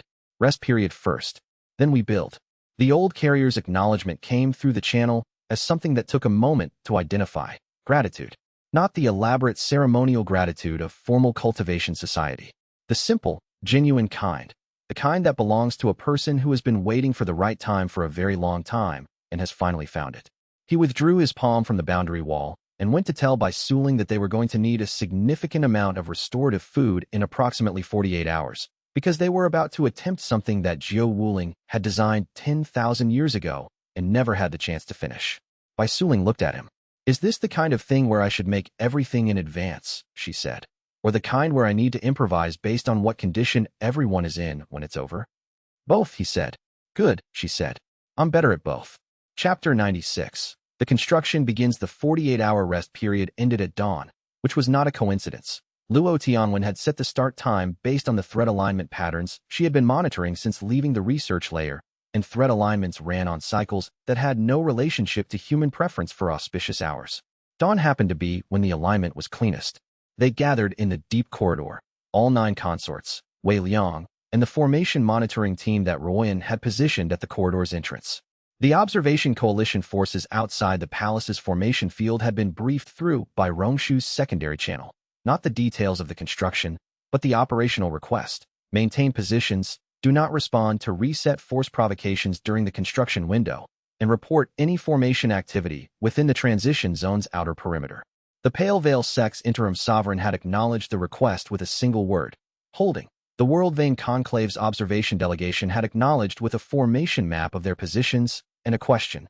Duration, Wei Liang had replied. Unknown. Minimum 12 hours. They had accepted this without further inquiry. The World Vein Conclave, by Rongshu had observed, was an organization that had decided to commit and was now committed. He Fengwei and Xiao Wuhan had designed the construction sequence in the 48-hour rest period.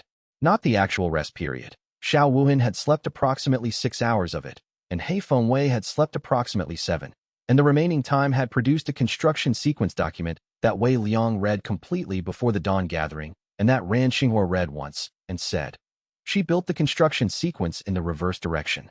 What? Wei Liang had said. Zhou Wuling designed the release mechanism from the carrier state outward. She started with the carrier and built toward the transfer channel. Xiao Wuhan inverted it.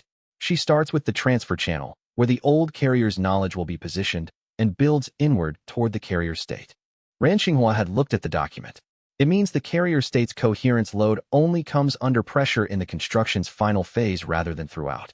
It also means if something goes wrong early in the construction, the carrier state is protected. Was this intentional? Wei Liang had asked Xiao Wuhan. Yes, Xiao Wuhan had said. Zhou Wuling had no reference point for what sustained carrier state pressure would do to the carrier. She built from the known, the carrier state, outward to the unknown. I have a reference point. She had looked at Wei Liang. You've been in the carrier state for weeks. I've been watching your coherence data. I know where the pressure tolerance limits are. In the deep corridor at dawn, Wei Liang placed his palm against the boundary wall and felt the old carrier's presence already positioned at the transfer channel entrance. Waiting, patient in the way of something that had been patient for a very long time. Ready? He said to the room. 9 voices confirmed, in 9 different registers. Fengling's was brief. UMA's was technical. She announced the soul sense overlay she was maintaining rather than confirming readiness in the conventional sense. Bai Suling's was cheerful with the particular quality she brought to things she was nervous about, but intended to do well regardless. Ruoyan's was the military confirmation she used for everything, which communicated readiness and also that she had already anticipated 3 failure modes and had responses prepared for all of them. Begin, Xiao Wuhan said, and activated the construction sequence's first phase. The deep corridor changed in a way that was difficult to describe in physical terms. Not temperature.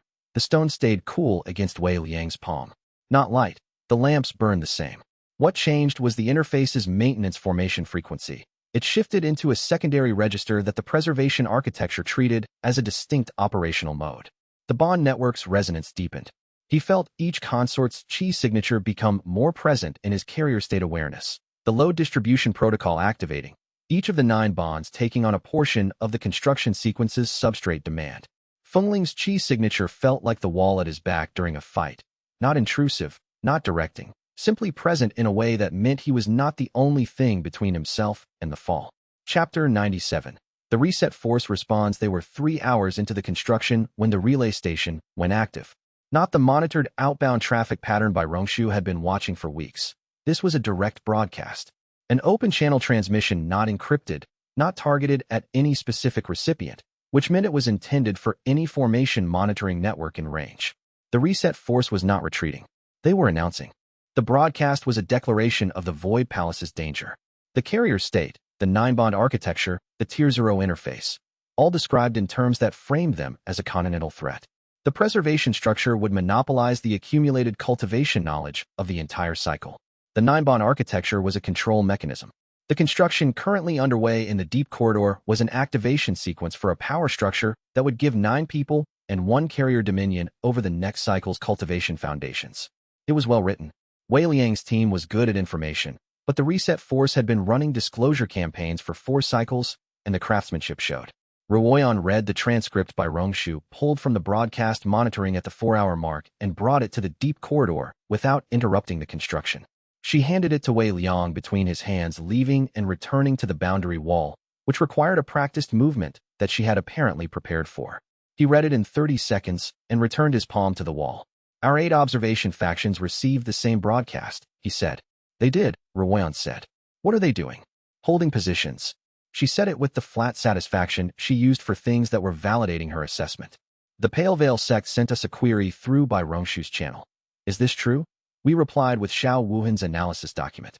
Their follow-up, understood. Maintaining observation, she paused. The World Vein Conclave didn't query.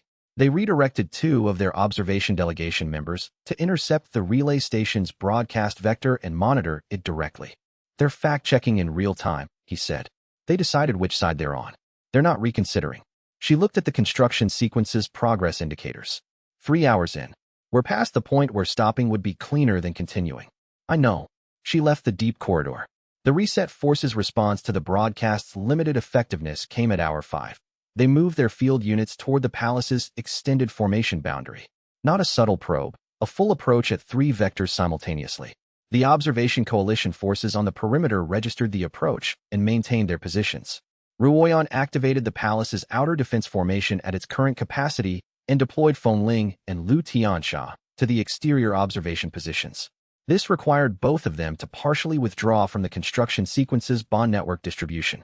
Wei Liang felt it immediately, 2 of the 9 load points going from full distribution to partial. The carrier state's coherence pressure increased by an amount that was manageable but noticeable, the way a supported weight becomes heavy when 2 of the supports shift. He held it.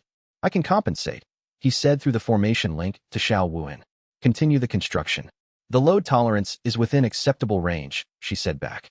I'm watching the coherence data. Outside the palace, Fengling and xianxia met the reset force's field units at the formation boundary.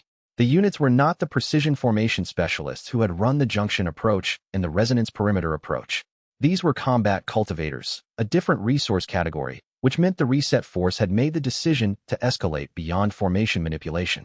Liu Tianxia's exterior patrol circuits had given her 3 weeks of continuous observation of the palace's exterior terrain.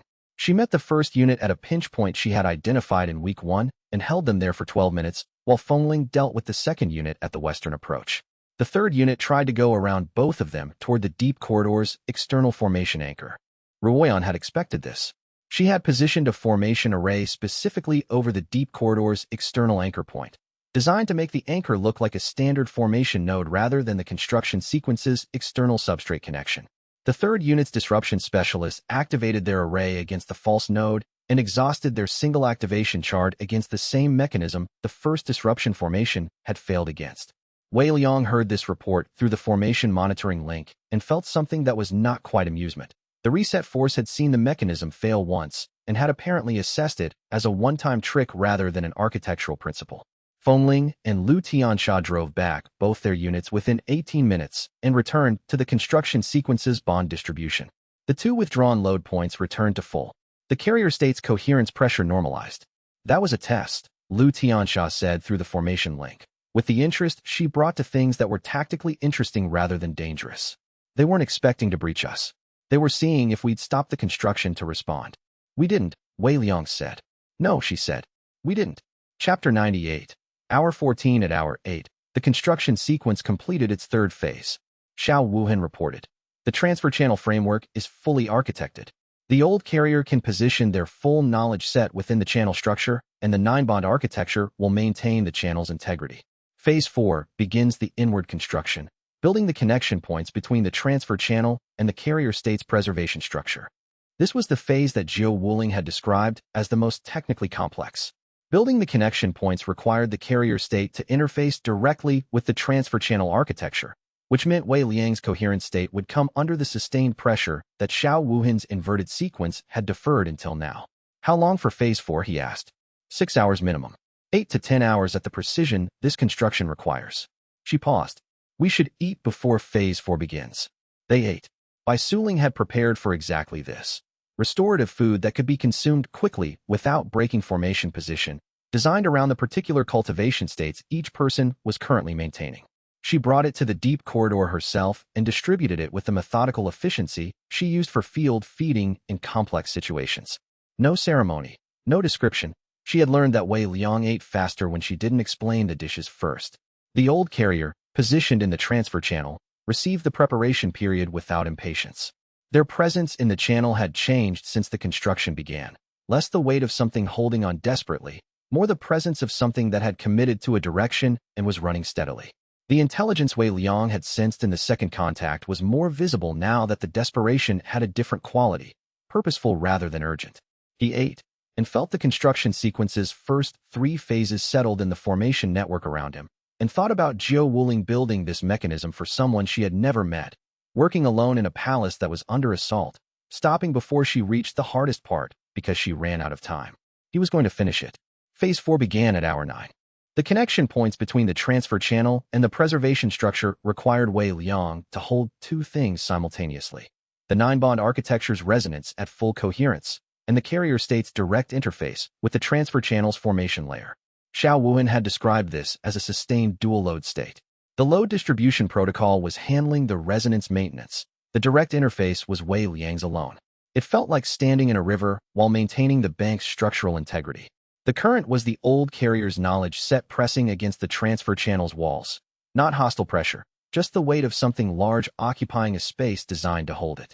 His carrier state was both the bank and a portion of the riverbed, and the connection points were the places where the water would eventually flow through into the preservation structure when the release mechanism activated. He held this for 6 hours. At hour 14, Ran Xinghua said, "The thread alignment is shifting." Everyone in the deep corridor heard this. The formation monitoring team at the entrance reported the thread alignment shift through the bond network a few seconds after Ran Xinghua said it, which confirmed her read was earlier and more precise than the network's mechanical detection. "The transition is approaching?" Xiao Wuhan asked. "Not immediately," Ran Xinghua said.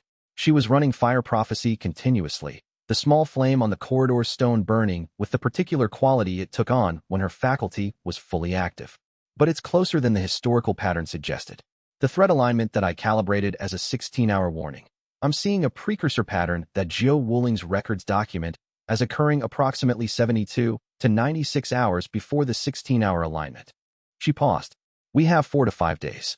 The construction sequence needed another 4 to 6 hours to complete Phase 4.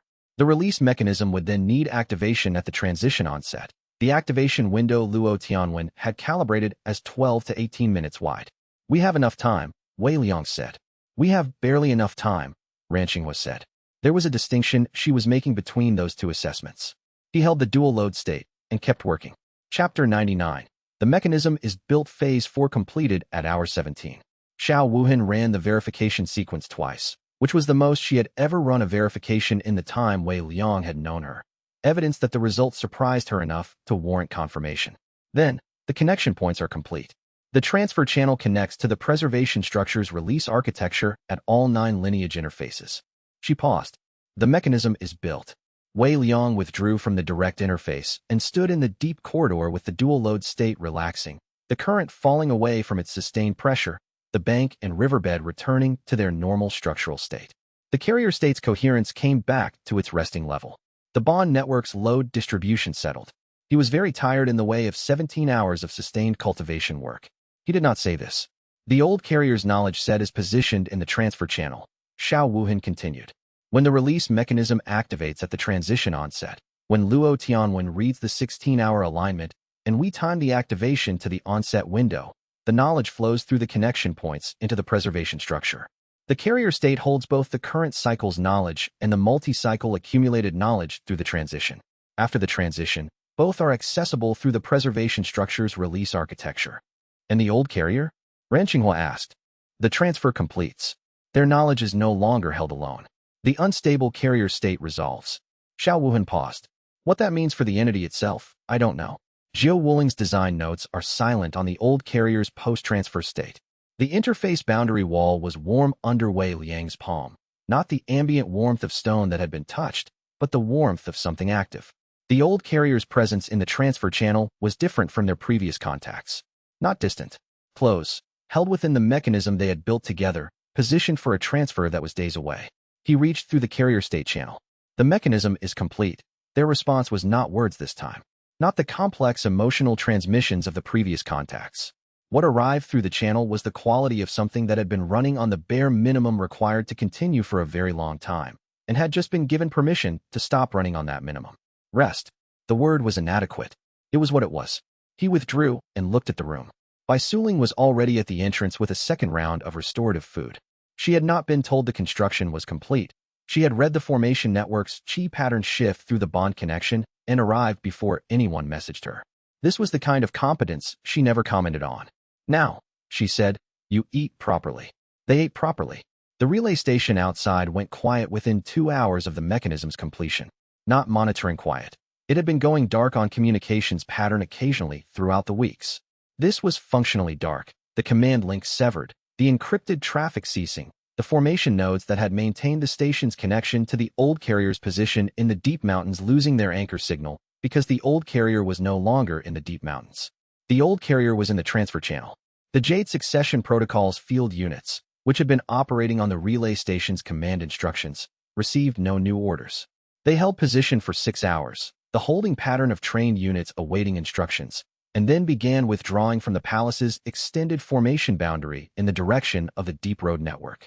Not retreating under pressure, just stopping. Bai Rongshu watched this from the monitoring room and said to Wei Liang, quietly, they don't know they've been abandoned. They'll figure it out eventually. She paused. I worked with people like that. The ones who weren't principals, just operatives. This is the moment they realized the center was somewhere else the whole time. He did not know what to say to this, so he said nothing. She looked at the monitoring display for a long time. I would have been one of them, she said, if the documentation I was filing had been for something else. If the organization's actual purpose had been what I thought it was when I joined.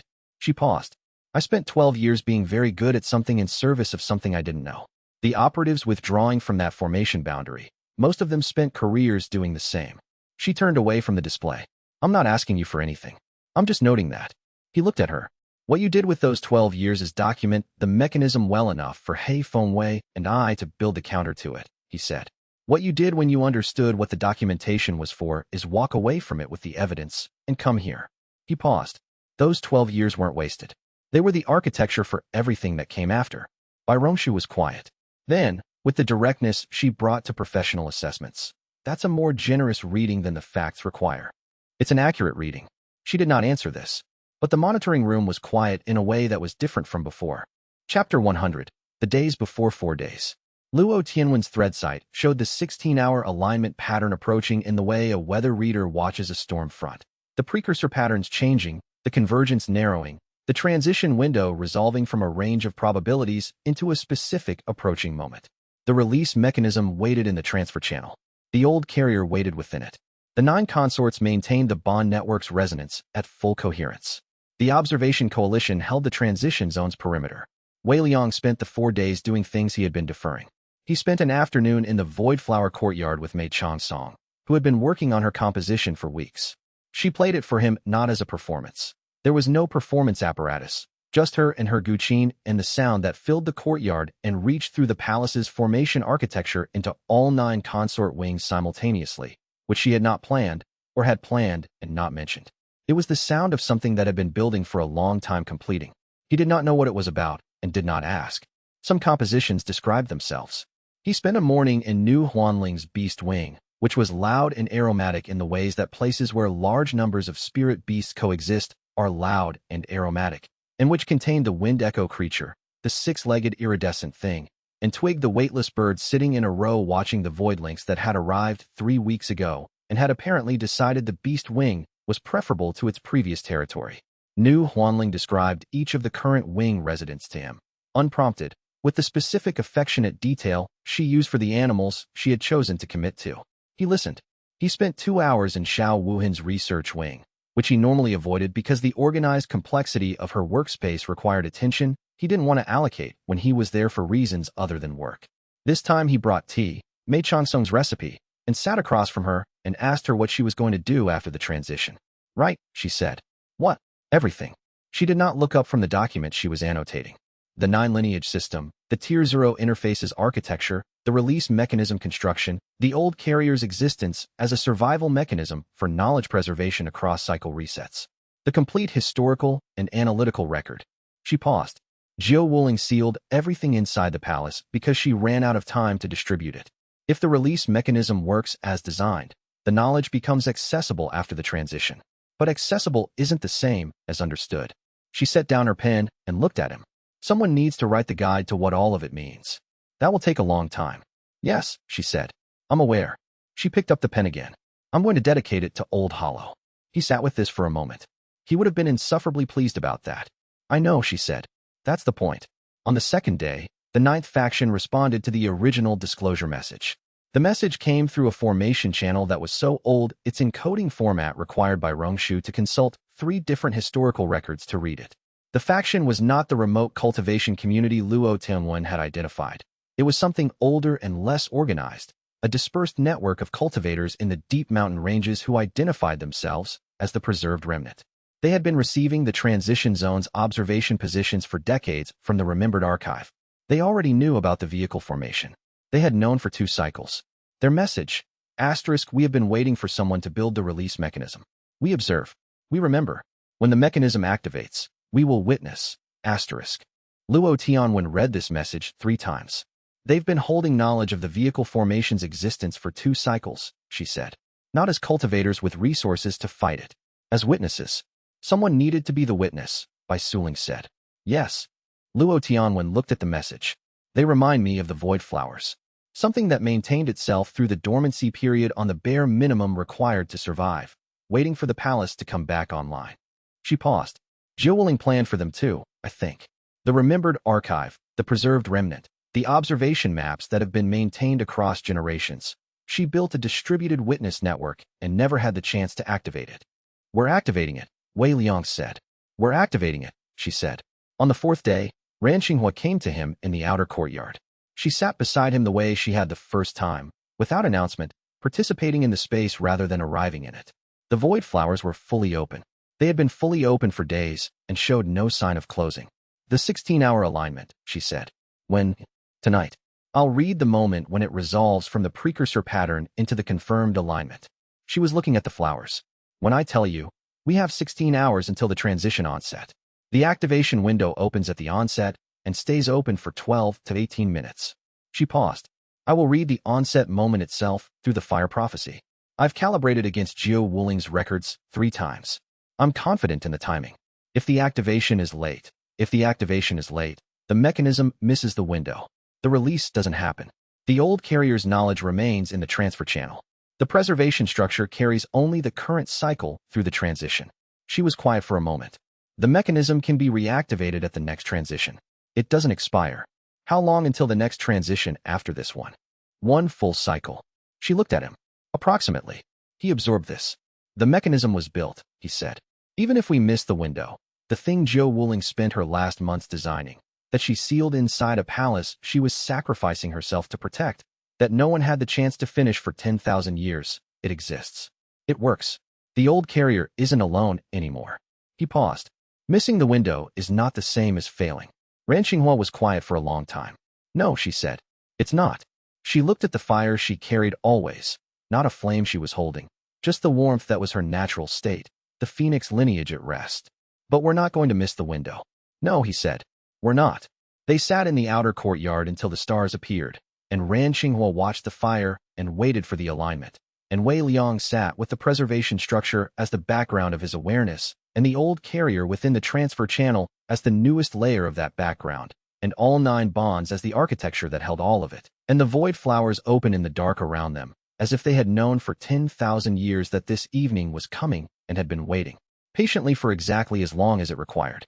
Chapter 101. The narrator arrived in the thread. The thread was what Wei Liang had started calling the current of narrative energy that ran through the camp, faintly visible to Variant's sense as a shimmer in the morning air, the kind of thing you felt at the back of your teeth. It had always been there. He had just learned to see it. The narrator did not step through the thread. It assembled from it. One moment there was only the camp's morning sounds, a cooking fire, Tai Ro's characteristic silence, Song Pei's pen moving across paper somewhere to the left. Then there was a shape standing at the camp's edge where no shape had been, assembled from compressed text the way some things were assembled from stone or chi. The text moved across its surface in a constant shifting, not randomly, but with the specific motion of something revising itself, editing in real time. The surface of the narrator not quite stable because the act of observation was also an act of interpretation. It was approximately human in outline. That seemed like a choice. It looked at Wei Liang. The deprecated element, it said.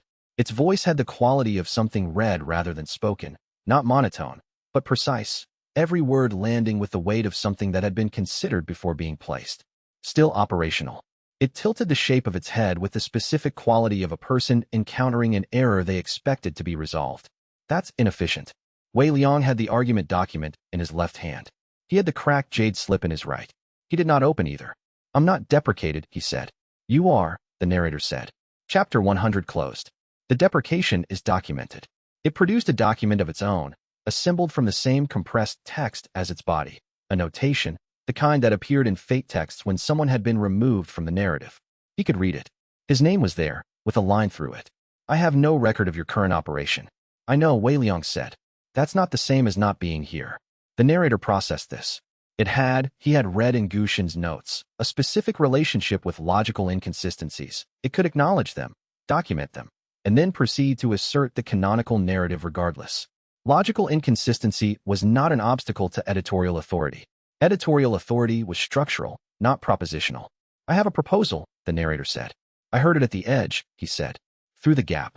He hadn't been in the gap when the narrator arrived, but the gap's boundaries had been thin enough at the moment of the narrator's manifestation that he'd caught the preliminary signals. Reintegration as a villain. Minor arc clean ending for the others. Yes, the narrator said. It is a generous offer. The minor arc has real narrative function, the antagonist who demonstrates the rightness of the protagonist's choices. You would have weight. Purpose. It paused. Significantly more than a deprecated element has. To Wei Liang's left, Song Pei had stopped writing. He had stopped because there was nothing there to write toward. His memory of Wei Liang was gone, replaced with the deprecation notation's absence. He was looking at the narrator with the careful attention of a researcher who had identified an anomaly he didn't yet have a category for. To his right, Xin Yulan was standing with the 3 faction records in her hand, which she had been organizing before the narrator arrived. She was looking at the same gap between the camp center and its edge where Wei Liang was standing, with the specific expression she used when her tactical sense registered something her cognitive memory couldn't confirm. Tyro was eating breakfast. Before I answer, Wei Liang said, I want to ask you a question. The narrator waited. It had editorial patience. The script assigns narrative function to everyone in the world. Villains, protagonists, background characters, victims. He met what passed for its eyes. What does the script do with people who don't fit a function? It finds one for them, the narrator said. And if it can't, it hasn't not been able to. That's not an answer, Wei Liang said. That's a record. The narrator was very still. No, Wei Liang said. I won't reintegrate. Not as a villain, not as a protagonist, not as anything the script has authored. He put the argument document on the flat stone beside him. Not as a weapon, not as a gesture of threat, but as something that needed to exist in this space. I'm going to make a different argument. And you're going to listen, because that's what editorial entities do. They process the argument before they issue the verdict. The narrator looked at the document. The thread tightened around the camp's perimeter, and the morning light was very bright, and Wei Liang felt the jade slip warm in his hand with a warmth that was not its own temperature, but the warmth of something that had been waiting for this moment for a long time. He opened the argument and began. Chapter 102. The argument ran 47 pages. He had written it across 3 weeks, in the gaps between crises, in the after hours of coordination work, in the specific productive darkness between midnight and 3 in the morning when the camp was quiet and his variant sense was sharpest. He had written it the way Song Pei wrote his archival records, completely, with full citation, with every claimed fact supported by observable evidence. The narrator read it in 11 minutes. Not passively. Wei Liang could feel the editorial processing, the text moving through the narrator's structure with the specific motion of active engagement, the pauses at contested points, the acceleration through sections that confirmed existing documentation, the very long pause at the final question on page 47. While the narrator read, Wei Liang opened the jade slip. He had been waiting for this. The slip had been warming for 3 minutes, which was the activation pattern that Guxian's notes had described. Not warm, as a metaphor, but warm as a physical sensation, the heat of something pressing against the inside of the cracked jade from within. He held it flat on his palm and said quietly, below the threshold the narrator was attending to, "I'm ready." The will came out like smoke, and then like something more deliberate. It did not have a face. It had a shape, compressed, fragmented, the specific quality of a person who had existed at author ascendant and had then been subjected to editorial deletion. Not death, deletion. The parts were all there, but they had been separated from their arrangement by force. When Xiao, Wei Liang said, the shape oriented toward him. Not eyes. Orientation, the way attention oriented without a physical instrument for it. "You've gotten further than I did," it said. The voice was faint, the way voices were faint when they came from something that had been mostly unmade. The argument. Yes. It won't be enough by itself, Wen Xiao said. The narrator can acknowledge an argument as valid and still issue a contrary verdict. Its editorial authority isn't contingent on logical correctness. It's contingent on a pause, on having something to edit, on having a story it's responsible for. That's what the second phase is for, Wei Liang said. The narrator had finished reading. It looked up from the argument document with the specific quality of something that had encountered something it was going to have to categorize before it could respond to. Your argument, it said, is not wrong. Wei Liang held still. The script's coercive apparatus causes narrative suffering that is not structurally necessary for compelling story generation, the narrator said. Your citation record supports this. The specific regions and cases you document demonstrate consistent victim function assignment without corresponding narrative necessity. It paused. Your documentation is accurate. Then, Wei Liang said carefully, you acknowledge the cost. Yes, the narrator said. And I acknowledge your question. Another pause. What purpose does the coercive apparatus serve that justifies its cost? What's your answer? The narrator was quiet for a long time. My function is editorial, it said at last. Not authorial. I cannot answer authorial questions. I can only document them. It looked at him with the text moving across its surface at a faster rate than it had been. I'm going to have to forward this. I know, Wei Liang said. Forward it. But before you do, he pressed the jade slip's warmth against the argument document's final page. Wen Xiao's fragmented will, the last author ascendant who had been deleted before they could act, flowed from the slip into the document and fixed itself to the final question in the specific way that a signature fixed itself to an authored work. When Xiao signed it, Wei Liang said, they were there first. They're the original petition. I'm the second signature. He looked at the narrator. This isn't an argument by a deprecated element. This is a document submitted by two author ascendants, one of whom was deleted specifically to prevent this submission. That changes the category. The narrator was still. The thread around the camp's perimeter did not loosen, but it stopped tightening. Chapter 103. The narrator did not leave. It stood at the camp's edge in its assembled text form and processed with the focused intensity of something that had been given a task its operational parameters had not prepared it for. The text on its surface was moving faster than at any previous point. Not chaotic, but dense, the way a document looked when someone was inserting comments in every margin simultaneously. Wei Liang used the processing time. He could not approach his companions directly. The narrator's deprecation had been comprehensive, and any direct engagement where the narrator's attention could reach would simply result in his presence being edited out of the interaction again. When Xiao had been clear about this, the narrator could not edit what it hadn't read. The gaps were what he had. He spent 30 minutes learning to use them. The gaps were not invisible. They were the spaces between acknowledged events, the moments that the narrative registered as transitions rather than scenes. When Song Pei stopped writing to stretch his hand, and then resumed, the moment of stretching was a gap. When Xin Yulan moved from one set of records to the next, the motion between was a gap. When Tyro set down his bowl and looked at the horizon for 3 seconds between mouthfuls, those 3 seconds were a gap. In the gaps, the narrator was not watching. Wei Liang existed in the gaps. He moved to Song Pei first, not to speak, but to leave. The archivist's notes on the desk had a specific organizational system that Song Pei had developed over 12 years, and that Wei Liang knew precisely, having watched it for months. He shifted 3 files from their current positions to a configuration that Song Pei would recognize as meaningful, not random displacement, but the specific arrangement that meant, return to this later, there's something here. The arrangement wasn't Wei Liang's invention. It was Song Pei's. He was using Song Pei's own language to speak in the gap. He moved to Xin Yulan's records and found the 3-faction summary she'd been compiling. He added one line, in her handwriting as closely as he could approximate it, noting a tactical consideration she had flagged 3 weeks ago and then set aside. She would not recognize the handwriting as hers. She would recognize the thought as hers. That was the point. For Mei Zhu, he rearranged the medical supplies by the system she'd taught herself during the first outbreak, 2 arcs ago, when she'd been working alone and had organized by usage frequency rather than category. She hadn't used that system since they'd had proper storage. Finding it now would register as familiarity without explanation. He left Chao Jin a rock. Not metaphorically. A specific rock, the flat gray one from the camp's outer edge that Chao Jin used as a training reference marker. He moved it 3 feet to the left, to the position it should have been in given the camp's current layout, but which had never been adjusted because no one had noticed it was wrong. Chao Jin would notice. Chao Jin noticed everything about physical position in his training space. He would notice, and he would not know why, and something in his pattern recognition would begin the process of accounting for an absence that was not quite absent. For Tai Ro, he did nothing.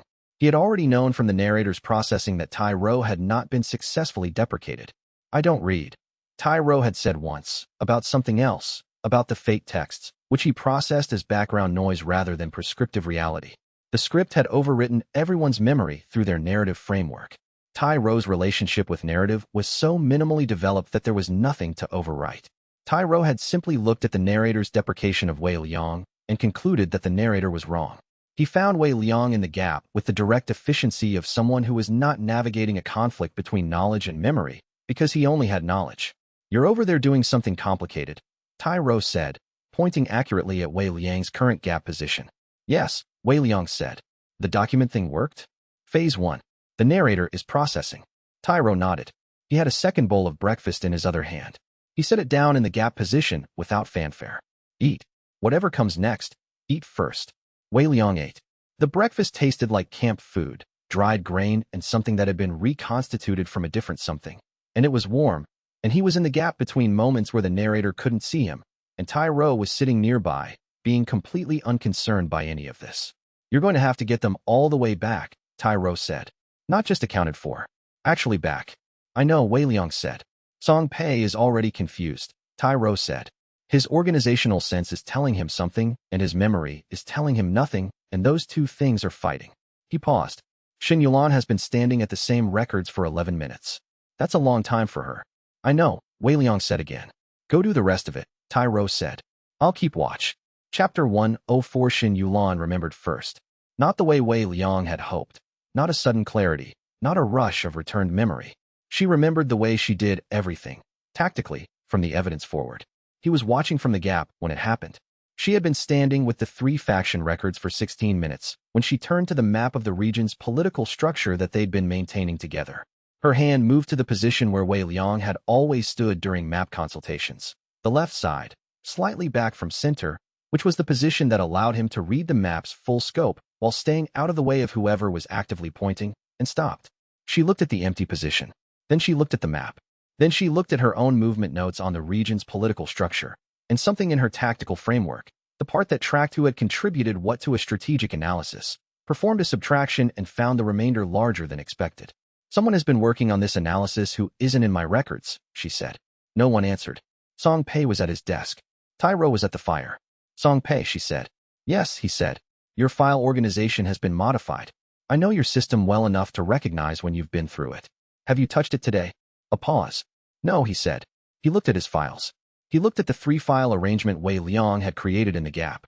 His archivist's memory was running against this. He had not moved these files. He did not recognize the arrangement as his own, and yet the arrangement contained a pattern that felt internally consistent. The documentation for the script anchor project, Xin Yulan said. The comparative analysis across all 7 anchors. Who contributed the framework? Song Pei had the document open. He was reading it with the specific intensity of someone trying to find evidence for or against a hypothesis that disturbed him. The framework, the structural approach. I don't have a record of authoring it. He paused. But I recognize the methodology. It's the same approach as the regional crisis documentation from 3 arcs ago. He paused again. Which I also don't have a record of authoring. Xin Yulan set the records down. Something is missing from our accounting of this project, she said. Her voice was flat and careful. The voice she used when she was working against incomplete information and refused to let the incompleteness produce a worse decision than the facts would support.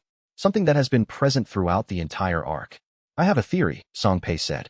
They were both looking at the space between the camp's center and its edge where Wei Liang was standing in the gap. Not at him. They could not see him. The gap was real. but at the space. He stepped out of the gap. The cost was immediate. The narrator's attention swung toward him like a compass finding north, the editing function engaging, the thread pulling tight. He had 3 seconds before the deprecation would reassert. He said, "I'm Wei Liang. We've been working together for 8 months. Song Pei, you taught me your organizational system on the 3rd day. Xin Yulan, you told me in the 2nd arc that the most important thing in political analysis was not information advantage but the willingness to act on partial information." 2 seconds. Their expressions were the expressions of people who were fighting between 2 incompatible facts. No memory and the specific resonance of someone knowing something that required knowing. 1 second. Wei Liang, Xin Yulan said. It was enough. He dropped back into the gap. The narrator's editing function reached the space he'd been in and found him gone. He had been gone for 3 seconds and had planted a seed that Song Pei was already turning into documentation and that Xin Yulan was already building tactical strategy around. It was not return memory. It was better than return memory. It was a choice to account for him despite the absence of memory, which was what genuine trust looked like under editorial pressure. Chapter 105. The advancement arrived in the gap. He had been half expecting it, in the way he'd learned to half expect the advancements, not with certainty, but with the recognition of a narrative question reaching its resolution. The question had been building since Chapter 91. If the narrator was the script's editorial authority, and the script's canonical narrative could not include him as a genuine author, then what did it mean to exist outside the narrative's acknowledged timeline? Not just hidden, not just in gaps, existing as the kind of thing the editorial framework had no category for. The advancement arrived as an answer. Unwritten legend was the second-to-last rank, according to the cultivation framework that Wen Xiaozhuo had described in the first moments of their acquaintance. Above author ascendant was the rank that existed outside authored reality entirely, which was either transcendence or deletion depending on who was asking. Unwritten legend was the step before that. The gap stretched. That was the only way to describe it. The gap, which had been a single present moment space between acknowledged events, expanded in all directions simultaneously, not in size, but in depth.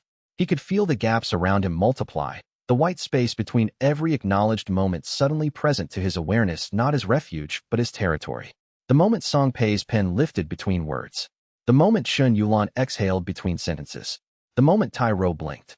All of them present. All of them accessible. The narrator, in the camp's center, went still. It had felt something.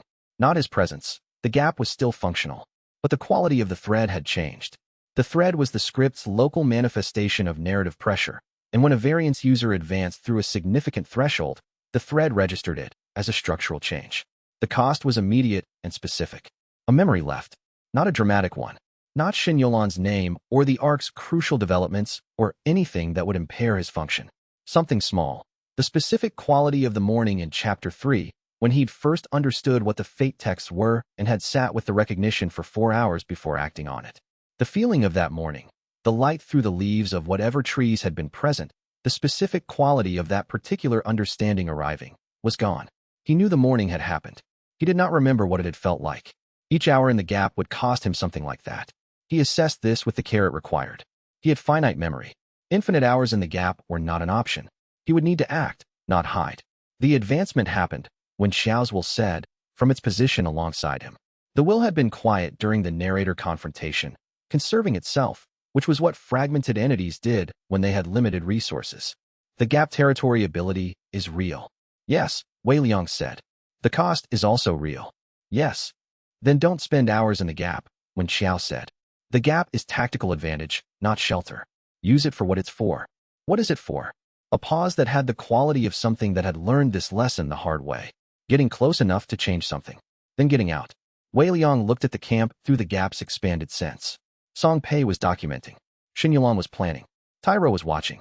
Chao Jian had found the moved rock and was standing with it in his hand, looking at the camp with the specific focus of someone who had identified an external variable they hadn't introduced themselves. Chao Jian's wave sense registered the cultivation environment with exceptional precision. He had noticed the gap's expansion. He was looking directly at the space where Wei Liang was standing. Wave sense, Chao Jian said, to no one specifically. The cultivation environment just changed. There's a new kind of local anomaly. He set down the rock. I've felt this kind of anomaly twice before. Both times it was associated with the entity that the narrator seems to have deprecated. He looked at Xin Yulan. I think we're operating with incomplete information about who's currently in this camp. The narrator turned toward the sound of Xiao Jian's voice. Wei Liang prepared to step out of the gap again. Not for a 3-second window this time. For longer, as long as it took to make the case directly, in front of all of them, with the narrator watching.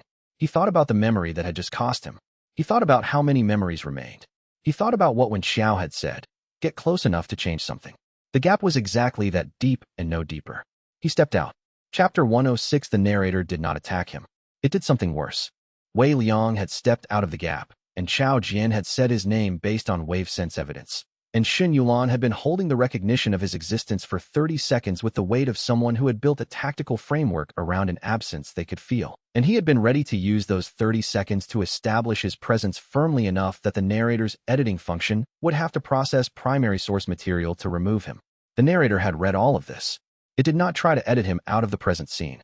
Instead, with the specific efficiency of something that had been authorized to restructure narrative architecture, it edited the next scene. He felt it as a physical sensation.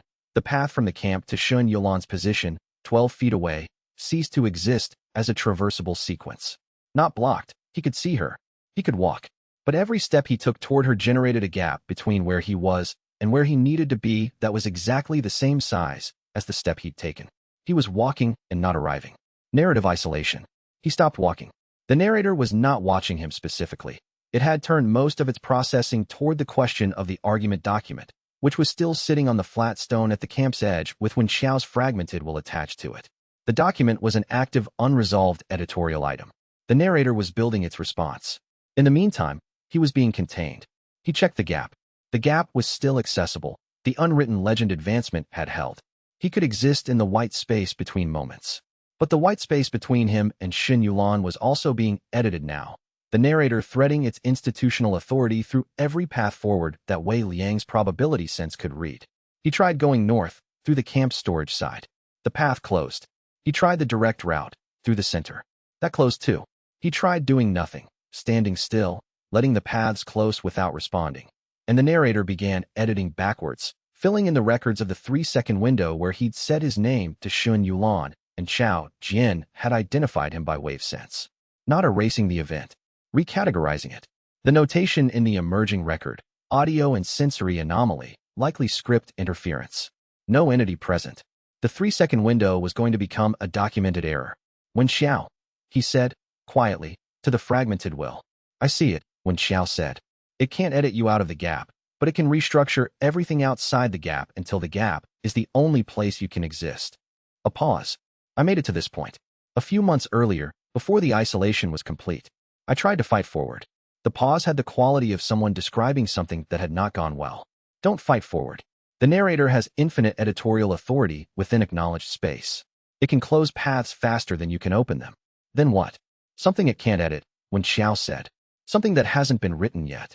Wei Liang stood in the camp's center, surrounded by companions who could feel him without being able to confirm him, with the narrator reshaping the paths between him and every useful destination, and thought about what hasn't been written yet meant in practical terms. He had the unwritten legend ability. He had the gap territory. He had Xiao Jian's wave sense and Tai Ro's unscriptable directness and Xun Yulan's tactical framework that kept accounting for him. What he did not have was a way out of an editorial system that had been managing narrative containment for longer than any single variance user had been operating. Walk me through it, he said to Wen Xiao. Everything you know about the narrator's specific limitation. The one you said was real. Chapter 107. Wen Xiao's knowledge was fragmented. That was the nature of being a will in a cracked jade slip for 20 years. You retained the structure of what you knew without retaining the connective tissue. The limitation Wei Liang needed was there, but finding it required asking the right questions in the right order, because the wrong order led to gaps where the answer should have been. He spent 4 hours in the gap running the questions. The narrator can edit within acknowledged narrative, he said. That's established. It can revise events, restructure futures, recategorize evidence. All of that is editing an existing text. Yes, Wen Xiao said. What does acknowledged mean specifically? How does something get acknowledged? The script acknowledges it, Wen Xiao said. The script's fate text framework. Every event that passes through the fate text system is acknowledged. Even events that deviate from the script are acknowledged, because the script documents the deviation. So the script acknowledges its own failures, Wei Liang said. Yes, which is how the narrator can edit them retroactively. The deviation exists in the record, and the record is editable. Then the narrator can't edit events that have never been recorded anywhere in the fate text system, Wen Xiao said. Pure potentiality. Things that exist only as possibility, never as documented event. A pause. The script has been building the region's narrative for centuries. It has documented records going back that far. It is very difficult to do something that has no precedent in the fate text archive. Difficult, but not impossible, Wei Liang said. I tried, Wen Xiao said. In my own arc, I attempted to create a genuinely unprecedented situation, something the script had no category for, that the narrator would have to attend to personally to assess. What happened? I couldn't manage unprecedented on my own. I was one person. The script's archive is comprehensive. Everything I thought of had a category. A pause that had the quality of an old regret. I was a variance user operating alone. The techniques I had access to were all techniques that had been developed within the cultivation world's framework. Everything I could do had precedent. Wei Liang turned this over. The narrator's limitation. Events that had never been written at all. Pure potentiality. He could not generate unprecedented events alone. The script's archive was too comprehensive. He needed something outside the archive's scope. What falls outside the script's archive scope, he said. Wen Xiao was quiet for a moment. Genuinely original creation, it said. The script can document events that happen, including the discovery or use of cultivation techniques. But if someone creates something entirely new, a cultivation technique that has no precedent, no category, not derived from any existing lineage, the script would need time to assess and categorize it. The narrator would have to attend. Wei Liang thought about Chao Jian. Chao Jian, who had developed the cultivation technique from scratch, who had been working on it for 3 days, who had, the previous arc, been freed from his replacement protagonist, fate assignment, and was now primary in his own right, who had, based on WaveSense testimony, already noticed the gap territory expansion, who was no longer operating within the script's assigned parameters at all. How many days did you say Chao Jian has been working on the original technique? He said to Wen Xiao. I haven't, Wen Xiao said. I have, Tyro said, from somewhere near the fire. He was visible through the gap's edge. 3 days. He's been at it since 2 days before the narrator came. Chapter 108. Chao Jian completed the technique at dawn on the 4th day. Wei Liang watched from the gap as the completion happened, not as an observer, because Chao Jian hadn't needed guidance, and the gap was not a place to give it from, but because the WaveSense disturbance that came off Chao Jian during the final integration stage was significant enough to register through the gap's expanded territory. It was not an impressive cultivation technique in the way cultivation techniques were usually described.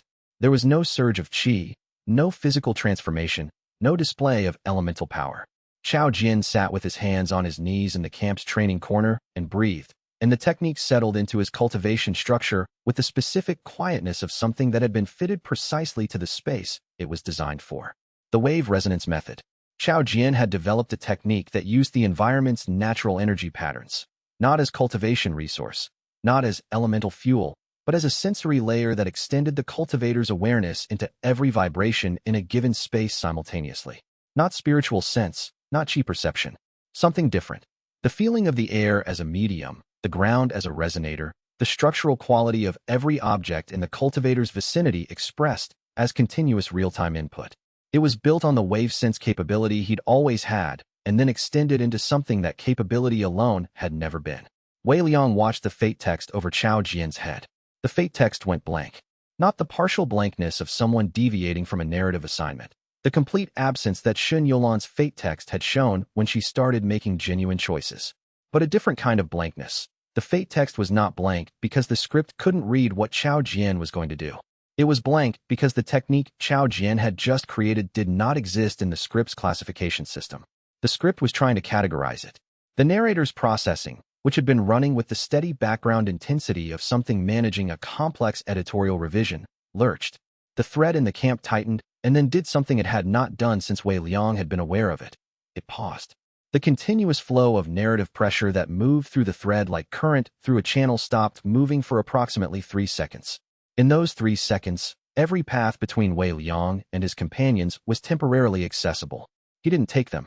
3 seconds was not enough to establish the presence he needed, and running for the connection and losing it mid-conversation would be worse than waiting. He stayed in the gap and noted the 3-second window as data. It paused when Xiao said, "Yes. The technique is genuinely unprecedented," when Xiao said, with the specific tone of something that had been hoping for this outcome and had not been certain of it. The script has no category for it. The narrator had to reallocate processing to the classification question. How long will classification take? For a genuinely unprecedented technique? Wen Xiao thought. Minutes. Maybe longer if the technique resists the classification architecture. Will it resist? It depends on whether it shares structural features with any existing cultivation lineage. A pause. The wave sense base is naturalistic, not derived from any sect's cultivation system. If the extension is equally original. Through the gap, Wei Liang watched Xiao Jian open his eyes. Xiao Jian looked at the space Wei Liang was occupying with the direct attention of someone whose new technique had immediately and precisely located every anomaly in the local environment. You're in the gap between the supply tent and the fire pit, Xiao Jian said. Not to the camp in general, to the specific location. The new technique can feel you there. Yes, Wei Liang said, from the gap. Good, Xiao Jian said. Then I can talk to you. What do you need? The narrator's processing was still reallocated. The thread was still stuttering. The window was not 3 seconds this time. I need you to do something that forces the narrator to attend to it personally, Wei Liang said. Something that creates a scene so narratively unprecedented that the narrator's editorial authority can't operate on automatic. Xiao Jian thought about this. Something bigger than an original cultivation technique. Something no one has ever done in this world. Xiao Jian looked at the camp's dynamics, at the fate texts of everyone present, at the specific structure of the region's narrative architecture that the wave resonance method was apparently already reading with considerable precision. I have an idea, he said. It involves Fang Tianzi. Chapter 109 Wei Liang and Wen Xiao spent 72 hours in the gap planning. The gap territory ability came with a cost that Wei Liang tracked carefully. 8 memories had gone. In the 3 days, each one small and specific. The quality of a conversation, the texture of a morning, the particular weight of one chapter's realization landing. None of them crucial. All of them real. He kept a tally. He didn't know how many he had. He didn't know how large the reserve was, or whether the extraction accelerated as the ranks settled, or whether the cost was fixed. He tracked what he could track, which was the going, and kept his time in the gap purposeful. The plan had 6 moving parts. Part 1. Fang Tianzi's unprecedented move. The one Xiao Jian had outlined, and that Wei Liang and Wen Xiao had stress-tested across 47 hypothetical versions over 3 days. Fang Tianzi was the regional prince, the fate-assigned next emperor, the designated stabilizing protagonist of the region's current narrative arc. His designated fate text called for him to consolidate power, reform selected institutions, and lead the region into an era of ordered prosperity under the script's preferred governance structure. What the fate text did not contain, anywhere in its documented possibilities, was Fang Tianzi voluntarily abdicating the emperor designation in favor of a council structure that distributed authority across 12 regional factions. Not because it was prohibited, because in 1,000 years of the script's regional management, no one in the designated emperor fate slot had ever considered it. The role was seductive. The role came with power and legitimacy and the narrative weight of obvious rightness. No one in the designated emperor slot had looked at that power and said, I don't want to be the center of this. Fang Tianzi had spent 3 months becoming genuinely himself, off-script, making choices based on what he actually valued rather than what the fate text assigned. What he actually valued, it turned out, was the stability of the system over the authority of any single person within it, including himself. Part 2. The timing. Fang Tianzi's announcement had to happen at the moment the narrator's processing was most distributed. The classification assessment of Xiao Jian's technique was already consuming significant bandwidth. If the announcement hit while the classification was ongoing, the narrator would have to fragment its editorial attention across 2 unprecedented events simultaneously. Part 3. Wei Liang's exit from the gap during the attention fragmentation. Not for 3 seconds. Long enough to author himself back into the narrative fabric with enough primary source material that the narrator would need to address his existence as a structural fact rather than an anomaly to be edited. Part 4. The document. Wen Xiao's co-authorship gave it the weight of 2 author ascendants, but the narrator had been building its refusal response for 3 days. Wei Liang needed to present it at the moment when the narrator's refusal architecture was most compromised, when the attention was distributed, when the editorial function was overloaded. Part 5. Xin Yolan's tactical framework. She had been building the accounting for his existence for 3 days. She did not have his memory. She had something more stable, documented evidence of an ongoing presence contributing to her work. Song Pei had found 17 instances of his organizational signature in the archival records. Mei Zhu had found the medical journal annotations she didn't remember writing, but recognized as consistent with her own analytical approach.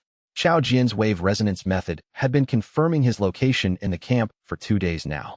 When he stepped out of the gap, they would have primary source evidence ready. Not memory. Evidence. Part 6. Tyro. Tyro was Part 6 because Tyro was the only person in the camp who didn't need a plan. He had never forgotten. He had been watching the narrator with the patient attention of someone waiting for the right moment to say something in a very simple and clear voice. What does Tyro do in Part 6? When Xiao asked, he says what he sees, Wei Liang said, without any narrative framework. Just observation. That's it. The narrator's editorial function operates on narrative. Tyro doesn't have one. Everything he says is primary reality, not narrative processing. Wei Liang thought about this. The narrator can't edit testimony from someone who doesn't have a narrative self to edit. When Xiao was quiet, "That's the best thing I've heard in 20 years, it said. Chapter 110. Fang Tianzi stood in the camp's open center at mid-morning. He was dressed in his regional authority robes, which he had worn every day since Arc 4, because they were functional and he hadn't decided to change them. He had the specific bearing of someone who had spent 2 months making choices without narrative assignment and had found that choices felt different when they were genuinely yours. A quality of being at rest in oneself that the fate text assigned Fang Tianzi of the earlier arcs had not had. He had Xiao Jian's organizational notes. He had Song Pei's legal research into the region's governance history, which went back 400 years and which Song Pei had been compiling since Chapter 98. He had Shen Yulan's 3 faction documents, which had served as the original political framework for any kind of multi-faction governance structure.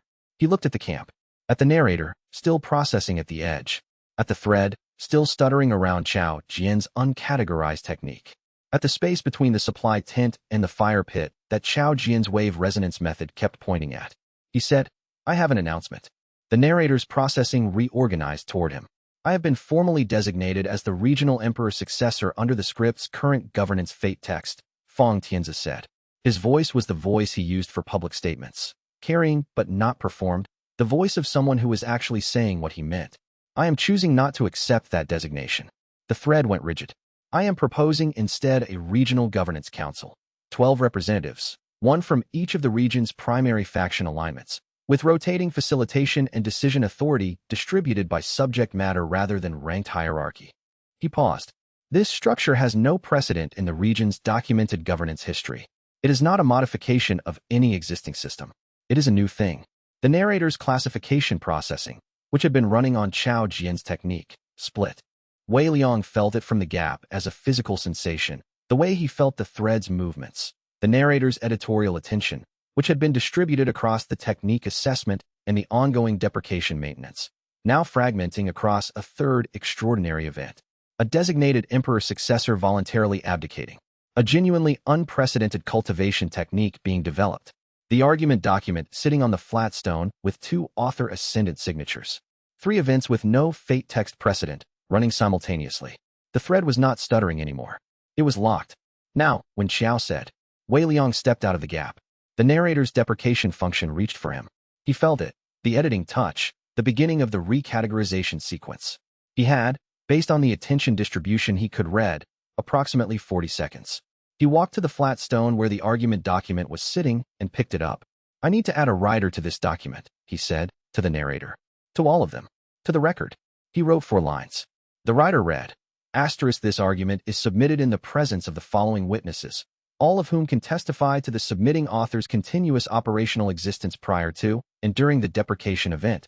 Fang Tianzi, Xiao Jian, Shen Yulan, Song Pei, Mei Zhu, Gu Mei, Dao Mingren. Witness testimony is attached. This constitutes a primary source authorial document. Asterisk, he signed it." Song Pei, without hesitation, sat down and began writing the witness testimony section from his documented evidence. 17 instances of organizational signatures, 12 analytical frameworks he'd attributed to no source, the camp planning records with contributions he couldn't account for. Shen Yulan signed it. Xiao Jian signed it without looking up from the training ground where he was still demonstrating the wave resonance method, which was still resisting the narrator's classification. The narrator was looking at the document. Tyro walked over from the fire, took the document, read it for 4 seconds, and said, "He's been here the whole time. I can describe everything he's done in the past 3 days if that's useful." His voice had no narrative processing, no fate text inflection, no script assigned weight. It was the plainest statement of observed reality that the camp could produce. The narrator's editing function reached Wei Liang again and stopped, not because the editorial authority was gone, because there were 31 lines of witnessed primary source documentation that it would need to address before the deprecation could proceed, and Fang Tianzi was still speaking, and Xiao Jian's technique still had no category, and the argument document's final question, what purpose does the coercive apparatus serve that justifies its cost, was still unanswered. The narrator was very still. Wei Liang stood in the camp's open center, in the bright mid-morning air, and waited. He was 40 seconds out of the gap, and the deprecation had not landed, and the document was documented, and Fang Tianzi was still speaking about a governance council that had never existed before. 41 seconds. 42. Chapter 1:11. The narrator made its move at second 43. The editing function hit Wei Liang like a tide. Not violent, not physically painful, but comprehensive, the specific feeling of something reaching into the structure of his narrative presence and beginning the work of recategorization. He felt it as a pressure on the outside of himself, the quality of being read rather than seen, every aspect of his history in this story being run through an editorial assessment that would end with a note in the margin, deprecated, disregard. He had been prepared for this. He picked up the brush. Song Pei had left it out, not by plan, but because Song Pei always left brushes out, because archivists in active work did not put brushes away when they might need them again in the next 30 seconds. The brush was loaded. The inkstone beside it was fresh. Wei Liang wrote. He wrote the facts of his existence in this world from the beginning, not the narrative of it, not the arc structure, not the designated protagonist framing, not the script's preferred version of events. The facts, the specific content of the series of choices he had made since Chapter 1, documented in the flat, evidence-focused language of a primary source. I woke on a road in the second month of the 7th year with a cracked cultivation base and no sect affiliation. The jade slip in my coat pocket was warm. The narrator's editing function reached the first line and had to stop. It was an editorial entity. It could revise existing text. It could recategorize documented events. What it could not do, what the 47 hours of gap planning had confirmed it could not do, was edit a primary source in the process of being created. The moment the brush touched the paper, Wei Liang was authoring, and the authoring was happening in real time. An editorial authority could not move faster than an author producing primary text. He kept writing. Song Pei sat down beside him and opened his own records. The archival documentation of every event the group had passed through, organized by date and category, and the specific systematic method he'd spent 12 years refining. Cross-reference, Song Pei said, which was the archivist's way of saying, I'll substantiate everything you claim. Mei Zhu, from the camp's medical corner, opened the journal. She began reading aloud, in the flat clinical voice she used for medical documentation, the entries she'd made over the past 8 months. She had not known she was testifying. She was simply reading accurate records in her own voice. Each entry was evidence. Shen Yulan spread the 3 faction records on the camp's central table and began adding annotations, not written, because the narrator was watching all writing simultaneously, but spoken. Her tactical analysis voice running through the political developments of the past 3 arcs and the contributions to those developments that her documented records attributed to no named source, but which bore consistent structural features. Xiao Jian stood at the camp's edge and did nothing except exist, which was sufficient because the wave resonance method was broadcasting the continuous fact of Wei Liang's physical presence in the camp to everyone within range as an unambiguous sensory datum. Tai Ro narrated. Not dramatically, not with rhetorical flourish. In the specific flat voice he used for all direct observation. He's writing at the camp's central stone. He's been here for 3 days. I have watched him work through the attack strategy, the argument document, and the witness testimony organization. None of this is in the other records. It has been happening anyway. The narrator was surrounded, not by force, by evidence. 31 lines of documented testimony, 12 annotated records, for concurrent primary sources, and 1 unscriptable witness describing observable facts in real time. The editing function could not process all of it simultaneously. The editorial entity could revise existing text, but it could not revise text faster than it was being produced. Wei Liang kept writing. Chapter 1:12. The narrator found its approach. It could not edit primary sources as they were being created, but it could edit the conditions that made primary source creation possible, the cultivators, the brushes, the relationships between people that made them want to contribute testimony in the first place. It began restructuring Song Pei's research motivation. Wei Liang felt it through variant sense. The fate text over Song Pei's head developing a new notation, a gentle editorial adjustment to Song Pei's narrative assignment that would, within 15 minutes, make him feel that his archival documentation of Wei Liang's contributions was a distraction from more important work. Not hostile, just redirected. He needed something bigger than one simultaneous front. The bound volume ability was what he had developed in the transition from unwritten legend to the current operational state. Not a cultivation technique in the conventional sense, but a variance-level capability that Wen Xiao had described in detail and that he had been practicing for 3 days in the gap. The ability to split the current confrontation into multiple simultaneous versions, all of them equally real, all of them requiring the narrator's editorial attention to address. He used it. The confrontation split into 48 instances.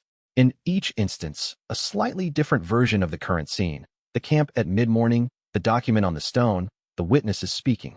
Each one with the same facts and a different emphasis. The version where Song Pei's testimony was the primary evidence. The version where Tai Ro's direct observation was the primary evidence. The version where the argument document with Wen Xiao's signature was the focus. The version where Chao Jian's wave resonance method data was the center of the case. 48 versions, all real. The narrator had to respond to all of them. Its editorial processing, already distributed across the Governance Council assessment, Chao Jian's technique classification, and the argument document evaluation, shattered across 48 simultaneous confrontation instances.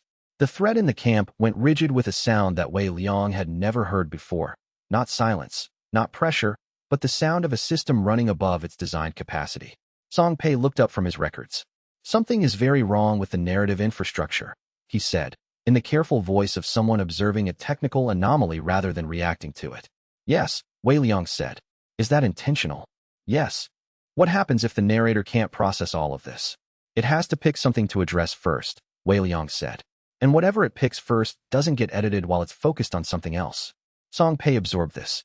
You're not trying to beat it, he said. You're trying to delay it until the argument document generates a response from upstream. Yes, Wei Liang said. Song Pei went back to his records with the specific efficiency of someone who had understood the task and was going to execute it. The 48 instances held. The narrator's editorial function was running on all of them, but running at a fraction of its normal authority per instance. It was like trying to hold 48 conversations simultaneously, each requiring individual attention to the specific evidence and testimony being produced. In instance 32, where Gu Mei's research delivery was the focal point, the narrator had barely started addressing the testimony before instance 17 needed immediate attention. Wei Liang kept writing. He had been writing for 20 minutes, and he had documented 11 months of operations, and the brush was still moving, and the narrator had not yet managed to complete a single editorial revision on a single line of text. Chapter 113, Gu Mei arrived at dusk. She came on foot from the eastern camp approach, carrying a bundle of her father's research documents. The complete archive, not the summary. She had been working on it for the entire arc, in the background of the events, quietly and without announcement, and she walked into the camp with the specific bearing of someone who had found the center of a problem and was coming to deliver it. She looked at the 48 simultaneous confrontation instances. This is the most complicated thing I've ever seen, she said. And I grew up in an ink court library. Your timing is perfect, Wei Liang said. He had been hoping for this, but had not built the plan around it. Gu Mei's research was her own work, following her own directions, and he had deliberately not tried to manage its pace or delivery. What did you find? She set the documents on the stone beside the argument. The narrator is not the script's author, she said. That's the finding. She opened to the relevant section. Her father's notes cross-referenced with the Ink Court's deep archive, 3 generations of unwritten hall records that she had spent the arc working through. The script is a tool. Someone built it.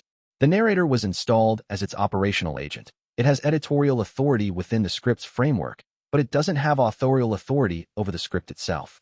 The narrator's processing, which had been managing 48 simultaneous instances with increasingly insufficient allocation, shifted. One of the 48 instances collapsed back into the primary frame as the narrator reallocated to attend to this. That was fine. The primary frame was well documented by now. Who built the script? Xin Yulan said.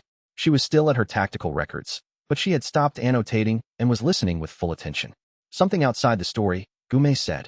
She said it with the precision of someone who had taken 3 weeks to verify a finding and was not going to oversell it. My father called it the upstream writer in his private notes. He'd reached the same finding by a different route, 20 years of Ink Court research. He didn't know what to do with it. She looked at the narrator. The narrator is executing someone else's story. The coercive apparatus, the assigned fates, all of it. It's a tool that an external writer created to generate narrative. The narrator didn't design it. It was designed. Wei Liang let this settle. Then the argument document, he said slowly, is not addressed to the narrator. No, Gume said. The narrator can acknowledge the argument. It cannot answer it. It can only forward it, which is why it said it needed to forward it. She met his eyes. The question, what purpose does the coercive apparatus serve that justifies its cost, is a question for the upstream writer, the author of the script, not the editor, Wei Liang said. Never the editor, Gume said. The narrator was very still. All 48 confrontation instances had collapsed back into the primary frame. The narrator was looking at Gu Mei's research documents. It was looking at the cross-reference to Gu Xin's notes. It was looking at the argument document with Wen Xiao's signature and Wei Liang's signature and 31 witness testimonies. I cannot answer this argument, the narrator said. Its voice had a different quality than it had had at the beginning of the arc. Not smaller, but more specific. Less like the voice of something with unlimited authority. More like the voice of something that was reaching the boundary of its assigned function. I told you I would forward it. Forward it, Wei Liang said. And I'll wait for the response. The response, the narrator said, may come from a source you are not prepared for. I know, Wei Liang said. Forward it anyway. Chapter 114, the advancement arrived at midnight. He had not been looking for it. He had been sitting with the argument document after the camp had quieted, after Fang Tianzi had continued his governance council announcement through the afternoon and into the evening, after Song Pei had completed his archival testimony and filed it in the main documentation, after Tai Rou had eaten 2 more meals, and Xiao Jian had run the wave resonance method through 12 environmental variations to document its capabilities for what he was calling the new school's foundational text. He had been sitting with the question that had been sitting with him since chapter 91. Not who is the narrator, but what does it mean to be an author in a story you didn't originally consent to? The answer arrived when the question reached its resolution. Author ascendant. It was not like the previous advancements. The previous advancements had each unlocked a new way of seeing: fate text reading, probability sense, gap territory, bound volume. Each one was a new capability layered onto what he already was. This one did not add a capability. It changed what kind of thing he was. He felt it as a settling. The way something settled when it found its correct structure, the way a seal settled into a lock, the way text settled into a page and became permanent rather than erasable. Every aspect of his existence in this world, his history, his relationships, his 8 months of choices and consequences, and the specific texture of everything he'd learned and lost, locked into narrative permanence. No editor could remove an author from their own text. That was the principle, stated in the exact terms when Xiao had described it. Not metaphor. Structural fact. He had written himself into the story so completely that removing him would require removing the story, and the story was not the narrator's to remove. The story belonged to whoever had written it. The thread in the camp registered the advancement and went quiet. The narrator, at the camp's edge, looked at him. Author ascendant, it said, not with hostility, with the quality of something processing a new classification. You have authored yourself into permanent existence within the narrative fabric. It paused. That cannot be edited. No, Wei Liang said. It also means you will always exist within the story, the narrator said. You cannot leave the narrative entirely. You wrote yourself into permanence, which means permanence. I know, Wei Liang said. He did know. He had known when he chose it. The cost was as real as the achievement. He would exist here, in this world, in this story, permanently. Not trapped. Authored. There was a difference, which he had spent 3 days working out in the gap, and which he was still working out. But the narrator's deprecation function reached for him, and found nothing to grab. When Xiao's fragmented will, beside him, was quiet. It had been quiet for 2 hours, since the advancement began its approach. This is the point where I was, it said. The last time. What stopped you? I was alone, when Xiao said. I wrote myself into authorship, and then the narrator found one path I hadn't documented. One witness who was script-bound enough to have their testimony revised. One thread of evidence that could be cut without destroying the whole. A pause. I built the authorship on insufficient primary source material. I have 31 witness testimonies, Wei Liang said. Yes, when Xiao said. It was quiet for a moment. I know. I've been watching. Chapter 115, he used the ability at dawn. The act was not dramatic in the way the cultivation novels described dramatic acts. It did not require a formed seal or a spoken invocation or a flash of light visible from a distance. It required sitting very still for 12 hours with the complete record of his existence in this world held in clear and continuous attention, not as a list of facts, but as the lived experience of having been present for all of it, and authoring it into the story's permanent fabric. The record had to be complete. He found the gaps as he worked. The 8 memories extracted during the gap territory hours. He could not restore them, but he could document their absence. Asterisk, there is a memory I no longer have of a morning in Chapter 3. I know the morning happened. The knowledge remains, which is evidence of the thing that was lost. Asterisk, he documented the loss. He found the fragments of Wen Xiao's will woven through his operational history. The 47 hours of planning, the architectural knowledge of the narrator's limitations, the specific texture of a person who had been edited out of existence and had held themselves together as testimony for 20 years so that the next variance user could succeed where they had not. He documented them. He documented Tai Ro's breakfast, Song Pei's 17 instances of organizational signature, Xin Yulan's 46 tactical decisions that had accounted for a presence her memory didn't confirm, Chao Jin's rock, moved 3 feet, Mei Zhu's medical annotations, Fang Tianzi's governance council, Gu Mei's research, Dao Mingren in his office, sitting on the floor, beginning the process of deciding who he wanted to be. All of it complete. At the 11th hour, when Xiao's fragmented will began to thin, not dissolving, integrating. The 200 years of Wen Xiao's existence, fragmented across a jade slip, finding a place in Wei Liang's authored narrative where they could rest. Not as a separate entity, as history, as one author acknowledging the existence and work and failed attempt of another. Asterisk, Wen Xiao reached author ascendant and was deprecated before they could complete the work. Their fragmented will preserve the knowledge of the narrator's limitations for the next variance user. This is documented as a fact of the story's history. It cannot be edited. Asterisk, the fragmented will was gone. Wei Liang sat with the absence for a moment. Not grief, exactly, because Wen Xiao had been gone for 20 years before they met, but the recognition of a presence that had been there and was now differently not there. Not deleted. Incorporated. At the 12th hour, the authorship completed. He could not speak. He could not move. He sat at the camp's central stone in complete stillness while his body processed the 12 hours of sustained authorship, which had cost something he didn't have a word for, not energy in the cultivation sense, not qi, but something more fundamental, the specific resource that was spent when you committed permanently to something.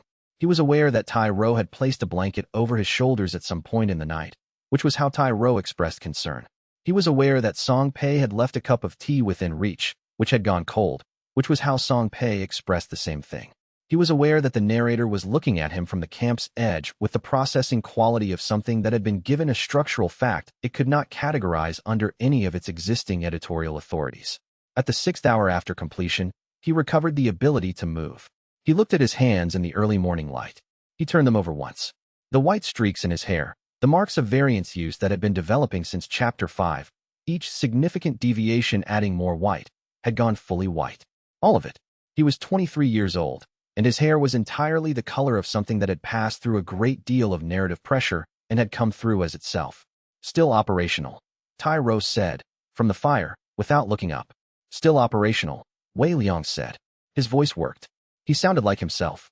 He picked up the cold tea and drank it. Chapter 116, after the 6th recovery hour, the narrator tried. It was methodical about it. This was consistent with everything Wei Liang understood about its function. The narrator did not panic, did not rush, did not attempt force where force was not its tool. It ran through its editorial catalog with the same systematic quality it had used in every previous confrontation. Recategorization. Wei Liang's narrative designation changed 6 times in 4 seconds. Protagonist. Antagonist. Secondary character. Background element. Deprecated element. Unclassified. Each designation slid off the authorship he had completed the way rain slid off sealed stone. He felt each attempt as a faint pressure on the outside of his narrative existence. Then nothing. Revision. The narrator attempted to edit the record Wei Liang had authored. The editorial function hit the primary source documentation and halted. It was still happening in real time. Technically speaking, the authorship was permanent, but Wei Liang was still its author, which meant the text was still being produced, which meant the editorial function could not process faster than the author's continued existence produced new lines. He was, in the most literal possible sense, impossible to finish editing. Erasure. Wei Liang felt this one differently. It was not a revision attempt, but a structural removal. The function that had edited Wen Xiao out of existence 20 years ago, that had removed other variance users before them, that had been the narrator's final and most complete tool. It reached for the thread of his narrative existence. It could not find the end of the thread. That was the author ascendant principle in its specific application. To erase a narrative thread, you needed to find where it ended. His thread did not end. It was authored into the story's permanent fabric at every point simultaneously. There was no loose end to pull. The narrator stopped. Around the camp, the fate text scrambled. Wei Liang saw it happen through variant sense. 200 feet in every direction. Every person's assigned path lost its rigid structure at once. The characters in the camp had fate texts that had been running on script assignment for their entire lives. Those texts did not disappear. They tangled, ran together, developed contradictions, shed their definite article. She will become she might. He is destined to become he is currently. The text became less like editorial pronouncements and more like observations. Song Pei looked up from his records. Something changed, he said. The script's editorial authority in this region just reclassified, Wei Liang said. His voice was still his voice. He still sounded like himself. It can't enforce assignments on me. That propagates outward. How far? Wei Liang checked. The scrambling was extending, slowly, but extending. The camp's edge, then beyond. 200 feet. 400. A radius that corresponded exactly with the spatial reach of the authorship he'd completed. Growing, he said. Tai Ro, from the fire, was watching the narrator. The narrator had not moved from the camp's edge. It was processing. Wei Liang could see the processing quality in the way the thread held around it. Not rigid authority, not the comprehensive editorial pressure of the previous days, but something more like a system running a diagnostic it had not been designed to run. It's not attacking, Xin Yuan said. She had her faction records in her hands, not looking at them. She was watching the narrator with the specific attention she gave to tactical situations that were moving faster than her models. No, Wei Liang said. It's thinking. What is it thinking about? Wei Liang looked at the narrator. The narrator, he thought, was thinking about the 47-page argument document, the 31 witness testimonies, the question it had been unable to answer and had been required to forward upstream. It was thinking about the fact that it had tried every editorial function it possessed and found that none of them touched him. The narrator was thinking, he suspected, about what it was for. It's thinking about its assignment, Wei Liang said. What it was built to do and whether it can still do it. Gu Mei, from the records table where she'd spent the night, looked up. Her father's research was spread around her in organized sections. She had not slept. And what does it do now, she said. I don't know yet, Wei Liang said. We find out. He stood up from the camp's central stone, his joints stiff from the 12 hours of stillness and the 6 hours of recovery. He was 23 years old. His hair was entirely white. He picked up the cold brush that Song Pei had left beside the inkstone and held it for a moment. He was still operational. He was just operational in a different way than he'd been yesterday. Chapter 117. Wei Liang wrote the contract at mid-morning. Not for himself. The authorship he'd completed the previous day was his, specific to the record of his existence, the thread of his narrative presence in the story. What he needed to write now was different in kind. Not a personal record, but a structural document. Something that addressed the relationship between the script and every named person within the propagating radius. He understood the difference from when Xiao's architectural knowledge, which now lived in his operational memory the way learned language lived, not as external information he had to retrieve, but as part of how he read situations. The script had been running on compulsion. Every fate text in the region was an assignment, not a suggestion. Changing that required authoring a new contract that described a different kind of relationship. He thought through the terms carefully before he picked up the brush. The contract could not eliminate the script. The script was the story's infrastructure, narrative threads, causality tracking, the mechanism by which events connected to consequences. Removing it entirely would be like removing the grammar from a language. The meaning would collapse. What it could change was the modality. Yuel to Yume. Assigned to available. Compelled to offered. Song Pei sat across from him. He was not being asked to do anything. He was present because he was an archivist, and this was the most significant primary source document being produced in the region's recorded history, and Song Pei did not miss significant primary source documents when he could be present for them. Scope, Song Pei said, which was archival shorthand for, what is the domain of application? The propagating radius, Wei Liang said. Every person whose fate text was affected by the scrambling last night. That includes Fong Tianzi's governance council delegates. Yes. And the 3 faction representatives currently outside the camp who came to monitor the situation. Yes. Song Pei wrote a note, which was his method of confirming that something was documented. Procedurally correct, he said.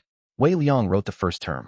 Asterisk the script's narrative assignments within this document scope are reclassified from compulsion to reference. A fate text describes available possibilities, not required outcomes. The narrator's editorial authority is retained for continuity maintenance. It is withdrawn for assignment enforcement. Asterisk he felt the thread react when the ink dried. Not violently. The way water reacted to a pebble, a single ripple, then a series of smaller ones, then a new equilibrium. The fate texts in the camp's radius did not disappear. They became quieter, less insistent. Tyro sat down across the fire and looked at his own hands. He had, as far as Wei Liang could tell, never been particularly interested in his own fate text. He operated in direct observation. The script's machinations were not his primary concern.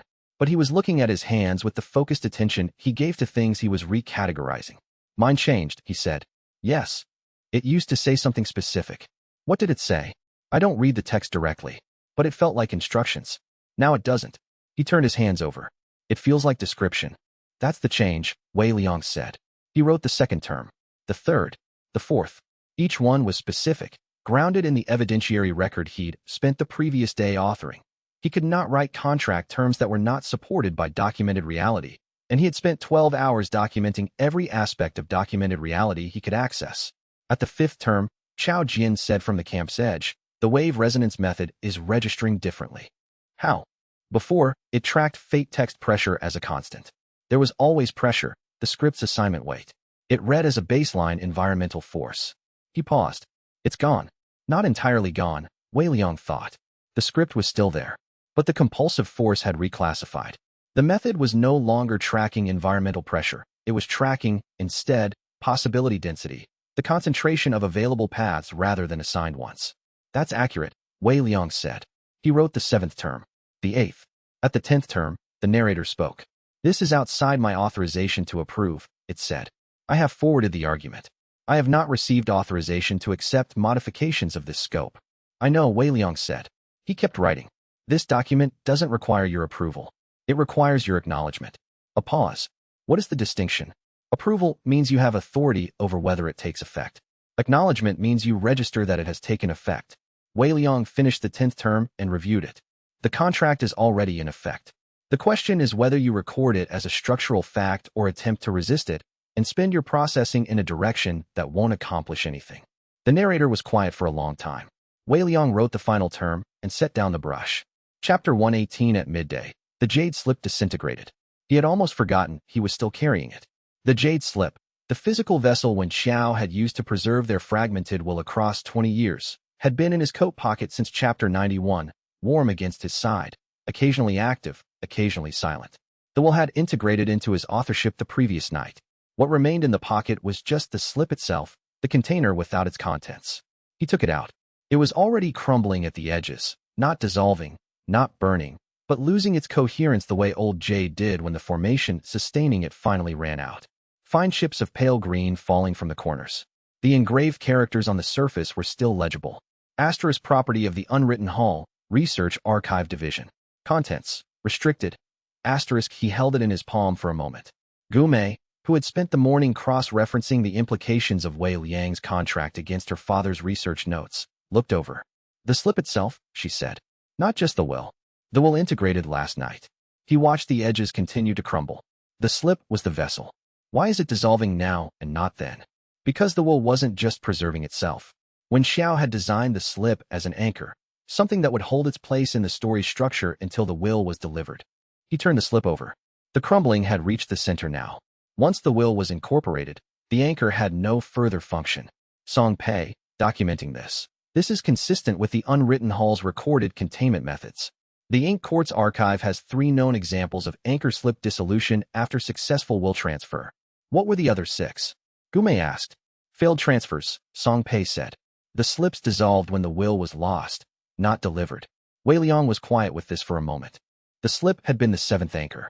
Not 7th in a numbered sequence. 7th in the specific sense that Wen Xiao's plan had required 7 points of contact with Wei Liang's narrative path to ensure the transfer would occur. 6 specific encounters that Wen Xiao's knowledge of the script had predicted, and the slip itself as the failsafe, the thing that would remain present in Wei Liang's possession until the others had worked. He had not known about the 6th encounter. He suspected the 6th had been the Chapter 91 moment when the argument document came together, when Wen Xiao's architectural knowledge had become fully integrated into the planning. At that point, the slip had stopped being a guidance mechanism and become purely a vessel for the transfer. The slip finished crumbling.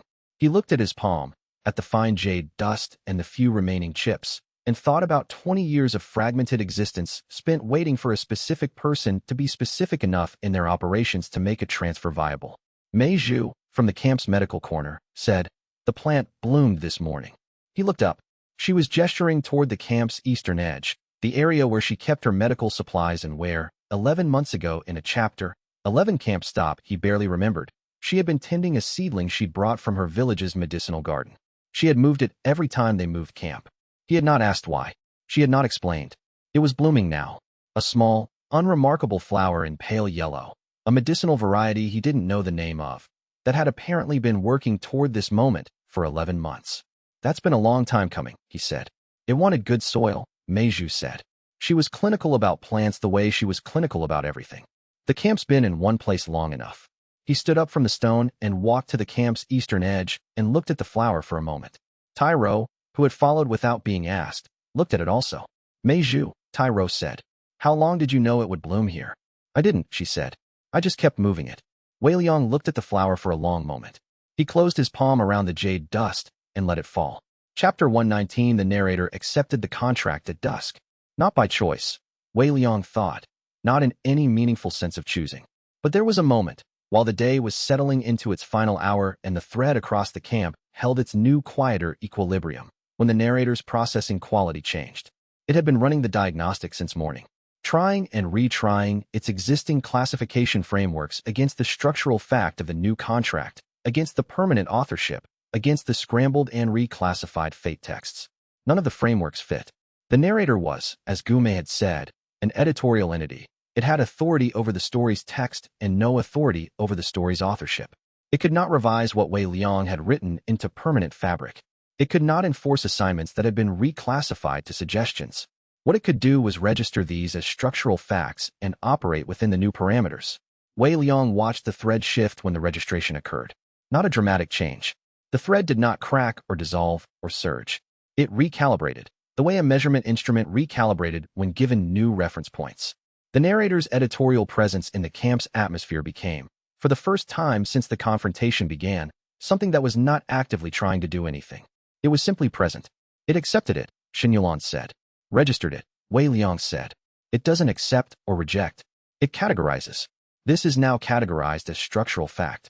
And then it retreats to the cosmic editorial layer, Gume said. She was looking at the narrator. That's the other implication of my father's research. The narrator operates at the narrative level, in the story structure, in the fate texts, in the immediate text. The cosmic layer is above that.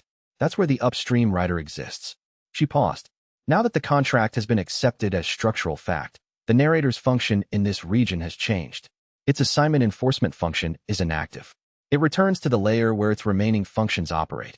The narrator turned, not a physical movement, but a reorientation, toward whatever existed above the story's narrative layer.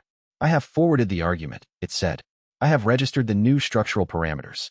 I will not return to this region unless the upstream writer issues new instructions. A pause. Your argument may not receive a response. The upstream writer may not be a responsive entity in any conventional sense. I know, Wei Liang said. The forward was received, the narrator said. That is all I can confirm. It receded. Not disappeared, receded. Withdrew to a layer that variant sense could detect as present, but not local. Wei Liang watched it go and felt the thread settle into the new equilibrium fully, the last editorial pressure lifting from the camp's atmosphere like the last note of a long-held sound. Song Pei looked at the records on the stone table for a long moment. All of them changed, he said. Yes. The organizational anomalies are gone. My records are coherent now. They contain you. He turned a page with the specific care of someone handling documentation that had recently changed category. You're in the primary record. Present tense. Yes, Wei Liang said. Good, Song Pei said. It was a purely administrative assessment. Dao Mingren arrived at the camp an hour after dark. He came alone, on foot, without announcing himself. Wei Liang had seen him briefly at second 43 of the confrontation, and then not at all. Dao Mingren had not been part of the witness group. Not because he was unwilling, but because his involvement at that stage would have complicated the evidentiary record in ways Wei Liang hadn't wanted to address. He was still in the process of figuring out who he was. That process was not compatible with testimony. He stood at the camp's edge and looked at the changed thread. It's different, he said. Yes. I can feel the change. He took a step into the camp. He was not comfortable. His posture had the specific tension of someone who had spent months making a decision and was still not sure they'd made it correctly. When the fate text restructured, I felled it from the city. I came because, he stopped. I came because I thought I should. Wei Liang waited. Dao Mingren sat down on the far side of the fire. He did not look at Wei Liang directly. He looked at the fire, which was something people did when they were building towards something. I want to help, he said finally. I don't know what that means. I don't know what help looks like from here. But I was sitting on my office floor, and the text changed, and I thought, he looked at his hands. I thought I had been making a small decision that didn't matter. It turns out it mattered. It did, Wei Liang said. What do you need? Wei Liang considered this for a moment. The narrator had retreated. The contract was in place. The immediate crisis had resolved. What came next was not a confrontation.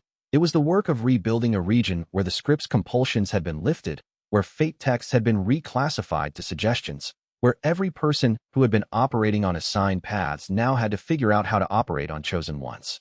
That was not work Wei Liang could do alone. Help Song Pei, he said. He's rebuilding the primary record. He needs someone who understands how the governance structure was working before and what it needs to do differently now. Dao Mingren looked at Song Pei. Song Pei looked back.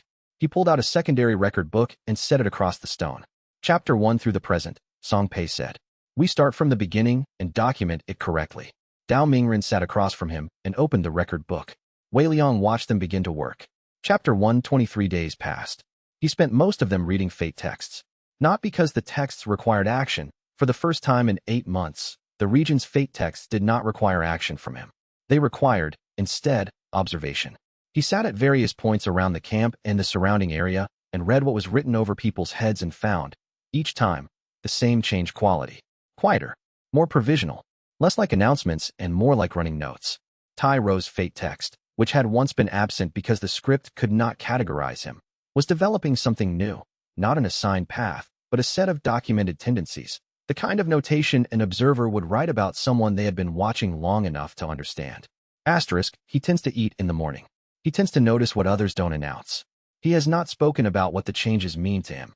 Asterisk Song Pei's fate text, which had once been one of the most tightly scripted in the camp's record, was now the longest. Not because it was more determined, but because it had the most documented history. Song Pei had been paying careful attention for 12 years, and all of that attention was now in the record, available as context rather than constraint. Xin Yulan had begun annotating her own fate text. He didn't know if she knew she was doing it. She had a habit of verbal analysis, running her tactical thinking aloud, and each spoken observation was being incorporated into her text's running notation.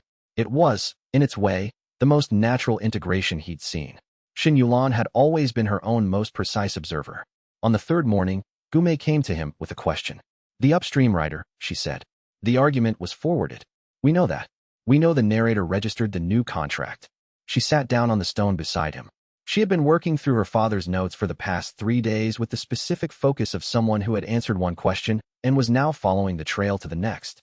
My father's research suggests the upstream writer is an external entity, something outside the story structure. But outside the story is not a place. It's a relationship. Yes, Wei Liang said. So what does forwarding an argument mean to an entity that exists outside the story structure? How does it receive a document? Wei Liang had been thinking about this. The argument was authored into the permanent record, he said slowly, which means it's part of the story's fabric now. If the upstream writer has any access to the story's fabric, if they can read the story at all, they can read the argument. And the new contract. The contract is also in the permanent record.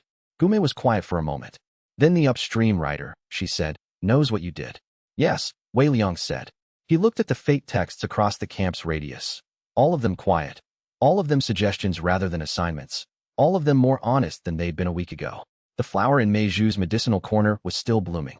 Song Pei and Dao Mingren were still working through the primary record, which had now reached chapter 47 and would take several more weeks at Song Pei's documentation standards. He read his own fate text. It was different from everyone else's, where their texts were notations, observations, tendencies, running records. His was authored. It read the way primary source documents read, in his own voice, in his own structure, permanent in the specific way that writing was permanent once set in the story's fabric. He could not leave the story. That had not changed. The cost of author ascendant was exactly what he had accepted it to be. He was here now, in this world, in this record, permanently. Not trapped. Authored. He was working out, still, what the difference felt like from the inside. From the camp's eastern edge, Chao Jian said. The wave resonance method is registering a new signal. Wei Liang looked up. From which direction? Up, Chao Jian said. He was looking at the sky with the precise attention of someone tracking something his instrument had detected before his eyes had. Not altitude. Something above the narrative layer. It's not, he paused. It's not the narrator. The narrator's signal is registered. I know its frequency now. This is different. What is it doing? Chao Jian was quiet for a long moment. Reading, he said.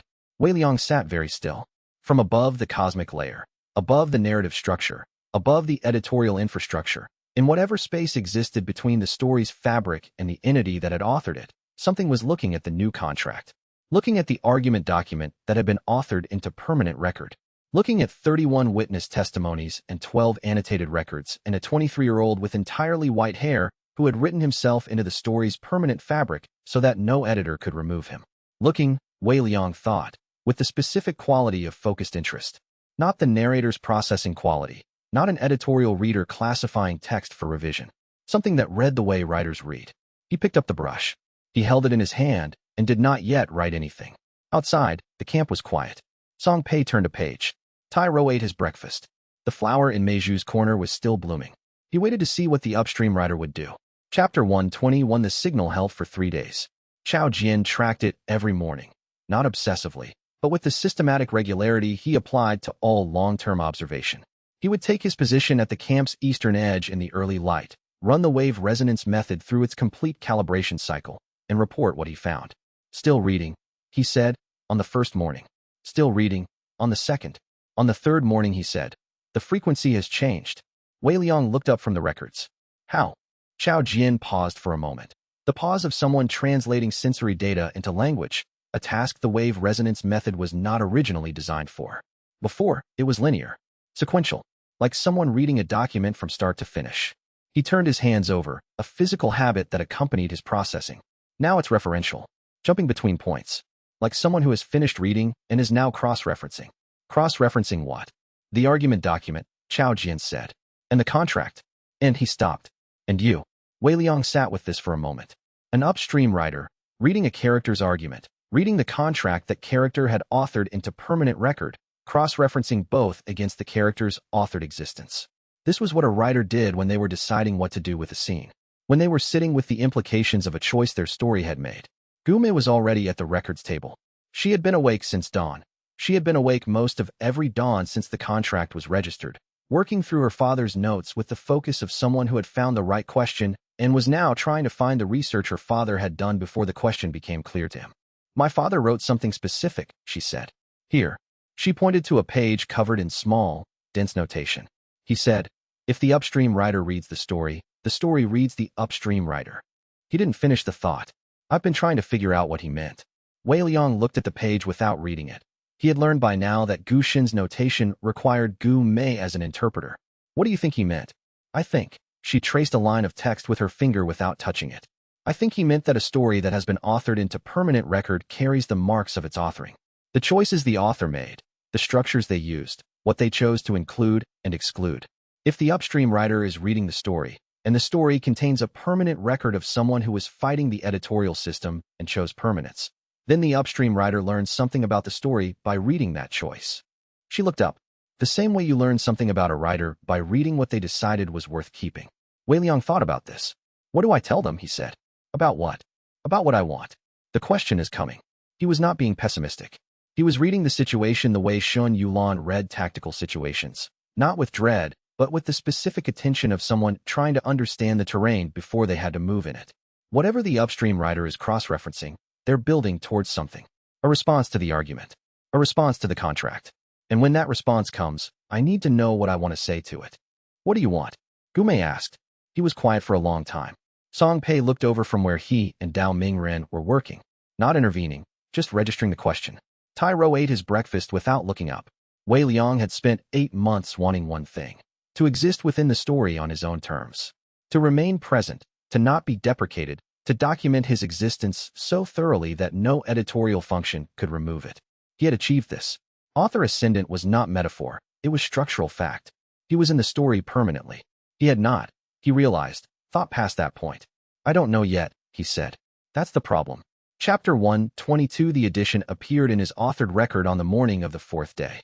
He felt it the way he felt changes in the camp's thread, a shift in the quality of something that had been stable. His authored text, permanent in the story's fabric, had been a fixed point since he completed it. It did not change. It could not be edited. But something had been added. He looked at the fate text of his own authored record and found, at the bottom of the last line he had written, he picked up the cold tea and drank it, a notation in a different hand. Not the narrator's editorial notation. Not his own voice. Something else entirely. What do you want to be permanent? He stared at it for a long time. Xiao Jian's wave resonance method registered a spike and then settled. Xiao Jian did not say anything. He had learned, by now, when Wei Liang needed silence to process. The notation was not threatening. It had none of the narrator's editorial authority. It was not a directive, not a reclassification, not a deprecation command. It was exactly what it appeared to be, a question written in the margin of his own text by an entity that had been reading it with focused interest and had now decided to respond. The upstream writer had read his argument. The upstream writer had read his contract. The upstream writer had looked at 31 witness testimonies and 12 annotated records, and a 23-year-old with white hair who had authored himself into permanence. And the upstream writer had one question. Gu Mei was beside him, reading the notation over his shoulder. She did not say anything for a moment. That's not a hostile question, she said finally. No, Wei Liang agreed. It's not even a challenge. She stopped. It reads like a clarification request, like someone who has read a document thoroughly and has one remaining ambiguity. Song Pei, who had come to look, said, the argument document addressed the coercive apparatus's costs. It argued that the apparatus's costs exceeded its justifications. The argument was comprehensive. He paused. It did not address what the alternative looked like. Wei Liang felt something settle in him like a cold stone. Song Pei was right. He had argued, with 47 pages of evidence and 31 witness testimonies, that the coercive apparatus of assigned fates and narrative compulsion was unjustifiable. He had documented every cost, the deprecated lives, the constrained choices, the one-xiao-shaped hole in the story's record where a person had been edited into nothing. He had made the strongest possible case against the existing system. He had not said what should exist instead. The contract reclassified compulsion to suggestion. But a contract that said the script's assignments are now optional was not the same as a contract that said this is what the story is for. He had changed the modality without changing the purpose. He had opened the cage without saying where the birds were supposed to go. What do you want to be permanent? Not. What do you want to survive? Not. What are you fighting for? But specifically, what do you want to be in the story permanently? What do you want the story to contain that it didn't contain before? I need to think, Wei Liang said. How long do you have? Xin Yulan said. She had come to the stone table without announcement, as she tended to do when situations required tactical assessment. I don't know, Wei Liang said. The notation is still there. No deadline visible. In my experience, Xin Yulan said, questions without visible deadlines have hidden ones. The pressure is already running. She was, Wei Liang thought, correct. He picked up the brush. He looked at the notation in the margin of his authored record. What do you want to be permanent? And thought about the fact that he had spent 8 months becoming an author without having, in any clear or specific sense, written what he actually wanted the story to contain. He was, he thought, going to have to figure that out.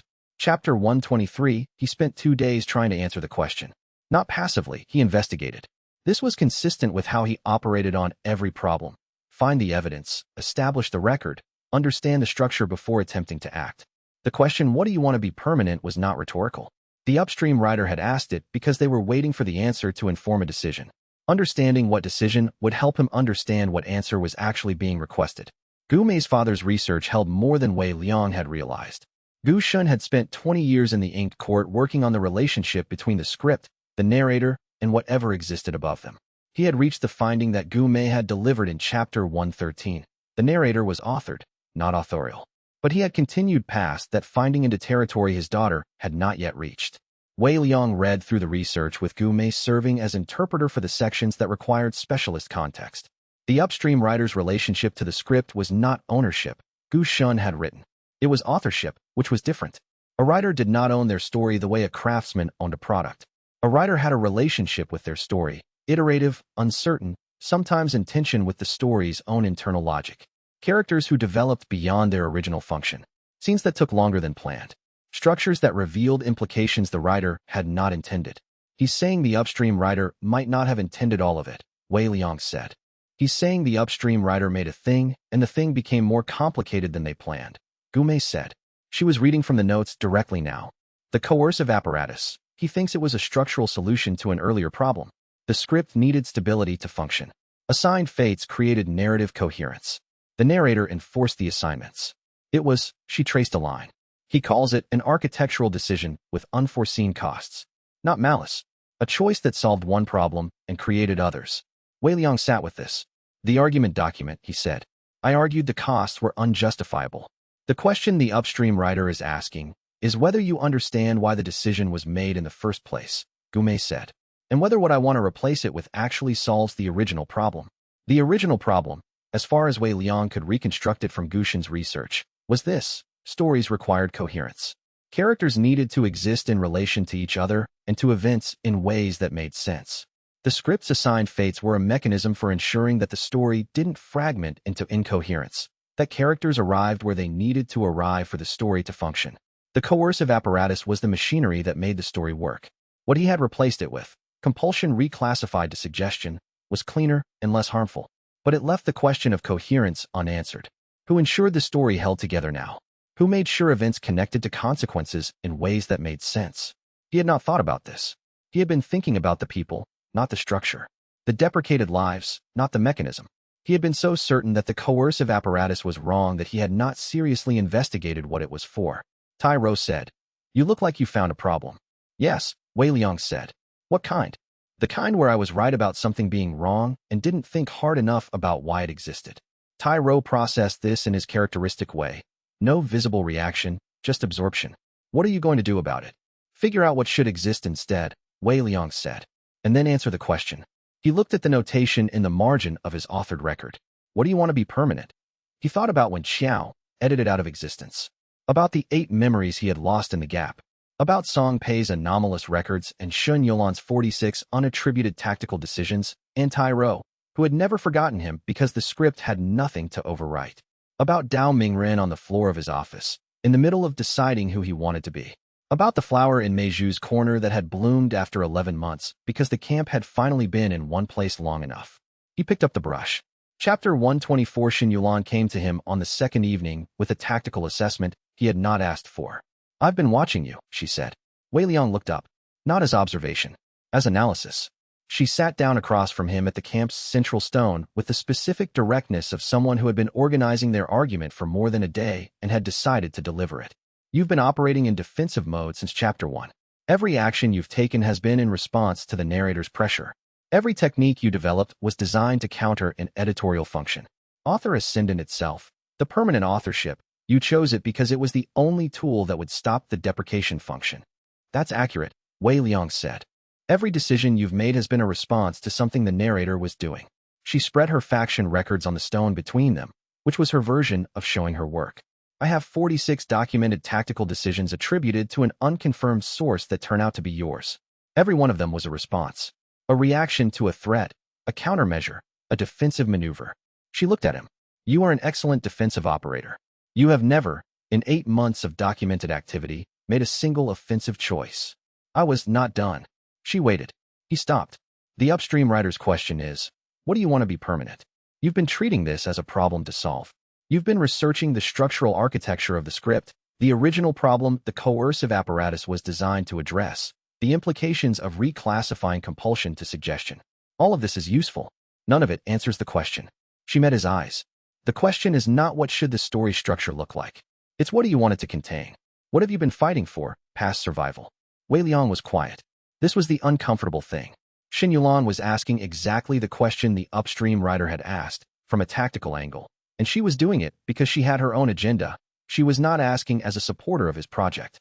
She was asking because she had been in the camp for months with her fate text reclassified from compulsion to suggestion, and she had been watching what Wei Liang did with his freedom, and what she had observed was a man who had worked very hard to stop being managed and had not yet decided what to do with the space the work had created. "What do you want?" she asked. It was the same question Gume had asked, but from Shin Yulan it had a different weight, not philosophical inquiry, but operational demand. She needed to know whether the person she had been contributing testimony to had something worth contributing it toward. "I want," he stopped. He looked at his hands. The white hair was at the edge of his vision. 23 years old. Author ascendant. Permanent. I want the story to be honest, he said, slowly. Not performing certainty, finding it as he spoke. Not pleasant. Not without conflict or difficulty or loss. But honest. The script's coercive apparatus was dishonest. It made people into the characters it needed them to be and called that fate. I want the record to show who people actually are when they're choosing, not who the story needed them to be when they were assigned. Xianxia looked at him for a moment. That's an answer, she said. It's the beginning of one. It's enough to work with. She collected her faction records from the stone. Write it down. He looked at the notation in the margin of his authored record. He looked at the brush. Xianxia stood up and walked back to her records table without further comment. She had delivered her assessment. What he did with it was his operation to conduct. He thought about what she had said for a long time. The cost she had extracted from him, not from intention, but from the specific truth of what she'd observed, was this. He had spent 8 months becoming an author without building a clear picture of what he wanted to write. He had made a 47-page argument against the coercive apparatus. He had made a contract that changed the modality. He had authored himself into permanence. He had done all of it in response. Not one moment of pure initiative. Not one choice that wasn't defined by what the narrator was doing. He sat with this for a long time. Then he picked up the brush and began to write. Not a response, not a counter-argument, not a defensive document. Something he actually wanted the story to contain. Chapter 125, he wrote through the night. Not the 47 pages of the argument document. This was not argument. It was less structured than that. More direct, the way a letter was less structured than a treatise. He was writing to the upstream writer, and he was writing in his own voice. The voice he had been using since he first picked up Songpei's brush in Chapter 111. And he was writing without the evidentiary framework, and without the formal contract terms, and without the witness testimonies. He was writing what he wanted. The document was shorter than the argument. It did not have sections or annotations. It was, in the way that mattered, a primary source. Not a legal argument, but a statement of intent from someone who had earned the right to make one. Songpei did not sit across from him this time. Songpei was asleep, and Wei Liang had not woken him, because this document did not need cross-referencing. It needed to be his. He wrote, I want the story to contain honest records of who people are when they are choosing. Not assigned fates. Not required outcomes. The specific texture of Tai wrote eating breakfast without comment, which is how he expresses continuity. Songpei's 17 organizational signatures, each one evidence of a person who has been paying attention for 12 years. Xianxia annotating her own fate text, because she has never stopped analyzing. Meiju's plant, which bloomed after 11 months because the camp finally held still long enough. I want Wen Xiao's work to be in the record. Not as a deprecated element, but as history. A person who tried and failed and preserved what they learned so the next attempt had better architecture. That is not failure. That is how knowledge persists. I want the 8 memories I lost in the gap territory to be documented as absent. Not recovered. They are not recoverable. But present as known losses. The record should be complete enough to include its own gaps. I want the story to know the difference between an author and an editor. The coercive apparatus was editorial. It managed existing text, assigned categories, enforced the version of events the script required. I am not arguing for a different editor. I am arguing that the story should have room for its characters to author themselves. Not always. Not without consequence or coherence. But the space should exist. I cannot leave the story. That is the cost I accepted. I will be in the permanent record whether or not the upstream writer accepts this. But if there is a response, I want it to address this question. Can the story be coherent without being compelled? Is honesty enough to hold it together? I do not know the answer. I am asking. He set down the brush. The fire had burned low while he was writing. The camp was quiet. Not the enforced silence of the narrator's editorial pressure, but the ordinary silence of people sleeping, which was a different thing entirely. He looked at the document. He looked at the notation in the margin of his authored record. What do you want to be permanent? He looked at the document he had just written. Then he added one more line. I want the record of this conversation to be permanent. Not just my argument and my contract and my authorship. The question you asked and the answer I gave. If the story ever reaches the point where someone else is where I was, fighting an editorial system that tells them who they're supposed to be, I want them to know the upstream writer asked the right question. And I want them to have the chance to answer it. He waited.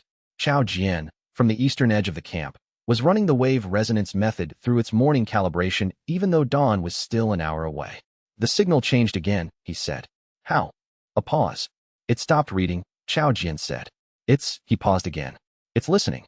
Wei Liang looked at the document on the stone before him. He had spent 8 months being a reactive operator, every choice a response, every action a counter.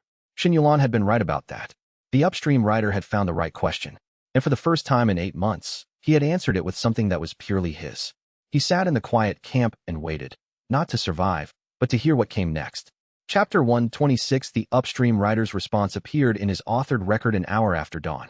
He had been sitting with the document he'd written through the night, watching the camp wake up around him.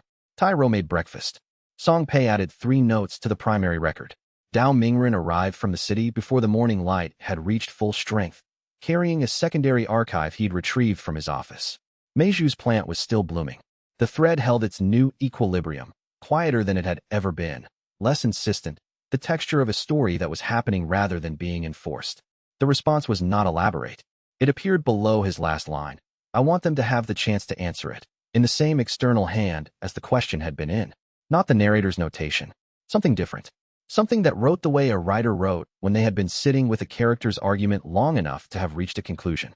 Asterisk honesty is sufficient. The coherence you're asking about, it emerges from characters who have been given enough space to matter. You've already answered your own question. You're looking at it. Asterisk Wei Liang read it 3 times. You're looking at it. He looked up at the camp. Tai Ro handing Song Pei a bowl of rice without comment, which was how Tai Ro acknowledged that Song Pei had been awake too long. Song Pei accepting it without breaking his documentation rhythm, which was how Song Pei accepted care. Dao Mingren cross-referencing the secondary archive against the primary record with the focused uncertainty of someone learning a new organizational system. Gume reading her father's notes with the coffee-dark attention of someone who had been awake for 36 hours and did not plan to stop. Chao Jian at the eastern edge, running the wave resonance method's morning calibration, reporting results to no one in particular because the data needed recording whether or not anyone was listening. He was looking at it. Below the first response, one more line had appeared. Asterisk the argument is accepted. The narrator has new parameters. The coercive apparatus will not be reimposed in this story. What happens next is up to the story. Asterisk he sat with this for a long time. The phrase up to the story was doing significant work. Wei Liang had spent 8 months fighting to exist in the story on his own terms. He had achieved it. The narrator had retreated. The contract had been registered. The permanent authorship was in place. The coercive apparatus was dismantled. And now the story was his. Not in the sense that he controlled it. Not in the sense that his authored existence gave him editorial authority over anyone else. The story was his the way it was everyone's. It was a space that they were all inhabiting, all contributing to, all writing in their specific ways as long as they remained present. What happens next is up to the story. He looked at the response for a long time.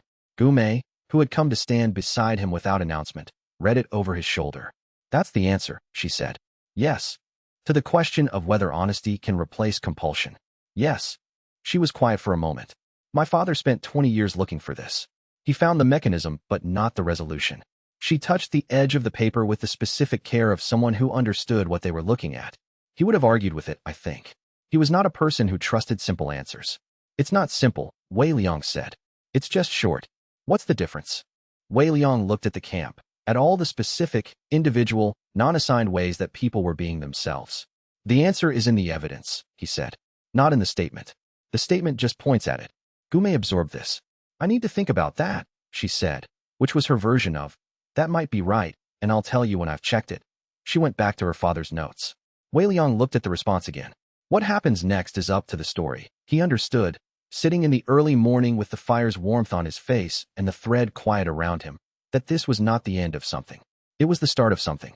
The coercive apparatus was gone. The assigned fates were reclassified. The permanent record held his existence and everyone who had ever contributed to it. What he did with all of that was still, entirely, in front of him. Chapter 127. Tai Ro announced he was leaving on the 6th morning. Not dramatically. He did it the way he did everything, in direct observation language, without rhetorical ornament. He finished breakfast, set the bowl aside, and said, I'm going to go see what the rest of the world looks like. Wei Liang looked up.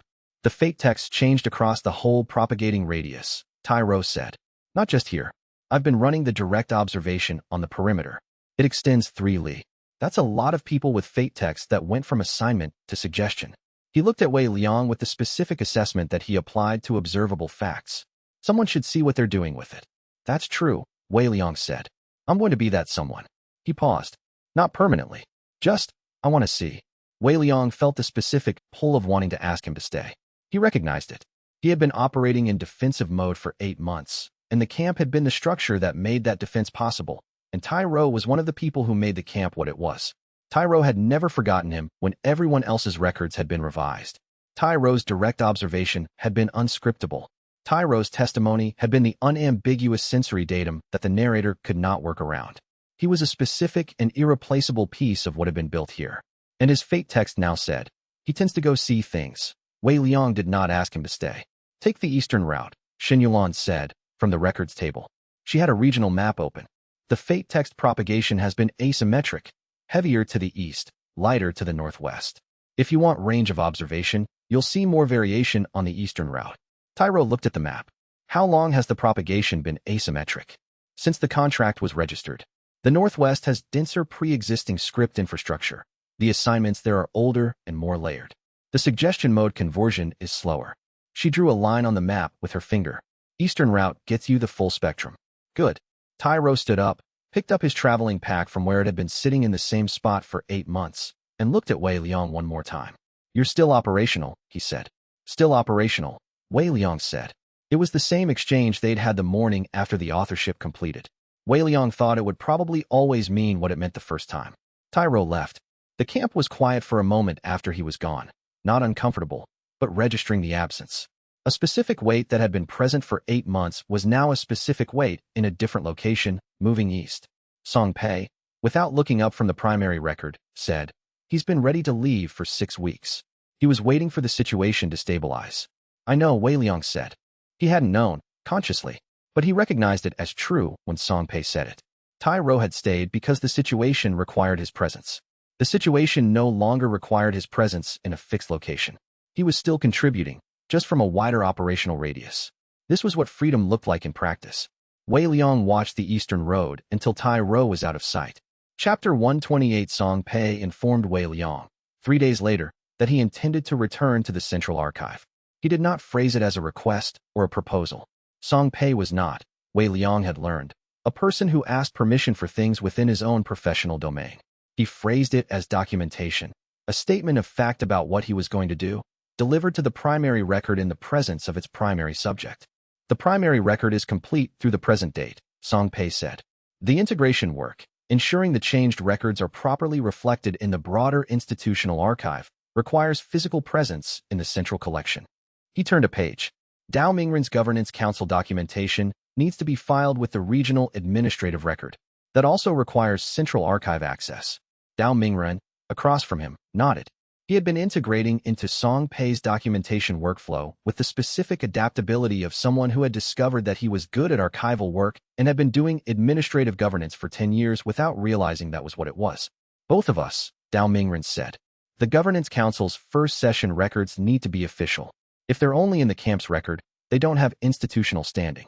When Wei Liang asked, Song Pei considered this with his organizational precision. For days. The secondary archive cross-referencing will be complete by then, and I want to finish the annotations on chapter 47 through 62 before we travel. He paused. The annotations are for your record, not the institutional filing. I'm adding them because they're accurate and should exist. Thank you, Wei Liang said. Song Pei made a note. Acknowledgement documented. Gu Mei, who had been listening, said, I'm also leaving. Not for the central archive, for the ink court. She had the specific composure of someone who had made a decision through careful consideration and was not asking for approval, but was being courteous in informing. My father's research needs to be formally presented. The finding about the narrator and the upstream writer. It should be in the ink court's record. It will be relevant to other researchers. Wei Liang sat with this for a moment. Gumei's research was not his. Her father's 20 years of work were not his. She had brought them to the camp because the camp was where the research led, and she had done her own work on top of her father's. And now the work was done, and the work belonged to her. The ink court will want to interview you, he said. I know. She was calm about this. I've been preparing for that. The interview is a different kind of primary source documentation. I'll be the record of the research, and they'll archive my account. It's appropriate. She met his eyes. I'm not disappearing. I'm finishing the work in the direction it needs to go. I know, he said. He did know. He was also aware of sitting with the specific discomfort of watching the camp, which had been built around the necessity of his situation, which had formed around the pressure of the narrator's editorial authority, beginning to resolve back into its component parts. Song Pei and Dao Mingren had their own work. Gume had her own work. Tyro had already gone east. The camp had not been a home. It had been a formation. And formations dissolved when the situation they were built to address was resolved. This was what victory felt like, from the inside. Cold and a little lonely, and entirely correct. Chapter 129. Xin Yulan made her own announcement on the same afternoon. She delivered it with the same directness she applied to all tactical assessments. No preamble, no rhetorical cushioning. Just the relevant information organized in order of importance. I've been documenting the faction response to the fate text reclassification, she said. 3 of the 5 factions I had records on have shifted their internal structures significantly. The reclassification has disrupted their assigned role hierarchies. She spread the relevant records on the stone. 2 of them have sent requests for consultation on the new structure. The requests are addressed to me, not to the camp. Wei Liang looked at the records. The faction structures were visible in the annotations. Organizations that had been running on script-assigned roles, suddenly operating in suggestion mode, finding that their hierarchies held in some places and did not hold in others. You want to go, he said. I have work to do, she said. The faction consultation is real work. The strategic restructuring of 5 major factions is not something that resolves without outside input, and I am the person with the records to provide that input. She looked at him. This is what I do. It was always what I do. I adapted to the camp situation because the camp situation was the most important tactical problem available. That's no longer true. No, Wei Liang agreed. She was quiet for a moment. You're uncomfortable, she said. Not with judgment. With the same flat observation she applied to tactical factors that needed to be named. Yes, he said. Because the camp is dissolving. Because I spent 8 months building something, and now it's going to be something else. That's not a problem, she said. That's resolution. She collected the faction records from the stone with the efficient movements of someone who had already decided what to do and was beginning to do it. You fought for 8 months to make this possible. People having the space to go do their work. That's the argument you made. That's what the contract established. You don't get to be uncomfortable when it happens. He looked at her.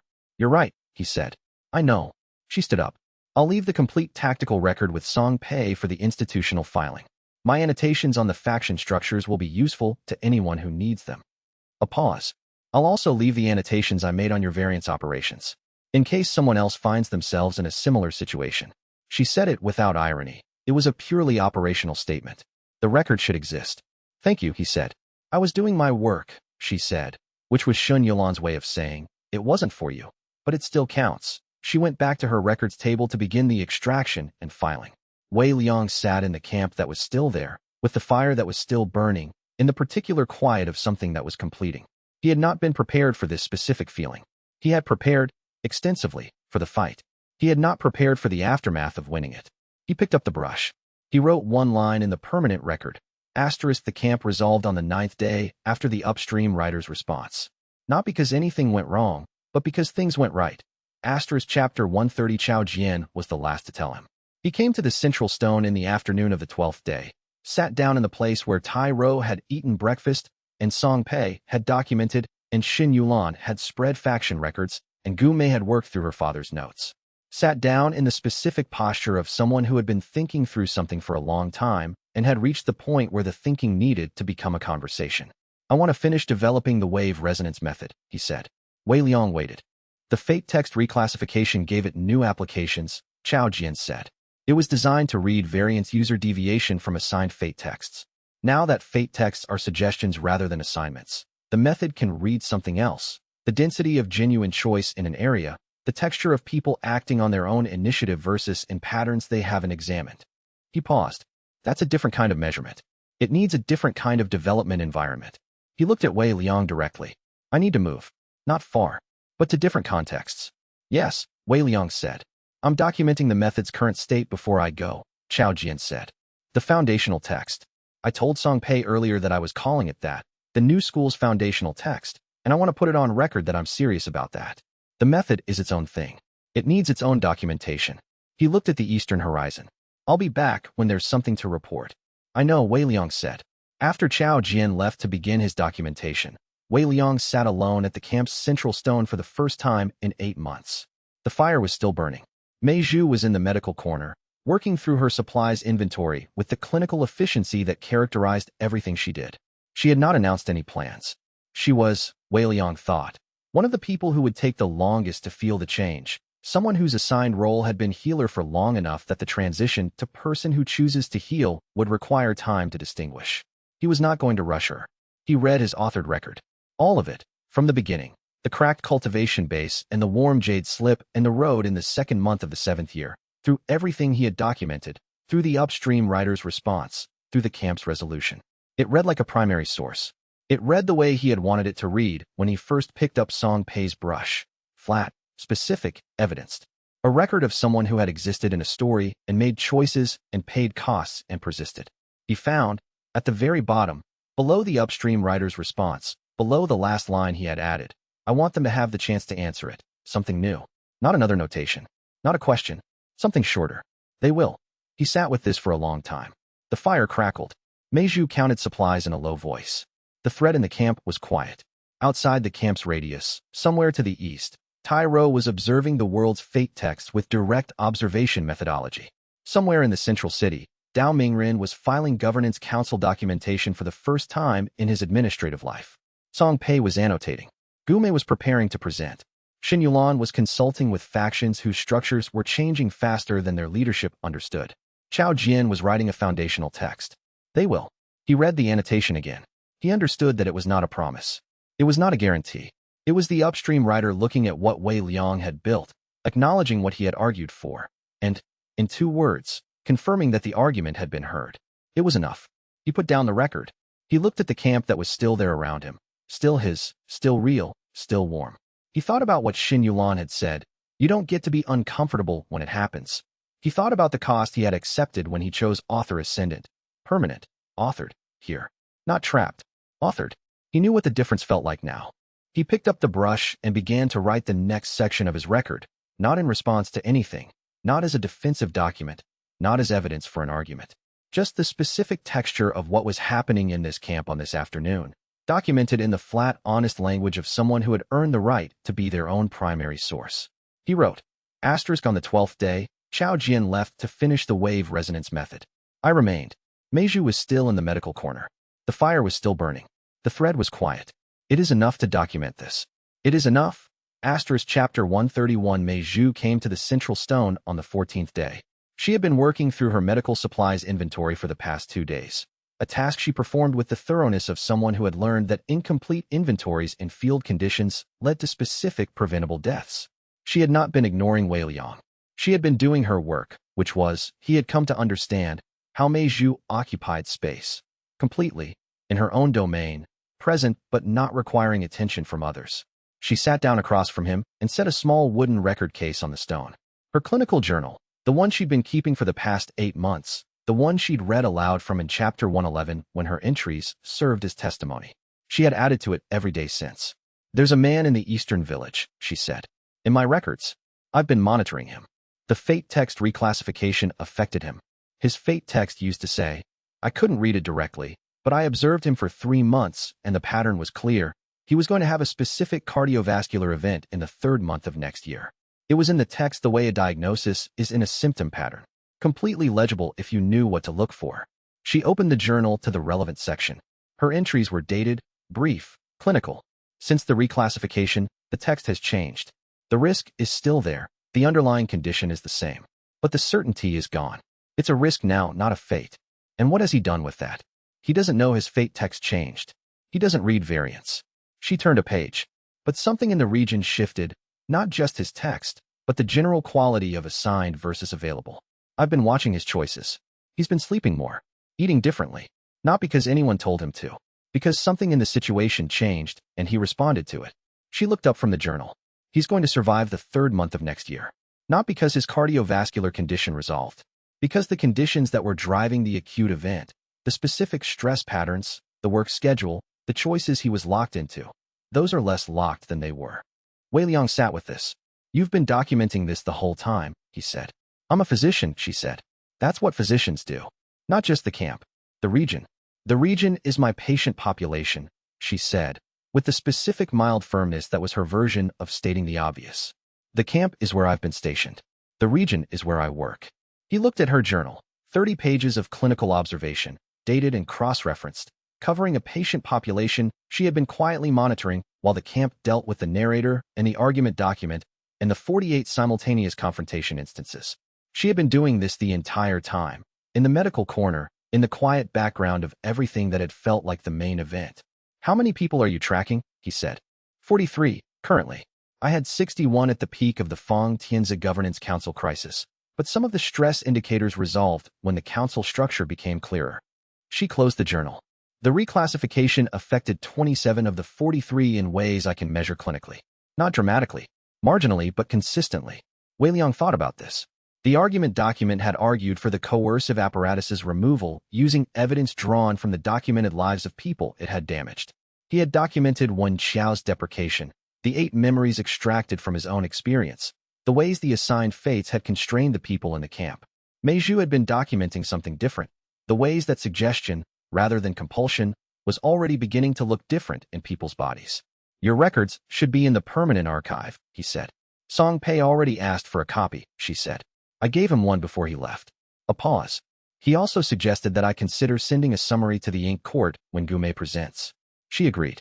The medical documentation is a different kind of evidence for the same argument. Not narrative, not archival, but physiological. "You agreed?" "I've been corresponding with the Ink Court's Medical Research Division for 6 years, she said. "This will not be my first submission." She stood up and picked up the journal. "I have patients to check on." She went back to the medical corner with the same unhurried precision she brought to everything. Wei Liang sat at the central stone and looked at the camp. Chapter 132. Fong Tianzi's message arrived on the 16th day. It came by courier, a young man on horseback who had been riding for 2 days from the central city, carrying a sealed document case with the Governance Council's formal seal on the exterior. Wei Liang received it at the camp's edge, where he had been standing while the courier was still visible on the road, reading the approaching fate text. "Courier, formal delivery, no hostile intent. Old information now. Routine." He opened the case. The document was 4 pages in Fong Tianzi's deliberate hand, cross-referenced with Dao Mingren's administrative notation in the margins. It read like a governance record, which was what it was, a formal accounting of the council's first session. The 12 factions had met. They had argued for 6 hours about the order of the agenda. They had reached consensus on 2 minor boundary questions and tabled a third for the following session. The formal record of the session had been witnessed by all 12 faction representatives and filed with the Regional Administrative Archive. It was, in every measurable way, inconclusive. Wei Liang read it again. The Governance Council had met, and 12 factions with conflicting interests and centuries of assigned hierarchies had sat in a room and argued for 6 hours and reached consensus on 2 small things and tabled a third. No one had been coerced. No assigned fate had driven anyone into the room. Every person at the table had chosen to be there, or had chosen to send a representative, or had chosen the specific arguments they made. 6 hours of argument. 2 consensus points. 1 tabled item. This was what the story looked like without compulsion. At the bottom of the 4th page, in Fong Tianzi's hand, asterisk, "I did not know that governance could feel this difficult." In the previous system, the council decisions were predetermined and the sessions were confirmation ceremonies. I believed I was governing. I now understand I was performing governance. The difference is significant. The council will meet again in 30 days. I expect we will argue for at least 8 hours about the agenda. Asterisk. Wei Liang read this paragraph 3 times. He thought about what the upstream writer had said. Coherence emerges from characters who have been given enough space to matter. The Governance Council was not running smoothly. It was running genuinely.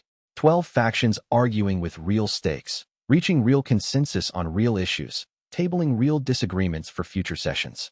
The coherence was not elegant. It was messy and slow and required 30-day intervals between sessions. It was also, unmistakably, the council's own work. He wrote a response to Fong Tianzi. It took him 40 minutes, which was longer than he expected, because he kept starting with the council's work is significant and stopping himself. Significant was too close to as expected of the council. He eventually wrote, asterisk, "The tabled item will require 3 sessions to resolve." That's not a failure. That's how it's supposed to work.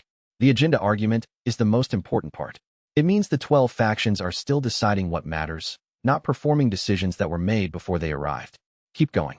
Asterisk. He sealed the letter and gave it to the courier, who had been waiting in the camp's shade with the patient expression of someone who had been given enough silver to wait as long as necessary. The courier left. Wei Liang looked at the central stone, the fire, the camp. 2 consensus points. 1 tabled item. 30 days until the next session. The story was coherent.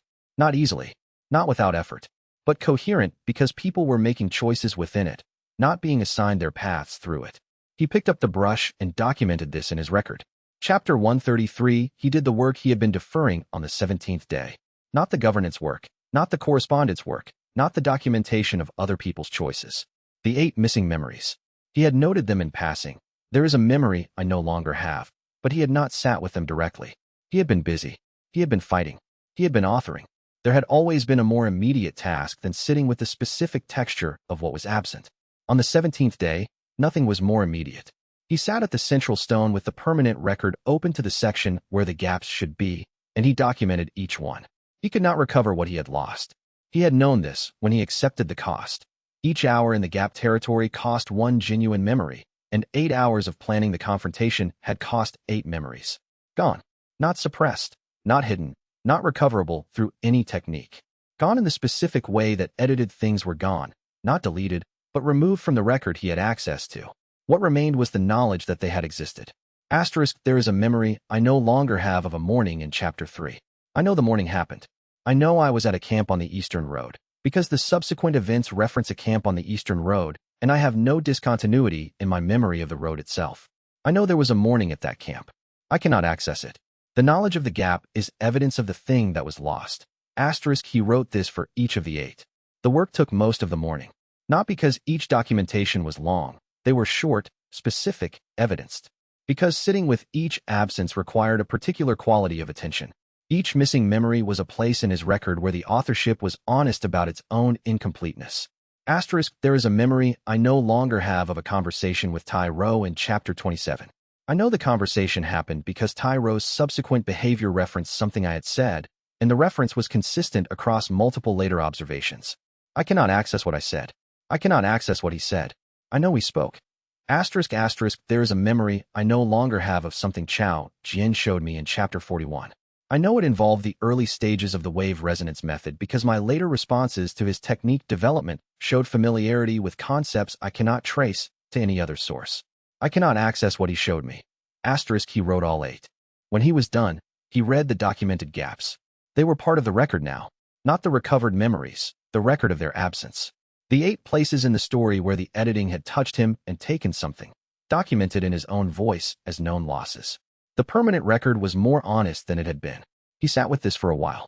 Mei Zhu, from the medical corner, said, "You've been at that for 3 hours." "Yes." "Clinical documentation?" "In a way," he said. "The grief kind," she said, which was her diagnostic term for documentation that was also processing. Not the same as clinical documentation, but serves a similar function. "Useful." "Yes," he said. She went back to her work. He looked at the 8 documented absences for a long time. Then he wrote one more line below them. Asterisk, these are not failures of the authorship. They are the cost of having operated in the gap territory long enough to plan effectively. The memories paid for the plan. The plan succeeded. The cost was real and the result was real, and both are documented. Asterisk, he closed the record. Chapter 134, the campfire had been burning continuously for 8 months.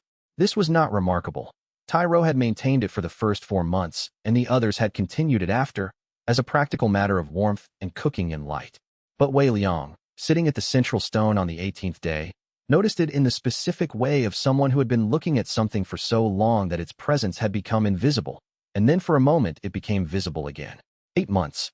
The same fire, maintained by different hands at different times, in the same stone ring.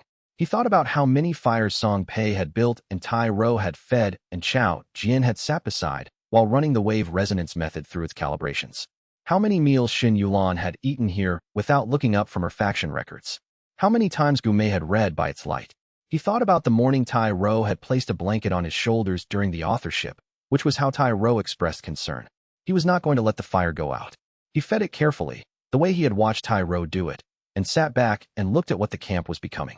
In the week since the others had departed, the camp had reorganized. Not diminished, reorganized. The records table was still there, currently occupied only by his own work. The medical corner was Mei Zhu's domain, active and ordered. The places where Song Pei had organized his archives and Xun Yulan had spread faction records and Chao Jian had set up the wave resonance method's primary station had not been emptied so much as concluded. The work those spaces had been built for was done. The camp had become smaller and quieter and more genuinely his than it had been during the confrontation. He was learning what it meant to live in a place rather than defend a position. Mei Zhu came to the central stone in the afternoon.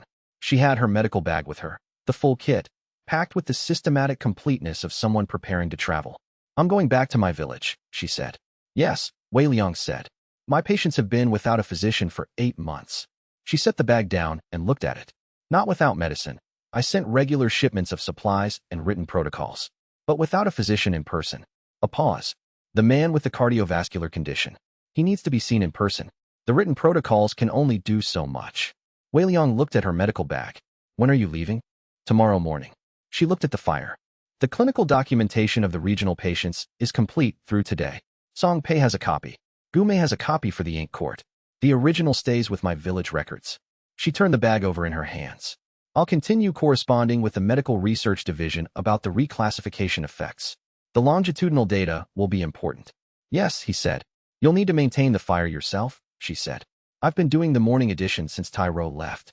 I noticed. It's not complicated. 2 medium logs, set at a 45-degree angle in the back quadrant, maintained morning and evening. She said this in the flat instructional voice she used for medical protocols, specific, evidenced, designed for someone who had not done this before. Thank you, he said. She nodded, which was her version of, the thanks are registered and appropriate. She went back to the medical corner to finish her packing. Wei Liang looked at the fire. He thought about the story he was living in, permanent, authored his. He thought about what the upstream writer had written.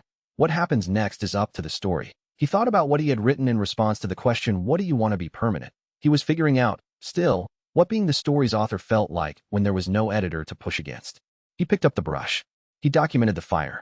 Chapter 135, Mei Zhu left in the early morning. She departed the way she had always moved through the camp, efficiently, without ceremony, carrying only what she needed and having already arranged the rest. Her medical corner was clean. The supplies she was leaving had been labeled and organized for whoever would use them next. The clinical journal had been copied and distributed. She stopped at the central stone on her way out. Your cultivation, she said.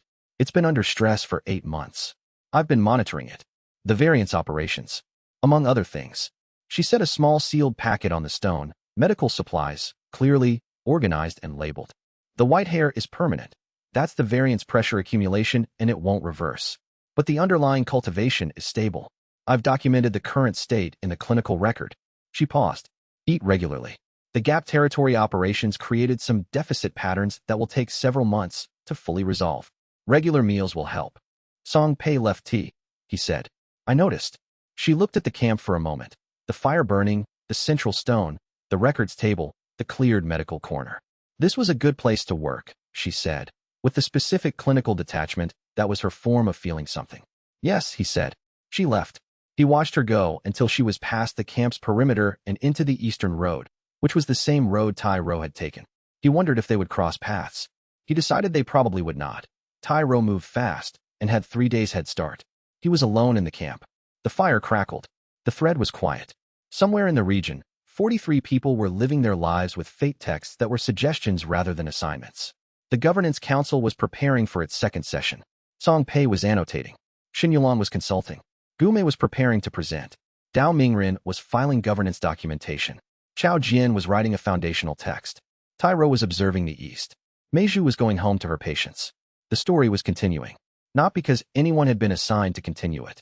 Because people had things they were doing and places they were going and patients who needed to be seen in person. He fed the fire. 2 medium logs at a 45-degree angle. It was not complicated. He sat back at the central stone and looked at the permanent record. He had authored himself into this story and could not leave it. He had known the cost when he chose it. He was 23 years old and his hair was entirely white, and the narrator had retreated to the cosmic layer, and the coercive apparatus was dismantled, and the upstream writer had responded to his argument in 2 words. They will. He picked up the brush. For the first time in 8 months, he did not know what he was going to write. This was, he recognized, the correct way to feel. Not the defensive preparation of someone who knew the next threat was coming. Not the systematic documentation of someone building an evidentiary case. Just the specific open quality of a morning in a camp that was his, in a story that was the story's, with a brush in his hand and no assignment in the text above his head. He wrote, Asterisk, I am going to stay here for a while. I am going to see what the region does with suggestion rather than compulsion. I am going to feed the fire every morning and evening and write what I observe. Asterisk, he paused. Then he added, Asterisk, I don't know what comes next. That is not a problem.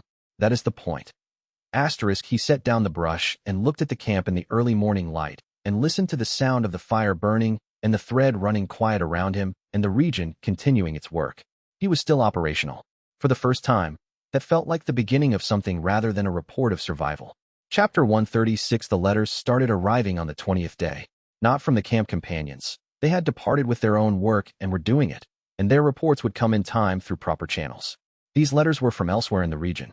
From people who had felt the fate text reclassification and did not have the context to understand what had changed, only that something had. The first letter was from a sect elder in the northern district, 3 li outside the camp's propagating radius, whose assigned fate text had included a specific directive about a succession dispute he had been managing for 6 years. The directive was gone. The succession dispute remained. He wanted to know if the change was permanent and whether the previous direction was still in effect. Wei Liang drafted a response. It took him longer than he expected, not because the answer was complicated, but because he had not previously had to explain the reclassification to someone who had not witnessed the confrontation. He wrote, revised, wrote again. Eventually, he produced a letter that said, in substance, the change is permanent. The previous direction was the script's assignment and not a natural law. What happens with the succession dispute is now entirely a matter between you and the parties involved. He sealed it and set it with the outgoing correspondence. The second letter was from a merchant on the Eastern Trade Road whose fate text had read, for as long as she could remember when she checked, as will succeed in the 4th quarter. It did not say that anymore. She was distressed. Was she no longer going to succeed? Had the removal of the assignment also removed the possibility? He wrote back, the assignment was not the success. The assignment was the script's instruction about what was going to happen. The possibility was always yours. It still is. The third letter was from a physician in a village 8 li south who had been reading fate texts as part of his clinical practice for 20 years. The texts had changed in character, more provisional, less declarative. He was adjusting his practice accordingly. He had one question. Was there someone coordinating the transition? And if so, could he send his observational data? Wei Liang read this letter twice. He wrote back, yes, send your data. By the end of the 3rd week, he had received 12 letters and drafted 12 responses. He had not been planning to become an anchor point for the region's transition, but he was the person who had authored the contract into permanent record, and he was the person staying in the camp while others went out to do their own work, and he was therefore the person that the letters found. He fed the fire in the morning and in the evening. He read letters. He wrote back. He documented what he was observing in his permanent record with the flat, evidenced language of primary source documentation. This was, he was finding, what his permanence in the story looked like in practice. Chapter 137. Tai Ro's letter arrived on the 23rd day. It was brief, which was consistent. Tai Ro communicated information in the minimum number of words that allowed accurate transmission, and he had never seen a reason to add words for rhetorical purposes. Asterisk 243 people in 3 villages. Fate texts are suggestions. No deaths from poor choice outcomes in the propagating radius as of observation date. 3 significant positive choice divergences documented. People choosing differently than their previous assigned path indicated, and the new choice producing better measurable outcomes. Continuing east. Asterisk asterisk the man in the 2nd village has been asking about the change. He does not have variance sense. He cannot see the fate texts directly, but he knows something shifted and he is asking the right questions. Asterisk I told him to write to you. Wei Liang read this letter twice, then a 3rd time. He set it aside and picked up the brush and wrote one line in his permanent record. Tai Ro is still operational. He paused. Then he wrote, asterisk he has found 3 significant positive divergences. This is 2 more than I had anticipated in the 1st month. The data is better than the baseline estimate. Asterisk he paused again. Then he wrote, I am glad he went. This last line was not analytical. He left it in the record anyway, because the permanent record was a primary source and primary sources included the author's emotional states when they were relevant and honest. He looked at the letter again. The man in the 2nd village has been asking about the change. He thought about the man in the village, not Meiju's cardiovascular patient. A different man, someone in the 2nd village east who had felt something shift in his life's texture and was asking about it without knowing how to frame the question. Asking, because the fate texts were suggestions now and the suggestion had changed and something in the ambient quality of his choices had changed with it. He would write to Wei Liang. Wei Liang set the brush down. He thought about what the upstream writer had written. They will. He had understood this as a response to his hope that future variance users would have the chance to answer the question. He still understood it that way. But sitting with Tai Ro's letter and the 12 correspondence letters and Meiju's regional medical data and Fong Tian's governance council record, He was beginning to understand it as something broader. The story was answering, too. Not through the narrator. Not through the script's assignments.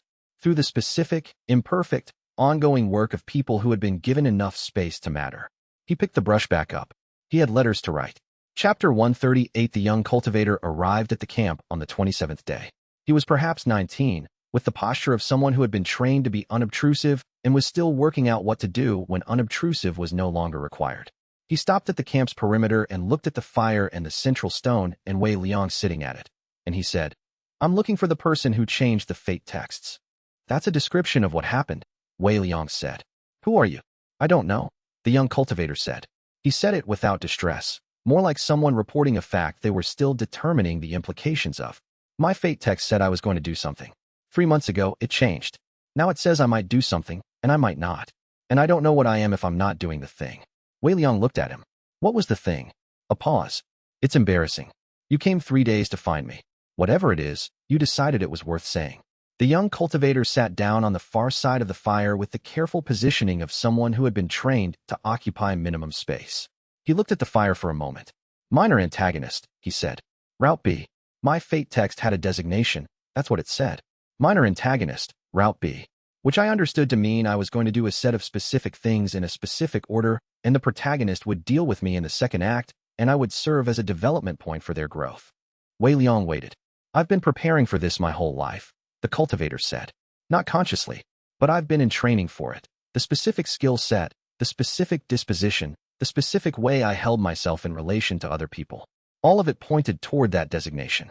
And then 3 months ago, the text changed, and I woke up and I was just a person, with skills and a disposition and no assigned purpose for them."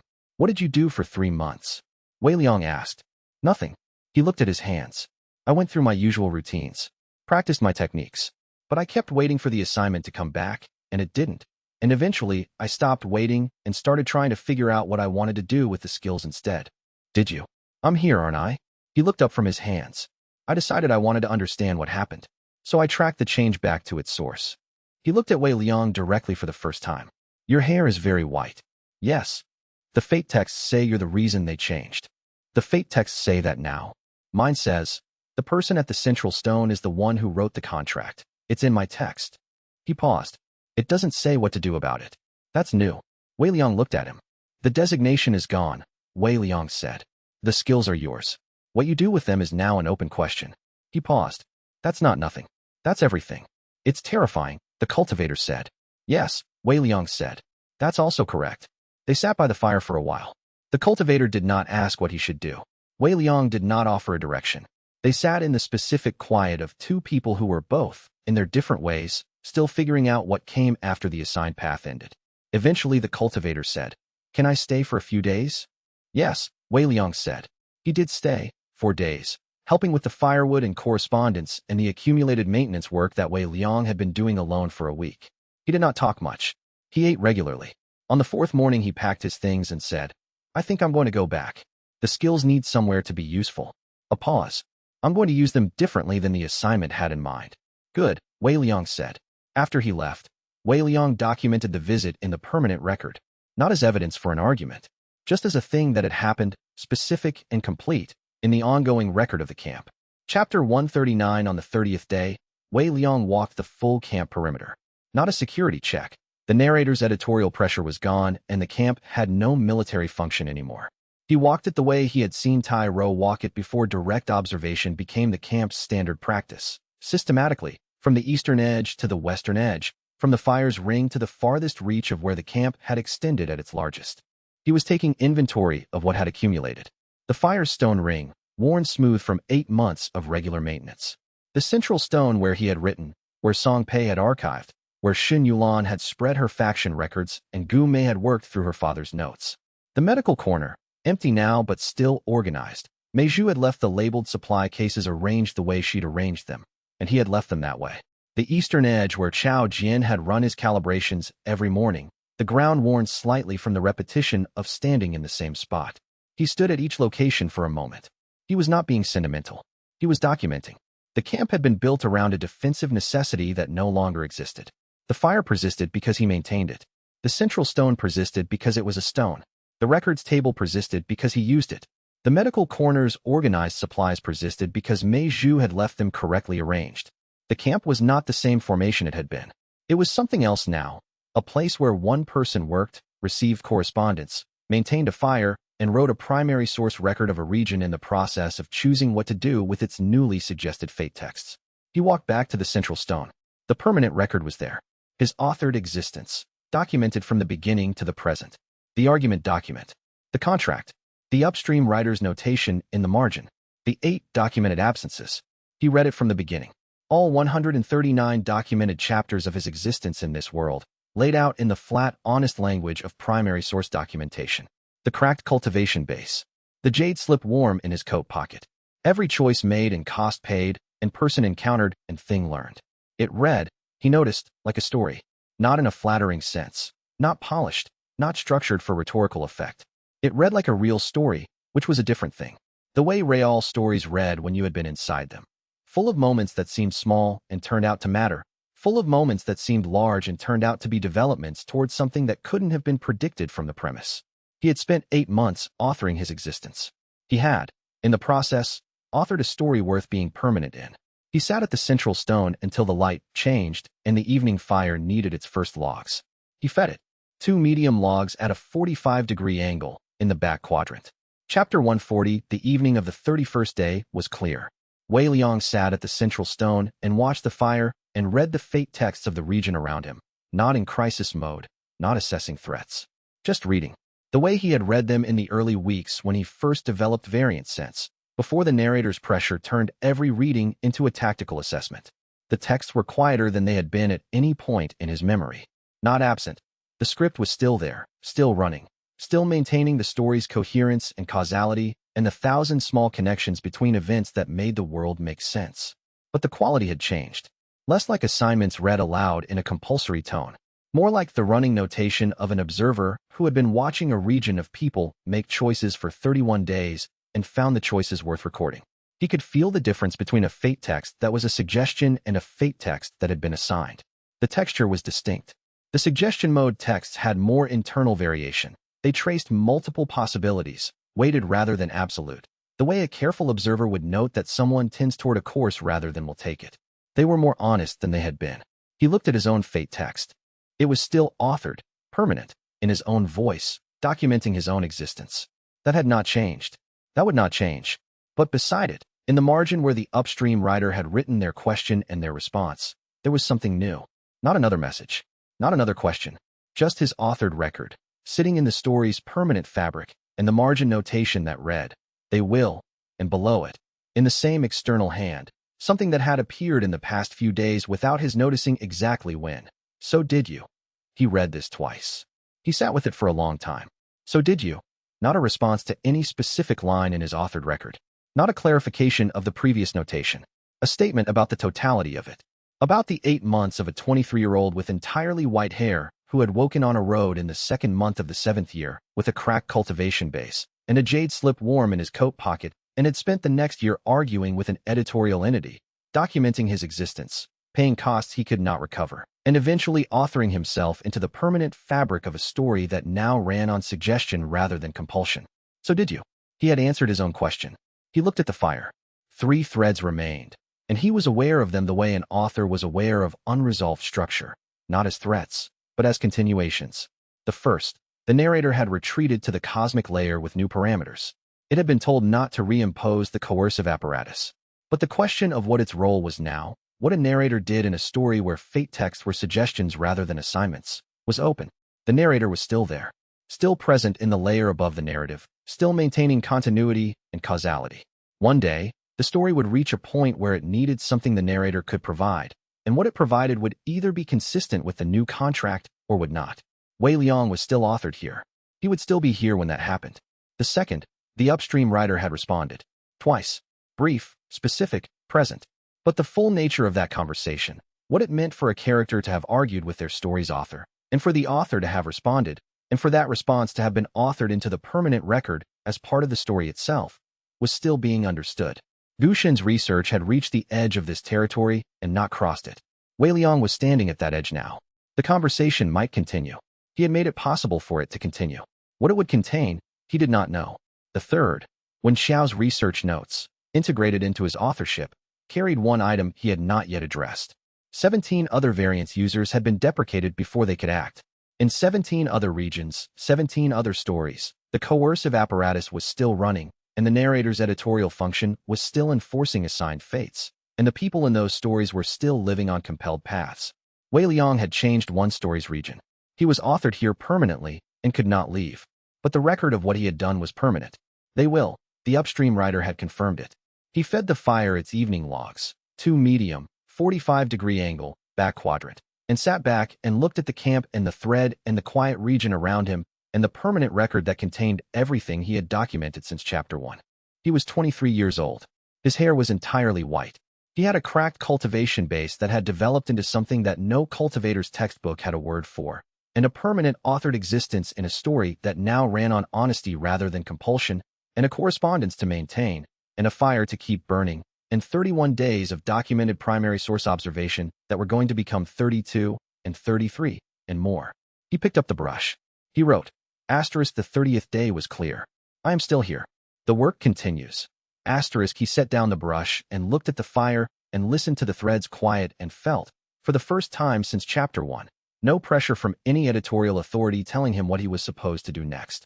He stayed there until the fire burned low. He fed it. And so the Tao continues. If this story moved you, if Wei Liang's long fight to exist on his own terms meant something, leave a like and share your thoughts in the comments below. Subscribe and ring the bell, because more stories are waiting on the path ahead.